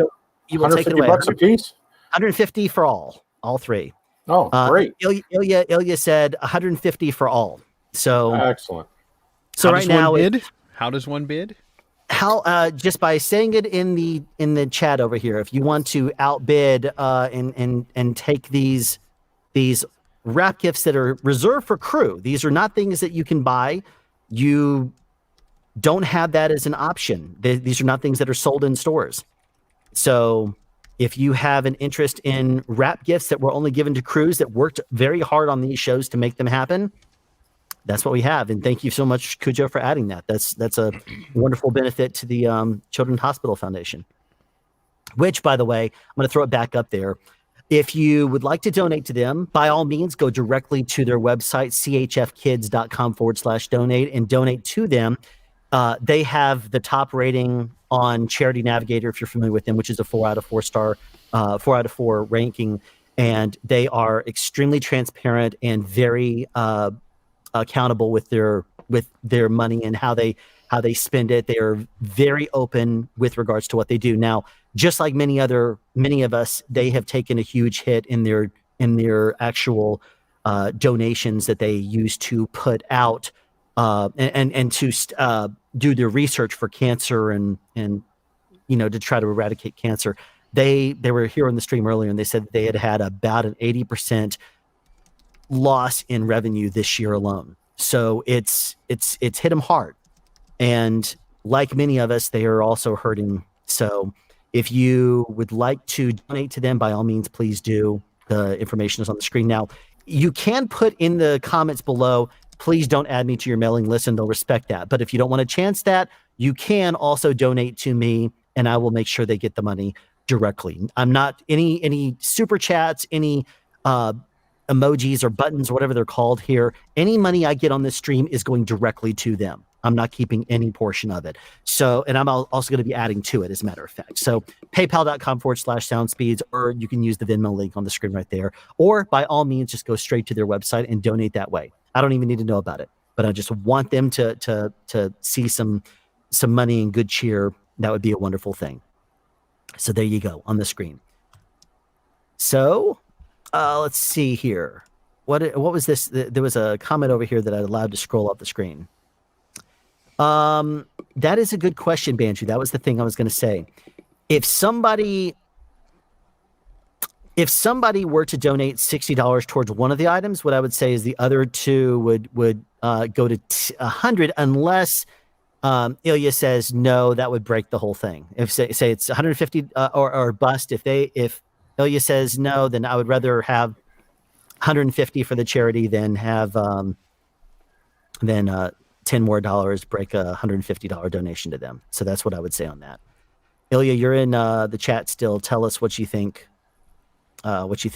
So maybe this is getting into the weeds, but maybe $50 across all of them. Then if somebody donates 60 on one of them, then each of the remaining items that Ilya is still the winner on is now 75 apiece.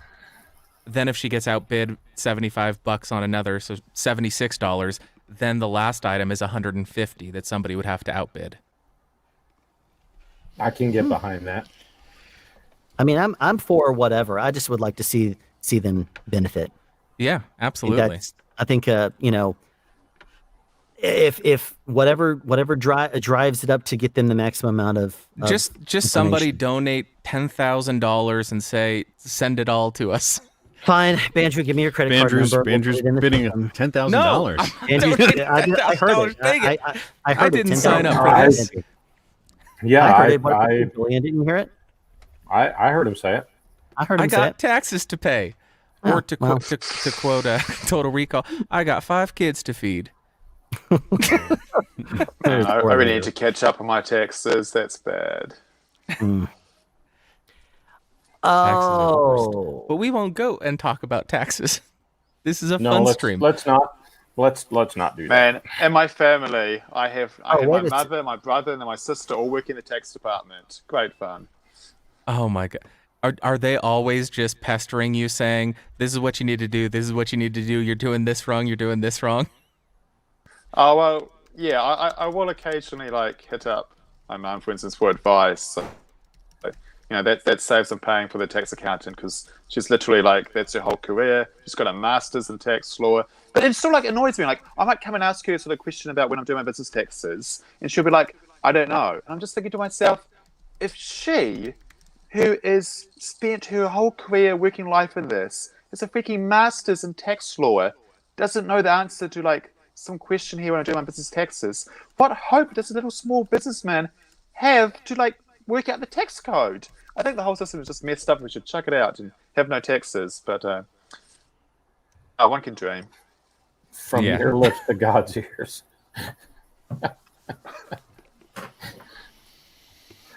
So I don't know if this was answered. Cujo, did you answer the question, if you could only have one microphone for the rest of your life, what would it be? Am I still just doing film and television, or am I doing everything? Anything that you think you might have to use or do for the rest of your life, this one mic has to do it. Wow. DPA 4017B is going to be my first choice, and That's the third pick then for a, that. and then a Sennheiser 416 is going to be my second choice. Okay. And then my third choice would be a hammer. An actual hammer. Alan tested the hammer. Oh, the actual hammer. An actual hammer, yeah. Yeah. I mean, imagine interviewing somebody with a hammer. It would look really cool. And they would answer you honestly because the threat is right in their face. Answer honestly. Can you? Yeah. Yeah, but what point is what point is there to the honest answer if you haven't recorded it? I'm there to verify it. Yeah. And I've done interviews with hammers. Maybe have a small lavalier on the back of the hammer. See, this is what happens when you give the wrong answer. I think Julian has the perfect answer. Your third option is not just a hammer. It's some lavalier microphone taped to a hammer. Yeah, an Oscar Tech. There you go. We'll tape an Oscar Tech to a hammer. Right. That would be option 3. Okay. I can answer this question. I think my choice, if I'm just restricted to choosing one of the mics that I own myself, because they're obviously ones I've experienced, I think I would choose my Sanken CS3E. I really, really like that mic. And as only one mic to do anything and everything, it is very good. The only downside is that it is also my only mic.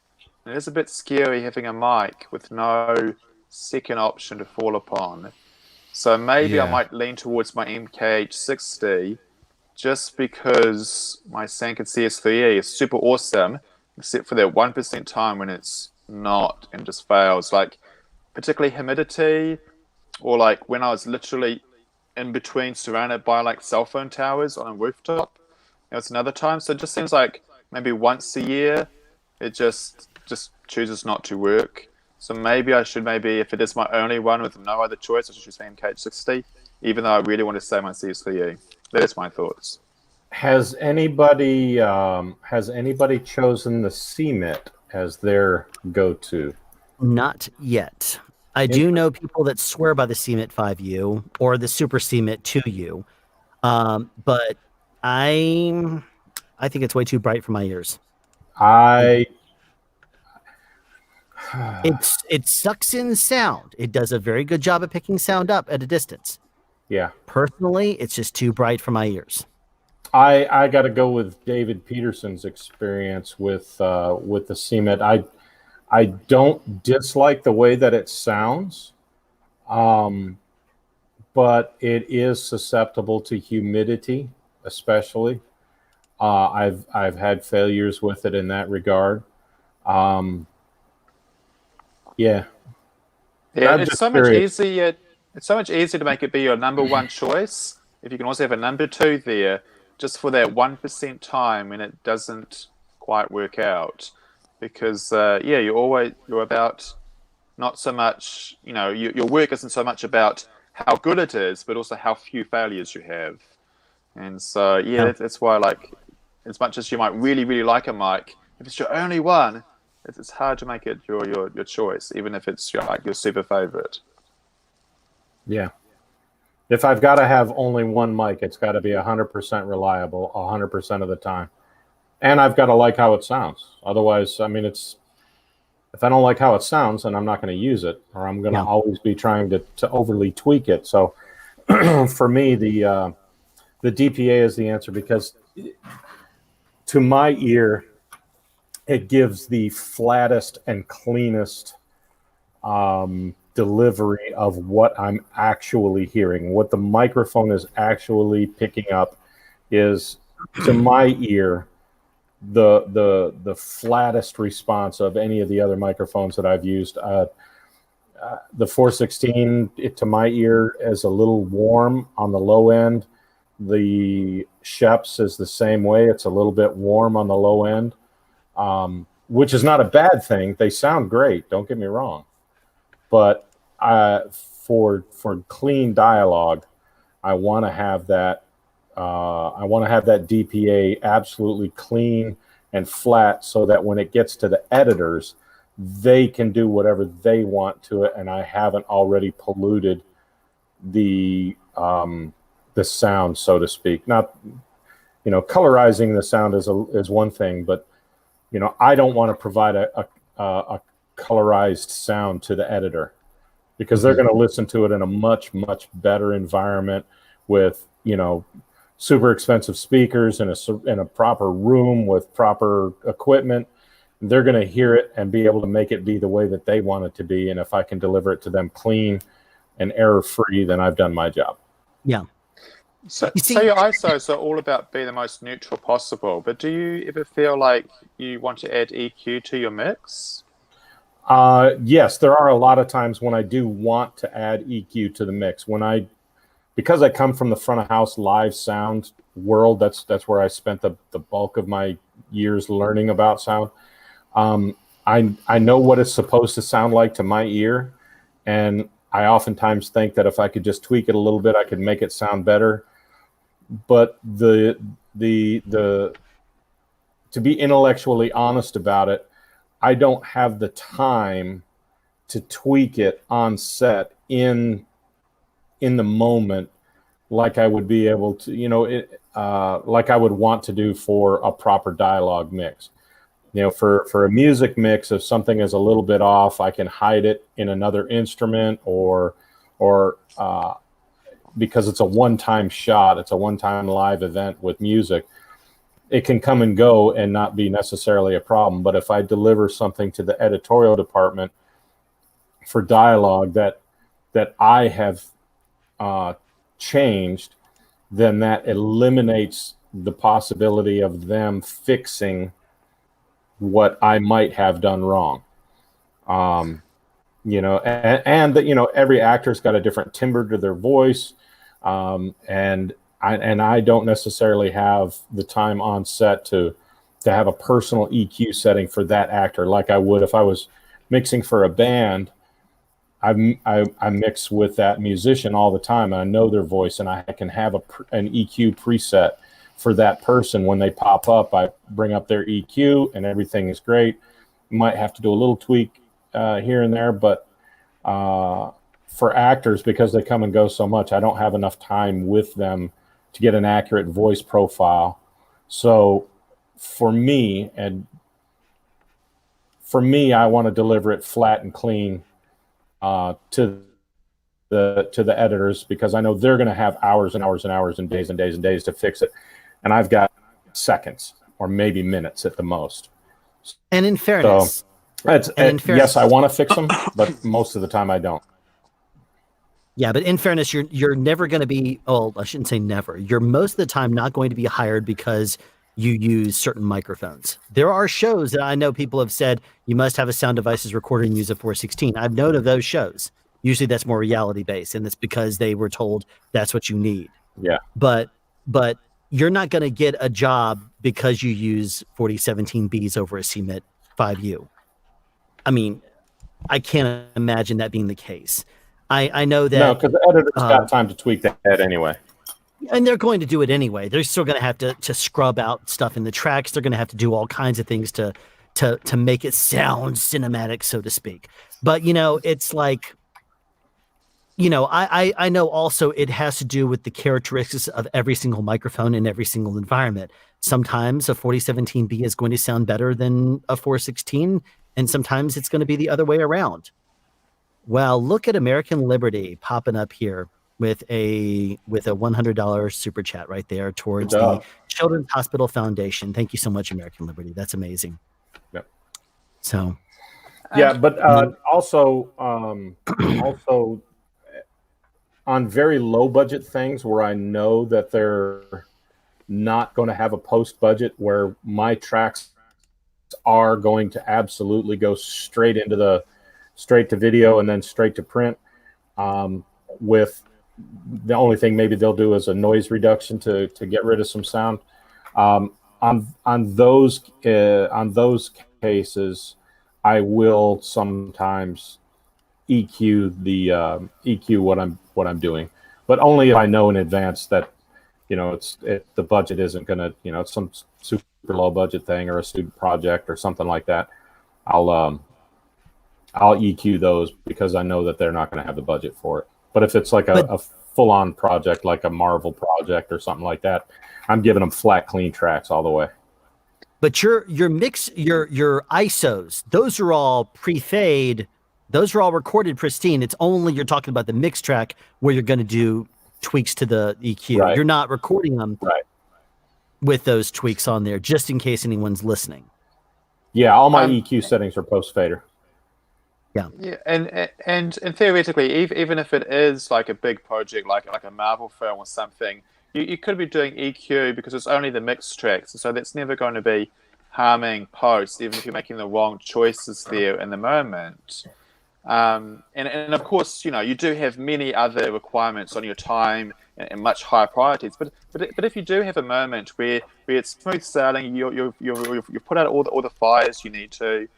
And maybe for like lead actors who you do see on a regular basis, they're not just coming in there for that one day. Do you think about maybe putting EQ on their tracks? No, so not the ISOs, but on the bus that goes into the mix with them, just so that mix that gets used in the dailies, that gets used on the editors, because that mix, even if it's not something that's ever going to be the final end result, and that the dialogue editors will never be using, that mix is still going to be heard by like the editors and the directors, the producers for so many hours and hours before they get to like a locked edit, and then the audio guys finally get to like touch it. So in a way, it's I do a low cut, and I do roll off some of the highs, both at the extreme ends, just to clean up that part of the track.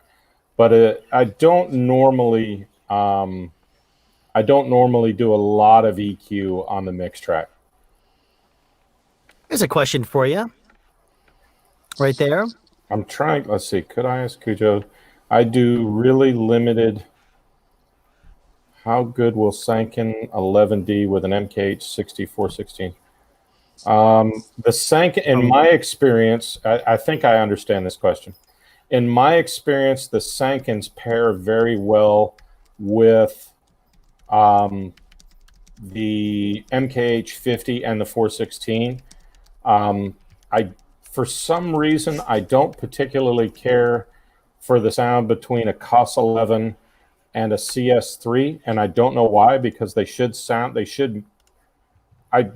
match pretty well because they come from the same manufacturer. But for some reason, they don't sound pleasing to my ear side by side or when using them in conjunction. I find the COS 11 sounds really good with an MKH 50, and the DPA 4060 and 6060 match perfectly with a DPA 4017 or 4018. Does that answer the question, I hope? Yeah, I think it's talking about the COS 11D and how it matches with these other microphones. Is I think that what the question is there. That's my interpretation of that. Yeah, I can't speak to the MKH 60 because I don't own one and I've not played around with one very much. But the 416 and an MKH 50 are a perfect match for me on a Sanken COS 11. 5 Sankens and 1 wireless boom into a 633. Yeah. I don't know. What do you, Alan or somebody else is going to have to talk about the MKH 60. I don't know about that one. Real quick here, Booth Junkie is pretty much locked in. I think the Viewmaster right there. Come on, I think somebody outbid me. Well, the thing is, though, it's not just a bid when you put in a super chat. No, I know. I want somebody else to put in 100 too. Sounds like you're getting the money either way. Yes, that's that, and that's that's. Right. I want you to have the money, but I want good job, to bid man. me. Good job. And just in case anyone's watching, it's not me that gets it. It is. I know. I want that to be very clear. Any money that comes in on this stream is going directly to them. I'm not pocketing any of it. I'm not taking anything from PayPal, from Venmo, from anything. Those are the options right there. By all means, go straight to chfkids.com/donate and donate directly to the Children's Hospital Foundation. Definitely do that. I don't even need to know about it. Just do that. And then if you would rather donate through me, you can do that too. But I'm going to leave that up on the screen in case you would like to do either one of those. As for the COS 11, I find it to be quite bright personally in comparison to something flatter like the DPA. They are still, very well known. They're still very good quality, lavs by all means. So they're wonderful lavs. That's why everybody uses them. But I'll put the question back up there. In comparison to the 60, here's the thing. The 50 sounds different than the 60, which sounds different from the 70. The 60 and 70 seem more like they're of the same family, in my opinion. When you add a longer interference tube to the 50 capsule, I don't know if it's tweaked differently and if it's the exact same thing. But what I will say is that the 60 and the 416 do sound different, even though it's like a generational difference. The 416 you could consider to be a grandfather, and the 60 to be like the son, and then the 8060 to be the child. It kind of goes in steps that way, and each one has a slightly different sound. The 60, the 416 definitely sound different. Now, I will also say that I prefer between those two microphones, I prefer the 416 more so than the 60. I think that the 60, being that it's large diaphragm, it's closer to being a larger diaphragm rather. It picks up more low end, which I don't think I don't want to say fluffs out the same way, but it doesn't fill it out the same way that the 416 does. The 70 is great for a long reach, and I think that by the time you get to a 70, the interference tube on that is amazing. I use that to get, if you watched Walking Dead Season 8, the conversation when Rick and company show up at the sanctuary and Negan is walking around talking nonstop. We had 5 cameras on set that day, and there was no way for me to get a microphone in there. I had to basically stay back and angle in because there was shadows from the 18Ks that were angled in, and the 70 made it sound like it was close because I was about 6 to 8 feet away and on a pole that was 22 feet. So that was amazing to me to be able to pull out sound that was, I'm sure, used in the show because it sounded that good at that far away. A 60 is not going to be able to pull it out the same way, in my opinion, that a 70 would. I mean, just because of the length of the interference tube. And I'm sure that's something that everybody who knows the difference in the short and long shotguns. But to me, if you are in that intermediate distance where you have the 50 and you have the 70, which would you go for? In my opinion, I'd go 416. Now, that said, I prefer the CS3E to the 416 or the 60. Personally, I like the way the CS3E sounds. It's got great reach. It's got great rejection. It sounds really full. Michael Wynne, who is now back in here, just so you know, he did a great video not long ago, actually. What was it, about a year or two ago, where you were talking about, you compared the CSR1 to the CS3E. And I told him at the time, I said, I personally love the way that the CS3E sounds in just about every environment compared to the CSM1. That was it. But that video is still, I think, the one that I always refer people to when they want to hear the CS3E because it sounds great. I personally love the way the CS3E sounds. It's one of my favorite microphones. It's great, Mike. Does it match to the Sanken COS11D? I would say it is a closer match to the COS11D than the 60 is and the 416 is, but the 416 would sound great matching with it. Personally, I think the CS3E sounds better matching to the COS11D, though. What do you think, Michael? It's a great microphone. I love the CS3E, and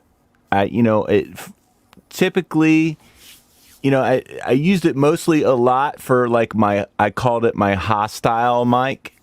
When I was dealing with really not so friendly background levels.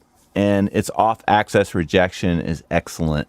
So, and it's just a great sounding microphone. And, I always had in my head, it's a Shep CMIT 5U, as a go-to, which is still kind of a go-to for exteriors. But the CS3E, I started really using that a lot more on film sets, than when I first got it, where I just kind of kept it in the, E&G department that makes any sense. Real quick, I know, Julian, it's now 3 a.m. there, and you have to get at least some sleep, don't you? I know that you're a robot. It's getting late or early, however you want to look at it. But yeah, I gotta go. He just needs a cup of coffee. That's it. You'll be good. Some cold brew. That's all it is. Cold brew. There you go. We got to get him some cold brew, Michael. Yeah. And but Julian, thank you so much for coming in here and joining the conversation. Thank you for having me. I'm going to trade. Really nice to be here. I'm going to trade a Julian for a David. We're pulling him back in. Thank you so much, Julian. I know you're in the wings there. Yeah, you take care. Thanks for coming in, buddy. Yeah, I just went and did a little pit stop, and great to see that Michael's back. So we were now both on at the same time. Yeah. I saw you guys still going, and my little one's in bed, so I said, I'm coming back. I'm gonna try to be less grumpy this time, but I'm not promising anything. That's perfectly fine. And of course, American Liberty underbid you, Mike. It's so unfortunate. He's not going to get it when he underbids Mike on it. But oh shucks.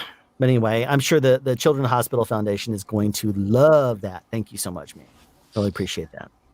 And let's see here. We have, as of now, let me check my email real quick and see if I do have an email in there from Cujo. I don't know much about the mics. You do you have a CS3E or what kind of stuff you using for your short shotguns? I don't have a CS3E. I have a fairly deep selection. I have 3 DPA 4017s. Nice. I have 2 4018s. I have a 416. I have a Neumann 81 and a Neumann 82. Yeah, that 4018. Because and I also have an MKH 50. Because I covered for you one day a while back.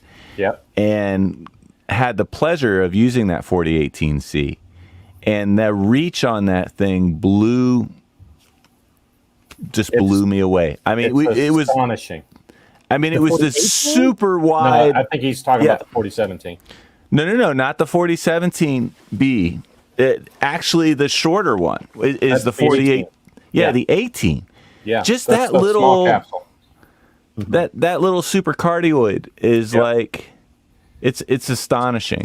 It was a beautiful microphone. So I do remember using that and thinking to myself, like, what the hell? Is it really capturing the dialogue from that far? Yeah, you're 4 or 5 feet away going, this microphone should not be working here. Yeah, like, is that the lav or what? Has I got the wrong fader up? Shit. Now, I've not run into that with the 4018. When you had me do the pilot with you a couple years ago, Robbie, we were inside of the ice cream shop. Yep. And I remember getting that 4018C, and I was only like 6 to 8 inches over the top of the head. And I remember thinking, what's going on here? Why isn't this sounding close enough? And I remember, it wasn't reaching. They bring me the 4017B before I could even say that. You said, you know what, Matt? You said, what was your utility's name? Jay. Steve. Yeah, Steve. You said, Steve, bring him the 4017. I think he needs to reach. And I'm like, you know what? You beat me to it. I couldn't retract the boom quick enough to actually say that. The 18, and I'm going to qualify part of your experience there. The 18 is great because it does have an exceptional amount of reach, but it has 0 rejection effectively. And in that particular place where we were shooting, it was an actual working sandwich shop that production rented for a few days and turned into an ice cream shop. And they were pumping in 3 tubes of air conditioning through the back of the kitchen, and all the production trucks were in the parking lot. Yeah. And most of the kitchen equipment was still on, and we couldn't turn it off. So it's not that the 18 didn't reach. It's just the rejection was so insufficient for that particular location. That makes sense then. It just sounded like it was a million miles away, and it really wasn't. It was just picking up everything. So that makes a ton of sense. So if it sounds like it's a cardioid microphone. It's a super. It's a super or a cardioid? Like it's a super cardioid. Cardioid pattern, but it just okay. does The not 4018 is okay. Yeah, it just doesn't have the rejection. It's a super, but it doesn't have like the same rejection as an SM. A Beta 58 has like basically a 2-foot circle that it works in, right? Yeah.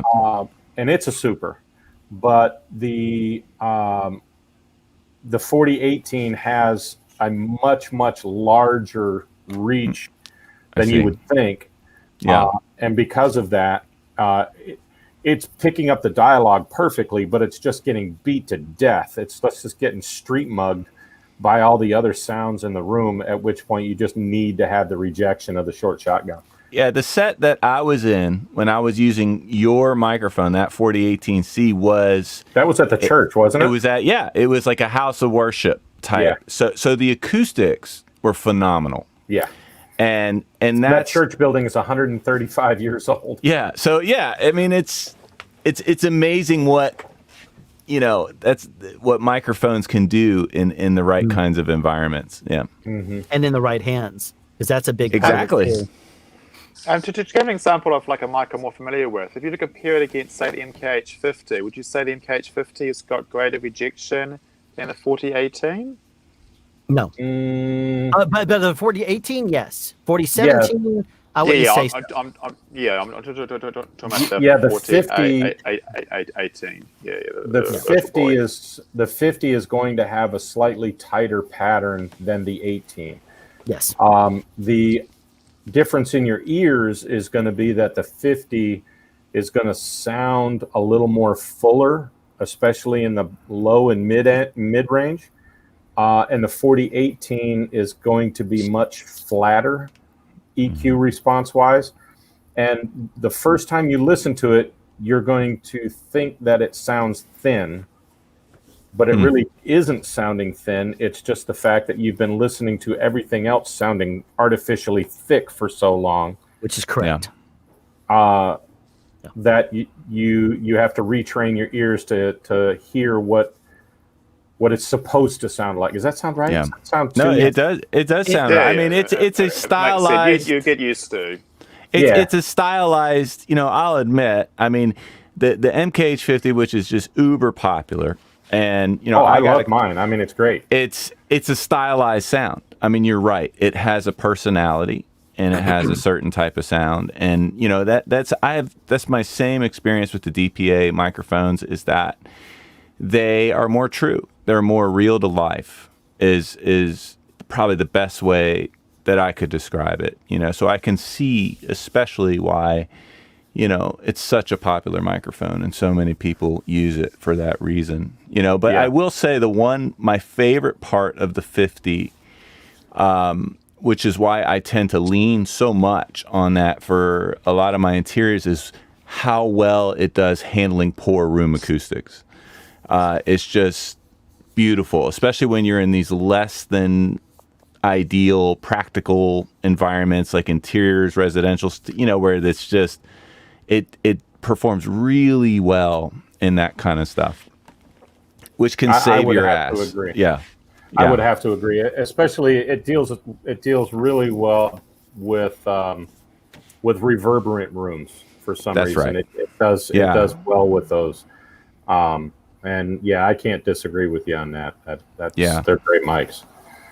And for car work, I use the 50 for car work an awful lot. I do. I'll do DPA 4098 shooting cross coverage across the top of the car from the sun visors. Yeah, shooting left to right XY pattern, and then I'll put a 50 in the center cup holder in between the seats. And that gives me just an absolutely beautiful sound. I tried it with the 4018 in the center cup holder, but I like the 50 better. For some reason, I like the 50 better in that position. Probably a lot to do with like what we were talking about with how it deals with room acoustics, because obviously cars can be very difficult. Yeah, you've got all that low end rumble and stuff. Exactly. And that That's really cool. Yeah. I worked with Jake on a shoot filming for him, and yeah, we used those DPA 4097s like cross pattern and inside the car. And yeah, I mean, like I wasn't listening to it because obviously it's a boom op, but just sort of in terms of the setup, yeah, I thought it was a really nice, quick setup, and those DPA 4097s do seem to like be a good tool for those car interiors. The only issue I have with that setup you're talking about is head turns away from the mics. If two people are talking to each other in the car or facing forward, that's fine. As soon as someone turns this way and looks out the car window on the driver's side or something like that, that's when you're going to have an issue. And sure, you could say, well, play the live at that point, but then you're still. Well, that's what your boom op is there for. Your boom op should be standing outside the door. If you're in a car, though. Well, yes, well, but then I mean, sometimes have windows down. Or I mean, Alan makes a perfect point. I mean, it's, you know, it's all about the action. It's all about in vehicles. That's the art. And you know, when we watch these shows on TV, and I see the action in these cars, and I'm just amazed. You know, sometimes I'll just email the mixer and go, that was amazing, because that looked like it was, you know, because I mean, a lot of shit happens in cars, you know, in films, you know. Rarely is it just people driving doing nothing, you know.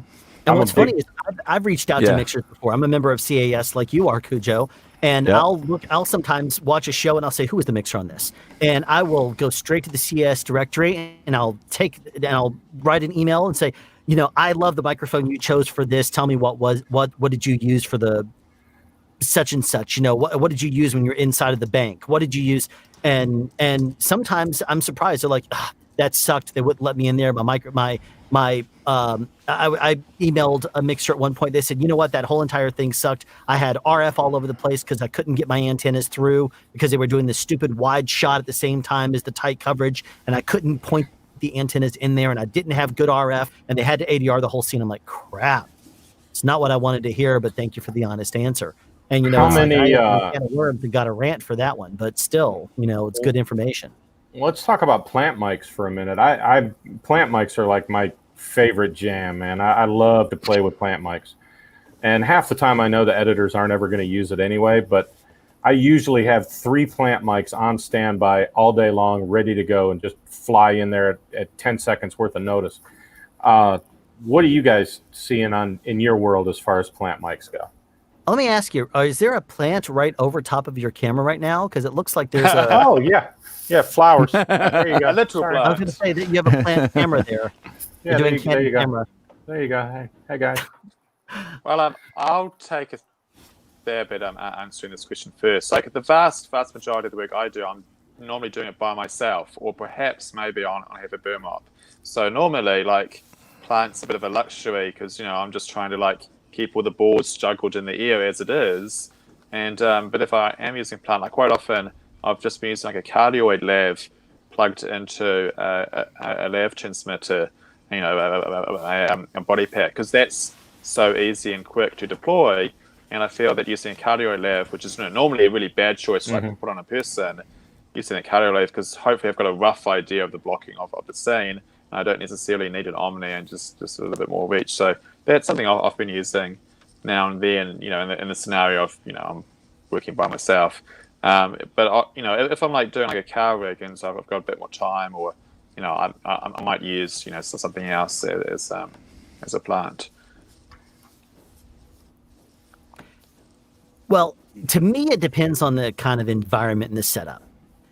There are many times that I will go underneath on with something like a 50 or a DPA. There are times that I've used the Colettes, like Michael, when I was working with you, one of the things you know that I love to do is take the little bitty, you have the CMC 641s. I would take those, I would put a rubber band around the visor, and I'd have them hanging down with the top of the mic right there. When I worked on Devil All the Time with Jake Slaney, I was using, what did I use? I boomed inside of one of those old vehicles that was a 1930s or something vehicle that had a high ceiling. I just took a microphone straight in there, and I forgot what I used. I think it had an elbow on it, so it might have been a CMC 641. But I used it and boomed inside with it, and it just sounded amazing in the movie. But and sometimes I will boom inside of a vehicle, and I just don't care. It sounds good. I'm going to do it. One of the issues I ran into for a long time when I first discovered the 4098s and I started using them is I said that interference tube, it just needs to be on a more flexible or a right angle. And I talked to DPA about that. They have now created the 4097, which has a right angle built into that. But I tell you another thing that is a wonderful. You use the DPA BLM mounts? That's what I was just about to get to. The BLM 5000 DPA little. It's a $20 rubber piece that you put a 4060 series lav into. And I've already contacted DPA and I said, can you make one of those for a 6060? And they said, okay, we'll look into that. And I said, you can make that thing the size of a quarter and it's going to be amazing, is what I told them. I said, if you could take the 6060, which is just a little bitty tiny lav, stick it in a little plant the size of a quarter, it would be ideal. They tried it with the BLM 6000 or BLM 5000, 6000, I think, one of the two. They tried to emulate the actual BLM 4060, which is an actual microphone that is the same size and form factor, but it has the built-in sound. It's an actual device. Let me pause you for just a second because I need to get this thought out. If you, I don't have a 6060. I don't think. I will make you a mount for your 6060. I've been printing some very interesting mic mounts over the past few months, and I've got some for you and Michael to play with. Okay. So I'll make you a mount for that 6060. You want it the size of a $50 or the size of a quarter? Either one. Okay. I'll if you can make a Look, Michael's like, yes, please. Yeah. You're muted. You're muted, Michael. Michael, you're muted. Michael, I'll unmute him. Oops, he actually chose to mute himself, so I can't unmute him. Yeah, sorry about that. So yeah, I've got two 6060s. So that sounds amazing, Cujo. And for those of you maybe in the chat or who are not familiar with what, basically the BLM turns the lav microphone into a boundary microphone. So by doing that, it actually uses the surface of that it's mounted to help improve the frequency response of the microphone, especially at a distance. Because obviously a lav, once you start to get in a visor or something like that, which is why I'm so excited that Cujo is 3D printing these things, because it gives me two more plant microphones. I got some goodies to show you. You guys are going to love them. Oh, well, let me ask you, 3D printing, does that change the acoustics of the actual plant itself if you put a 6060 inside of something that's 3D printed? Yes and no. It has everything to do with the material that you print with. It also has to do with how you print it. And by that, I mean specific patterns. There's different ways to print a thing. And if you experiment with the ways that it's printed, you can actually enhance certain aspects or eliminate certain aspects of the frequency response. Like, a lot of people complain about 4060s being suspect or subject to rustling, which we've all decided now that really the 4060 doesn't rustle any more or less than a COS 11. Yeah. It's a more accurate microphone, so it's picking things up, and you have to be better at your wiring skills than you do with a COS 11. So one of the interesting, it's designed to go into tighter spots to begin with, and so it's a different type of placement. If you use it the same way you do a COS 11, no issue. It won't work. The thing about it is, a lot of the times people are going to use a 6060 for a buttonhole. They're going to use it in some place, and it requires a different way of securing it. It does. It does. So comparing apples to oranges. Did you see? Sorry. Go ahead, guys. Sorry. Well, one of the things we've been able to do with our print structure is we've been able to mitigate some of the low-end lav rustle by using different materials and printing in different ways. And we've been using these for 4 months now at my current gig, which we've we've shot over 100 episodes in 3 months. So they have gotten some serious mileage on field testing. So we're ready to start putting these in the hands of some people to give them some more testing. So that's great. Real quick, I know Bandrew has been at work. Then he left work and came straight into the stream. The man needs his pizza, so he has got to bail out right now. It's probably also 7:30 p.m. That's approaching your bedtime out there. No, it's 12:30 p.m. where I'm at. Oh, gotcha. Yeah, Okay. totally bedtime for me. I'm in the Atlantic Ocean. But gotcha. It was great meeting all of you. Thank you so much for coming out, Bandrew. Really appreciate it. And if y'all are man. still going after I eat, then maybe I'll jump back in. But you've already been going 9.5 hours. You know what? I'll pop another Zip Fizz and I'll go another 9. I don't care. Yeah, he'll be fine. I don't care. Alrighty. Go for the record. Happy New Year's, everybody. I don't even know what the record is. Anyway, you take care, Bandrew. Yeah, Cujo and myself have done probably 14-hour days with Alan, no problem. So he's good. He's just getting into his stride right now. Yeah, he's just starting to warm. Somebody bring him. Starting to get there. What's the next snack? I was going to say, bring in some teriyaki beef sticks and exactly. My wife handed this to me at 2 p.m. It was right when Glen Trew walked in. She gave me. Actually, I take that back. Oh, Dave is doing it right. David's doing it the right way. Stick coffee. Stick a pot of coffee. Andre from Worth It or Not, who was here earlier, he is so hilarious because he would you saw him just drinking that big mug. He'll just pound down the coffee all day long. And it's a joke on Twitter because he will always any comment you make to him, he'll respond with a big old huge drinking a growler of coffee or something. It's hilarious. But anyway, yes, that's pretty much a true statement right there. And let's see. Actually, Cujo, you're back here. You asked, talk about Zip Fizz, and he's the only one in as far as I can tell. Yeah. Here's a question for you real quick, Cujo. If you stick them on Etsy or something, he'll be your first customer. So if you... I will... PJ, I tell you what, if you want to write me a message, an email, I will put you in contact with Cujo if that works for Cujo. Yeah. And PJ is from down under. Nice. Yeah. Australia. The land good to see you, PJ. Where the government pays you to But David, you're in keep New Zealand, right? I'm the other side of the ditch from Australia. Yeah, you guys we were just last I separated by heard the you don't small... even you barely recognize people from Australia. From last I heard, you don't talk to those people, right?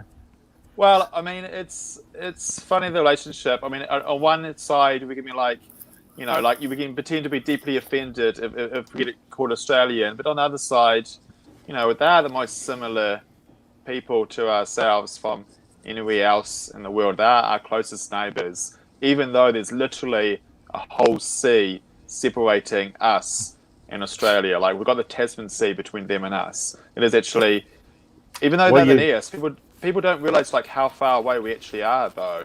Like, the distance from here to Sydney, the closest like city, is the same distance as like going across all of Europe from London to Moscow. Like, Auckland is the most remote city in the world. Really? Oh, yeah. Well, like if you guys let Jake if you were to Queen define, there, so there's not much. I don't know. There can't be much bad. I mean, if you were to define city as in 1 million population plus, then yeah, like there's no other cities that are further apart than Auckland and Sydney are, which is our closest one. Like I said, it's the same as going from London to Moscow. It's an entire continent. Yep, like sometimes like we're not able to easily pop over and just visit another city as easily as people in Europe or America can. Like, I'm very jealous of the fact that you can just go visit some people and like go from Atlanta to LA or go from Atlanta up to New York City. Like, those places are like major places and they're all like relatively conveniently close to you. Plus, of course, there's so much traffic that goes between these that just economies of scale. I mean, maybe not at the moment with COVID or like making traveling difficult. But just, you have so much more economies of scale, obviously, between your cities that you have close by than between us and you can't just. So we really are quite remote. I'm looking at it. It's amazing. I just did a measurement across Google Maps, 1,331 miles from Sydney to Auckland. And that's crazy. So I always thought that they were like, what, about 100 miles apart or something? It shows what I know. Yeah. So like I said, like now is our closest. It's like Australia. Australia is the most deadly island on the entire world. And then like New Zealand, exactly. The biggest predator you have there is like a plant that eats a bug or something. It's crazy. So, I mean, over in Australia, you've got jellyfish, snakes, spiders, alligators, everything wants to kill you over there. Yeah, it's amazing. It's 1,000 miles, but you got to cross an ocean to make that 1,000 miles. It's not like you can just pop into the car and take a trip. Like, it's 1,000 miles from here to New York, but you could get in the car and drive it. Yeah. I mean, exactly. I mean, it's no like halfway place you could pop into there on the way to like make the trip like doubly useful. If I was able to stop in and visit Melbourne and Darwin and Perth as well on the way to Sydney, it'll make the trip to Sydney so much more worthwhile. But obviously, it's just ocean. That's so weird because I always thought that you were closer. I mean, I joke when I say 100 miles, but I thought you were only about 2 or 250. I didn't realize that it was 1,300 plus. Yeah. That's amazing. It is. I mean, like we're pretty much. You could go across Australia, and I mean Australia's a huge place too. But it makes it difficult. I mean, especially like for instance, our major sport here in New Zealand, rugby. Man, those rugby players, they've got to travel between so many different time zones because like if you look at the 4 main nations, we've got Argentina. The 4 main nations down under. We've got Argentina, New Zealand, Australia, and South Africa. Man, those guys have go through so many time zones when they're traveling. Awesome. So what are you? So you guys don't know how lucky you are. So in a way, we're obviously here in New Zealand. We're very lucky to be in New Zealand. There are many great things about New Zealand, but it can be a case of grass is green on the other side. You look at so many great things about being able to live and work in America or the people in Europe. So wherever you are, you just like focus on the good things about where you are and make the most of it. Mm-hmm. Yeah. Michael, what are you doing in the plant mic world? I got a 4098 and a couple Cubs, and then a handful of Dinkums that I'll put 50s on, or another mic that's low profile. That's kind of what I'm working with. And a funny story about plants is I laid this last project I was on was just a bunch of stunt work and on this feature, and it was really cool because it was the most like intense kind of like action movie I've probably ever worked on. So the level of stunts was like stuff I had never really experienced before. So speaking of plant mics, I brought literally a case of all these different kind of large diaphragm microphones and this and that, and we were putting all kinds of different microphones that I hadn't used in years in play. These just kind of like XY, ORTF configurations, MS configurations, like just 57s inside of, cars, but, just things that are crashing and exploding. So it was funny because it was just like, it wasn't until I spoke to the boom op and he's, when we were kind of prepping, just kind of coming out of COVID world and back into work, just trying to shake the cobwebs off. He says, well, I'd imagine you're probably bringing a lot of different kinds of microphones for this, like, maybe some large diaphragm stuff. And I was like, oh shit. So then I just, you know what I mean? I'm like, thank God for boom ops, man. And I'm like, okay, man, I got to get my head on straight. Oh, actually, I already thought of all of that. Yeah, they're in the truck right now. They'll be here tomorrow. So, I mean, one thing I did really, want to do was expand on my mounts, having done that kind of stuff, because so much of this dialogue-driven stuff that we do, on set is just, a dinkum is fine for that because it's just a little spotter here and it's fast. But, when you're driving with the Russian arms and exploding things and stuff like that, that's when you really got to start getting into some more firm type, 3/8 to 7/8 adapters and just these magic arms. And I wish they made something better than these magic arms. I'm not a big fan of the Manfrotto. Like, I have one that's on my cart for a light, but I wish there was some better. Do you guys know of any better stuff out there? Like the magic arm that's real grip shit, I do know of one, but I can't remember the name brand. It's like the skeletonized arm looking thing. The ultralight boom arm sold by Film Tools. Okay. Is that it? The go-to one that I love. That's the one that I was trying to sell you on. That's it's on Film Tools. It's the ultralight boom arm. Ken Strain helped develop it. Ultralight boom arm. Because I find that I think it's skeleton, and it's got that ball joints with the twist lock. So those ball joints, and I think they're quite good. I've seen it used a couple of times. That's it. Counterpart used something kind of similar. That's exactly the one. Yep, that's exactly the one I was looking at. It's not cheap, but man, it'll do some amazing things. Yeah, it's. Oh, I see it. Yeah, I'm on the Film Tools. I think it's more than that, $250. I think it went up recently. $295. Oh, that looks amazing. Let me tell you what's awesome about it. Jorge Duvall keeps those on his boom cart. He does. Yes, he does. So he's working with me. Yeah, coming up on the next one. Well, not if I get to him first. Well, if you steal them, then I got to find somebody else. You can't do that. That's against the bidding war now. That's against the rules, Cujo. Start the bidding war now. I'm going to outbid him with a donation to the Children's Hospital Foundation. Somebody called me the other day, and I don't even remember who it was, and was like, shortage of boom mops. They said, you've hired everybody else in Atlanta. Can you please stop hiring people? I need to do some more. Yeah. I need to get somebody. Yeah, I don't even remember who that was. 20 people. Yeah, when I have a 20-person crew. Wow. But well, he's over there with you guys now, though, right? Yeah, he had told me. We finished our wrap out today, so he's officially available. Congratulations. Yeah. That's great. Yeah. I'm going to put this out there one last time, and this is I'm going to call it at 10 p.m., which is in 22 minutes from now. Not the stream, but the donations for the Falcon and the Winter Soldier crew hat, the Walking Dead speaker, and the Stranger Things Viewmaster. So far, here's the top bid. We have for the Falcon and the Winter Soldier hat. The top bid on that is $100 right now, which is from Michael Frazier is $100 for the speaker. Mike Delgadio is $100 for the Stranger Things Viewmaster.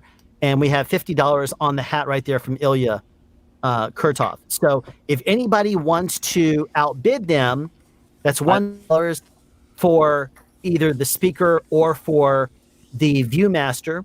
And then there is $50 for the Falcon and the Winter Soldier Marvel hat there. So if anybody is interested in outbidding that, you're gonna. I'm sorry. I know this hat's worth $100. I think so too, actually. That's some super dope swag, man. That's some tight stuff. It very much is. It very much is. That's a dope wrap gift from Marvel Studios. Whoa. Yes. Never been worn, straight out of the gate. And that's actually one of those things that I think t-shirt. I think it should go for easily 100. I mean, personally, because Marvel doesn't give everybody that kind of swag. They really don't. They called me and asked me to come pick it up because I had already wrapped the show. They were like, "Hey, we have your wrap gift here." So. Yeah. So if they told them to come get it, there were probably not a whole bunch of those. No, I drove all the way down to Pinewood to pick it up. Yep. Yep. So I just need to comment real quick how badass David and Cujo's beards are. Yeah. Sorry, I just got to give props where props are due. Those are pretty awesome. As we were saying earlier, I'm gonna do this. I'm gonna have us separate, and we'll put Yes. the two bearded guys on the right That's side, right. and the two non-bearded guys on the left. Here you go, David. Let's do our. Alan and I look like children compared to them. I very much do. You start work so. Oh, geez, there you go. I'm your boom operator. I'm your sound mixer. Nice to meet you. Please come to set. Oh, I love it. That would, any COVID compliance officer would just walk the other direction. They would not know what to say to that. Somebody asked me. They said, "What if the COVID police say that you got to shave your beard?" And I was like, "Well, I guess they'll need another sound mixer." Yeah. Yeah, because like, if you actually seriously think about that, like the masks don't actually work very well because it doesn't actually filter. I mean, I think it actually made my eyes water for a second then. But yeah, so yeah, if you're being strictly, if somebody wanted to come down really harsh, it could be said that the mask and the beard do not work very well together. I mean, I remember back when the Sky Tower was on fire in Auckland last year, and so it's covered with all the smoke. Yeah, I think I don't know why my eyes are watering. I think maybe I poked myself in the eye with my beard when I flipped this up. Yeah, if I have to shave my beard in order to mix, I'll just be mixing out of my trailer. And it's really funny. They just need a new COVID compliance officer. I don't know if you run into this, but people that I worked with last year on season 3 of Black Lightning, I'm now working with on season 4. I will see them with the mask, and in my mind, I know exactly how they look. But then all of a sudden, they'll lift up the mask to take a sip of water, and I'm like, when did you grow a beard and mustache? Yeah. Everyone is that way now, except the women. And even some of them I'm not even sure about. I mean, but I'm glad I'm a married man with the mask situation, because you just can't tell. There's some fake outs going on. Like, what do you do before you ask someone out? You say, hey, could you just take a look? Hey. Does Tinder do a mask on, mask off? Is that What's funny is I saw somebody post on Facebook that there's actually, they have the 6-minute dating type thing. Speed dating? They're looking, that's the speed date, whatever it's called. There's somebody out there that started like a COVID type thing. They said that we're going to do mass dating from now on. It's going to be masked, short. They're going to do that. So that way, all you see is eyes. That way you get to know the person, and then you don't see their face. It's almost like, how in the Middle East, some cultures, they cover their face. Okay. And then when there's more intimacy, you actually reveal the face. Some people are doing that kind of thing in a dating situation as a way for you to get to know the person better, and then you see their actual face once you've determined whether or not you're compatible. That way, you leave looks and everything completely out of it. Yeah, but I think there's so much. It's quite powerful. There's so much non-verbal communication, and if you can't see people's face and can't see their emotions there, that just would make life so hard. Yeah. I have enough problems with people not understanding me. I think they need to see my face. Yeah, I mean, it's annoying. There's drawbacks and benefits to having less emotional cues wearing a mask on set. You just have to ask them, okay, are you angry right now, or what's the state? Right now, I'm sorry, real quick. The answer to your question right there on that, Timothy, right now is $50. The Winter Soldier, the Falcon and the Winter Soldier crew hat is $50. Everything else, the Stranger Things Viewmaster and the speaker, the Walking Dead speaker, those two items are going for $100 each right now. And all goes to an excellent cause. And it's going to the Children's Hospital Foundation. There's nothing being taken out by any of us. It's going straight to them. So that is what it is. That's to answer your question. Sorry to interrupt. I just wanted to answer that question real quick, since we're within the last 15 minutes on the bids. Yeah, so we were going downhill anyway. To wearing a mask. Yeah, going back to wearing masks on set. Do you find that you try to go an extra mile in being polite when you're wearing a mask, just to make sure that they're not misinterpreting what you're saying? because they're missing those non-verbal cues for not being able to see your face. Because I found myself doing that when I was working on sets while wearing a mask. I mean, you're always trying to be like polite and nice to people, but I felt like I could feel myself trying extra hard just with my words and tone and action to go that extra mile, because I've got no way to like do that non-verbal. I can't see me smiling or frowning or whatever. They've got no idea what's going on on my face behind the mask. I would say that I always try very hard to be respectful and polite on set to everybody that I meet. But in response to your question, I find now thinking about it that I work very hard, or harder than I used to make absolute intentional eye contact with people. Less. I mean, I have a very aggressive looking personality, but I'm really a pretty nice guy. Teddy bear, in all honesty. I mean, you don't want to cross him. Hush, but he is generally, he's got a heart of gold. If you know him personally. But I try really hard to make better eye contact than I used to, so that people at least understand that I'm intentionally talking to them as opposed to just passing by.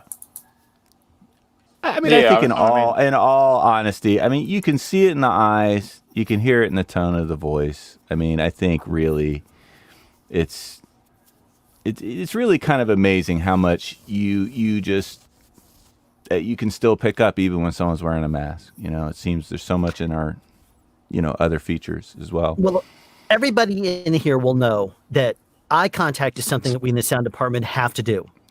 It's something that we are taught as part of the respect we show someone. It's part of the set etiquette when we go to wire someone. Because if I'm trying to, hey, I'm going to be wiring you today. So that's it.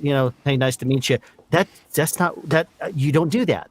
You turn and you say, hey, nice to meet you. My name is Alan, and I'm going to wire you up here. Are you already in wardrobe? Nice to, and you do all the niceties. You do everything you normally do. You make eye contact because that right there is the connection you make with someone. You're getting into their personal space.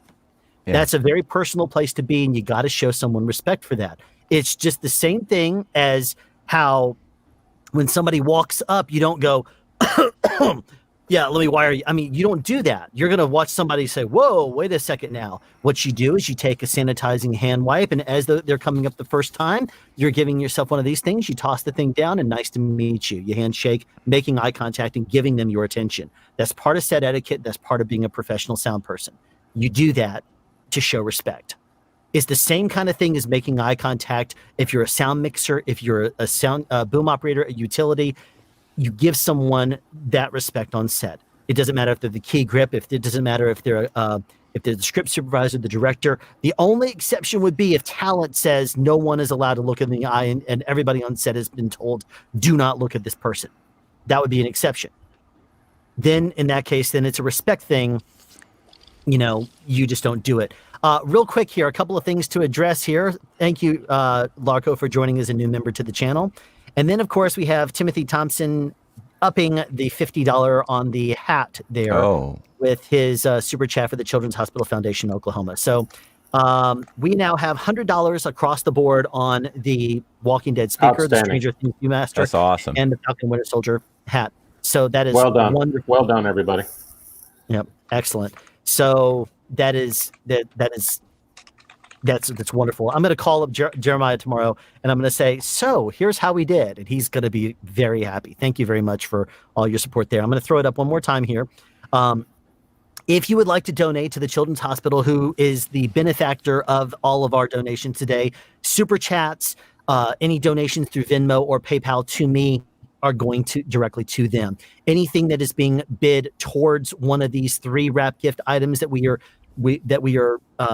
that either me or Cujo have donated to the stream, those are all completely going to be benefiting the Children's Hospital Foundation.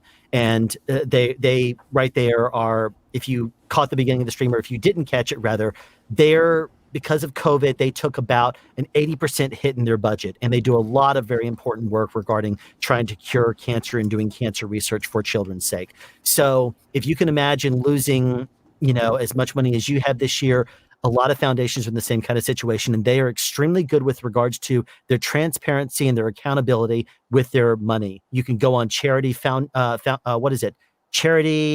right here, charitynavigator.org, and you can read all about the Children's Hospital Foundation of Oklahoma and learn about all the great things they're doing there. And at the beginning of the stream, you can go back and watch it. And Jeremiah talks about some of the things they do in their program. So right now we have about 9 minutes left before I'm going to go ahead and call it, and we'll go ahead and see what happens with, and we're going to call it.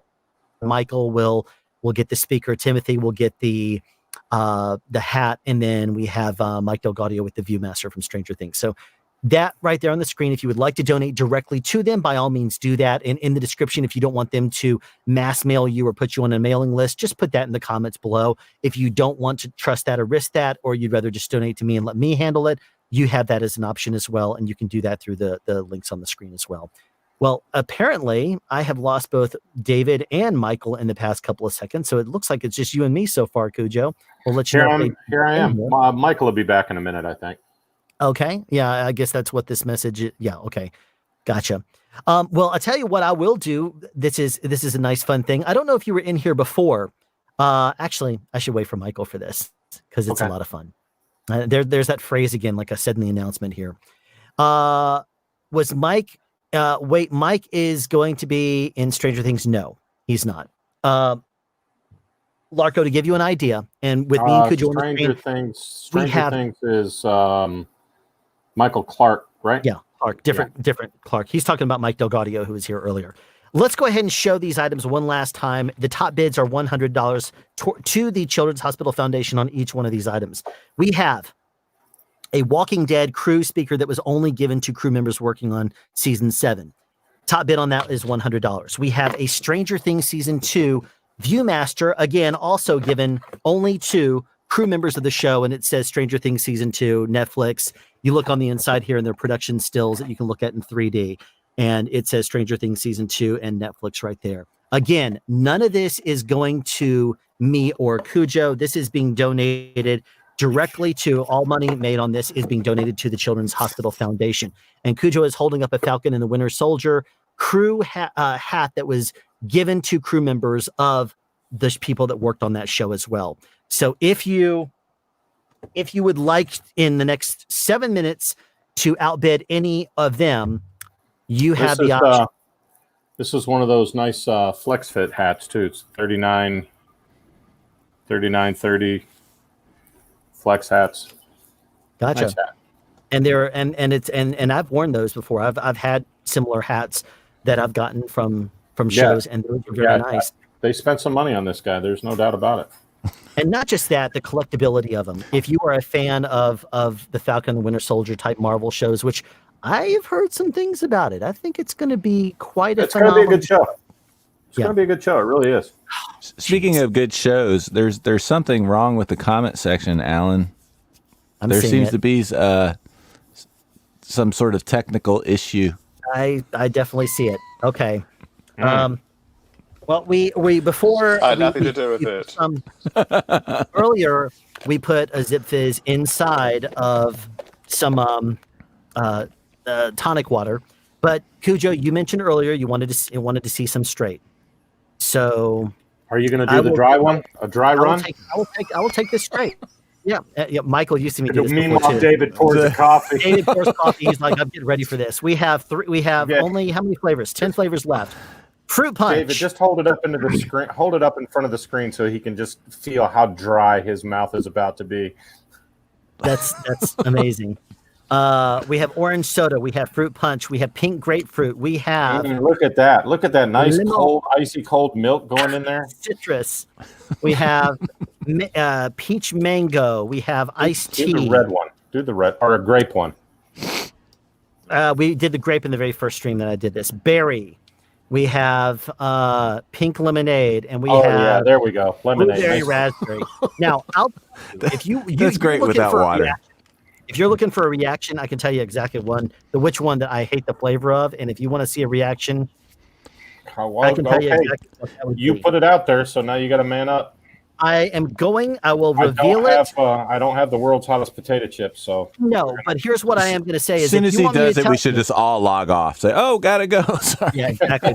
We've seen that We need happen to before. do. Here's We what I need to will do say. ASMR Of these 10 flavors here. Of these 10 flavors right now, there's one flavor that I cannot stand the flavor of. And I will take that one straight if I see a donation to the Children's Hospital Foundation, $5 or more. How much? 25 or more. Oh, in the next I'm in. It's minutes. done. It's done. Dig it out. What? Dig it out. Okay. If you say that now, you don't have to do it to me or the stream. You can do it directly to them. I fully trust you on this, Cujo. No, It's your choice, however you want to do it. No, I'm in. Where is it? Okay, here it is. That's right, Timothy. He looks nervous. I tell you, I do not like this flavor at all. Is there like a YouTube 911 or something, or what do we do in case? You're going to see an expression that you're going to If you just. All right, you want to know what flavor it is? Okay. Yeah. There is a phrase we say here in the South. If you are below the Mason-Dixon line, you can trust sweet tea when you go to a place. If you're above the Mason-Dixon line, you're most likely going to get water that somebody has poured cold water and then stirred in some tea powder. And I tell you right here, iced tea is the nastiest flavor of Zip Fizz I've ever had. It is like the iced tea powder garbage that I cannot stand. I cannot stand from the north. Shut up and eat it. Shut up. Yes. Yeah, exactly. Yeah, there you go. don't There need you to go. do that. David's making. I no longer protect my streams. Everyone is allowed to watch them. So Shit, where's QuickTime Recorder? well, you don't need to. I've donated $52 to have to pay bills and HOA in 2 days. I did what I can, and it's awesome. Amazing. Did you Okay. say iced tea? Did you say tea? Iced tea. It's that if that's left. Yeah, you called it. Is he stalling, Cujo, or what's going on? He is definitely stalling. Well, on that note, we're going to call the stream here. I'll tell you. No. It's been 10 hours. What do you want from me? All right. Here we go. Shut up and At dance, least, monkey. at least a 14-hour day. Shut up and dance, monkey. Fine. I mean, it's only Okay. 4 p.m. here. 4 p.m. Mixers are used to On a sitting dry- and staring on a at dry screens. mouth, We're good. On a dry mouth. And I tell you, Yeah. I'm more nervous now than I think. Yeah. Oh, gosh. You can actually see my thumb. You see my thumb here? I don't know if it's showing up on camera. It's twitching because I know what this flavor is, and I do not like it at all. I paid my money. Take your poison. Fine. All of it. Flip the end of the tube. There you go. I want all of that.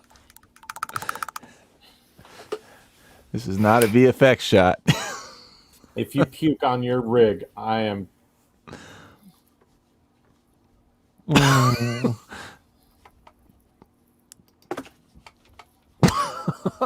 Is it?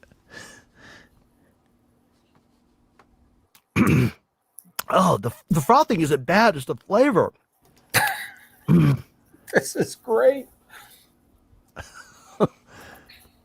Wait, how did? Oh, jeez.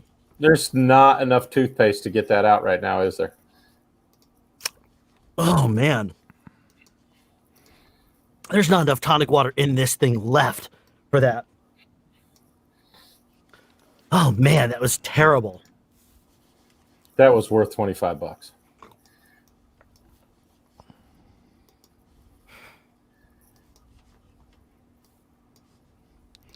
So explain to me what just happened. That was how many? And it was no water and there was 2. You don't have to speak out. No, it Cujo wasn't can 2. tell you. It's It 1 wasn't without 2. water. It was just Okay. the flavor that Good. I think is the nastiest of them all. 1 Zip Fizz dry. Well, not just that. That I've done on every one of the streams I've done since I was donated and told to get the 13 pack of Zip Fizz so I can try them all. You can only eat that flavor until you hit 9,000 subs. We're going to see a whole mass unsubscribe if you say that crap. Another 20 says he does it again. Oh no. No. I'll tell you this. No, I'm not going to. Never mind. No. I'm not going to. It's for a good cause, though. I'm so tempted. Now, we've been on set before you did, when you did 2 in a row, was it, Alan? Or keep in mind, I had another Zip Fizz like 3 hours ago. No, they were consecutive, and it was scary. I'd recommend staying to 1. Well, you of course, and we've told the story before. We had crystal on set. You know, the crystal. Oh God! And God. I don't know what they put in that Crystal fizz. meth? No. We don't. That was party the like show that. before. That was. Yeah. I tell you though, we had just, there's a restaurant here in America called Crystal, and they had these little bitty burgers, kind of like White Castle or something like that. And I tell you, we got a whole bunch of crystal. It was a day we were shooting in this bar, and there was a whole bunch of music sequences. So I wasn't booming anything. I just had the boom on the caddy out there. We each got a sack full, right? Sound speeds. Yeah. Oh yeah, we did. We got there was you, there was me, there was Matt, and there was John Maskew. Yeah. You and ate a whole bag of crystal? We got 50 crystal, and each one of us, we gave like a couple to the teamster that picked them up, and there's not enough Imodium in a bottle to fix that problem. Cujo, it was literally like hours of just playback, and that's what it was, and roll. So we were just looking for something to do. Oh, you found it. And we had the heater because it was in the winter, and we put the heater down on the ground. And I have a picture someplace of us putting the bag of crystal in front of it to keep it warm. And people kept, of course, what did that do? It made the smell travel through the entire bar. So people were like, what are we smelling? Where's the crystal? And so we were just like, protect that, turn it around the other way. And we just, what was hilarious about this day is we all scarfed down our crystal. Each one of us scarfed down like 12 crystal because we gave 2 to the teamster, and then each one of us had 12. Me, Michael, and John Maskew each ate our 12. And then when we moved outside for exterior, we moved outside, and I looked across the street and I saw Wendy's, and I said, "I'm going to buy everybody Frosties." John Maskew was like, "I'm out of here. I'm already leaving." He's already packed up all this stuff. And Matt was still like, not eating his last 3 or 4 Christmases. He was just, it got bad. And I tell you, me and Michael were already laughing, and we were giddy and just rare form. And don't forget about the crafty snack that came in between that sack full of crystals in your Wendy's splurge. I believe it was, what was it? I think it was Kentucky tacos. Fried Chicken with the biscuits. Oh, that's what it was. That's right, Kentucky Fried Chicken. And so we were already with the butter biscuits. We were completely fried out and just in a completely different mindset after eating all those crystals. We just laughed, and we were like, "Here, Matt, go. What's for snack?" And he grabbed us like a whole big, huge plate full of Kentucky Fried Chicken and biscuits, and we just looked at it and we started laughing because the big thing that we used to always tell Matt is, "What is this?" It would say, "Do us a favor, go grab some of the second meal, 15 hours of the day." And he would come back with like a little piece of pizza for each one. We're like, "Dude, what are you doing? Remember that we have, 12 members of the sound department you're trying to get food for." And he's like, "Okay, fine." So he'd go back and get more. And so this one night he had been crystalled up, and everybody was all crystalled up. And he went and got us a full plate of Kentucky Fried Chicken each. And Michael and I just looked at each other and started laughing, because we were already very full, could not really eat it, but we're just like, okay. And we just started eating it. And then once we were done with that, I look over and I'm like, Frosties, that would be great. So I go and get Frosties. And then after all of this, what do? I go to set and start booming, which was just the most crazy thing to do after eating 12 crystal hamburgers and a whole plate full of Kentucky Fried Chicken and biscuits. And okay, fine. I see you guys. All right. So we have Eldest donated $25. We have Larco. We have $6.90. Then we have Larco again, $4.20. Wow, they're getting demanding in there. Getting demanding. It's not enough to just have one Zip Fizz anymore, even though I've had 2 in the stream already. All right, since we're talking about food, we were working on a show, and it was me, Alan, and Matt, and it was one of these things where craft services craft services was a little bit on the struggle bus with the amount of food that's coming out. A little bit on the struggle bus. So the pizzas, you know how you ever go to like a kid's birthday party where they cut the pizzas into squares? Oh, yeah, Marcos. Marcos. So it's not really enough for people to have slices. So it's squares, So when it's cut into squares, you're not supposed to take more than your share. So Alan and at that point, I just grab the box and walk away like I own it. That's what you do. Yeah, we had been beating Matt up saying, "Hey, you got to stop. You got to stop doing that, and you got to stop, giving us these little girly portions. We need real sound portions. You can't eat two little squares that are this big." So he goes. So we have this craft services guy who looks like he should have been like, I don't know, like the strongest construction guy on a film set you've ever seen. I mean, mean as rocks. I swear he was like probably, just mean. This craft services guy, and he's cutting the pizzas into squares, and Matt just grabs a whole pizza. Little old Matt, little old and walks over to us with this pizza. This guy is like chasing him. Hey, where are you going with that? and Matt looks at him and he says, "We've got like 12 people in our department or something." Because at that point we had said, Matt, if you just got us a little bit more food, we'd be fine. So remember, there's 15 people in the sound department. And so he said at one point, he turned around and said, "Look, we have 15 people in our department." The guy was like, okay. And he backed off, but it was hilarious. Dude, he was chasing him. Because it was so funny. Michael was just like, "Good job, Matt. That's the way to do it." It was so funny. Oh, jeez. Man. You know what? We had so many good times. Just, Matt, do this. Matt, go get a pizza. Go get the rest of the food. Go get us tacos. Love that guy, man. He's great. Matt is wonderful. Love Matt. All right. I do have quite a large appetite, so I sometimes get a bit self-conscious when I go up getting food just for me, because I'm like, I'll eat this. Okay, eldest. All right, what's going on here? All these up 2 Zip Fizz in 10 hours. That's nothing for Alan. Yeah, I've had 2 Zip Fizz already. Okay, I tell you what, we have between the second probably nastiest flavor I have, in my opinion, would either be pink lemonade, which would be extremely harsh, or pink grapefruit. Between those two. Oh, grapefruit.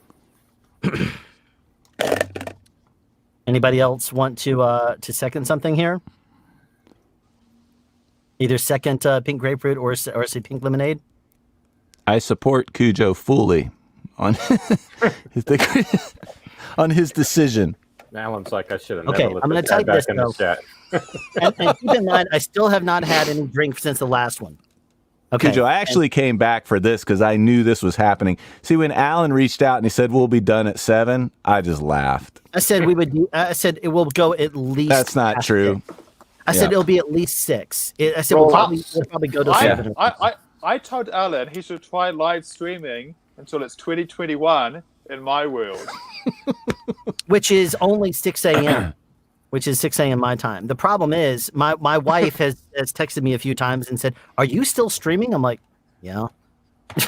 And then, it's like the kids are all in the kids. Well, 2 of them are probably downstairs playing video games.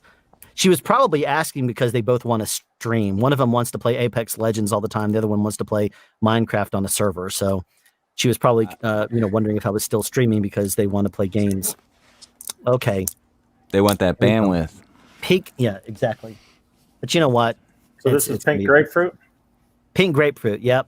This is it right here. Michael, you got any cold brew? No.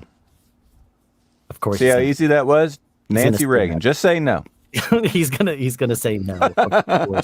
It's 10 more hours till 2021. Not gonna happen. I won't be here that. Hold on one second. I'm gonna help you out, Alan. Oh. Cujo, make me look bad. He's going the extra mile. Oh, yeah. I want to see what he's gonna do. This is turning into peer pressure. I can feel it. What does this say? What is sound speed going to do when sound speed hits him with a vodka zip fizz? There it Got an is. exclamation mark There at it the end of is. my name. Are you going to chug it? Oh, what? Hell no. But I'll drink a shot of it and enjoy how wet and flavorful it is while you're sucking on a dry tube of grapefruit. I mean, I'm thinking it's Just 4 make it sound p.m. so appealing, Cujo. Thanks for that. Bottoms up, mate. I think it's 4 p.m. on New Year's He's Eve. going for it already. All right, fine. Maybe another hour or two. It could be like not too early to start getting drunk on YouTube live because it's New Year's Eve. But so far, I haven't drank anything stronger than coffee. Michael, you should while you're enjoying Alan dying quietly, you should go find some of this. Yes. It's absolutely fantastic. That was nowhere near as bad. That tea, though, geez, that stuff is terrible. This was sour. Don't get me wrong. Nothing like the.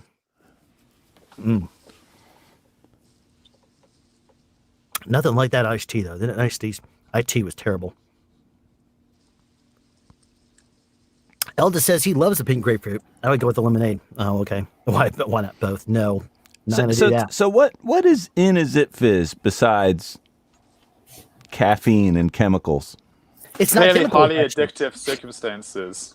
B12. There's there's good stuff in it. 41,000 times the US RDA of B12. Yeah, 41,667. So it's not caffeine. It's caffeine and B12, or it's just B12. It gets caffeine from pretty much the. Well, here's what's in it. It's got what is it? Guarana seed extract, green tea leaf extract, alpha lipoic acid, green coffee bean extract, grape skin extract. So it's basically got a whole bunch of extracts and stuff, which naturally create this amazing stuff. So we don't need to be nervous. You're good. It sounds like all good stuff. Yes, I'm sure it's all healthy. But you just remember that. Not as good as Cujo's Jameson, but it's still good. It's advertised as the healthy alternative to sports drinks and coffee. Yeah, it's like an emergency. We lost David. Yeah, he stepped out for a second. I saw him stand up and leave. So, and we can always trust advertising agencies. Yep. They would not do anything wrong. 50,000 milligrams bad decision, 20 G peer pressure, and 10 MCG hyperactivity. He just unblocked B. He just unlocked B13. He just unlocked B13.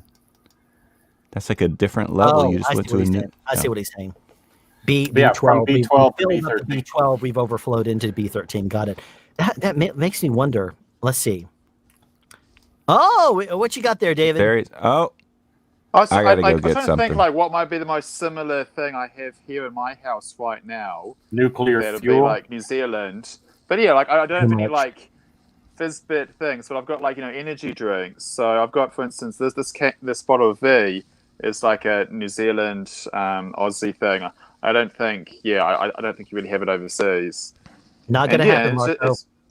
It's basically it's 31 milligrams of caffeine. So I mean, it's kind of like a Red Bull, I guess. Yeah, that would be like the Kiwi version of a Red Bull. But yeah, it's probably the closest thing I have to Fizzbit in the house. And I was just going to look up how much, what are you having, B6 or B12? B12. So we've got. And Larco, it's going to the Children's Hospital Foundation. And I'll tell you, you put in your $6.90 in the 420 donations right after Eldest put in $25, wanting me to pick the second worst flavor.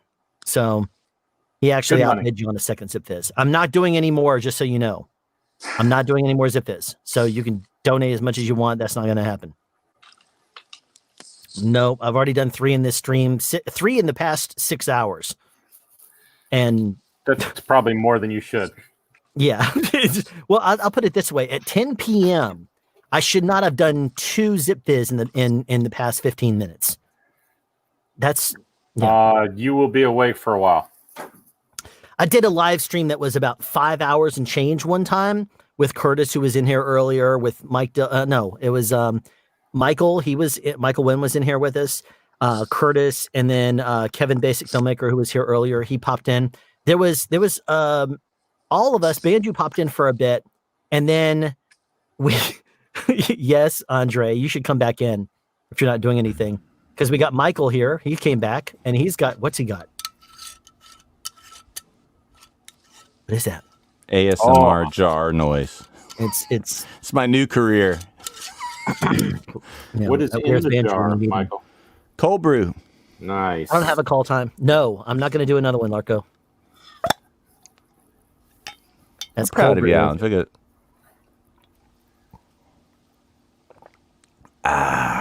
That was necessary. Michael was actually. What's funny is he would always say, my "No, poison." You would not want me to have cold brew. You don't want me to, because the man unlocks his super power. I mean, he's already got sharp as hell ears, but when Michael gets cold brew in his system, he like sits back, he's chill, and he hears everything within about 5 square miles. He would be like, "What is that I'm hearing right now?" And we're like, "God only knows, Michael." And he would be like, "It sounds, it's too late. It's 3 a.m. It's not a bird, but it sounds like a bird. What is that?" And we're like, "What is he hearing?" And we'd send Matt out. He'd be looking all over the place. And finally he would find in front of the sound stage on the other side of the building, somebody was like, turning a crank or something. And we're like, how did you, it would seriously would unlock his superpower. He was like, "You do not want me to have a good brew." He would say, "You do not want me to have cold brew, because if you do," he's like, it would seriously would unlock his amplify his hearing, like, to the point where nothing was going to escape him. It was amazing, actually. But sometimes he would say, "I'm going to have cold brew. Alan, you're going to have some Zip Fizz." And I'd be like, "Oh, no. And he's like, "I'm having cold brew. You're going to have to pull out the Zip Fizz." And we would just get ourselves amped up on set. He would just sit back, chill, and hear everything, and then he'd send me to set, and we would both, between the two of us, drive poor Matt crazy. I'd say, "Matt, you're gonna get here in a second, boom," and he's like, "Matt, I need you to go and shut down that noise." And it's like, it was just, he'd get it from both sides. No American liberty. Answer: no. I'm just googling Zip Fizz, because I've never heard of Zip Fizz before, really. Aside from Alan talking about it all the time. I think Zip Fizz also comes in like a drink, just like V's and Red Bulls and so forth do. I think they've started to do that. Do you ever drink Zip Fizz in a drink form, or do you only take it in the pill yourself? Well, you're supposed to take smart people dump it in a bottle of water. Yeah. Then there's Alan. That's the best way to put it. Smart people will do that. So you never drink it from a bottle, do you? Mm-mm. No. Well, occasionally I do. Does it come pre-made in a bottle? It does if you. I think it does now. That's what I'm reading online when I'm googling it. No. No. No. Something tells me that no should have been after the first one. Yeah, pretty much. It should have been. Should have been a long time ago. But yeah, man, we would jeez. It's funny. This has been sitting here staring me in the face for hours. This caramel. We had somebody give us a thing of the regular popcorn, the buttered popcorn, and the caramel popcorn. And my wife knew that I was going to be in here for a long time, so she's been bringing me stuff. A long time ago, when you saw the beginning of the stream for the first couple of hours, I think an hour or so into the stream, she had come in here, and anytime you'd see me disappear off the screen, like, and then come back, it was because I was taking. Right then, that was. What? Oh, you said it disappeared off the screen. He just disappeared off the screen. As you're saying that, there was like freaky coincidence. Maybe that's only my version I saw. I was just like, no, I saw that was spooky. That was intentional. It was like I disappear off the screen like this. Oh, right. Yeah, and then I come back like this. When I disappeared, it was because my wife had brought me a Chick-fil-A spicy sandwich, and then she knows that they're about to discontinue the peppermint milkshakes at Chick-fil-A, and she knows that that's like crack for me. Eldest, if you will donate that, sure. If you want to donate that to the Children's Hospital Foundation, I will take another Zip Fizz for that. But not for that. What if anyone donates $1,000,068? $1 million and 69 cents. Sure. Yeah, eldest. I'll do it for that. I want to see the cash. I'm thinking. Yeah. Yeah, exactly. Show me the money. And Larco, what is this? Let's see. I'm looking at the decimal points. That's almost $500. It's a suspicious combo of numbers. You know what? Yeah, It is actually I think 420. he's trying to do some weird mathematic formula that I'm not going to understand. Yeah, it looks tricky. Yeah, It has just hit 4:20 p.m. here in New Year's Eve, so not an inappropriate time to start drinking, maybe. No. Oh, you know what? Might as well. New Year's Eve. Yeah, New Year's Eve. New Year's Eve for you. It's not quite here for us just yet. But happy end to 2020. Yeah, there you go. Into 2020. That, jeez. Tell me about it, man. How are you feeling about 2021?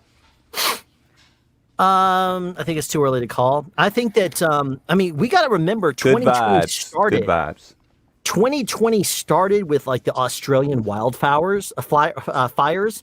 It started with that's every year. But it was a big thing here in America. I don't know if it was any bigger than it normally is, but here in America, they made a huge big deal out of it. They were like doing big fundraisers, saying, donate and stuff. Now, I do know somebody that lives in Australia. He posted a couple of videos that were just like you would see like a surveillance type camera of nothing except just this parking lot, and people were standing around out there talking, and then all of a sudden you see them like move quickly, they jump in a truck, and then they race away, and you start to see fire coming in the back part of the picture, and it gets more and more light, and you're like, what's going on here? And you can look at the counter from the time that those people noticed and they jumped in their truck and went away to the time that a fire comes in and blasts the living crap out of the area. It was like 40 seconds. It was not very long at all, and it obliterated that entire place. It went all into melting everything and just fire. It was amazing to see. Well, I'm sending good vibes into 2021. Yeah, well, I am too. It's just, I'm not going to count my chickens. Yeah, I've got my fingers crossed for 2020. Every year for me, 2020 is going to be hindsight. Real soon. Did y'all see the meme that said December 32nd, 2020? What? Is this a meme? Like where I could just imagine it. Yeah. So it's like December 32nd, like it keeps going. Oh yes, December 32nd. Yeah. I've seen that. There was a I saw a really, really good picture. This one right here. I don't know if you can see that. Yeah. Yeah, that's going to pretty much do it right there. That's it. Hey, I'm going to bail out, guys. I've got a COVID test at 7:30 tomorrow morning. So yep, I got a COVID test tomorrow too. I got to drive out to Warner Brothers. Take it easy, Cujo. All right, guys. Good chatting with you, David. Yeah, it's great seeing you. Looking forward to seeing you soon. Yep. We'll see you soon, buddy. Yeah. You take care, dude. And so then there were 3. So they testing you guys on your they're testing you guys during the hiatus time, Alan?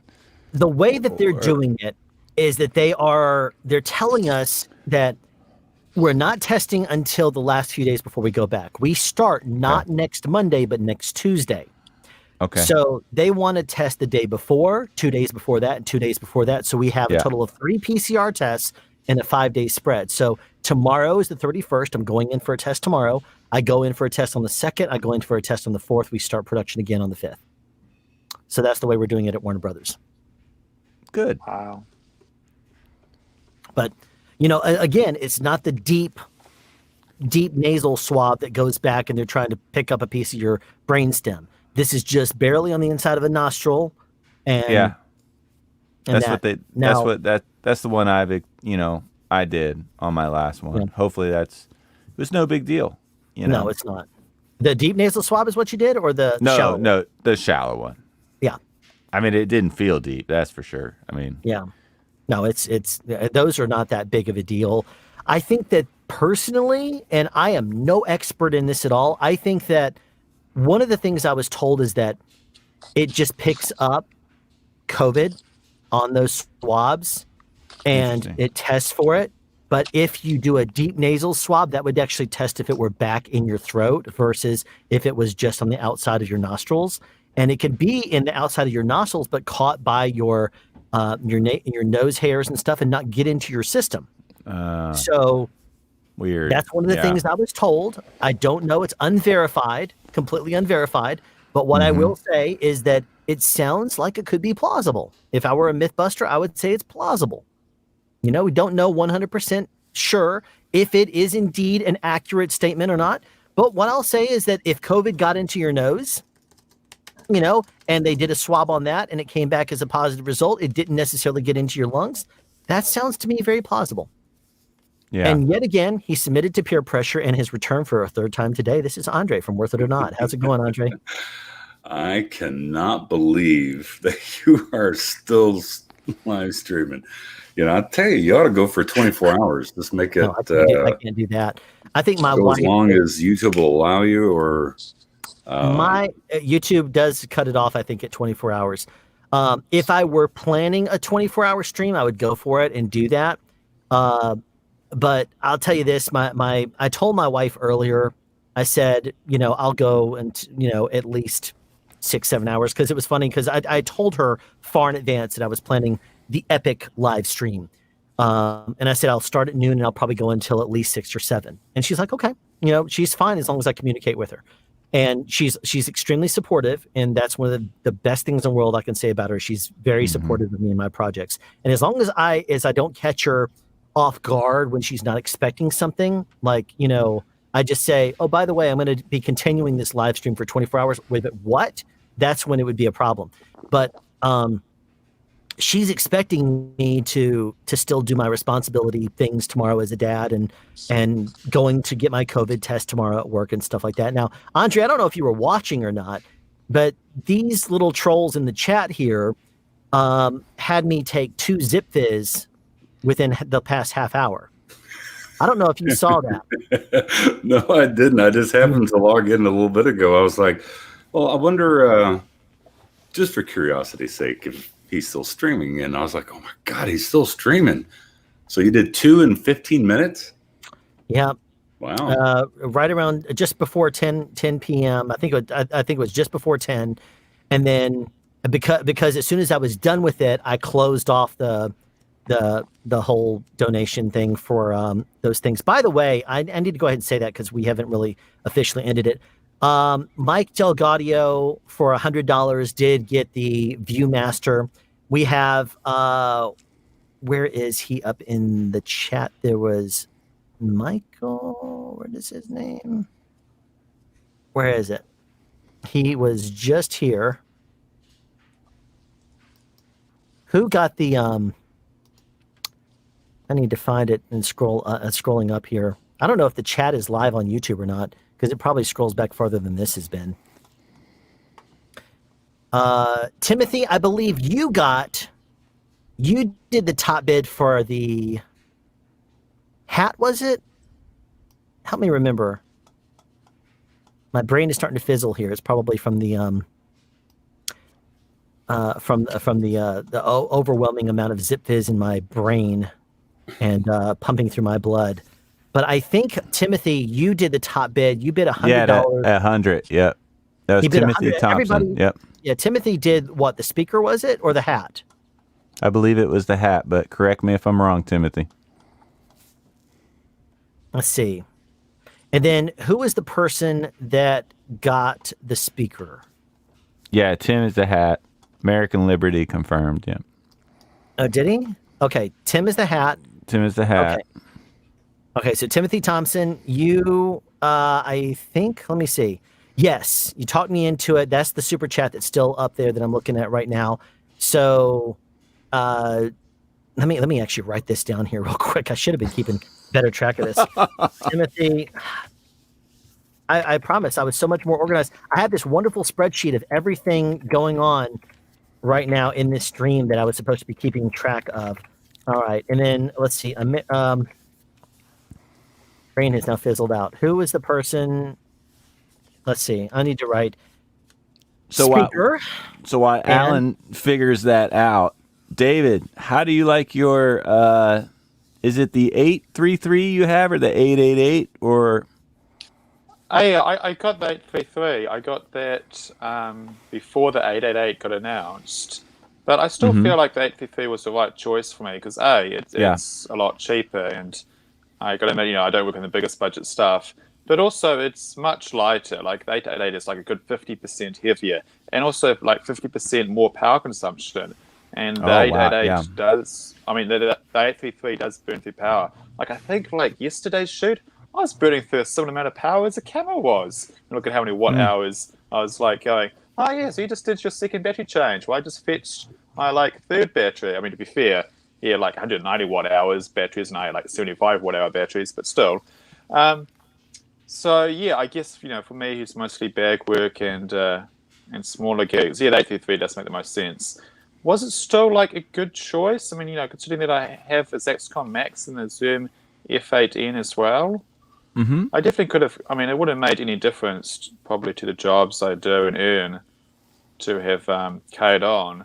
But we have this problem that our work and our business is also our passion as well. So it's very easy to just sort of slide over across the line and spend more than perhaps is totally justifiable.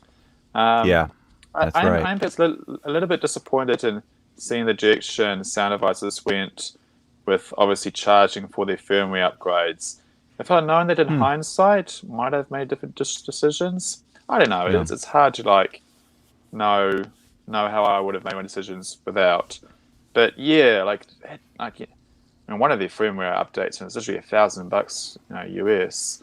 Of course, they spin it as a plugin, but it's a firmware load. And they've never done paid firmware updates before. So I guess if I'd gone in knowing that they're going to be doing firmware updates, because obviously, you buy a product expecting.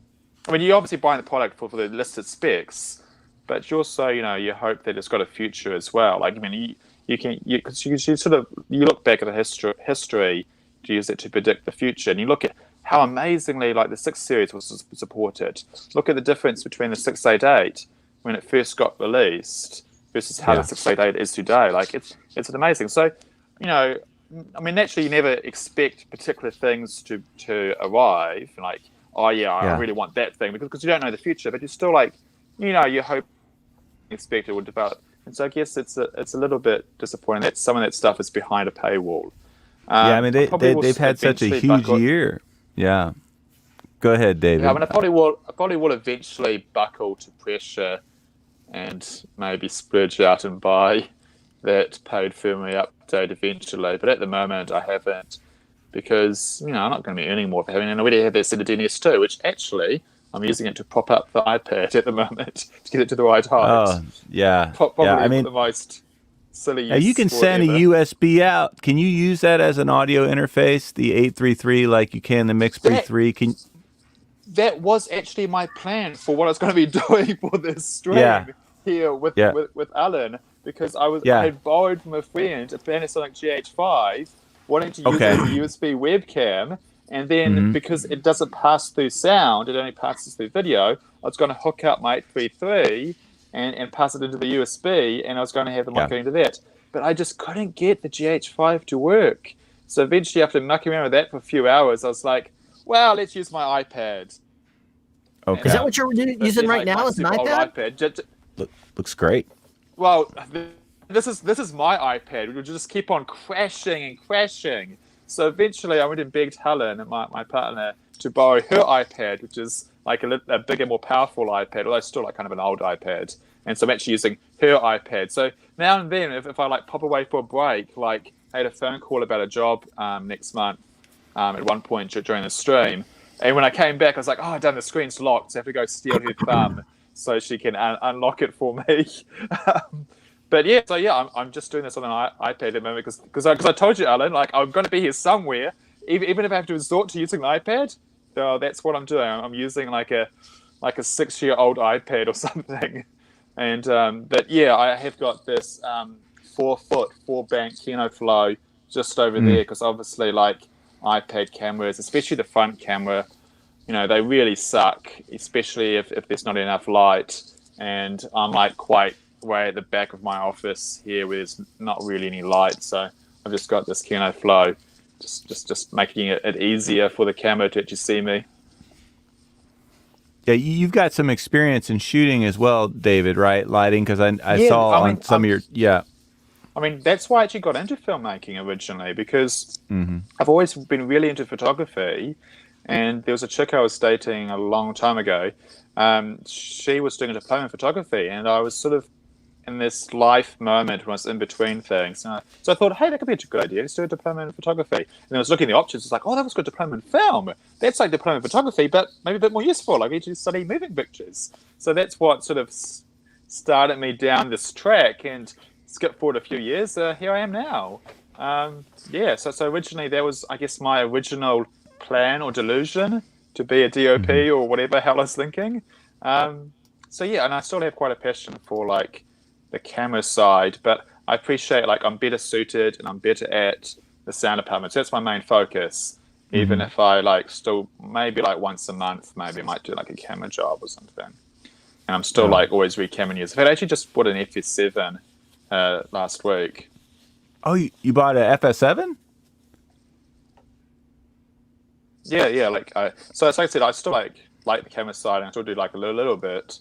And so like I've had the F3 for 6 years. You know, the Sony F3, the one that came before the F5, and between the F35 and F5.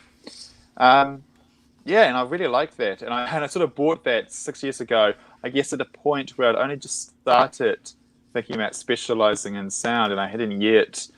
I still had 1 foot left in the camera department, and so that's maybe why I bought the F3 back then. But I don't regret it, because it's sort of, I've had it for 6 years, and so I guess I put the FS7 now. It's a really great prices on eBay. Like, you'll be shocked how cheap they sell on eBay these days. And I thought the FS7, that can last. That's my next 6-year camera. So I don't plan upon not buying a camera at that level anyway. Like I've just got a GH4 as well this month to like upgrade my YouTube channel from the G6 that I've had for years. Because again, that was like what, $300 or so US to buy the GH4. Like, why not? I mean, it's just for my YouTube channel. So yeah, like I might upgrade the GH4 within the next 6 years, I think.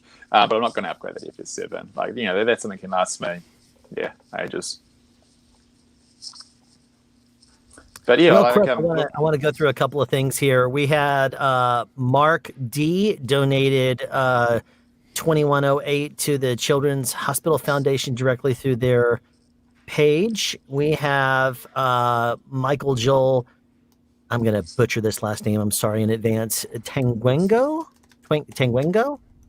donated $25 to them directly. Bandrew, who was in here a little while ago, donated $500 to them.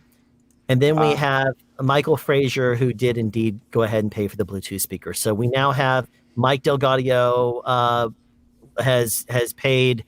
We have everybody paid. Timothy paid and Michael paid. So we'll make sure that I'll send Cujo the information so that he can send out the hat, and I will make sure that we send out these the Bluetooth speaker and the Viewmaster. So that is wonderful. Thank you everybody for your contributions and support to the Children's Hospital Foundation. They're going to be very appreciative when I call them tomorrow. And just keep in mind here, we are still going on, and still, just because we are done with this particular portion, which is the wrap gifts, it doesn't mean that we are no longer collecting donations for them. You can go directly to chfkids.com/donate and donate directly to them. And if you don't want to be put on their mailing list, they will respect that if you put in the comments below and say, please do not spam me, please don't add me to your mailing list, and they'll consider it to be a one-time donation and be very thankful for it. If you don't necessarily want to risk that for whatever reason, you can also send at paypal.me/soundspeeds or use the Venmo code on the screen right now and donate right there. I will be contacting Jeremiah tomorrow and telling them all about the stream and the results of it. He was here, if you want to rewind back to the beginning of the stream and learn about what they're doing with their donations, for about maybe the first 15 to 20 minutes of this video at this live stream, which was 10 hours ago. he came in and talked about what exactly they do and what and everything that they're doing, and also talked about the hardship that they've faced this year with regards to donations to their program, which is doing a lot of wonderful research to try to cure cancer and to give a big finger and big FU to cancer. So there you go. That I wanted to at least say that. I'll leave this up on the screen for a few more moments. Real quick, Michael, I'm going to throw something else at you, which you helped with a while ago. I don't know if you were watching the stream before you jumped in, but if you were not, you were there with me when we wrapped out of American Soul Season 1. And we had a bit of fun with regards to, I guess you could say, doing the first video, which is the destruction of the Electro Voice 664. I took that and ran with it and did as part 2, where I grilled it for 10 minutes at about 475 degrees, and it still worked. So the next video I did, I put it in the freezer. I filled it up with water. I dumped it in water. I froze it in the container, put that in the freezer, pulled it out, allowed it to thaw, and then I took that and put it in the oven because I realized that I needed to dry it off. And what better way to do than stick it in the oven? And so after about an hour and a half, whatever it was in the video, it still seemed to work. Now, granted, it didn't sound great, but I did perform a little bit of EQ on it just to make sure that it would at least sound passable. But even then, it was not by any means great. Now, I decided that in a wonderful finish and finale to 2020, I decided that we should definitely toast off this this microphone in the most epic possible way. And what better way to do it at the very end of the year than to turn it into a Yule log? So that's exactly what we did.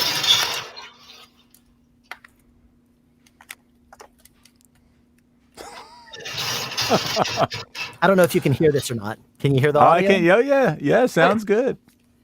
So I put this on. This video is now live. So if you need some good cheer for today or tomorrow, wherever it happens to be in your time zone, and you want to put on the Electro Voice 664 Yule log video, it is right there staring at you in the face. It's keeping me warm. It is now available on my channel. And you can watch it and listen to it and enjoy it and confuse your wife and children as they're going to be like, what's going on here? Because it's definitely a wonderful end to this microphone. Now, I did not honestly expect the microphone to be as punished and destroyed as badly as it was.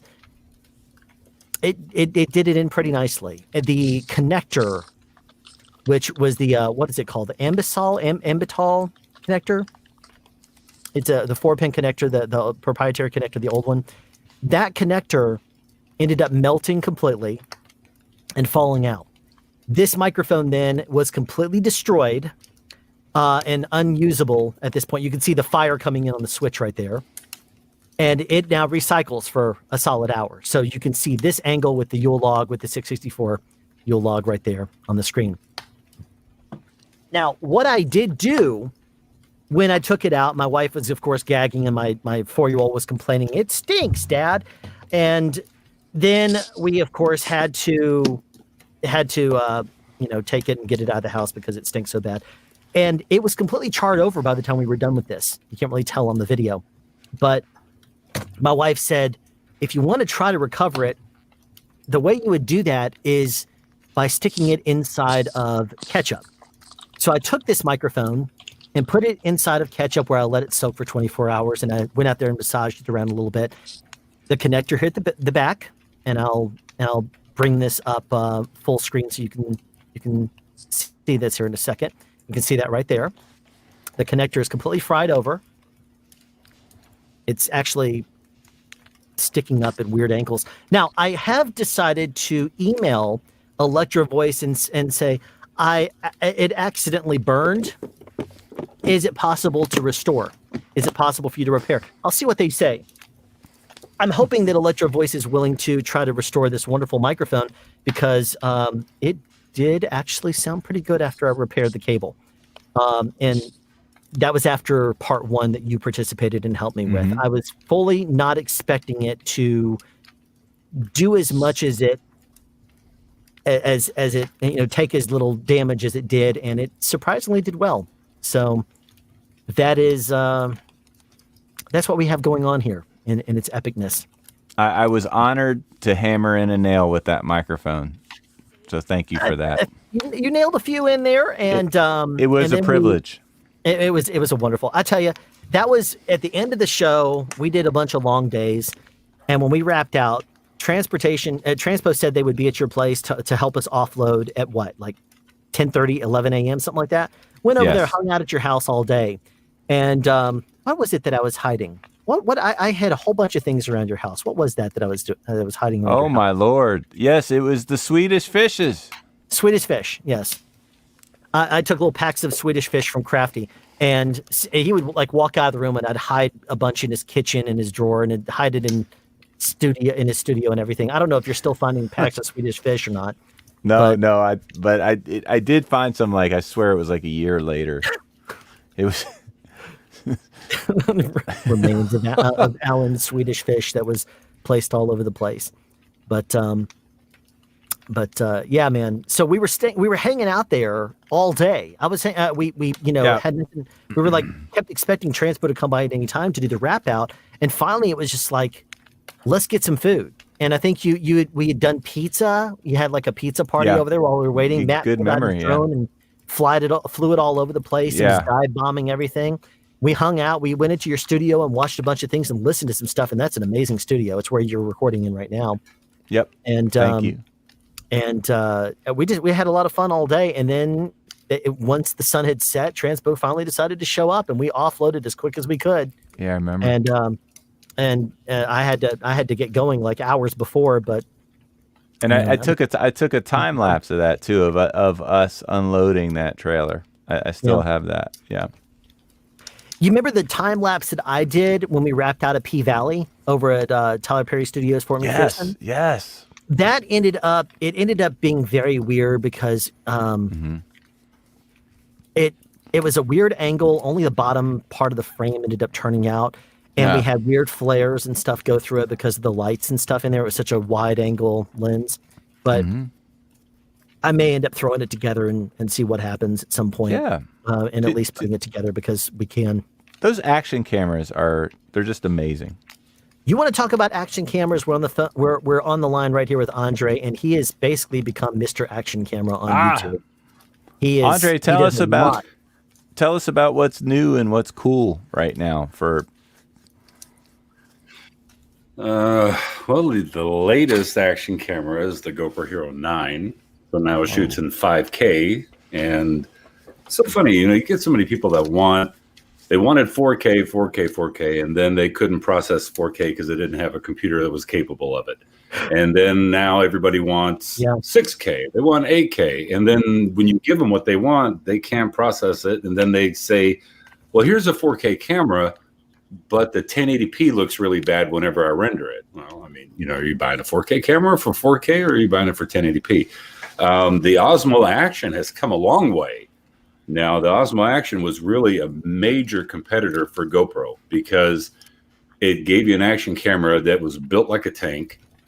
It had a front forward-facing screen on it so that you could compose yourself or compose your shot and see yourself if you want to do a selfie. It took them a long time to come out with a little audio adapter, but that rock steady image stabilization, that electronic image stabilization was gimbal-like.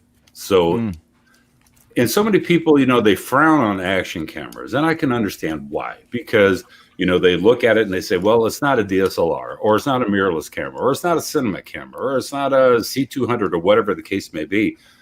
But, when you have an action camera like GoPro, or like the Osmo Action, and you can get a linear field of view, so you don't have that warping effect of that wide angle lens, you can get some really nice shots out of it, especially considering that you can control your shutter speed and your aperture. Not the aperture, but your shutter speed. So it'll give you an opportunity to really get some nice cinematic footage. I do documentaries on the side for little side projects. And I use the action cameras for just supplemental footage from different angles, just because they're so small. I mean, if you could, you can stick it into a coffee cup. Now, I wouldn't pour hot coffee on it, but since they're waterproof, you can stick it inside of a coffee cup and get that perspective of coffee being poured into a cup. You can stick it in your refrigerator, you opening up the refrigerator. You can attach it to a door with one of those. I actually got one of the clamps, Alan, that you had mentioned, about 2 or 3 months ago. Let's see if I can get this thing off of here. Is it? You remember that clamp? Yes, I do. It's it's this right here. It's actually right here. It's on the desk holding up my mic right now. I actually bought that clamp specifically for the Deity microphone, and that way I could have it kind of boomed up over me and out of camera shot. And with that kind of clamp, you can take a GoPro and connect it to your door. So you can get a door perspective of you opening up a door, or closing a door. So, action cameras have come a long way, in my opinion, regarding the quality and how you can use them. It's not just, if you remember back to the GoPro Hero 3 or GoPro Hero 4, you didn't have electronic image stabilization. The Hero 4 actually had pretty good audio considering, action cameras in a whole. The budget market is where it's at, because everybody does not, God, you'd wonder if I ever did get a college degree the way I'm speaking. But there's a lot of people that don't want to spend $300, $400, $500 on an action camera. So they'd rather spend something budget minded. So they want to get an Akaso for, $129 or a $99 action camera. But you have to kind of consider that you're giving up something. If you're getting decent video quality, then it's like the Akaso V50X, $99 action camera, great image stabilization for a $99 camera, native 4K. Its audio is horrible. It sounds like you're inside of a tin can with it welded shut. And then after 3 minutes, the video and audio go out of sync. And I'm like, wow, this is 2020. I mean, audio video going out of sync, you would think was something from years ago, but it depends on what you want. This was my first GoPro for me, the GoPro Hero 5, and that was $399. And I was really, really on the fence about getting a $400 action camera, but you got to say, if you want quality, you're going to have to pay for it. And, I know earlier when I was on, you guys were talking about, what was that gentleman's name? Glen? Glen Trew? Yeah. Yeah. When it comes to, you can go budget minded, but you kind of get what you pay for. Yeah. Or you can spend the money, get a quality piece of equipment. The Deity, the S-Mic 2 variant? Or S-Mic 2S, yeah. Yeah, it was the Aperture, but it was before it was the Deity. This is the best microphone that I've got personally. And it sounds, you can cheap out. You can get one of those simple little microphones. And, earlier I'd shown that dude, which Alan hates, the Blue Yeti. But that actually is a good point here. Banjo, sorry to cover up your face here, David, for a second, but this is if you want to do this as an annual tradition that you'll like, Mike, next year, if somebody wants to donate a Yeti, I'm not about to spend any money on that thing. But if someone wants to donate a Yeti, I will make the Yule Log mic for 2021 be the Blue Yeti. I will gladly do that. Well, I'll tell you what, I've got 2 of them. I'll send you one when I send you. Okay. Fair enough. And I'll hold on to it for an entire year. And then, have you ever taken apart the grill assembly and looked at what the capsule looks like on the inside? On the Blue Yeti? Yes. No, I have not. It is the simple way to put it is the cheapest, most garbage looking piece of crap there is. It looks like 3 little bitty like the cheapest looking capsules you could find in China, put on the weirdest little. I should see if I can find a picture real quick. It is seriously. It's a mic that deserves to be burnt. It's terrible. No. It does Here not I am with all at these sound professionals, and I'm talking about the Blue Yeti. And well, going back to action cameras, I'm sure I don't have as many action cameras as you do, but I do have quite a few. Like, do you recognize what this thing is? that looks like a 3D molded 360 holder for a bunch of GoPros. Yeah, exactly. So back when I was taking virtuality cameras a bit more seriously, I got a whole bunch of them and was doing like VR with this, because this holds 6 of them, and I had like 6 Xiaomi Yees all attached. Did you guys do any Ambisonics recording with that? Yes, David, when you're doing that, I've used the Soundfield SPS 200, and I keep on thinking about buying the Rode, what is it? The SP NT. I forgot. But anyway, the Rode. Yeah, they're new. One. They're a new one. Yeah. Well, I came over a couple of years ago, but I don't know. Like, I haven't done really any VR work in the last couple of years. So, the last time, so I just had a friend who owned an Ambisonics, so I just rented it from him. And then when he did get around to selling it a few years back, he just sold it to a different friend of mine. So I still had access to that Soundfield. So yeah, I haven't got it. I would like to get it, but of course, the list of wants, on your to-do list is very long. But one day I might pick up that Rode, because that Rode, I mean, it's no Soundfield, but it does seem to be like the best budget priced, $1,000 US. I mean, Ambisonics there is. Like, it performs much better than the Ambio from Sennheiser. Yeah. That's the one I've used before. I learned that you could actually take any 2 MS configurations and create a tetrahedral pattern for Ambisonics A format, which is before the decoding. So, because the tetrahedral is the 4 capsules, which are MS config. And so you can actually, I've seen some rigs online of sound designers doing some pretty insane looking ambio, and then they combine them with binaural as well, sources, and they can put these things in not only like 5.1, 7.1 situations, but also in Atmos type stuff as well. So I mean, it goes deep. When I see who's that sound design? I've never seen mid-side being used for Ambisonics before. The tetrahedral is technically 2 MS. Yeah, so you're talking about getting 2 MS microphones and lining them up. If you created a tetrahedral pattern with 2 MS microphones, they would have to be physically able to do it. Then you would have to be very careful with the alignment, and then you would technically. The benefit is you can choose, like, you could have 4.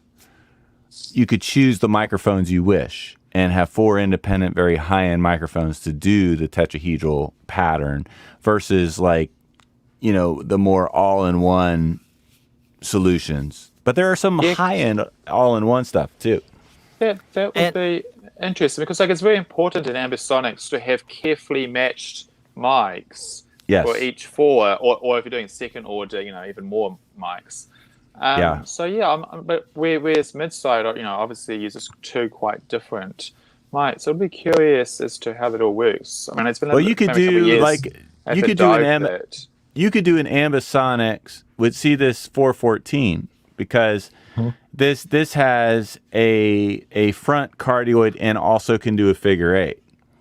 So if the microphones, let me get this right, are in the proper configuration for the MS, which I think would look like this, to capture it, you would have the side and then the cardioid, whichever, Then a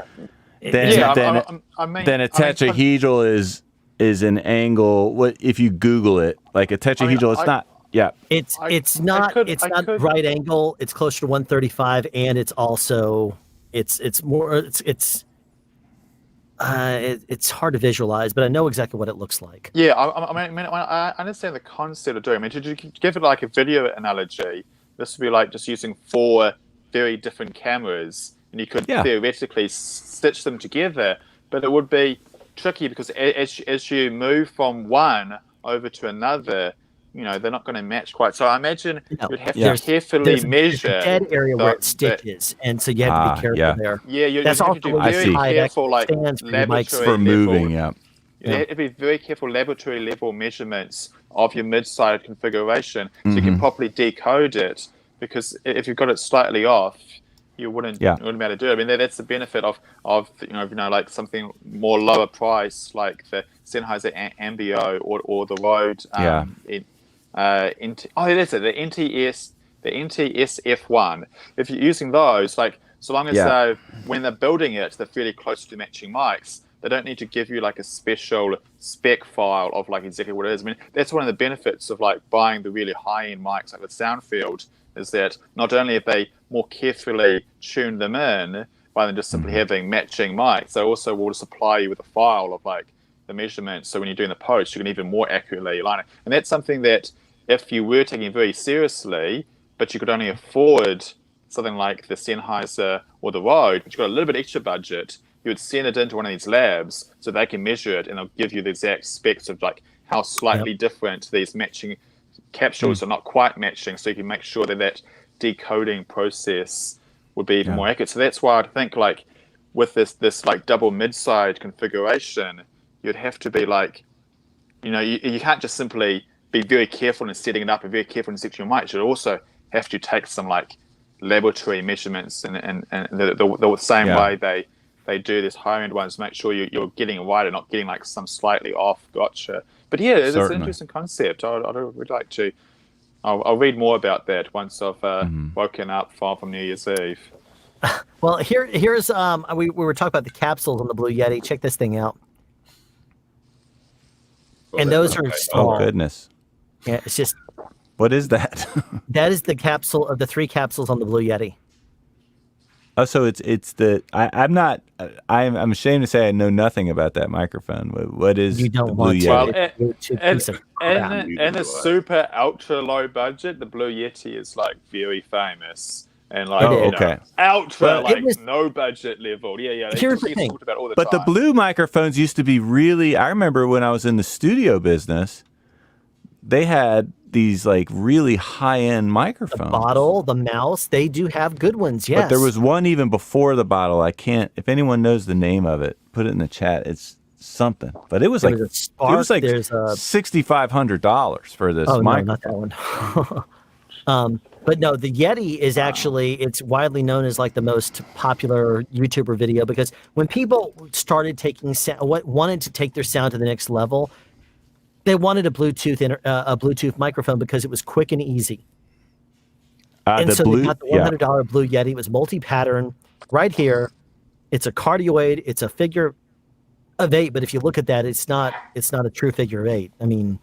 So it's the Blue Bottle Tube is the one I'm thinking of. I Googled it. Yeah. It's $4,000 for that mic. Yeah, but this little thing here is junk. Looking there at the chat, I'm just seeing about the FS7 and the time code. I fully agree with you, Michael, and PJ. You were saying that. Yeah, it's so annoying that they don't have a time code input on the FS7, and yet the FS7 is the most popular camera at like the low mid budget level.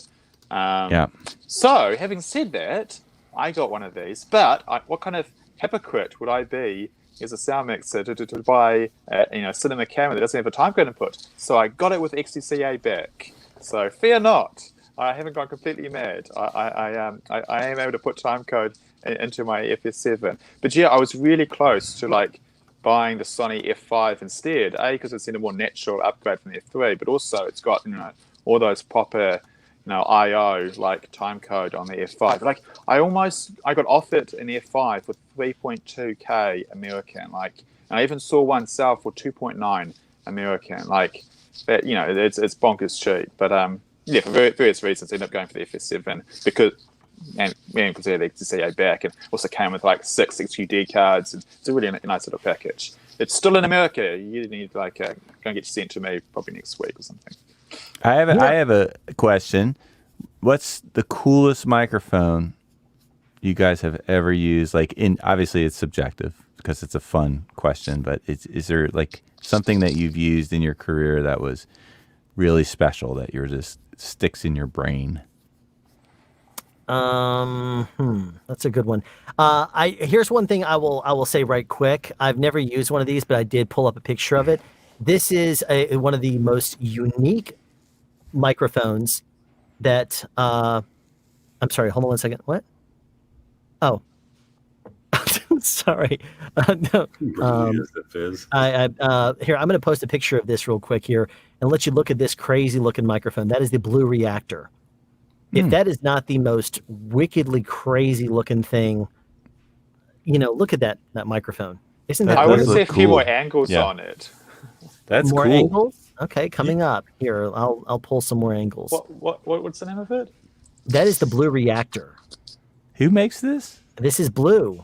Okay, and the Blue is that a LED in that? It's got this like turning knob thing. Let me see if I can find more pictures of it. Yeah. Let me see. All right, here's one right here.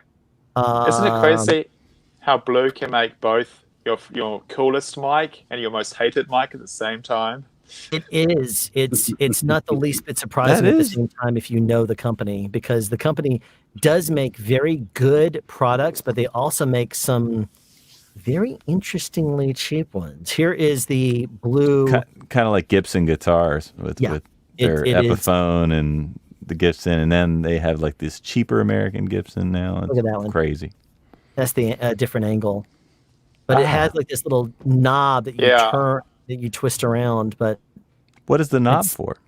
It changes patterns, as I understand it. For the pattern. Okay. Now I forgot the microphone. Somebody probably in chat would know, but the Blue Reactor is the same as another. It's not the Neat King, but Blue was created by the same people that went on to join Neat. So I'm trying to remember. I think somebody told me at one point that the cardioid pattern on the reactor was the same as something else, or that the microphone was the same as another microphone. Somebody in chat might know the answer, but it's a very interesting. American Liberty has this microphone, the Blue Reactor. Does he? Okay, so yes, he says it's a pattern selector. Mm-hmm.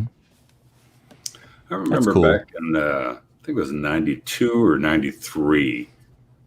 And I was doing a voiceover for a commercial for the station, and they had just gotten a new Sennheiser in, and I can't remember the model number, but I remember the engineer had put some pantyhose from his wife over the windscreen, and I stood there and we did a quick little audio test, and I would almost hear like blood flowing through my neck with headphones on. I was like, oh my gosh, this is a great microphone. And then when I started speaking into it, I was like, oh my gosh, what microphone is this? And I wish I could remember, but 1992, and I'm 56 years old, so some time has passed, so my memory's not the best, but I still have fond memories of that Sennheiser. I bet you, and I'm just taking a stab at this, if it was that year and it was in a voiceover booth, it was probably MKH 416, because those were commonly used with voiceover and still are sometimes today. Are they still highly recommended in today's environment, or they're still widely used? David says no. I mean, the 416, no. I'm going to take a very contradictory opinion and say, sure, the 416 is still like a good mic, just like.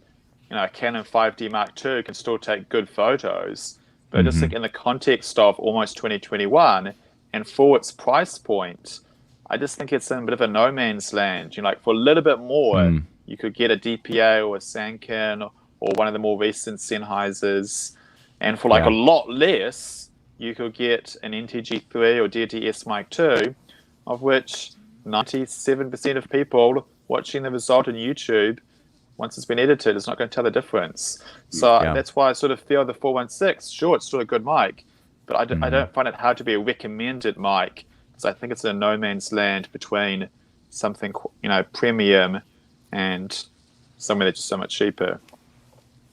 And that makes just sense. Being contradictory.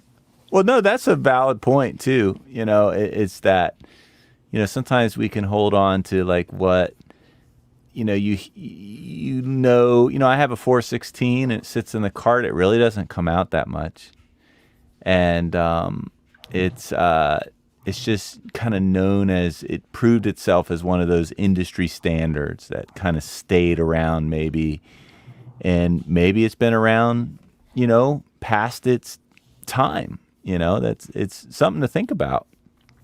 I mean, I can understand why we still see the 416 recommended so much, because it's, you know, because people who started out in, say, the 1980s or whenever, so in the past, like the 416 was the best choice to buy right then.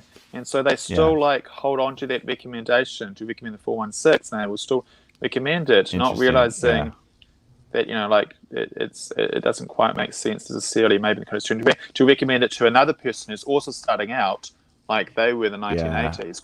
Because there's somebody starting out now in 2021, do they want to put that much chunk of change into that when they could probably get, say, a Deity mic too, have enough spare money left over to get like another channel of like Sony wireless, or maybe pick up like a AKG blue line, so they've got something to use indoors, or maybe just simply pick up a spare one, or, you know, so they can have something to stick on the camera as well, or a backup. So because, you know, they're you know, somebody who's being recommended a mic to start out with, just when the 416 was often recommended in that context, their budget is very tight. So you need to look at the opportunity cost. If they're spending 50% more on this, what are they losing out on? And I feel like whatever they might be gaining by buying a 416 over an NTG3 or Deity Mic S1, or just saving a bit longer to get something better, they're not gaining that extraness that money could be put elsewhere. So that's why I quite often go against the grain and go like, don't recommend the 416. Yeah. But I can still totally understand why it is recommended. Like, I'm just I see both sides. Yeah, I mean, it's something to think about. I mean, it's definitely you know, I've come across that question before. You know, it's like, hey, you know, usually if it's someone who's brand new, they'll say, hey, which microphone should I buy? You know, but a lot of the times it's just comes down to just really getting, you know, I like what Glen Trew says. You know, since his name was brought up, he was here in the stream earlier. You should buy the best you can afford, really, is what it comes down to, you know, and there really, you know, is no one catch-all in the world of production. You know, you got to start somewhere, so you got to think, well, you know, what's going to be the most versatile? It's a lot of choices, a lot more choices than what there used to be. Yeah, and not just choices, but also, you know, like strategies. Like, you know, do you put all your money into buying, like, say, the best mic and the best recording cam and have no wireless and just rent that? Or do you try to buy a more well-rounded kit and you've got to just buy the best in each portion of the budget left over? And of course, it's going to depend upon people's individual circumstances. Like, obviously, somebody lives in New York City and has got like 5 different rental houses just down the road for them. It's got a very different choice than somebody who's like in some small city in Arizona or in Papua New Guinea or somewhere, in which case, you know, they need to think of a more well-rounded situation. And you know, the thing in our market here, and, you know, is you know, I remember when I first got started in production sound, I had been working in the studio business at the same time and kind of was in that world. And I rented, you know, for the first maybe 10 to 15 jobs I did, because I was just really very much feeling it out. And I had a, you know, I would rent a Shure FP33 mixer, and I think the wireless I had was Electro 185s, which were VHF wireless. And I just remember being so impressed with that gear. It just was like so rugged and it felt so professional.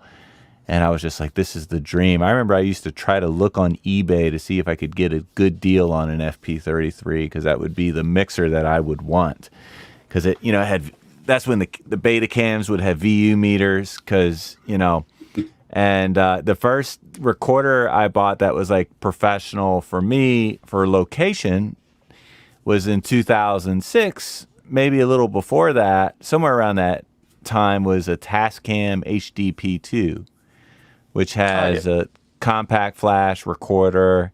And I believe it was just 2 channels, right? It was, two channels, but it had time code with those 2 channels. It did. It was like, and that it was a unique feature at such a low price to have time code. It's so funny, and I just remember saying, "Oh, it had time code." I didn't really know what I was going to do with time code because I just wasn't really time code boxes were still so expensive back then. You know, you could pick up a Michael, I've got a recorder I want you to see.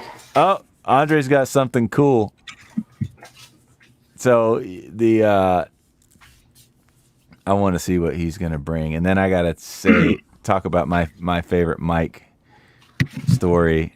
I'm excited. Okay, so Michael, I take it that you've been around a long time in the field. You have seen all sorts of recorders.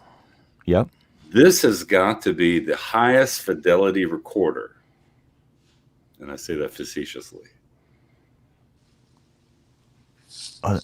Oh, look at that. It's just like a little pocket recorder. A Panasonic DR60. The DR60. I've got like a $9 Chinese MP3 That's recorder awesome. and that kind of form factor. Does it record onto like internal memory or something, or like how does internal memory? Yeah. Horrible self noise out of this. Do you know that these things, I believe it was produced in 1994 and 1995. Mm-hmm. They go for like $1,500 to $2,500. Whoa. And it sounds like garbled garbage. It was for dictation. Yeah. You know what people use these for now? Props and movies, maybe. Work in the paranormal. Oh, really? That's what these are famous for now. We're picking out weird sounds that they're not meant to. Well, you know, a lot of that, it's going to be pareidolia. I mean, you know, because it generates so much internal noise on its own. And, you know, you see these people, they'll ask a question and then there's, and they try to make it out to be some kind of word or something. And hey guys, I'm not going anywhere, but I got a battery change. So the camera's about to go kaploot. And then there were two. Alan went to go throw up after all that zip fizz. Or maybe just run circles around in the living room to burn off all the energy he has. I wouldn't be surprised either way around.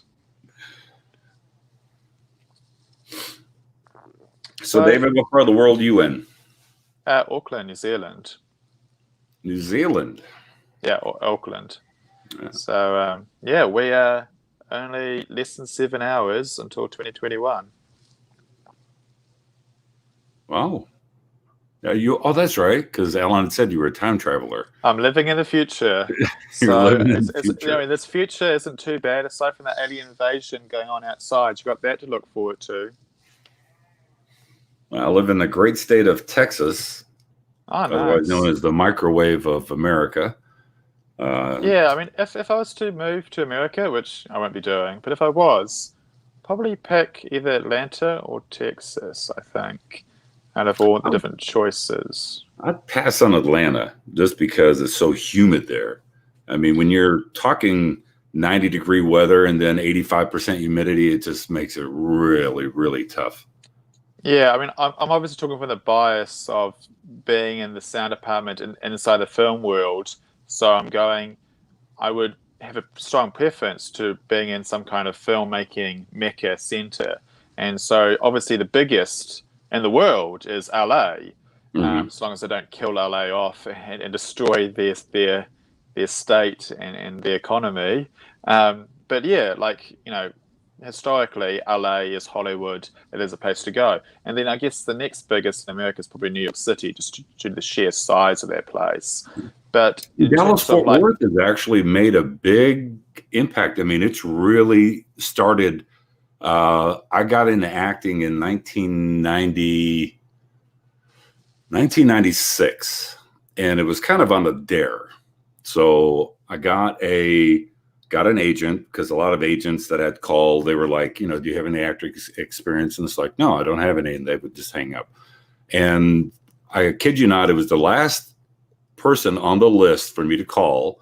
And she said, well, you got a really good voice. Can you just tell me a little bit about yourself? And I said, well, 6'6". And she was like, stop right there. I want to meet you. So I drove out and we met.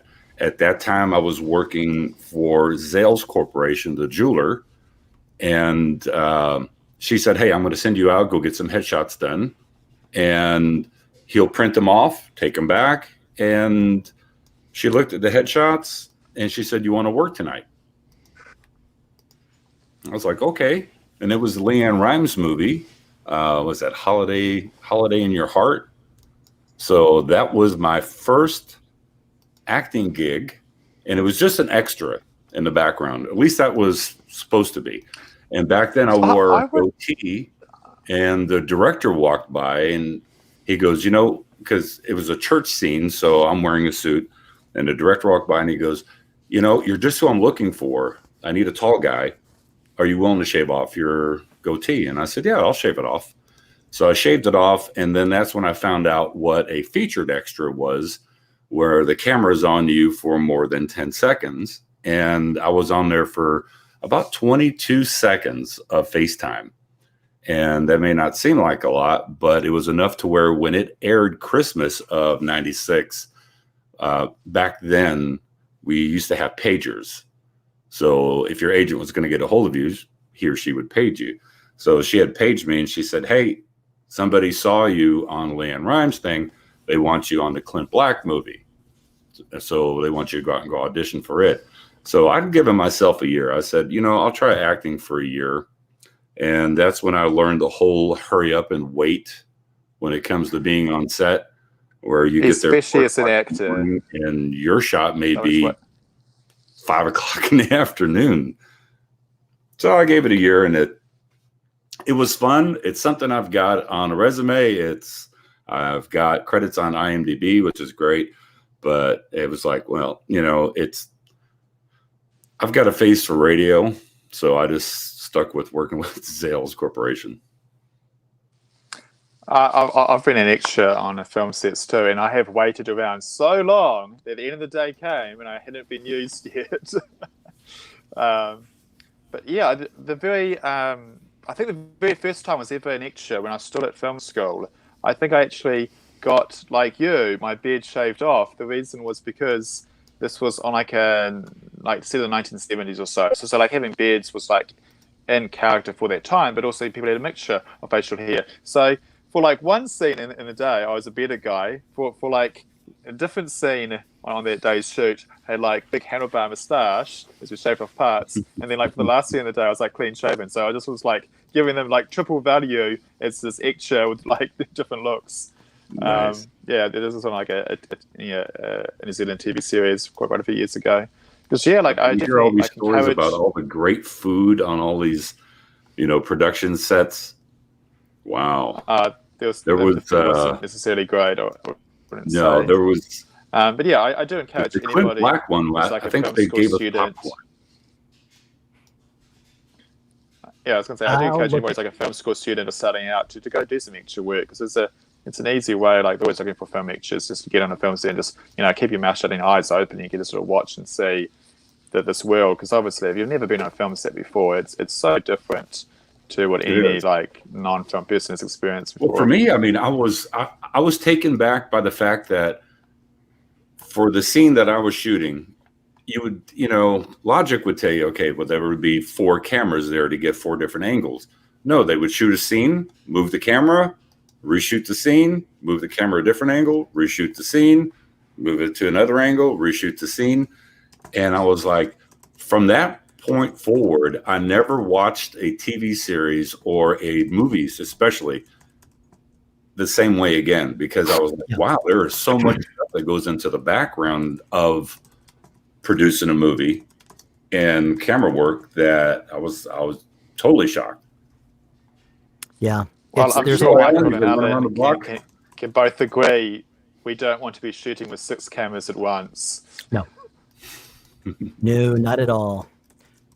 Sorry about So that. yeah, about while you wait, Alan, we found out that Audrey is 6'6". So now we know what your name stands for, Audrey the Giant. Andre the Giant. Well, that makes sense. He's it's 6'6". It's so funny because you would think that I would be tall being a boom operator. I'm not. I just have long arms. I quite literally have the wingspan of someone who's 6'5". Some of my friends, we used to call me in high school, they'd call me monkey arms because I would be able to touch between two pillars in the hall outside, and they would be like, "Wow, monkey arms!" They would laugh at that. For some reason, I got a visual of your knuckles dragging the floor. Do you know what your arm span is? I don't off the top of my head, but I do know that it's 6 foot. I think the wingspan is supposed to be the match of a height, and I'm 6 foot. I have a wingspan of 6'5". Yeah, because I remember back when Ian Thorpe was famous in racing, you know, the Australian swimmer, you know, he's won like, I don't know, more gold medals than any other swimmer or something like that. Anyway, Ian Thorpe, they mentioned like how he had this massive, huge arm span, and I remember like measuring mine, and I was like, hey, mine's the same arm span as Ian Thorpe. But you see, the difference is I'm only 5'10". So yeah, my well, wingspan should be 5'10" or so, but mine is like 3.5 inches longer on each arm. So, here it is. Here's an arm span of 1.9. So, yeah, measure yours and see if you're greater than the arm span of me or Ian Thorpe. I'll have to do that. I'm not going to do it right this second because it'll take me away from the stream again. Sorry about that. I ended up, my wife, I told her foolishly that I underestimated the time I'd be finishing. I said, oh, I'll probably be down by, 8 or so. Here we are, at 11 something PM. And she, in order to have a new washer and dryer, we had both our washer and dryer fail us on like within the same couple of days. So we're like, okay, let's just get a new washer dryer. And she's been looking at she went into the Lowe's, she looked around, she looked at reviews, she watched videos on YouTube, woohoo, and found a model that she liked. But in order to get it delivered before I returned to work, we had to put the order in before midnight tonight. And she's just like looking at the time as it's getting later and later. And she's like, are you going to be able to do it? And she had the card. She had the card earlier, but because of the amount and because of the protection I have on the card, it rejected it, even though it sent code. So I had to I don't know if you saw me handing off my phone. She was getting the code and putting it in there, but it was being rejected by my credit card company. So, I mean, they were doing their job and protecting the account, but it was protected so well, it was even protected against my wife, which Ellen, sounds like a win, doesn't it? Don't mean to interrupt, but I have to help my wife and my daughter finish packing since they're flying to Colorado as opposed to us driving tonight. So, Michael, David, it was a pleasure talking with you guys. You too, Andre. Really nice meeting you. Very knowledgeable. Alan, thank you very much for the invitation. And for those of you in chat, please consider subscribing. You're so used to YouTube video. Please consider donating to the Children's Hospital Foundation of Oklahoma. And I hope you guys have yourself a great night. Happy and healthy 2021 to each and every one of you out there. Hope you guys have a good night. Thanks again, Alan. Absolutely. Thanks for coming by, Andre. Really good night, appreciate Andre. it. All Great right, seeing you as always. And Alan and David, I'm following suit.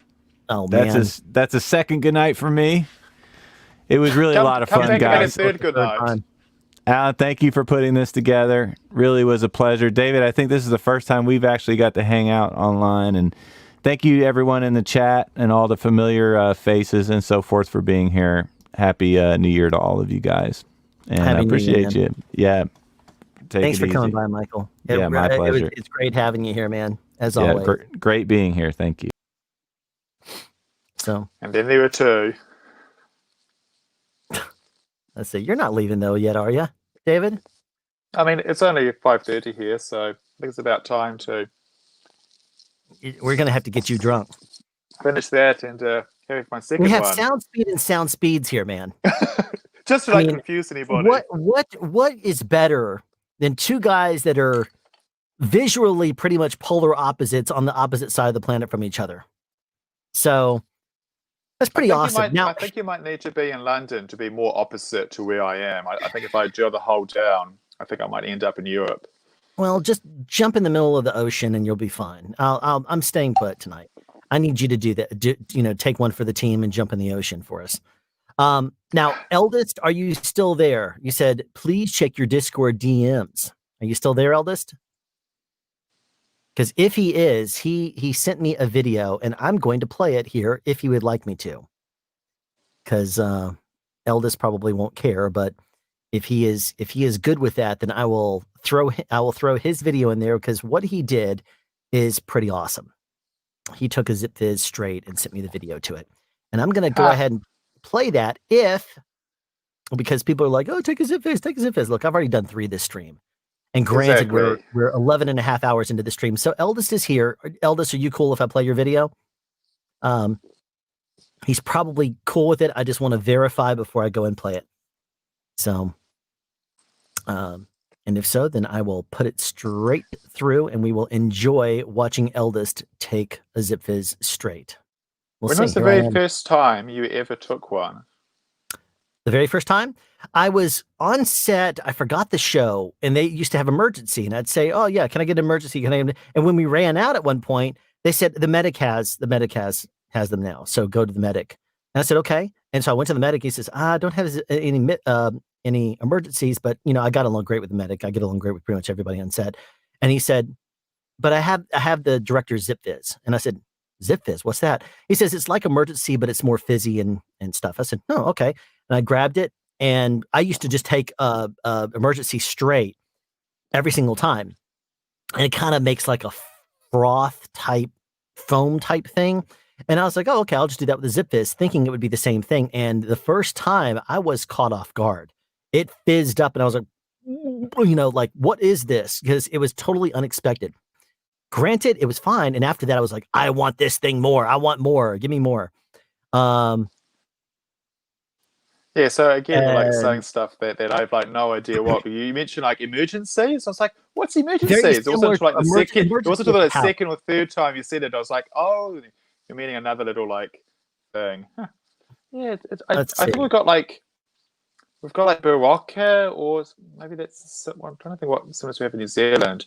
I remember PJ mentioning like Barocca's here in the chat. I think that might be the closest thing we have. Though PJ's just left. Hey, he's in Melbourne. He's not even as late as... Eldest, real quick here. What does this comment mean? Keep in mind what I said about it. Plus, it's also my first. Is there something... Did you say something inappropriate in the video before I play it? Or was there more just like a personal message to me or what? I know you said go for it and play the video, but you said after that, but keep in mind what I said about it. So it's like... I can see your comments up here. I mean, all I see is tell Alan to check his Discord direct messages. And then I don't see anything else from you for a while before that. So just want to double check before I throw this in there. While we wait, here's the question I have for you. Why did you first buy your jumbo boom? Had you used the jumbo boom ever before you bought it? No. I bought it because I like ambient booms, and I saw it as having certain opportunities. There was a couple of shows I did where the longest boom I had just was not long enough. And I like to do everything I possibly can to try to get sound if I can. And so I looked at it and I said, I'm going to go ahead and look and see. I've seen the pictures on Ambient's website, which is the jumbo bin pictures. I was like, that looks to me awesome. And so I reached out and I said, can you send this? Can you send them to, if I bought one, can you send it to America? And they had no problem doing that. But the funny thing is they told me at the time they had never sent one to America. So they had no way to ship it because it's over 8 feet long, collapsed. And so they had to figure it out. And the best way for them to do it was to send it to me in one of their $75 case things it's like PVC type pipe and stuff, but it's their own special version of it. And they sent it to me in that. And I took it, I put an internal cable on it, and extended that thing out there. Yeah, I've got an ambient that's inside a PVC case. I was wondering, like, if the guy bought it from us got it secondhand, if that's something he made for it, or if it just comes like that with the ambient, the PVC. So that's something ambient comes with it. It's a black case with like either a yellow or a green straw on top, right? Yep. It's no, like that's their official case. That's on their website. That's on their website. So they do come like that when you buy it. They do come like that. So that case, I think they sell them for $75 or something like that. So you got an extra special deal on that. And did you cable it? No, mine's not cabled. But then I have a bias towards external cabling as a personal preference. Yeah. So I mean, it's the way I looked at it was if I put a cable in it, it's no longer going to fit in that case. So I ended up getting black PVC pipes and making what looks like a gigantic potato cannon and putting it in there. So that way it has this extra big tube at the end where the coil is. Now, Eldest, I'm about to play your video. You ready for this? You want to watch this with us? We will put this video into the stream and enjoy watching Eldest take his Zip Fizz. And I think for the first couple of seconds, it's frozen. Here we go. Nice production quality. I think he's got a A7 version 3 or something. There he goes. Clorox, a drill. Looking at his background, a camera, reverse angle maybe. He's taking his straight Zip Fizz.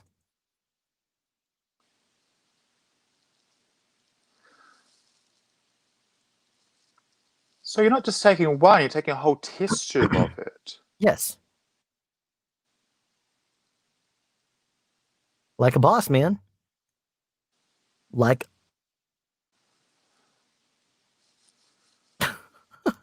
that's like a boss, man. I think you did a great job. Did you hear the sound on that? No, I didn't hear any sound. You didn't? Oh, I forgot to hit the button. I'll drink to it anyway. Yeah, he did that really well, I thought. Like a boss. So well done.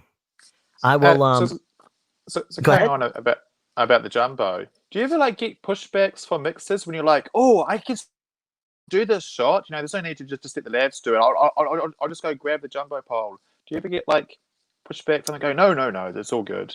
You must get that sometimes, maybe. I have gotten a couple of times mixers have some mixers will just want to see me do it. They'll say, let's see what happens. Many of them were like, you know what? Because if it doesn't work out, they'll always play a lav or something. I did have one mixer who really irritated me because we were doing a setup and we had a super techno crane. I'm not going to say what show this was, but the people were on top of a vehicle. And because of the way that it was laid out, you had to have one person, you had to stand in line. And if you left, you were out of line. You had to stand in line and one person could go up to the top of the vehicle and do something. You could either change out a prop or something like that. If you're in the props department, you could put a plant mic in or something like that. But the thing is, though, up on top of that set, there was no way for me to hide a plant microphone. And it was because the super techno crane went up all over that and saw the entire area. So there was no way for me to put a plant mic, and somebody was on his chest, leaning kind of over the edge of something. Then he leans back and he kind of leans over, and then he pushes himself upright. Then he continues to talk. There was no possible way for me to put a plant microphone over there. And I kept saying, there's no way for me to put one that is not going to be visible, that's going to get him when he's in kind of literally leaning into something and sticking out from it. And his point of view was just, he'll put a second one in there. I'm like, there's no place to put it where it's not going to be visible. And I said, you know what? I'm going to throw the jumbo boom out there and it's going to be great. And I started building it and he's like, put a plant in there. I'm like, and so I put a plant up there and he's like, well, let's hear it. And I'm like, had to stand in line again to go up there and talk into it. He's like, I don't like where it is. And I'm like, but the thing is though, the actors had not actually done it. The actors had not actually done a rehearsal for us. We were lining it up on stand-ins. There was no way for us to know. They said, he's going to be over here laying this direction. Then he's going to lean over here. Then he's going to come up here. Well, guess what happened? When the actor came out to set and actually did it, and we saw it for the first time, It was not anything like they had told us it was going to be. And so he kept telling me to make adjustments when there was no way for me to make adjustments to talent on something that we had never seen. And so I was like, I kept saying, let me build a jumbo boom and I'll at least have a boom over him. And he's like, I want a plant, because a plant was what he was going to trust. And I kept getting so frustrated because I would have to stand in line, twiddling my thumbs for 6 to 8 minutes. And then I would go up there and say, okay, I'll make a tweak and it's not going to be any better. And then I would go back down. He's like, I don't like the way it sounds. I'm like, yeah. And that's all time wasted. You could have spent building. And that's exactly it. I finally said, can I get the utility? And then you've got no time. I finally said, can I get our utility? And I named him. I said, can he go up there and do this? Because he was just idle at the time. And the mixer got mad at me and said, yeah, sure. I'll send him in there to do your job. And I was like, I'm trying to build this jumbo boom and I don't have time because I'm spending all my time in line. He's like, I want a plant in there. And I'm like, so all I did was I had the jumbo boom probably 5 to 7 minutes from being built, and I could not finish building it because I would, as quickly as I could, run down. I'd try to get another bit. All it required at that point was counterweighting and extending, which takes a little bit of time because of how you had to route the cable. But the mixer was just driving me completely batty.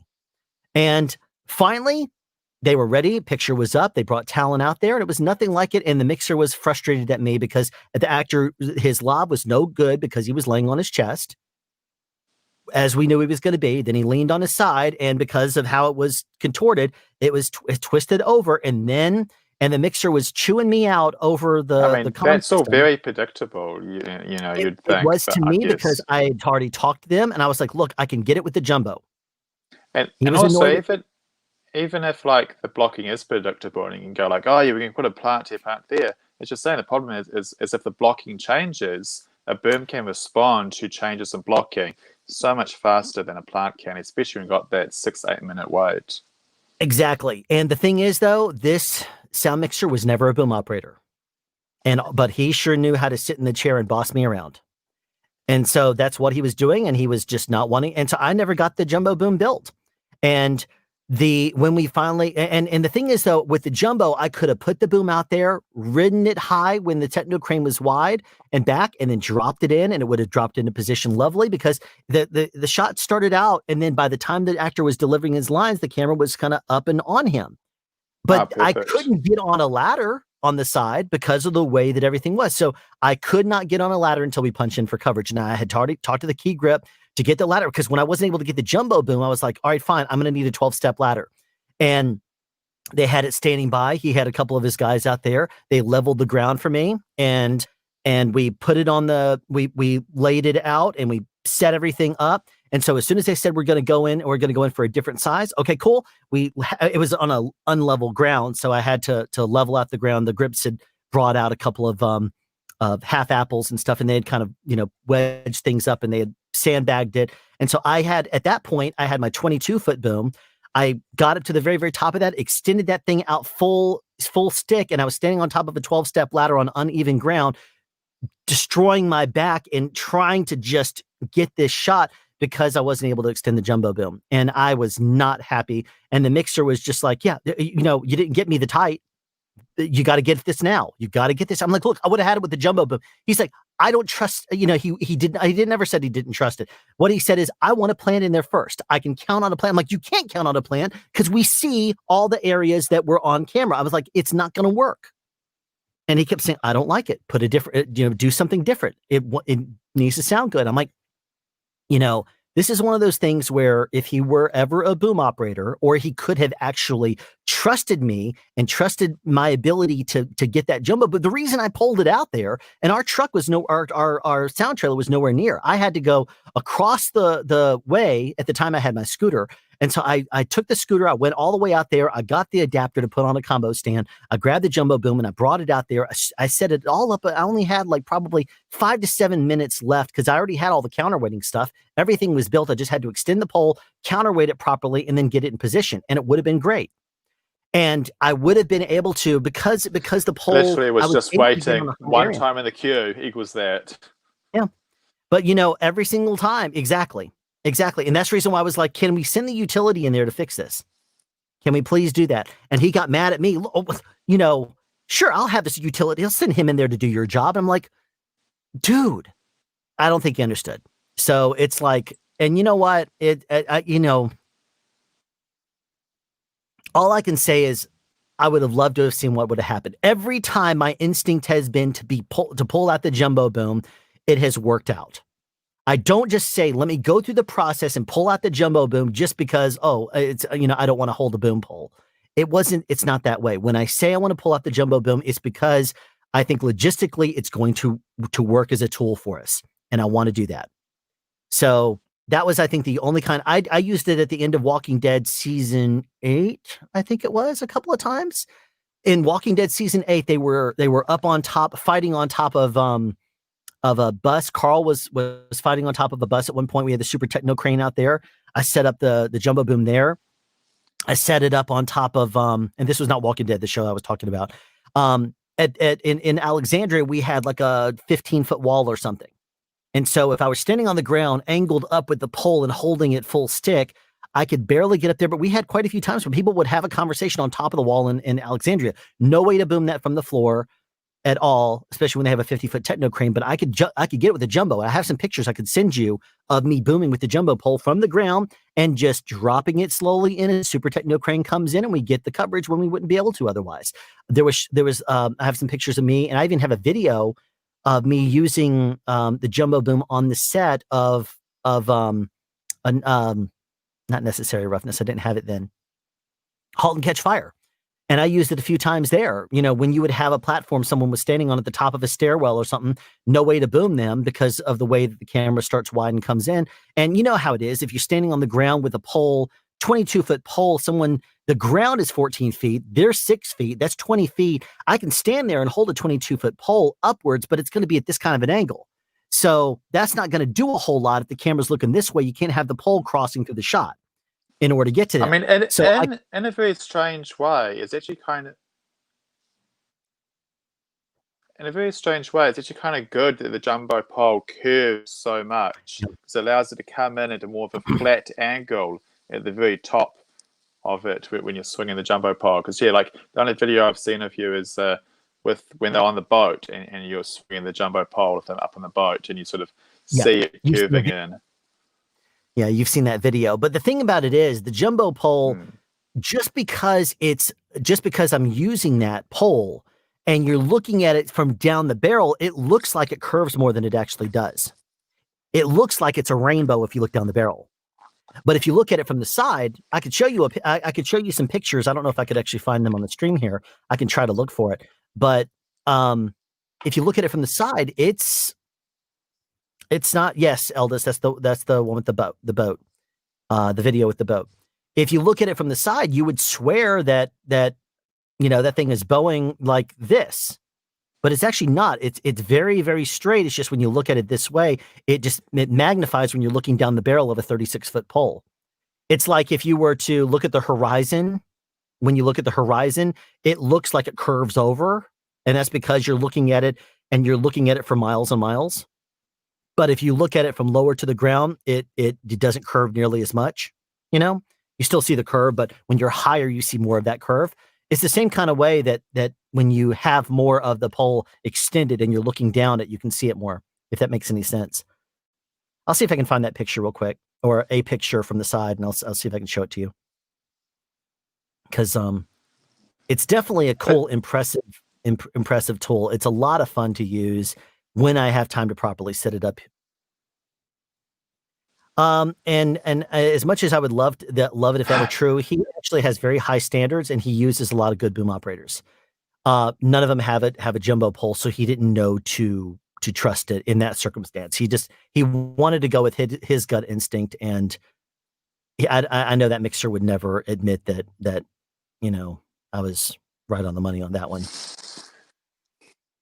Yeah, it's a very tricky balance to strike there because obviously he's your boss and he's the guy that employs you on this show and the next show. So you both want to do your job the best you can, but also you need to respect the fact that his word is the word that goes, and so you need to strike the right balance. And when you're suggesting other alternatives. But the thing is, though, when there are so many things you cannot plan and account for, to your point, There was no way for me, without knowing what the actors were going to do, to plant microphones correctly when the ADs would just be like, yeah, he's going to be here, he's going to be laying down here, and he's going to be up here. And I'm like, exactly where? Where exactly is he going to be? He's going to be up here someplace. I haven't seen it. It so annoys me that when you ask questions and you just get this very vague idea back from them, because they don't understand when we ask a question, what questions we need to be answered very precisely, and other questions we just need like a vague idea of. There's some questions that sure we only need like a vague answer, just approximate gist, but then the other times like we need to know exactly like where that mark is, or if we can't just be told they're going to be looking to the side. Is they looking to the left or the right? Like that makes a world of a difference to us. Mm-hmm. It does. But yeah, obviously they don't understand what we're going through. And what's interesting, in a difficult spot where we need to respond.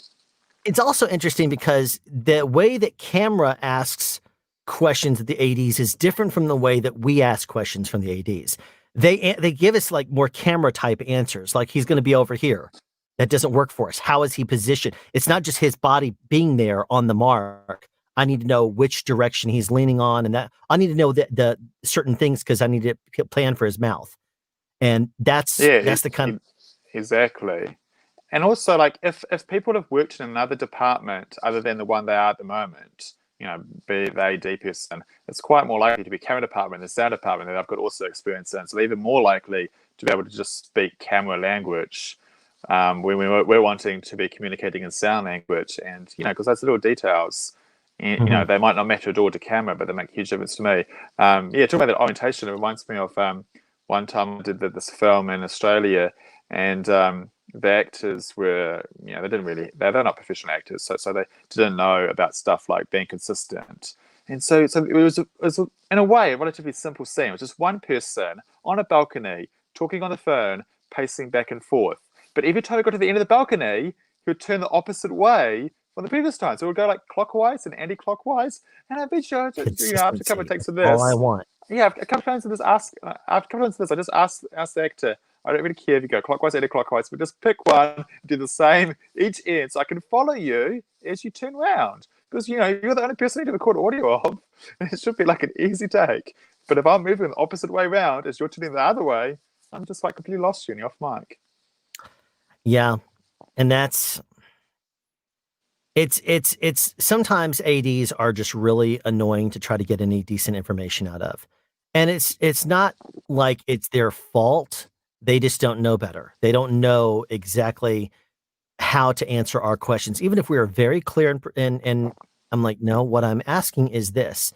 They'll just be, I don't know what to tell you. It's this, and they'll answer it a totally different way that's not helpful. It's like.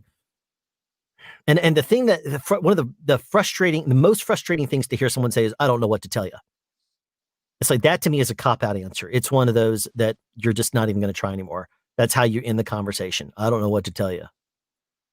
It's like, sometime when you tell me, I need this area to send background crosses, I don't know what to tell you, man. I need the space. That's not going to work for them. I'm still looking for this.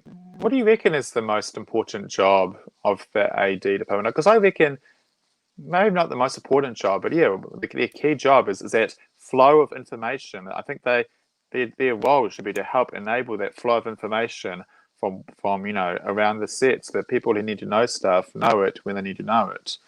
But not necessarily always the case.